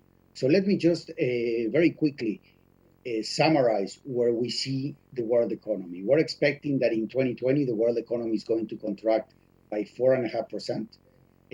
Within this, the US economy was expected to contract by 4.3% a couple of months ago. And numbers have been coming in a little bit stronger than expected. So this number can move up a little bit. The European Union, a contraction of around 8.3%. China, the only big economy that will show some growth. I mean, given that the pandemic affected China on the first quarter, but then it started growing back in Q2 in opposition to what has happened in the rest of the world. As we saw, I mean, in many economies, the recovery started in Q3, a combination of a consumption-led recovery in Europe and the US, and in China, more investment-led recovery. However, I mean, given the need to continue to implement social distancing measures and quarantines, etc., the service sector continues to be severely affected around the world. And obviously, the service sector is what many economies in the Caribbean live from, especially tourism. And that is why when we move to Latin America, we're seeing a much deeper contraction of around 8% this year. Latin America is a sector in which contact-intensive sectors are much more prevalent, and therefore the pandemic is hitting Latin American economies more. And when we look at how the pandemic is evolving, the Caribbean has done a very good job in controlling the pandemic. The rest of Latin America, we find several countries that have had very difficult situation handling contagion, and therefore that continues to affect the economy. In the Caribbean, obviously, the tourism-oriented economy is suffering a lot, given the collapse in tourism. Very innovative and creative ideas to find some niches in this environment to attract some tourism. We're expecting the Caribbean to contract by 9% this year, tourism-oriented Caribbean contracting by 12%, the rest of the Caribbean contracted by 7%. Next year, we expect an important recovery in the world economy of around 5%. We expect a recovery to pick up slightly in the Caribbean to a growth rate of around 4% next year, as two forces kind of struggle to give us this recovery. On the one hand, we're seeing the second wave of the pandemic, generating another round of quarantines and lockdowns, etc. But on the other hand, we're seeing the beginning of the end with the rollout of vaccines, and there the Caribbean has done a good job to secure a significant number of doses eventually to distribute to the population and then guarantee that we're going to reach herd immunity sometime next year, and this will give way to a recovery in these economies. As you ask, I mean, what has the IMF done? From the IMF, we have rolled out significant financial support for our member countries to finance the sheer drop in taxes that government has faced and the increase in needed expenditures to support households and firms. We have given around $100 billion of financial support to 83 countries. When we look at the Caribbean, there has been around $1 billion of financing to 8 countries that reach out to us and ask for this emergency financing mechanism. We continue to work with the Caribbean countries to support those countries that will need additional financial support, those countries that do not have good access to international capital markets, basically in the context of IMF programs, not emergency financing, but basically, as we were discussing prior to this panel, obviously these programs have to be designed having in mind that the nature of this shock is completely different to the traditional disequilibria that triggers countries to come to the fund. And in that sense, we need programs that are longer in nature, that have the policies to be implemented to achieve macroeconomic and financial stability being implemented in the future, and in the present concentrating the program in basically supporting families throughout the crisis, supporting firms to limit the amount of long-term damage that this pandemic will cause, and to have these economies in the best shape possible to reinitiate growth once the pandemic starts to abate. So with that, I will close my opening remarks and looking forward to what the Prime Ministers have to say. Thank you very, very much. That's an excellent overview, giving us a sense, certainly, not only just of the wider world, but specifically zeroing in on Latin America and the Caribbean, which is really, really close to our hearts. Let's turn our attention then to our first Prime Minister this evening, and that is the current chairman of CARICOM, Dr. Ralph Gonzalez, out of St. Vincent of the Grenadines. He's in Kingstown. Prime Minister, good evening to you, and I trust all is well there in Vinci land. Let me hear from you now as you take on or wear the CARICOM chairman's hat about the impact of COVID on the region, and particularly what's current. What are the kind of activities that the CARICOM grouping is undertaking to be able to mitigate the challenges of this particular time? Thanks very much, Julian. I'm very glad to be here with Mia and Alejandro. I think our listeners, viewers, would probably like to hear some particular estimated predicted numbers for 2020 for our GDP, our gross domestic product here in the Caribbean. And I want to use the numbers from the IMF's World Economic Outlook of October 2020. And because Alejandro gave some broad numbers in the world and some broader ones in the Caribbean and Latin America. But I think when we look at some of these numbers, we will see that even an uptick next year is not going to be, not going to take us from what would be a continuing metaphoric economic bloodbath as a consequence of COVID. Antigua and Barbuda, minus 17.3%. I'm giving the numbers from the World Economic Outlook for the IMF, published by the IMF. These numbers would have been crunched in September. There are some changes, and where I know of the changes, I'll indicate. Antigua and Barbuda, minus 17%. I'm going to round the numbers up or down. Bahamas, 15% minus. Barbados, minus 12%.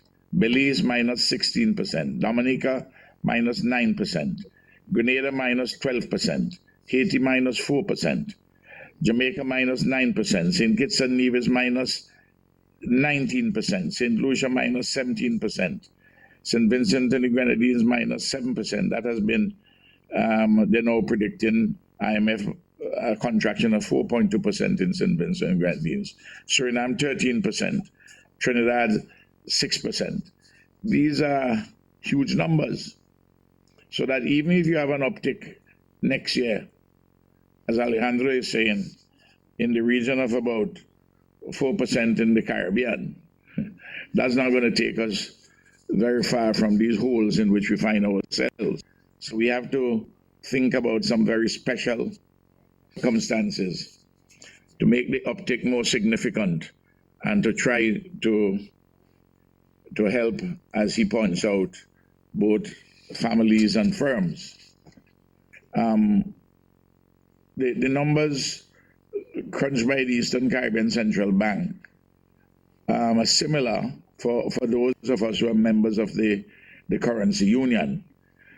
And I'll add to them the number from Anguilla, which is about 30% contraction, and Montserrat about 8%.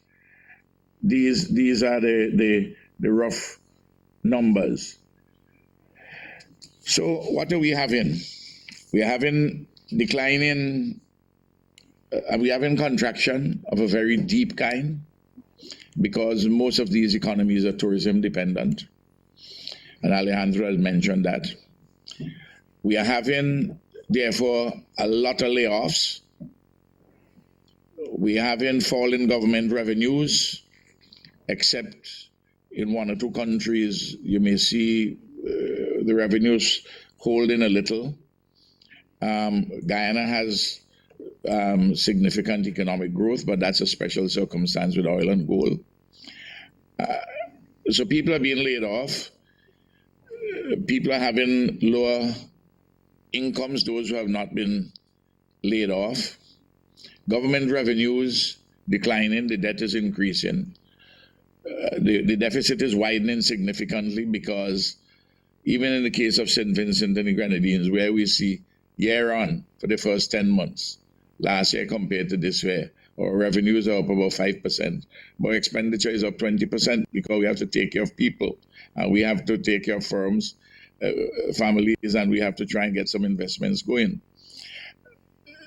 So it's a very difficult situation. Carriacou, and Mia would perhaps speak also about this. Carriacou has put together a Carriacou Commission on the economy, and we have a report, and we can talk about some strategic things which we have to do immediately and then going forward.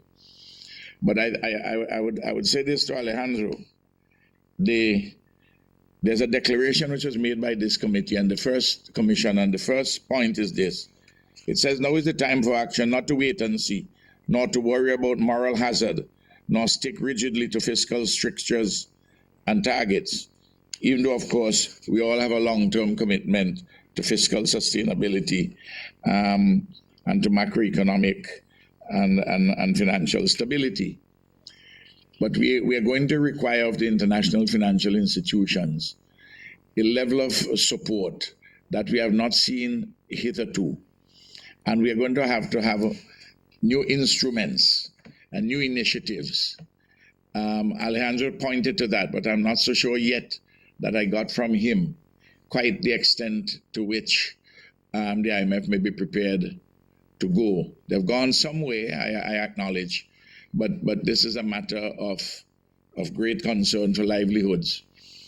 And we have handled the COVID situation fairly well, but that's from the standpoint of infections and that standpoint from deaths and the like.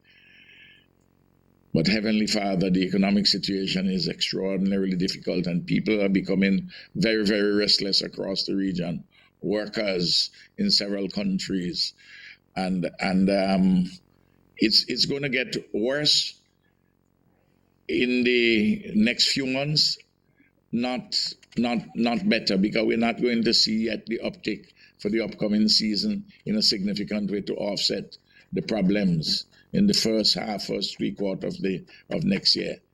Maybe when the vaccine has had some impact in our tourism source markets, we are going to probably see some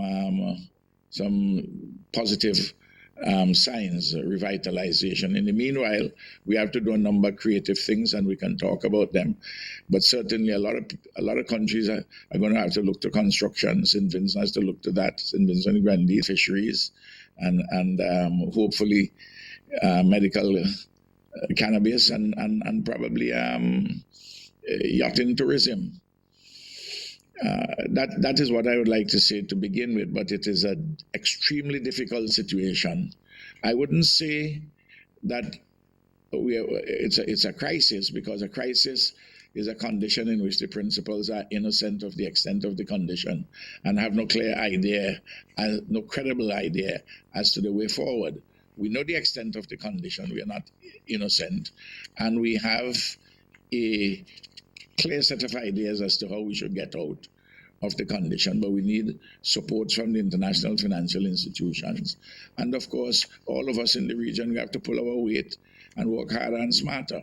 There are details in which we can provide, but that would be my, to continue your cricket analogy, that would be the opening shots that I will play in the opening overs. Thanks. Thank you very much, Prime Minister, for demonstrating that you still have the ability to open the innings very well. Well, let me see. If I take that one step further, then I'm calling on the Prime Minister of Barbados, Mia Motley, to go one down, so to speak, or is it two down? If I'm counting correctly here. Prime Minister.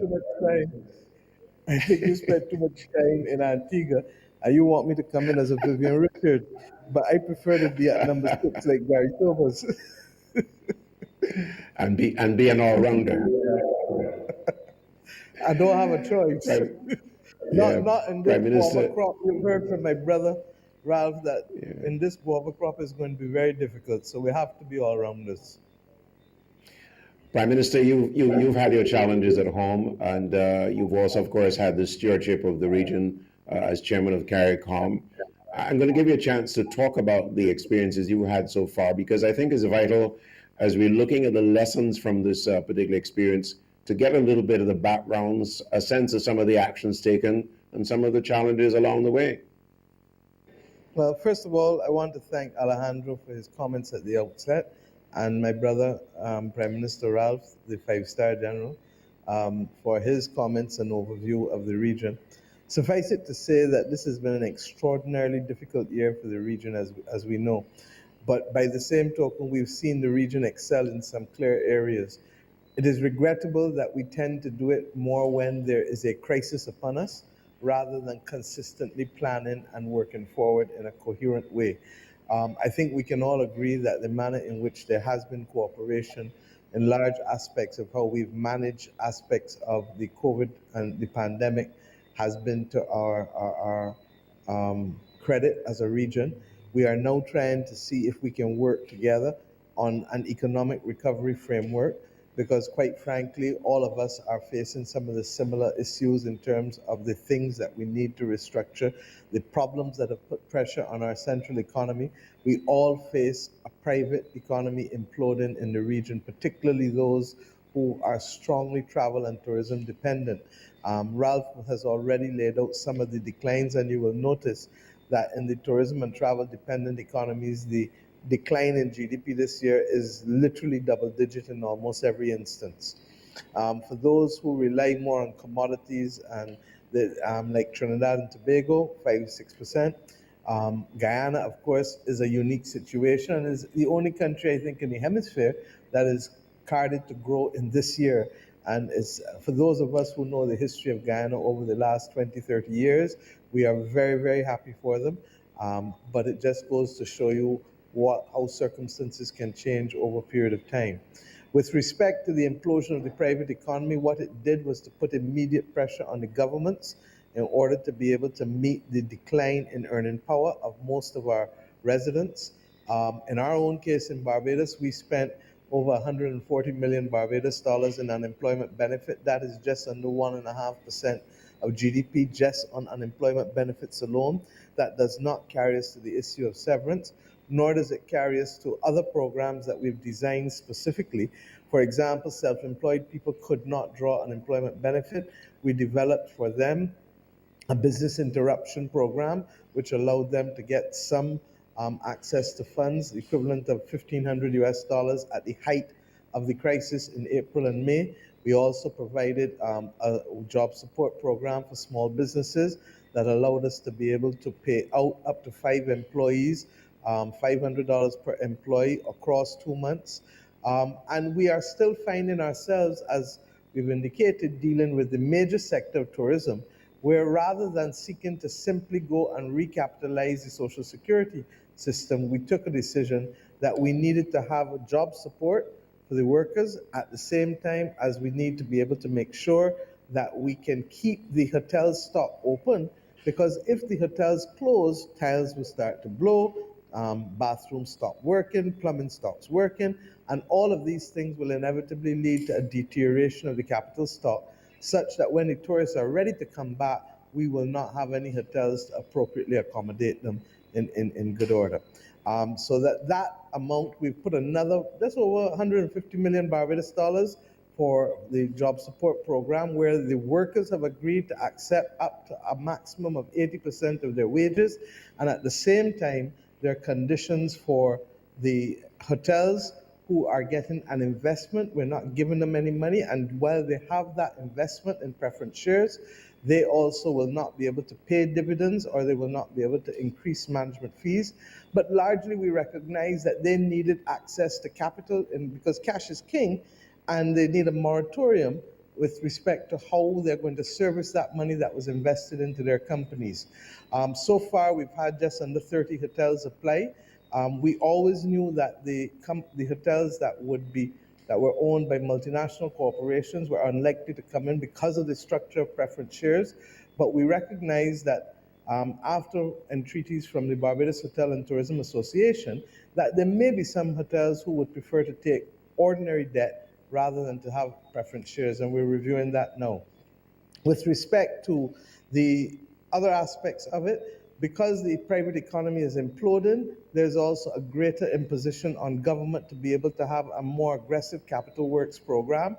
In fact, our capital works program has almost trebled this year, because we recognize that we don't want to make the same mistake that was made in 2008, 2009, when there was the last financial crisis, where the last government increased recurring expenditure rather than looking to see how they could deal with one-off expenditure that would keep economic activity flowing, but at the same time would not put an imposition for the succeeding years on central government and on our deficit or our surplus in our case. These are some of the difficulties that we've had to face. And at the end of the day, we can talk numbers, but what has really happened? That the government and the country has gotten a blow where it hurts most, and that is in the trade and tourism, travel and tourism dependent economies, through an immediate cessation of travel. None of us ever thought we would live at a time where hotels would have zero revenue, where there would be no need for persons to be able to go to work at hotels, and therefore they couldn't earn. And regrettably, because of the nature of the second wave, we've also had a revisiting at the very time when we expected to be able to have visitors coming in November to boost our hotels. The news of the vaccine is promising, but at the same time, we still have to wait and see. I do think that 2021 will provide some opportunities for us, and as we get into the program, I'm sure we'll talk more about tourism and some of those opportunities, but I'll stop at this stage. Thank you. All right. Thank you very much, Prime Minister. for bringing us up to date as far as these matters are concerned. I want to go back though to Prime Minister Gonzalez, because I know when you opened up, you gave us a lot of numbers there, and people went, audience might say, "Oh, Lord, those are just numbers. He's talking like an economist, and that really doesn't home for us, so to speak." But I want to go back to the part of the discussion. We're really zeroing in on what really is the pocketbook issues for people across this region, and I want to give you a chance on that now. Sure. I was only making the point about numbers, because Alejandro had said, well, it looks as though you may have a 4% uptick in economic activity next year. And I was pointing out that the hole which we are going into now is so deep that even 4% uptick ain't going to cut it. Because, of course, it's better than being further deeper in the hole. But look, Julian, we know that more than half of the workers had to go home, either with no money because the hotels are closed, or other places are closed which would depend on the hotels. The farmers can't sell to the hotels, the fisher folk can't quite sell to the hotels. So they're having problems. Some go home with 15-20% of their normal income. The state will provide some support through the NIS or direct payments, but it has been rough. We have had some moratorium on electricity bills, on water bills for a short period of time. The banks have given given a moratorium on payment of interest and principal for a 9-month period. But the fact is this: there was just not enough for people to live on in the normal manner, and you had a big drop in people's capacity to spend. The collapse of the private economy, not only what Mia mentioned, not only in terms of the businesses, but the private economy in terms of the families. So it has hurt deeply. Now, under our law, for instance, severance payment, if you lay somebody off for 6 weeks, it's taken as a constructive dismissal, and the severance payment becomes payable immediately after 6 weeks. That's the law. We went to Parliament, we extended to June the 30th, then to September the 30th. So all now, the workers are going to the businesses and say, look, we want our money for severance payment. The businesses don't have the money to give them. The businesses can go into liquidation. The workers would get what, 5 cents, 10 cents off the dollar. And if you come to the state has very limited resources because its revenues are down, and its ability to borrow is very limited, and it has to look for support systems from the international financial institutions. So that over the next few months, the severance payments alone for workers going to be very, very heavy. How are they going to be met? Are the companies going to collapse? And remember, with the vaccines, even though we are working together with the WHO and PAHO, and we have the COVAX, as Mia says, we have to wait and see, because we are going to get, we are not going to be the countries which get the vaccine first. You're going to have that in Europe and in North America, and maybe in Russia and in China. Of course, the impact of the vaccine, we don't quite know yet, and how many persons are going to take the vaccines. So all those things are up in the air. So the challenge which is ahead of us is still a very profound one. And the aftershock is going to be as hard or even harder than when you're going through the actual period of the COVID pandemic. And that is the case throughout. So we can't minimize it. I'm happy that we have Alejandro on the program, because this points every time I come back. If we don't have resources, we have to go to institutions to which we belong. In some cases to the World Bank, in other cases to the International Monetary Fund. And the Alejandro is speaking about particular programs, and he says, well, they have to devise them in particular manner, and so on and so forth. Well, the devil is always in the details, and all these things are still up in the air. There's a period of great uncertainty. So what do we have to do in that period? We just have to be very sensible. We have to be prudent. We have to be careful. But at the same time, we can't have a situation that we say operation successful, patient dead.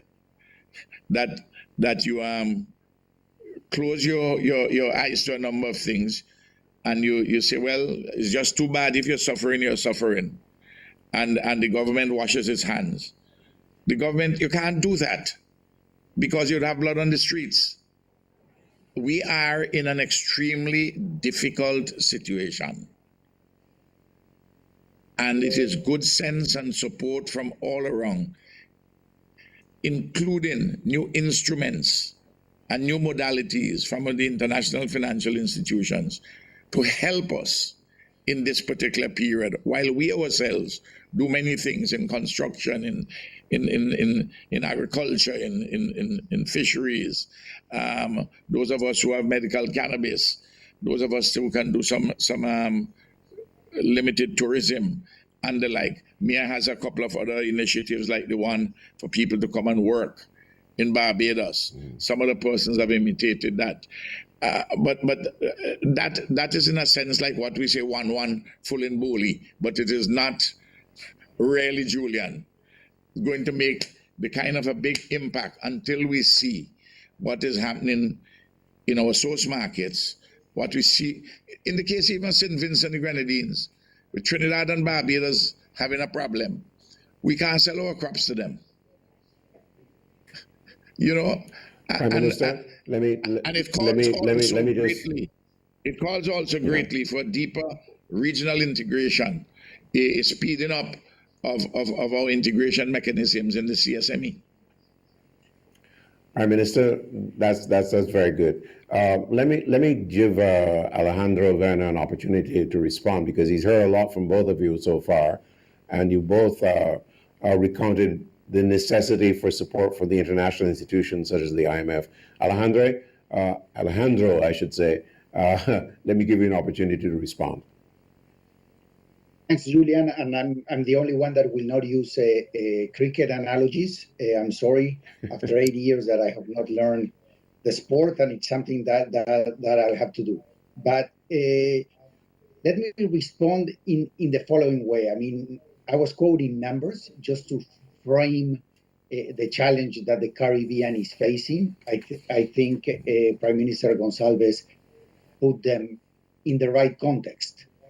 I mean, the Caribbean is one of the hardest or the hardest hit region by the deepest crisis in a century. So definitely, this is going to continue to be a significantly challenging economic environment for the economies in the Caribbean in 2021 and 2022. And therefore, I completely agree that what the region has done and what we have done to support them is definitely insufficient. So we need to work harder, and we need to structure we need to help the region come up with a regional economic reconstruction and recovery plan.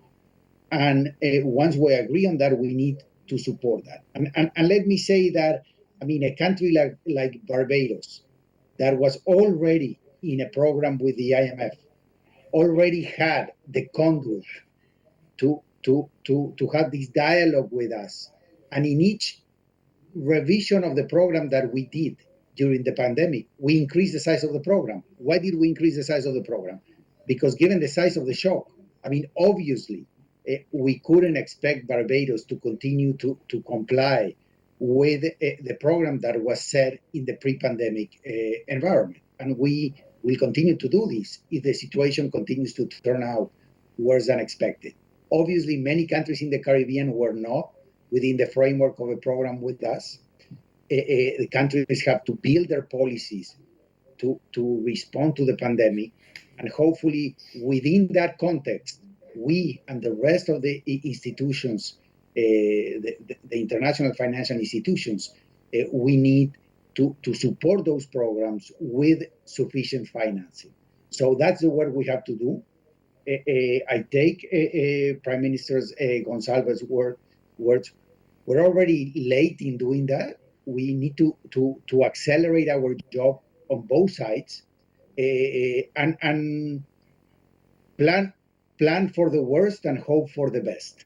If somehow this vaccine rollout changes the environment in a positive way, then we do have what we said in terms of financing, etc., because the countries will need less than what we expected. But in that sense, we need to be planning for a very bad scenario. We need to have, the programs to support the households and to support the firms, as have been described by both prime ministers. We need to mobilize the international community to do that. And then we start rolling those programs out in a, let's say, in terms of and adjusting their magnitude in response to the way the pandemic and the economies evolve. So I think we're totally in agreement, and we have to put ourselves to work in designing the policies that will support the recovery, and then when the economies are on a clearly recovery track, guarantee that these countries will maintain sustainable and stable financing, so normal means of lending will resume. And we have to structure both of these things within the context of these recovery programs. And we should start working extremely fast. And as Prime Minister Gonsalves said, we should not limit ourselves to the boxes that we have devised in the past. And to the extent that there's some needs to modify them or to create new ones, we should do them. And in that sense, the international community is thinking, and Prime Minister Motley has been instrumental in pushing the idea of a multi-donor trust fund to provide liquidity for debt service purposes, but also to finance resilience building in an environment where climate change will be shaping our future as well. And then there are issues associated with state contingent debt, and as I said, of building resilience that I think should also be part of these programs, and to be able to tap a lot of the financing that is associated to policies geared towards adapting to climate change and mitigation, and also to the reduction of emissions. So I will close my intervention with that, Julian. Thank you very much. I want to ask both Prime Ministers to talk about the matter of the protocols and lockdowns in particular, because there's been a mixed bag across this region. Everybody's been challenged by these particular circumstances.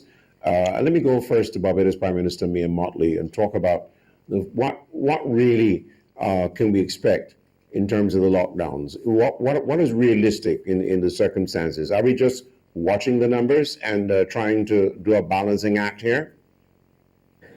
Let us go back. We haven't had any major restrictions in movement at the domestic level since early in the year.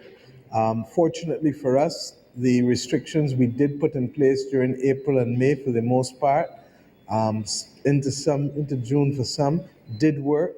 We have been very clear about the need for both a test before coming to Barbados as well as a second test. And quite frankly, that second test is really, in my view, what has protected us, along with the interaction between the head of the Dos Santos lab, which is our local lab that does the testing for us, and the head of our infectious unit at Harrison's Point. So there's a point at which in the numbers where the person clearly is marginal And the next question is, can you test them again, even with a third test or a fourth test, to see what is the trajectory? Is it going up or is it going down in terms of their exposure and load? Those two things, the second test and that continued consultation between the head of the lab and the head of the infectious unit, in my view, is responsible for our continued position where even though we had 1 or 2 clusters, we luckily and knock wood, we've not had any community spread, but we have a saying in Barbados, what didn't catch you, in pass you. And for those who are listening from outside, what has not caught us has not passed us. And therefore, it means that eternal vigilance on a daily basis is exactly what is required from us. As a result, what does that mean? That if necessary, we will take actions to protect the public interest. And the public interest cannot be served by people dying. Public interest cannot be served by reduced productivity as a result of long-term consequences from the disease that we still don't know what, in truth and in fact, are going to be the consequences from persons who have had COVID-19. And as I like to say, if you don't have breath, if your head and nose not above water, you can't breathe. So the first duty is to make sure that we keep the country safe. The second duty is then to make sure that we can protect livelihoods, because the absence of livelihoods can put different pressures on our economy. And Ralph has spoken extensively on that, because those pressures in terms of unemployment, in terms of social implosion, institutional difficulties for some entities that are not able to service the extraordinary demand on them, that will have other consequences that we have to be equally as aware. And to that extent, therefore, as we have strong movement to protect our borders, we equally must have safe work for safe people in a safe way. And if we can achieve that, then we can get the balance that we really need to be getting between pandemic and economic activity, putting national security at risk and development at risk. Prime Minister Gonzalez, you're happy to say that you didn't have a lockdown, but what's the real situation in St. Vincent and the Grenadines? We never had a lockdown. And Mia knows from the early part of the early days of the pandemic, we talked a lot about this. We had restrictions, but not a lockdown. We didn't have a curfew, we didn't have a state of emergency. And we haven't had any community spread. We haven't had any deaths. We haven't had any hospitalizations as a consequence of COVID. We applied old-fashioned boots on the ground epidemiology, and we did our testing in the early period. Tremendous support from CAFA and the regional security system. And after our testing facilities were up and running adequately, we still nevertheless continue to do our quality assurances with CAFA. And the region, we met very often, and we continue to meet often and share experiences. And even if the bubble never came about, our experiences which we shared helped one another. In the case of St. Vincent and the Grenadines, we like every other set of countries, we do our assessments as to what is a high-risk area or a high-risk group, and we have particular kind of protocols relating to them. If you come from the United States or Britain or Canada at the moment to St. Vincent, you have to come with a PCR test, negative. Upon arrival, you do another test. Within 24 hours, you get that. But you have to be in a quarantine in a hotel, an approved hotel at your expense for 5 days. At the end of the 5 days, you get a second test, another one. So that's 2 on the ground. And then you go into your home, if your home is suitable, for a private quarantine for further 9 days. And we have been able to control the spread within our country by controlling the borders. We have particular kind of bubbles in relation to tourism islands or self-contained islands in the Grenadines, Mustique, Canawan, and the like. Petit St. Vincent, we have done some with yachting. So we devise certain things ourselves. The Coast Guard has had to be very active. We enhance the Coast Guard capacity and so on and so forth. And all our cases have been imported or import related. In fact, only a few have been import related in the sense of, I think out of the 80 odd we have had, 4 of them. The rest of them are direct imports. It has been very successful, and we have had our schools opening. We have done a lot of virtual teaching and learning, but the schools are open. We wrote the exams in the normal way, or exam from primary to secondary school, all the CXC exams and so on and so forth. So I believe that because we didn't have an occasion to lock down, that has helped us to cushion some of the harsher aspects of the economic fallout. Plus, of course, St. Vincent and the Grenadines is not quite the same tourism kind of economy like Antigua and Barbuda or St. Lucia or Barbados. But, we're still very, very badly affected. I mean, if you even talk about a decline in your economy of 5%, Julian, that's a big number. Of course, it's not as big as a double-digit number, and the bloodbath is not as fierce, but this is still a metaphorical bloodbath in economic terms. And when you look going forward, the challenges, as Alejandro has agreed, and as anyone who thinks about this matter would certainly agree. And what I'm pleased about what Alejandro has said is that the frame of thinking at the IMF is to have other supportive and new instruments, and we have to work at them creatively and to see that they're efficacious. Now, insofar as the vaccines are concerned, we are within the framework. Mia did a lot of work on that before she demitted as chairman. I continued what she had built upon, and we all work together. And we are at the stage now where some countries which are either International Development Association eligible countries wouldn't have to pay any deposit down, or wouldn't have to pay the monies for the 20% of their population for the vaccine. Others have to make a down payment. There are variations. What the final number is going to come out like, we are uncertain. And I don't know yet, with all this vaccine nationalism going on in some capitals of the world, what impact that is going to have on the availability of vaccines, what that is going to have in terms of the efficacy of the vaccine, people taking it and the like. All those are imponderables, but we have to work sensibly towards these things, Julian. If we have to make sure that the challenges, the multifaceted challenges of COVID, health, economic, social, and security, don't forget security, because that's a looming area to the tail end.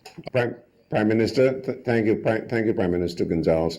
We've got a couple of minutes before we go to the first break, but let me bring Barbados Prime Minister back in here. Prime Minister Motley, some suggest that there's not been enough common focus on the CARICOM in response to the COVID pandemic. Is that a fair statement? I don't think so at all. I think that we have to remember that Caribbean community is a community of sovereign nations, and that we try to have functional cooperation to assist one another where possible. Ralph just spoke about Caribbean Public Health Agency, otherwise known as CARFA. We could not have gotten where we have gotten in this region without CARFA. And even countries like Barbados that had its own lab would have been affected by extraordinary increases if you did not have the level of testing and tracing in the other Caribbean countries. So I don't know that it is fair to say that we have gone beyond, or we didn't do enough rather, with respect to cooperation at the regional level. Could we have done more? Of course we could have. And I hope that we will continue to see where we can even work closer.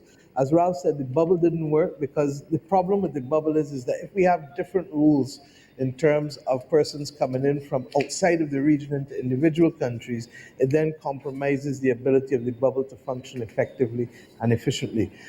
There are significant economic issues also that are consequential upon the pandemic that we have worked together on. For example, We did a lot of lobbying early up in the year, and as a result, we got countries like the United States of America and others to agree that middle-income countries like Barbados, like the Bahamas, etc., could go back to the World Bank for what we call exceptional access in terms of borrowing. We are working now on other things pertaining to vulnerability because we're conscious that even in the midst of this pandemic, Belize has been hit by floods. Other countries would have been hit normally, and typically in terms of both floods, Jamaica has been badly hit by floods. Barbados has had some floods in St. Lucie and other areas. We lost one person, as you know, regrettably, who was buried on Saturday. So that even as we fight the pandemic, we are fighting the climate crisis. Ralph mentioned the issue of violence, which continues to be a public health disease, in my view, in the Caribbean. When you look at the percentage of persons per capita affected by violence.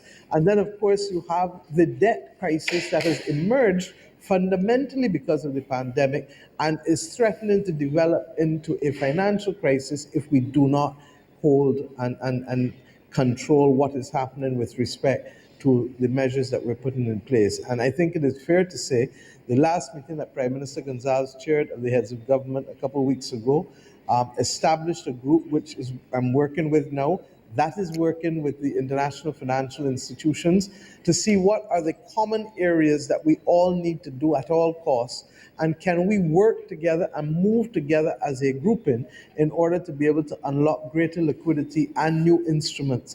We would like, for example, to see a Caribbean Recovery and Resilience Trust that will allow us to be able to focus not on all things, but if we can focus on financing to build resilience in the first 6 months after a climate event. What is it that the country needs to build up in order to accommodate the damage that comes from a hurricane in the first 6 months? We need to make sure that we have shelters. We need to make sure that we have the capacity in terms of healthcare to keep people healthy and our public health situation, because water obviously is contaminated post-event, climatic event. We need to have adequate distribution for water and sanitation generally within the system. And we need to make sure that we can sustain people, because what we've learned from the pandemic is if people are not earning, of course, they can't live and they can't add to the total value of what is being produced in the economy. So that kind of CARICOM trust, and why? I mean, we can get into the fact that when the world settled on the climate agenda, they talked about a Warsaw mechanism for loss and damage. But they have not given flesh to it. And as a result, it means that Caribbean countries have to use resources that we don't have for fighting a battle that we did not cause, but for which we are on the front line. So we talk about numbers glibly. I mean, we talk about Dominica's loss of 226% in Maria. But how do you lose more than you're producing in a whole year? Because you're effectively losing your capital stock to your buildings and other things that have developed over time. And if we're not careful, we're going to have to focus on alternative plans, which I hope we will never have to, of relocation from people from certain areas and even in certain islands. So these are some of the regrettable issues that we're going to have to confront going forward. When you come back later, I really do want to talk about some of the challenges that the region can work better together, because I think that the CARICOM Commission on Economy gave us a blueprint that we would at our peril ignore.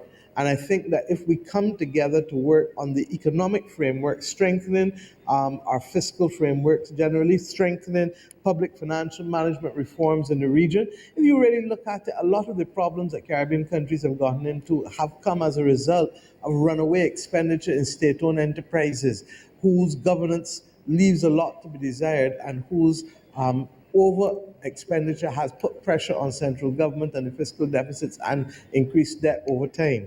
And similarly, we need to improve generally to provide for greater transparency in terms of debt, as well as a better governance framework for debt. But these things we can do together, because in many instances we already recognize that we are too small to be all pursuing and building out the same institutions. And one of the premises of the revised Treaty of Chaguaramas is functional cooperation. So that if we can work together, why do we all need a Financial Services Commission? I'm tired saying so. Why do we all need to have both a regional competition commission while at the same time having national competition commissions within our thing? And I that this pressure on our fiscal circumstances will bring us into the reality that what is needed is more cooperation. But can I say that we have not had cooperation in 2020? Absolutely not. We've had cooperation, but there's always room for improvement.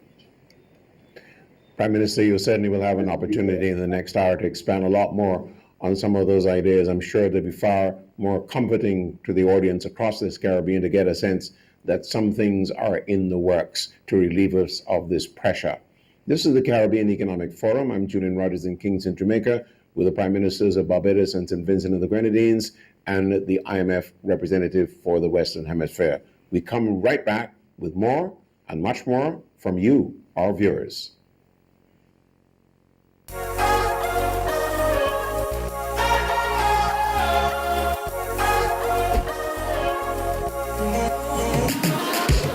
Each summer, the Central Bank of Barbados offers a student a chance to help change the world through a scholarship to attend the Caribbean Science Foundation's student program for innovation in science and engineering. It's designed for 16 and 17-year-olds gifted in science, technology, engineering, and mathematics, and is a replica of the well-known Mike's program at MIT.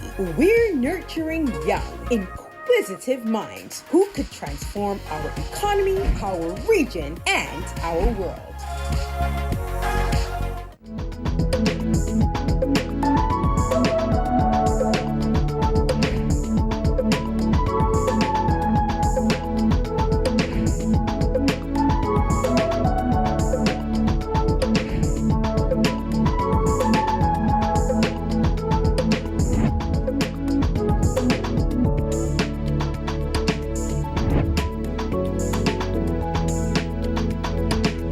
Financial Stability Report checks the health of Barbados' financial system and is published by the Central Bank of Barbados and the Financial Services Commission, the regulators of our domestic financial institutions like banks, credit unions, insurance companies, and pension funds.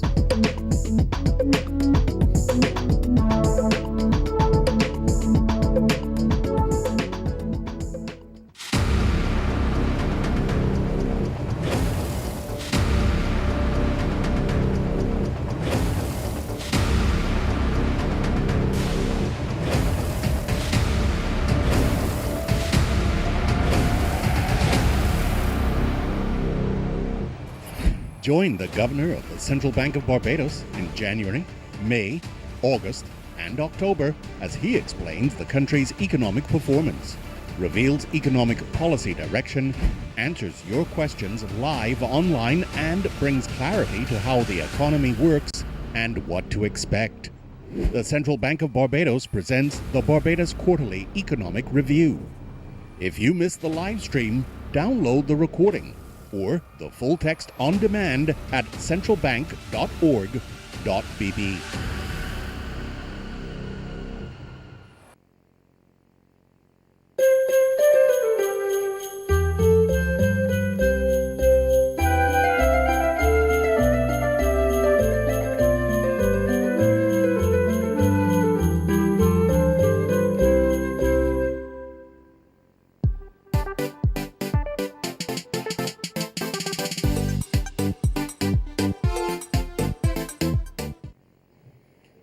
Welcome back to the December edition of the Caribbean Economic Forum 2020. I'm Julian Rogers in Kingston, and we have, of course, the opportunity for you to participate via our Facebook link on the Central Bank's website. And Anki Scott Joseph is monitoring the comments you're making there. So we're going to go to Anki right now to get an update. Anki, what's the latest? Thanks, Julian. Most of the discussions have been centered around some of the main challenges we've been having in the region: high levels of debt, climate change, natural disasters, and other health issues such as dengue fever. The general opinions shared have been that we have now been required to use a lot more of our financial resources and human resources to jumpstart the economy. And hence, viewers are curious about what are some of the creative ways we can use not only to generate foreign revenue, but also to find new ways to use technology to boost efficiency and reduce costs. So here is an interesting question that was highlighted, and we as a region need to foster and seek more levels of grant relief. All right. So, Anki, there's a question that's coming, of course, from many of you. We'd like to encourage you to continue to pose your questions on the Facebook page of the Central Bank of Barbados. Let's go to Prime Minister Ralph Gonsalves of St. Vincent of the Grenadines, who is the current CARICOM chair. Prime Minister, you heard the thoughts coming up online. Certainly, the question is, can we find new ways of making money? Bottom line, can we find new employment opportunities? What are we going to do? Or what should we be doing? Well, first of all, we have to have a clear idea as to the kind of economy which we are building.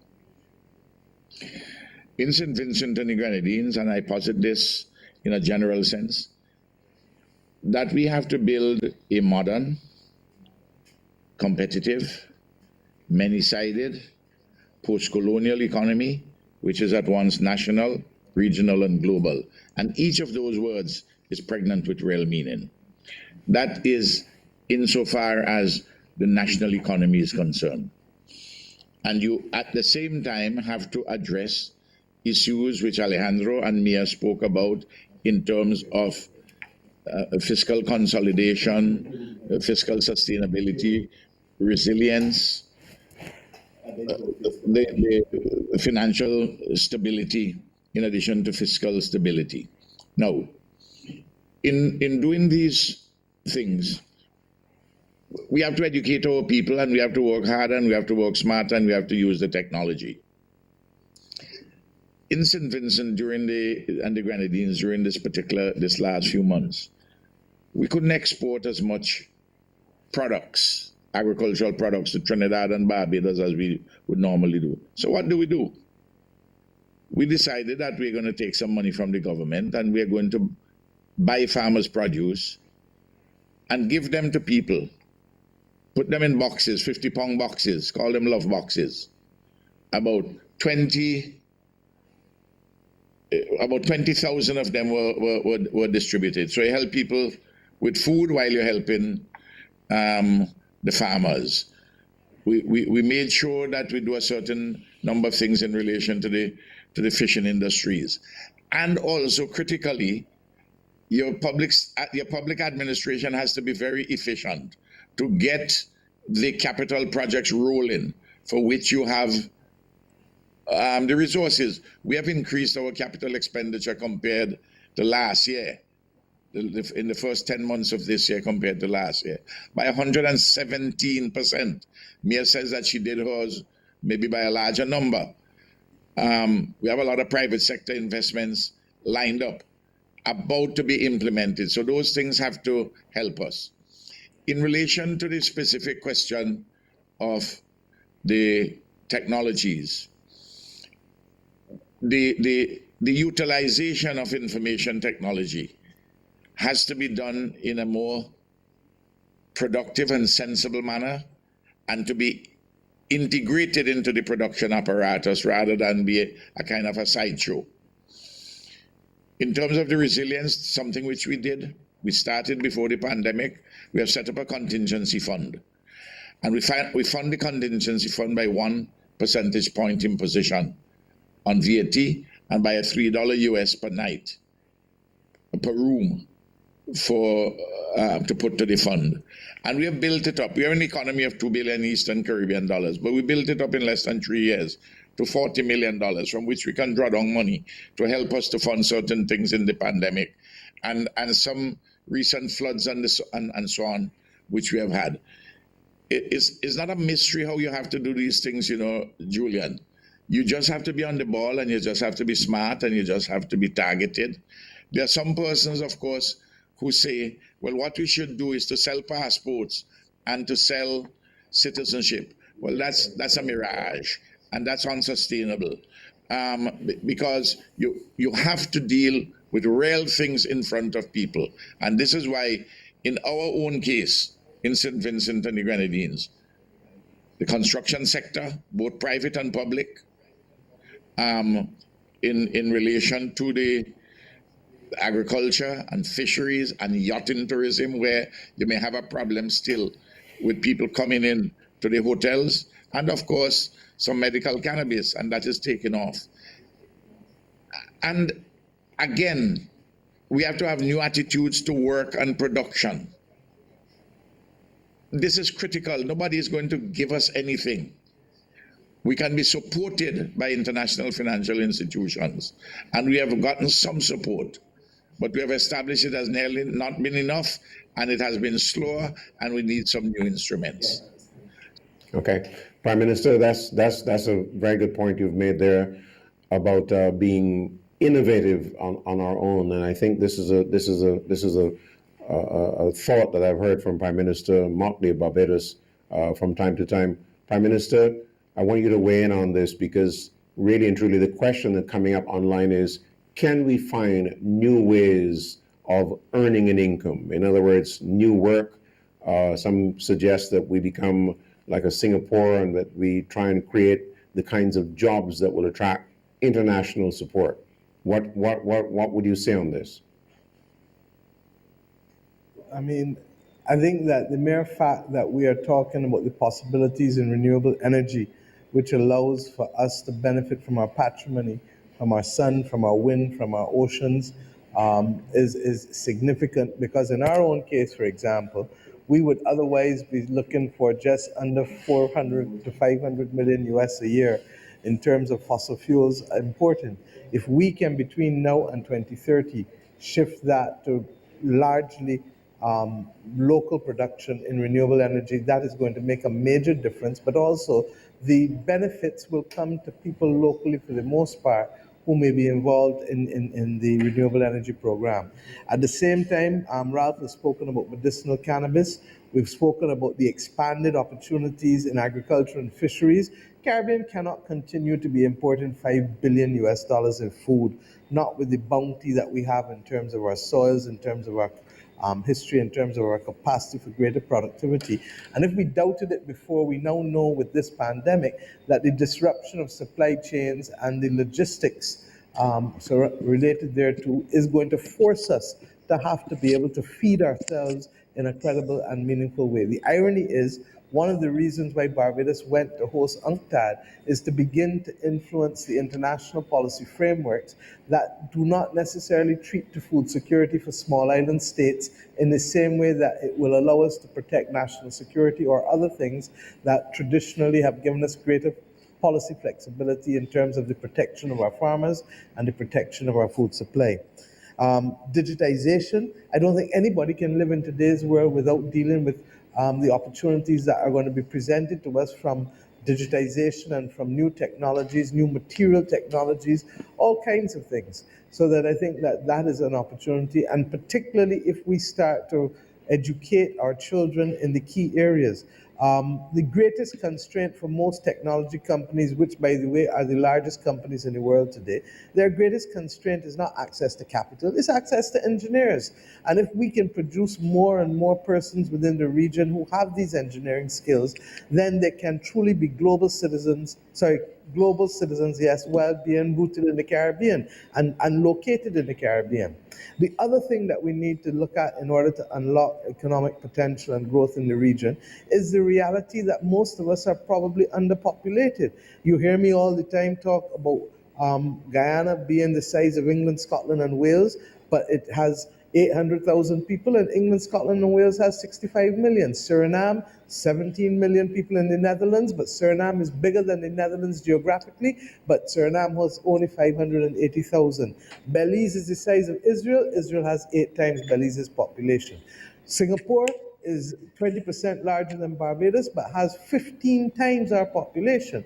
And our National Population Commission, which we established when we became the government, has in fact now reported and has shown us that Barbados has not replaced its population since 1980. Now, when we look at, therefore, our tax revenue, when we look at our production, we begin to understand that the architecture that is holding up the economic activity in the region is generally, and in Barbados in this particular instance, is in fact constrained, and therefore we're not seeing the level of production that we should otherwise be seeing.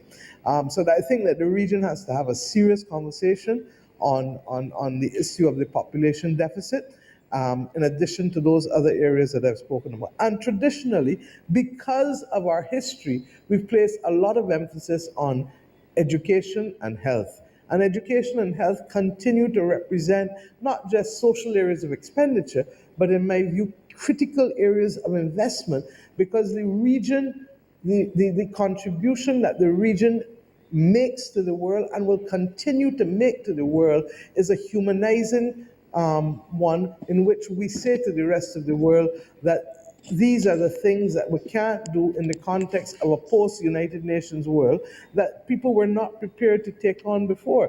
Now, when the United Nations was formed 75 years ago, we weren't around.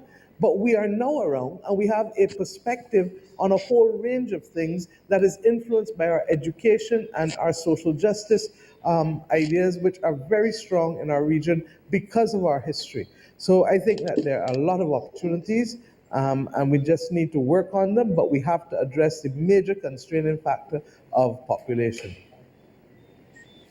Thank you very much, Prime Minister. Let's go back to our online audience and another question coming up on Facebook. Prime Minister? All right. May I just let me hear it very quickly from you, Prime Minister. To say something in a very summary sense. Yeah. We have been focusing historically for a long period of time on development with unlimited supplies of cheap labor. We have to now address development with unlimited supplies of knowledge and skills. And by talking about knowledge and skills, we are not talking only about people with university education, with multiple sets of skills. And we have to get with those skills and knowledge, an abundant supply of it, unlimited supplies of it, with new and better and more productive attitudes to work and production. At the end of the day, that is fundamental. Thank you, Prime Minister. Let's go back to the audience, and we're getting a lot of questions, so let's go back to the Facebook line and get this question that's come up. What can we do as individuals to increase economic activity in the region based on the protocols currently in place across the countries? Let's get a feedback here from Prime Minister Motley. You want to take this one? All right. You missed the question. What's the question? Yeah, well, the question really followed up on some of the things you said earlier, but the context of this question was really how do we deal with the increased economic activity based on the protocols which are currently in place? Well, I think that first of all, for those who don't want to agree that there should be unlimited or there should be absolute freedom of movement of people in terms of skills, because of the rights of establishment, there's far more movement that can exist now than we otherwise contemplate. I think that a lot of the issues are there, and one of the reasons we put the Caribbean Court of Justice there was to help us remove obstacles when they do exist. So I don't see it as a constraining factor in dealing with these things. In fact, I do believe that there are opportunities for greater collaboration regionally, for example, in digitization, even within the context of the existing protocols, because what we need to be doing is cooperating in terms of how we digitize, what we're procuring in terms of technology. I've had to say to my own government, why are you asking us in some instances to buy Ford Cortinas when we should be buying top-of-the-line cars? To give you an example with respect to the technology. And quite frankly, the affordability of a lot of the stuff that we're trying to do technology-wise as well will probably be better managed if we could come together and work as a collective unit in the digitization program. Similarly, with the renewable energy and the procurement of more resilient infrastructure, be it in the distribution systems for water, all of us have problems because all of us received water systems that were put down maybe 100 years ago, and we're now facing difficulties in terms of how to do that. Our ability to fix it is going to spark economic activity in and of itself because it is capital works. You are literally creating jobs for persons. Persons then start to buy, and there's a circular passage in terms of how the dollar moves in the economy that will help persons.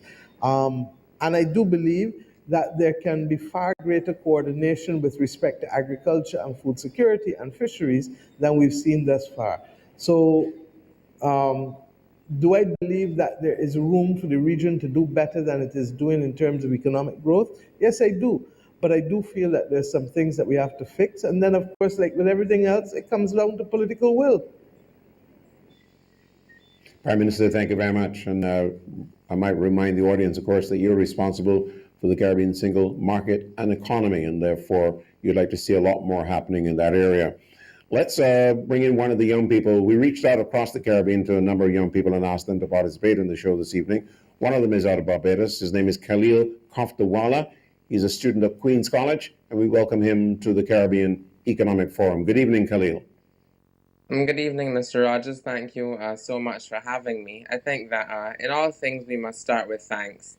And so I think I speak on behalf of most people when I commend the two prime ministers on the panel, certainly for their astute leadership in shepherding their two countries during this COVID period, the health-wise, socially, and economically.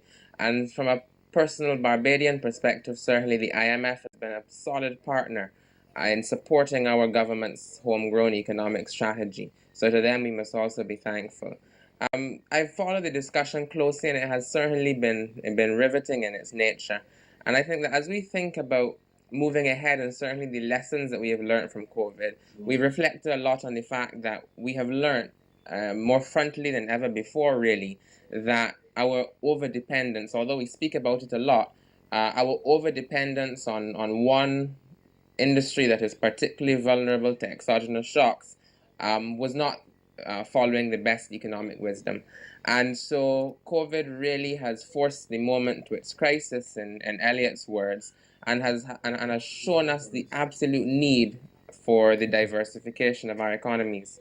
But something that really plagues that final objective, certainly, is a lack of access to capital in some of our territories. So where, for example, a brilliant young person might have a particular idea in one territory, the capital that would be needed to get that started in one of these new industries about which the Prime Minister Motley was just speaking about might be available in another territory.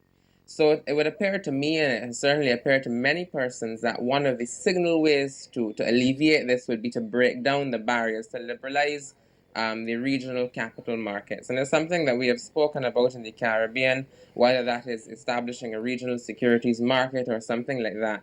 So I think that my question really to the panel would be, how can we progress with this initiative of liberalizing those capital markets to allow ideas and the capital that can realize those to meet really and truly in the marketplace, so to speak. So how can we move towards that, recognizing the usual challenges I think that we face in terms of regional agreements, as well as certainly recognizing the unique place that we now find ourselves in because of COVID. So certainly, is that the direction we want to move in, and how tangibly can we get there? Thank you very much, Khalil, and I'm going to toss that right into the current chairman of Carriacou, Dr. Gonzalez. You certainly would want to weigh in on this. Yes. Well, we do have capital markets which are evolving and which are developing. There's a platform in Jamaica, there's one in Barbados, there's one in Trinidad, and there's the Eastern Caribbean Regional Securities Market. One of the problems with many companies in the Caribbean historically, many of them have been family-owned companies and not inclined to go on the market in the way in which you have that in the United States of America. It's the way in which our own capitalist system or modern system of production has evolved somewhat different than what you have had in the United States. But I think, that being said, there is a move for greater coordination of investment policy and bringing a commonality of the investment platforms to make it easier for persons who want to invest in either government instruments or in companies. You have had some of it, but the question is quite correct. We need to do more advanced work. Thank you, Prime Minister. Let's go now to more feedback. This time there's an email coming into us that we want to share with you and get a response. What new ideas are there to attract inward investment, counter blacklisting, and encourage increased remittances? And Prime Minister Motley? I think generally what we've been trying to do over the course of the last 2 years is to be able to create the opportunities in new industries, but also create a platform where they look for synergies and joint ventures with local people. One of the things that we have to be careful about is as we expand the opportunities for growth that we don't make Caribbean people tenants in their own land. So yes, we need foreign direct investment, but yes, we also need to raise the quantum and the level of skills of our own people so that they too can invest. We also have to be able to pool capital and have new instruments where possible in order to be able to help finance and to participate in investment, whether it is in new tourism ventures or in digitization or in renewable energy. In our own case in Barbados, for example, we've said that we will isolate 25% of the renewable energy market to be able to solve national problems. 15% of that 25% will go to the Barbados Water Authority for them to use as they see fit. 5% to allow for affordable transport in the region and in the country, and 5% for the third sector charitable entities, because with the best will in the world, the Caribbean are recently formed countries, and therefore there are still cracks, and we need our third sector, our charitable entities, our churches to help us find persons who have fallen through the cracks. With respect to blacklisting, we have to see, how I want to answer this, no? We have to see first and foremost that regulation is a competitive advantage for us. And in fact, when you look at it in terms of the aspects with money laundering and KYC, etc., the greatest risk for money laundering in the world is still not in the Caribbean. It's still in Zurich, it's still in London, it's still in New York, but we have been placed into categories, and in fact, in our own case, propelled there largely because of different definitions being imposed on us with a limited capacity island-wide to be able to respond. So, for example, on the last occasion of our own blacklisting, the FATF used criteria on money supply that moved from M2 to M3, a lot of fancy language to simply say that they put us in a different weight category without preparing us for it, and we never prepared for that weight category, and hence where we are in terms of the grey listing there. Regrettably, what is a grey list for the FATF becomes a blacklist for the European Union, because they then impose enhanced due diligence measures on banks with respect to those countries that fall on their listing. With respect to the taxation aspect of it, we contend that that is as a result of competitiveness, and that if you are going to pick out small islands in the Caribbean and leave Delaware in the United States of America alone, then you are seriously not wanting to resolve the problem of ring fencing and discriminatory taxation globally, but you are literally wanting to go after the weakest of the weak in order to remove the competition. Bearing in mind that most of the countries in the Caribbean who are involved in the financial services sector were encouraged to go into this sector, both by the countries who previously colonized us, generally the North Atlantic countries, and indeed the international financial institutions 30, 40 years ago. So these continue, therefore, to be issues that we're going to have to face frontally, and we're going to have to just be better. You're going to have to do like women. You're going to have to be twice as good to be considered half as good. And regrettably, the Caribbean is going to have to recognize that that is our lot in life as a result of smallness. With respect to, I'm not sure, there was a third limb to the question that I can't remember now.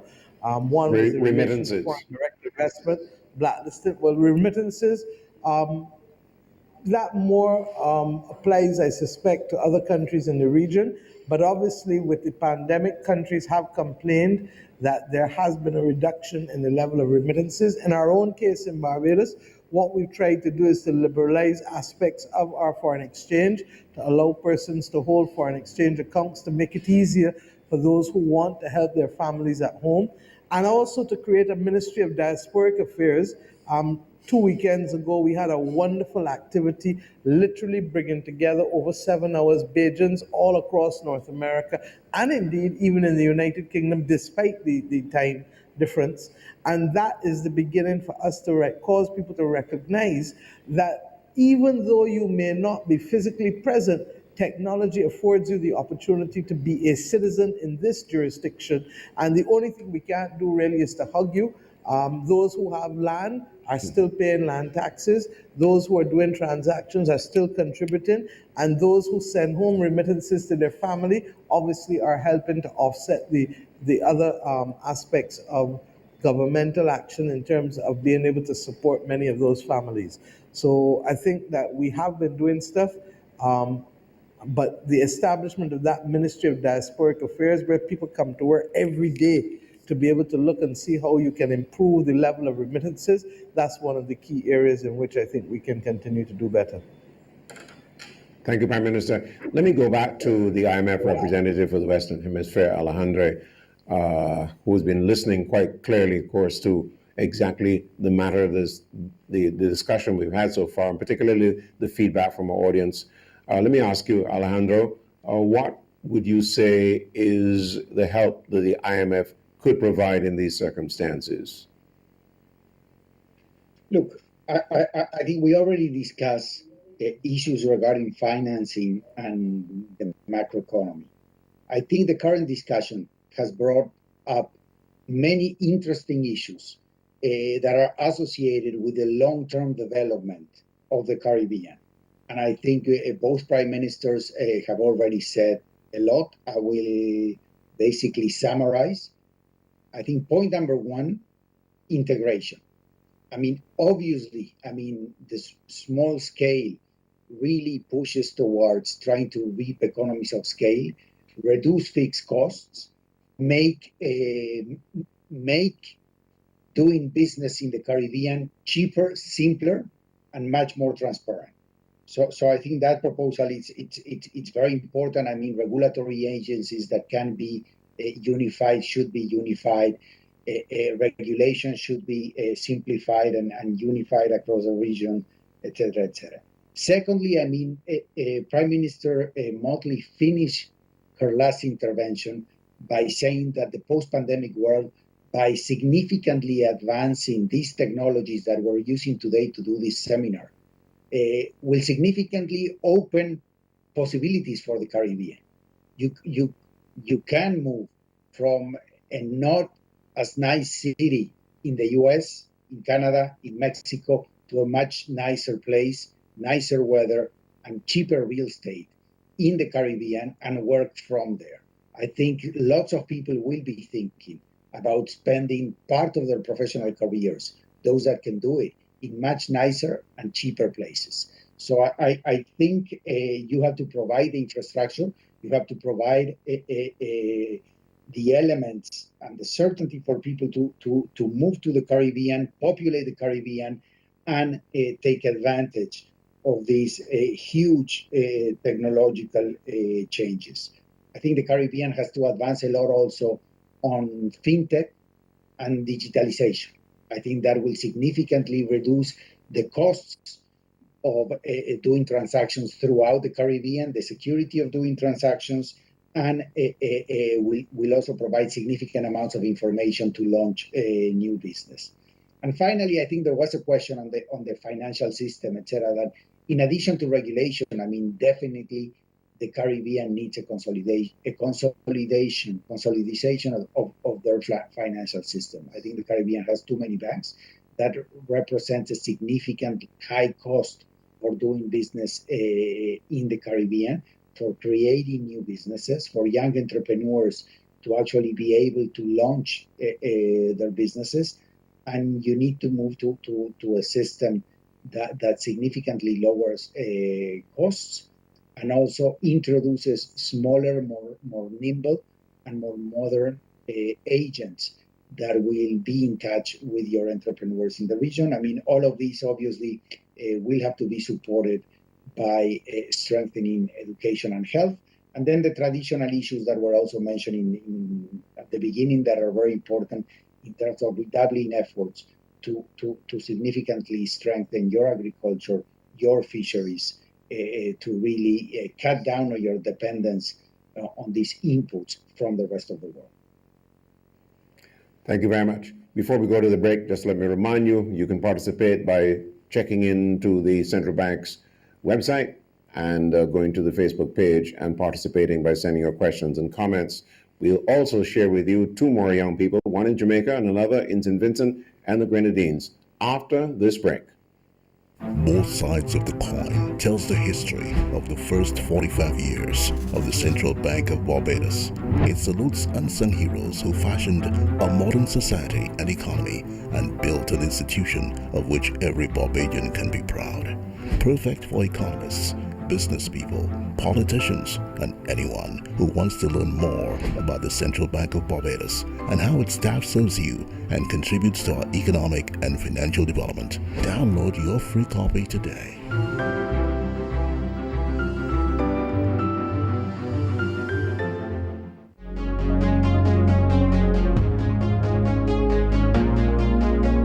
This $1 coin is so special. I'm sure that Barbadians from all walks of life will love it. The central bank has done limited edition coins before. For example, for the World Cup back in 2007, we would have done some special cricketing coins. And also for the 50th anniversary of independence, we also did a special coin. But this is the first time that we are doing a painted coin, and it's actually going into circulation. So when you go to the supermarket, the bank, wherever you go, you're getting change, you will see the $1 painted coin in your change. We started this planning for this circulation coin way back in 2019. We had all the permissions and we were ready to go. And then there was COVID. And as we looked around, we saw all the essential workers out there every day, and they were putting their lives on the line to ensure that we were safe. And we thought about it and said, this coin is going to be so special that it should be associated with special people. And that is why we are today saying, thank you, essential workers of Barbados. We salute you.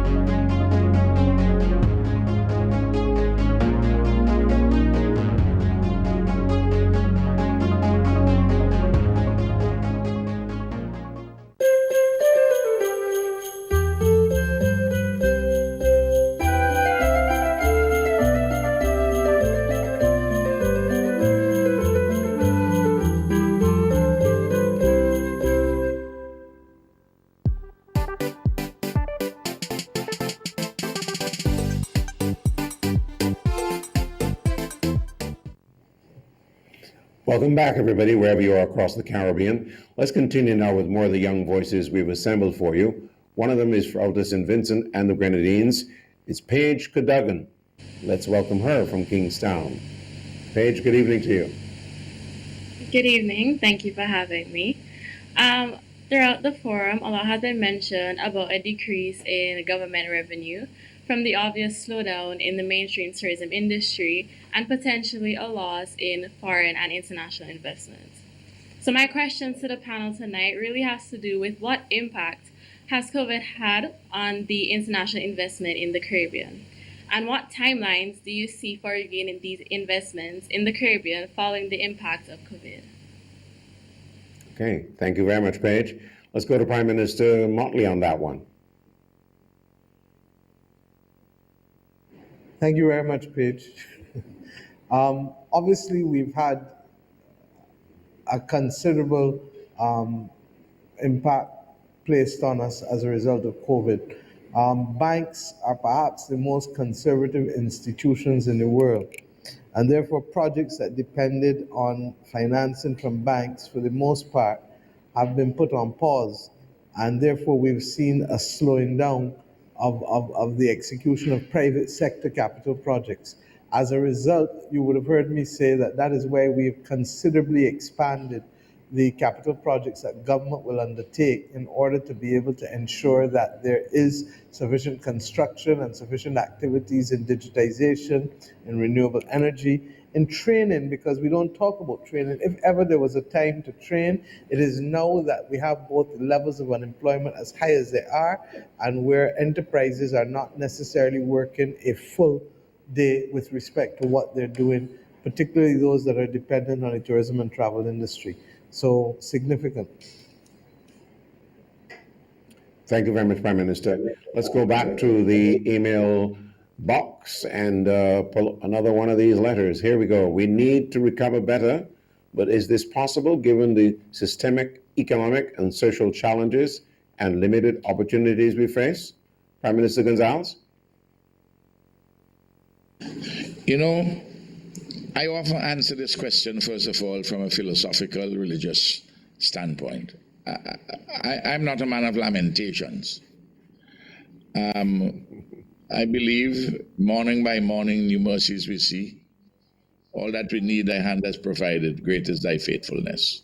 And I don't believe in learned helplessness. We do have challenges. We do have difficulties.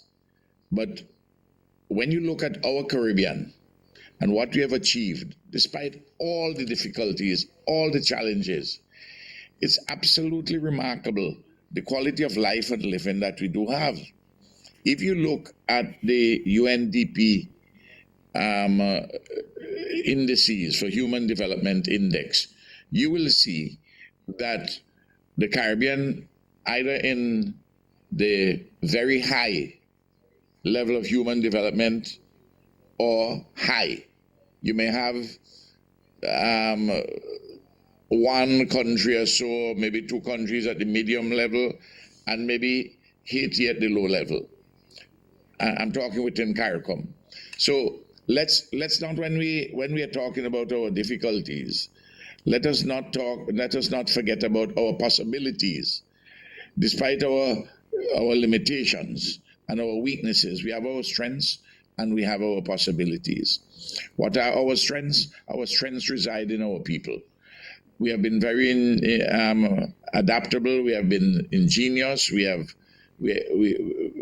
do very good work. We can do better work.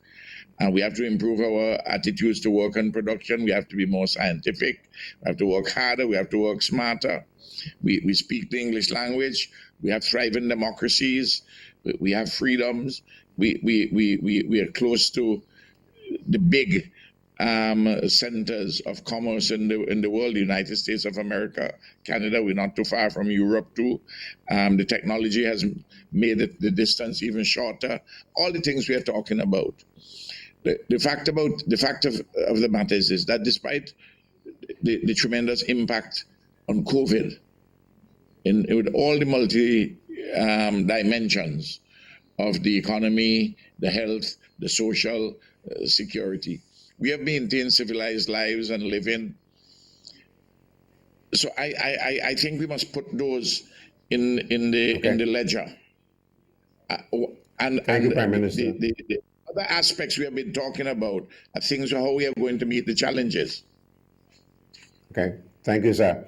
Let's go back to another one of our young people. This time she's right here in Jamaica, where I am. Jolene Gentles, who is described as a technology ambassador.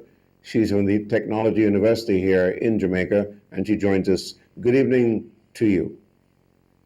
Hi, Julian. Thank you so much for the opportunity to address this amazing panel. Firstly, I would like to just say thank you to Prime Minister Gonsalves and Prime Minister Motley as well, because it's truly a trying time, and I have been sitting here listening to the work that you have both been doing, as well as Alejandro, in terms of